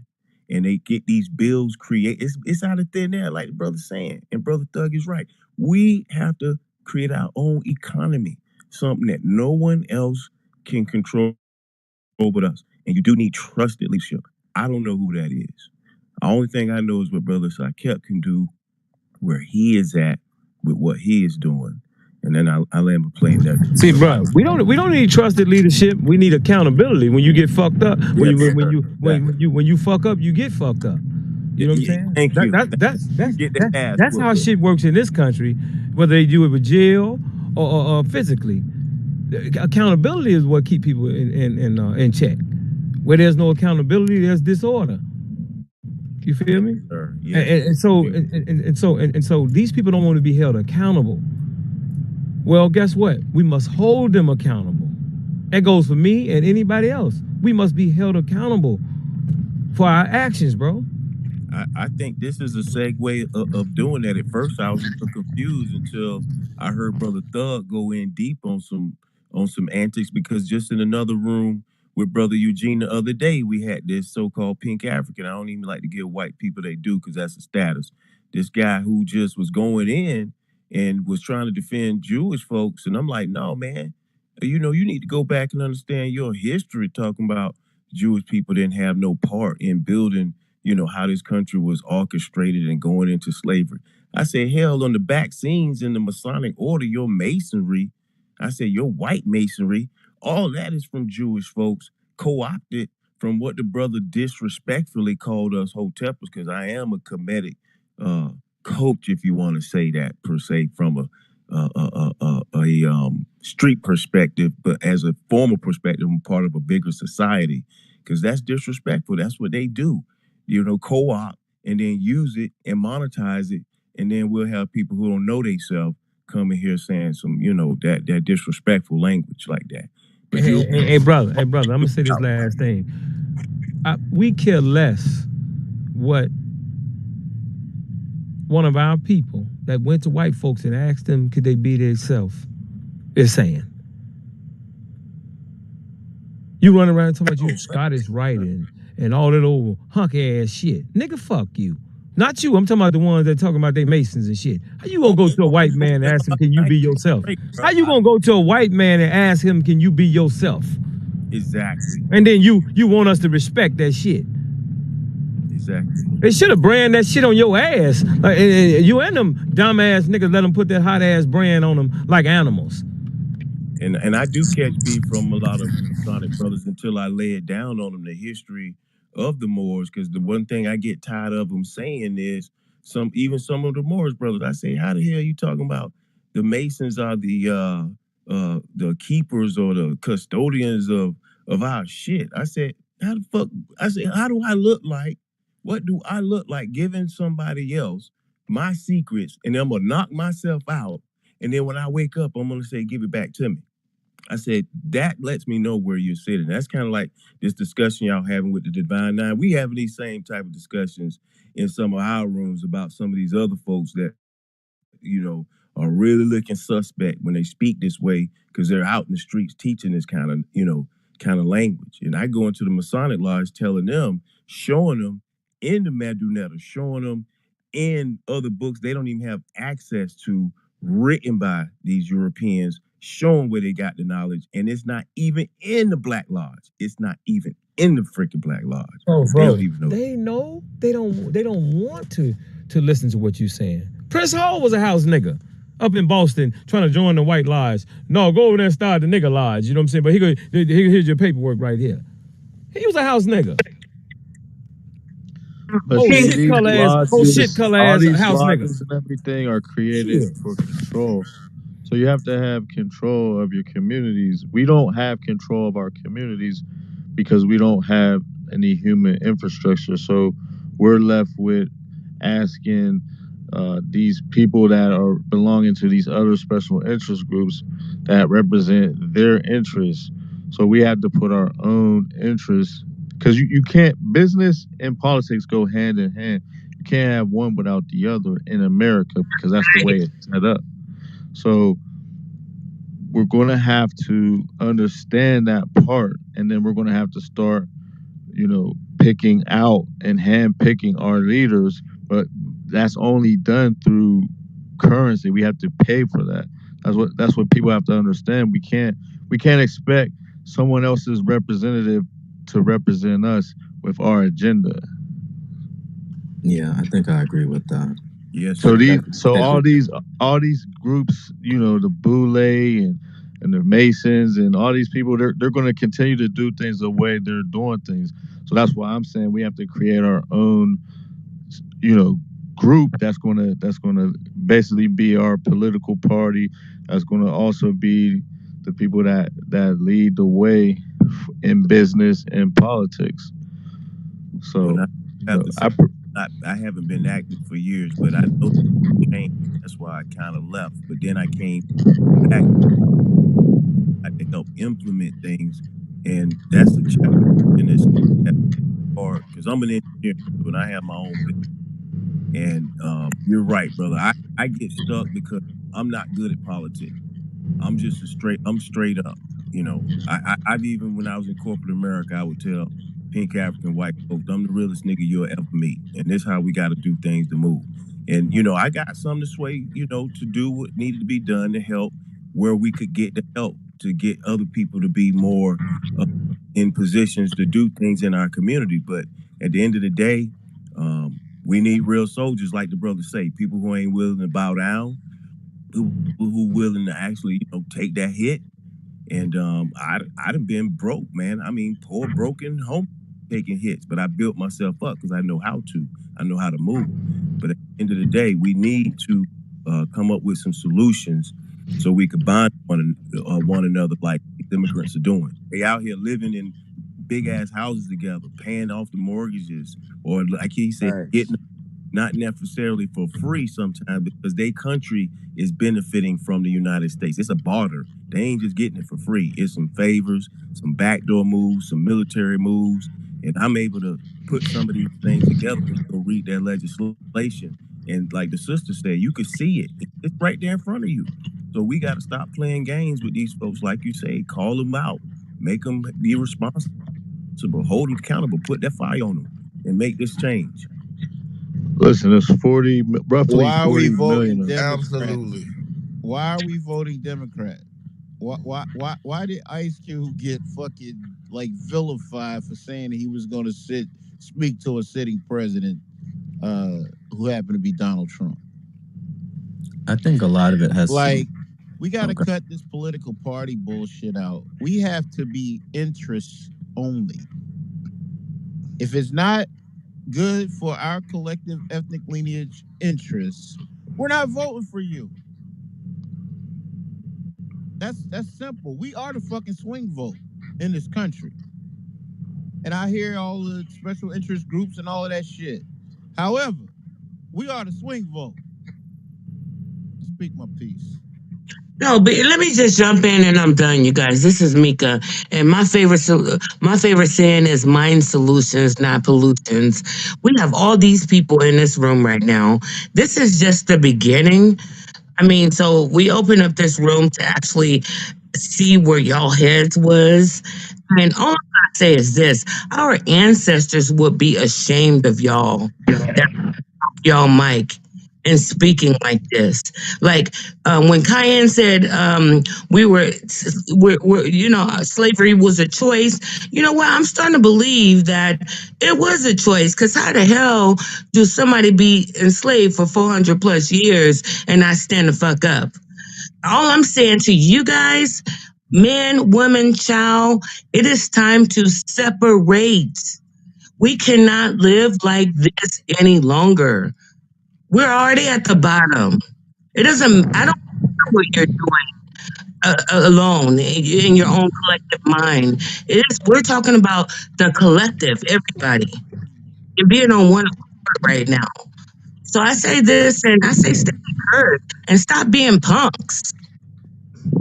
Hey, do you understand you all? Do you understand what? Let me say this. Let me say this, brother. Hey, wait a minute. Let me address what she just said about what Kanye said. Slavery was a choice. Do you know what he was talking about? He wasn't talking about historic slavery. He was talking about in the music industry when you sign them contracts. That's a choice for yours to sign them contracts that they take all your money. He wasn't talking about the historical slavery. It's the same thing if you think about it. You have a choice right now. What are you going to do? It's not the same thing, Mika, and that was a very ignorant, disrespectful thing to say. Exactly. How is it the same thing when you don't know nothing about contracts? If they say we're gonna give you what they call it, them they got a name for it, like that's not ignorant. 360. Now, it is ignorant. What would no, it's not ignorant. The fact that you know about that? Stating his claim, trying to get us to support him. You know what? Miss me with that bullshit. Didn't Kanye say slavery we can get back. We can get back. Hold it, you all. Hold it, you all. We don't have to even go on that tangent. Listen, you all. Let me show y'all what unity of all of us looks like. if y'all look at my avatar, and nobody asked me, well, who is that with his brains blown out in your avatar? And I left it up just to see if somebody would ask about it, right? I was wondering that. That's Laquan McDonald. It was kind of gruesome. I was trying to ignore it. That's Laquan McDonald, okay? That's him laying on the when we unzip the body bag. That's him laying on the table, right? So was that his choice? I thought your hair got ripped. Come on, man. Let me finish what I'm saying, man. No, he's talking about some choice. Like that boy didn't have no choice. Can we finish, man? Look, man, stop with that shit. Stop with that shit, man. Stop with that shit. Because I'm saying what unity looks like. When Laquan McDonald was killed, we organized from the block to the boardrooms to the churches. Organized and rose up and caused white Chicago bloodshed, and we caused them to lose hundreds of millions, if not billions of dollars, to the point to where Rahm Emanuel was then mayor, and Rahm Emanuel was Barack Obama's ex-chief of staff. Rahm Emanuel also was Bill Clinton's senior advisor. Rahm Emanuel also was Joe Biden's partner in Washington, D.C. to get mass incarceration and welfare reform and all those things passed. Rahm Emanuel was also a congressman. Rahm Emanuel was also the head of public housing authority here. But when black folks rose up in this city and sent a message to the Jewish community here that if he does not leave office, then we're going to go up in there and pull his ass up out of there. You know what the Jewish community did? They told him to walk out of City Hall and never go back on the 5th floor ever again. This happened before his election was set to happen. But because they didn't want a mass clashing between blacks and Jews in this city, they made Rahm Emanuel quit. How many of y'all know that? Not many. We know because we led the charge. We know because they didn't have no Jesse Jacksons that could tell us to stand down. I personally told them, this is one right here, Reverend Jackson, mind your business on. Because you get in the way of us, we'll look at you like we look at them. And we marched down on Michigan Avenue, anybody that was against it was against us. And I'm talking about fraternities, the streets, the past, everybody rose up. Even when Michael Jordan thought that he could tell them white folks, don't worry about it, I'm gonna talk to him. We went in his restaurant and told that motherfucker up. Mind your business too, ball bouncing ass nigga, because you ain't been saying shit either. Shut the fuck up. And a lot of y'all don't know that. Y'all don't know the power, what the power of unity did. To the point that Rahm Emanuel, a powerful Zionist Jew, had to bow down to because we unified. That's what unity does. It makes them, it forces them to the table. It forces them to respect what the hell we're saying. And so we do nothing else. Let's find a way that we can unify around our best interests. Other than that, you keep getting in those positions and getting caught blocking, man, you're gonna run into a problem.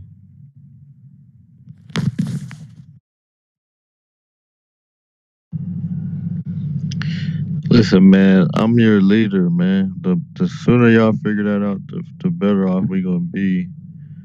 So I need you guys to follow me, get in my profile, What? check me out, to understand. Nigga, look at your facial hair. That's the CEO of Money Row Entertainment. Y'all better show some I'm respect. not even man. trusting you. You have none, but that little thing under your lip. Come Was on he now. drunk? And that's what you worried What's about, wrong with right? not having any facial hair? You said what, Creed? I said, what's wrong with having no facial hair? Look, I knew your ass didn't. You Negroes Hey, running around looking like Nigerians with that damn beard. Hey Creed, just be quiet, man. The Be beard the is fuck natural. quiet What the about hell are that you shit. talking about? Please actually be grow on my Alright. face, man. Stop, please. All right, we got Leroy on the stage. Y'all know Leroy. He think he worked with the slave traders, the Igbo people. Oh, But see, this is anyway, we're why I gonna didn't give you wanna the get on the floor stage. because cool. See, I'm glad you didn't. But now since you're here, you might as well go ahead and speak. I just had to get that introduction to people because yeah. he works with the enemy. So just to let y'all know ahead of time. I'm gonna, and maybe I'll be able to kind of get into what I originally came on stage for, but this is something that I spoke about in the comments as well, which is that, you know, and to Friedman's point, I want to apologize for giving you that imagery and kind of putting that on you, but I feel like the stage is something of a, you know. This is a platform. I don't think we should be putting that on any black people. I don't think we should be using. Well, I don't think we should be weaponizing. I don't think we should be weaponizing white terror against other black people, whether we disagree with them or not.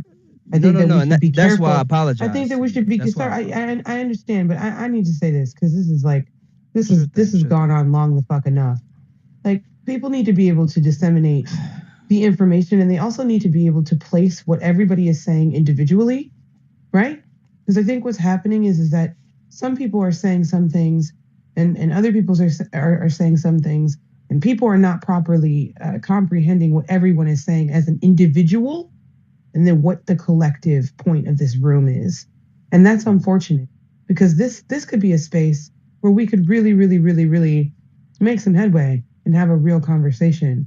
And I think we were doing that before certain individuals came into the space. And honestly, this is just to correlate it to Miss Osakemi's point, I do think we need to start disaggregating in this conversation because what it feels like to me is that is part of the reason why the conversation has gone left. You can go ahead, Leroy. I appreciate that. Yeah. So one of my feelings is that the stage, in some parts of it, have just become a an anger mob.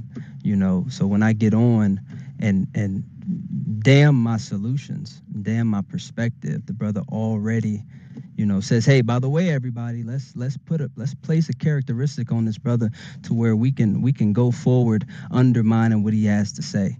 And no smoke to you, brother, but I think that's kind of been happening. I've been observing that, so we haven't really been able to get to real solutions. Well, respect to you, Leroy. I don't give a fuck what you think. I'm just letting people know because I already know you're gonna say some stupid shit, and it's gonna blow the stage up because you're gonna say a lot of dumb shit that's gonna trigger people. So I'm giving them fair warning on who you are. Right. So yeah. So I wanted to start with that, and then let me just ask, because I haven't really understood this part well enough. I hear a lot of what we're saying about the Divine Nine, and I hear a lot about what we're saying about other groups. And one of the things that I was hearing was that these groups are sort of in the bed with the Zionists, the Jews, some of the people that we can clearly identify. But I just want to ask the stage, and maybe I'll get into it. If you think I'm talking too long, maybe I'll get into another part of the conversation. But I do want to get this question out first. Are we as a people in America, are we against collaborating with or working with the Wells Fargos, the Bank of Americas? Is there a consensus on stage that we are against working with those people when it comes to equity, when it comes to debt, when it comes to XYZ? Because I think that if we can come to a consensus on that, I think that the strategies that we employ and that we utilize are going to look very different. So it's weird because we'll come with working with whom? Working with whom? The Wells Fargos, the Bank of Americas, the big banks, the people that we know have conventionally, not been in our best interests. Personally, I don't speak for everybody on the stage, but personally, I don't think that our ancestors died for us to collaborate with our oppressors on our liberation. Right. I think that ship has fucking sailed. I think we've done that. I think we've applied initiative towards people, giving them the benefit of the doubt and thinking that they're going to come into our communities and ally, and they've really destroyed and poisoned things. And so we're not doing that shit anymore. Again, I say our ancestors did not die, nor were they slaughtered for us to collaborate with our oppressors on our liberation and freedom. It's a no. Indeed. And so this is why I ask, because I think that if the consensus is that generally will not work, I think that the strategies that we can deploy look very different. But one of the strategies, and I know we had a brother Don that came on. He gave one of my things was he gave a structure for an equity business that he had. I didn't hear anybody really look into it, but I just want to put out that we don't really need, if the Divine Nine is going to be criticized in such a way, we don't need the mobilization of an organization like the Divine Nine. From my perspective, and this is my perspective, and I want to look at practical solution. And this might be a little impractical, but you only need, for any of you, wherever you are, in whatever city, 10,000, 100,000, 250,000 people, you only need 19 solid motherfuckers, 19 solid operators. Okay, and then you need a goal, right? And if your goal is, you can call your goal $50,000. One brother said economics is not going to be the solution. I think it certainly will be a tool for what we're trying to craft here. You get, and if you can't find 19 solid people that are on code with you, then that is a problem that will have to be solved before any of this other stuff can get solved. But if you can get 19 solid motherfuckers in alignment with your goals, y'all have the same goals. If it takes you a year or 10 years to get $50,000 and y'all come together, you can galvanize 10, 20, 30 people in your community. You got brothers in the community that are trying to get 18-wheelers. You got that people say we need to take back our music. Well, how about we take control of the logistics industry? Black people could take control of the logistic industry in 3 weeks. You get 20 motherfuckers with 50,000. Y'all bring $1 million to the table in between y'all. If you have an issue with ownership and trust, you go to Web3. You look at the Web3 where no one can access or own your assets. No bank, no government can come in and take your stuff. You look into the blockchain and Web3. Y'all bring that together, and now y'all have an investment. Y'all have an equity structure that can invest in 20, 30 brothers in your communities. Okay, these are business contracts, right? This isn't pity. This isn't donation. This isn't charity. You invest in 20, 30 brothers. Brothers are trying to be out here getting 18-wheelers and run these trucks. These trucks make $250,000, $300,000, $400,000 a year gross, right? Bro, what the hell are you talking about? You don't know what you're talking about. Just you don't know. You don't know what the fuck you're talking about. Right, anybody else in here? Hold on, wait, bro. I know. Anybody? I don't know. Anybody else in here in logistics by chance to educate? Anybody? He don't know what. He don't know what he's talking about. Yes, that'd be me. That'd be me, sir. This dude don't know what the fuck he's talking about. He don't know what he's talking about. And that is a bad strategy, especially with the way the trucking industry is going right now. First of all, it's a bunch of goddamn immigrants who out here undermining the pay and all that type of shit. So what have I said? Wait. Hold on, man. Hold up. I'm trying to educate you because you sitting here talking about shit you don't know. And that's the problem with Clubhouse is they let people get on these stages, and because they sound good, they don't know what the fuck they talking about. He don't know what the fuck he's talking about. Okay? That's first of all. This industry, telling people to invest in trucks is a that's bad business strategy. See, I would have had more respect for you if you said, you know what, we should take over the logistics by getting into warehousing, because that's where the fucking money is. It's not in these goddamn trucks. Well, listen, if you have a different business mind than me, then that's one thing, brother. No. See, my problem is what I'm showing people is quit listening to folks on this fucking app, bro, because they don't be knowing what the fuck they talking about. He just coming up here just talking and running his goddamn mouth. This dude don't know. So at face value, you would have thought this dude was knowing what he was talking about. He don't know what the fuck he's talking about, bro. That's a fact. Well, listen, Ice, you were never going to give me a fair shake anyway. Yeah, the brother was never going to give me a fair shake to begin with. Okay, I came on the stage. No, now, if I don't know what I'm talking about, I heard you out. The evidence. Right. I heard you out. I didn't Okay, let well, what he listen. said But make if me I curse don't my know what opinion. I'm talking about, y'all need to present You the wasn't evidence. saying shit. Otherwise, y'all I just have a moving. question. Hold on, wait. I have a question. Hey Leroy, can you What's tell going us on, the brother? 18 people that you're personally working with to get that plan done and What what their do you occupations are? what do you want me to tell you? Their names? You want me to link their Facebooks? What's going on? What's No, going on? just give us just give me a simple calm down, slow down. I I'm the just want a calmest simple one, brother. slow down. I just want a simple background of the 18 people that are currently working with you right now on this plan. That's all. I'm not gonna provide you that, brother. And the reason I'm not gonna provide you that is because we all understand what this line of questioning is. Just like Wait, I said, not an occupation what do or you mean? personal, I guess, contribution to your plan? I You just can't. explained it. That's what I was trying to explain. But y'all will allow I just thought ICE I'd to ask. already Have have a at it. vendetta against me. Yeah, ICE don't like me. So, for everybody, my goal is not Well, to let's not be a have victim. everyone. This isn't ICE That's asking fine. you Well, that right don't now. I be a just asked victim, it. Leroy. You Let's not. explained a plan that would entail involving 19 like-minded people. So because you said that, and because you also said that you weren't given a fair shake, I'd figure I'd ask a fair question in having you explain the 18 people that are working with you currently.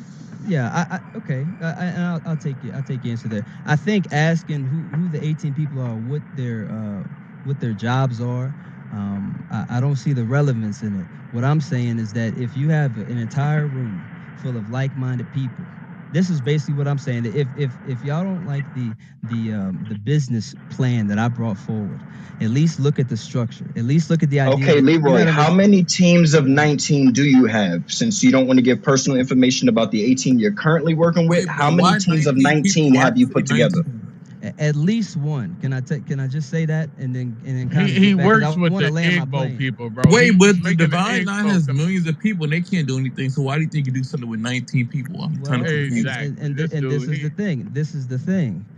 This What dude, solution? we Listen, listening to a no. motherfucker Just who let me making the land my Igbo plane. people I rich. just wanted to give him a fair shake. Like, there's the millions of 18 Greek people and they can't do that he's anything. But talking about. 19 people. So let me ask you this Listen, then. the 19 he's talking, the 18 people he's talking about are Africans over on the continent. That's who he works with. That's what I'm saying. Not Don't necessarily, this brother. dude listen, bro. He said you can take over the logistics business with $1 million, bro.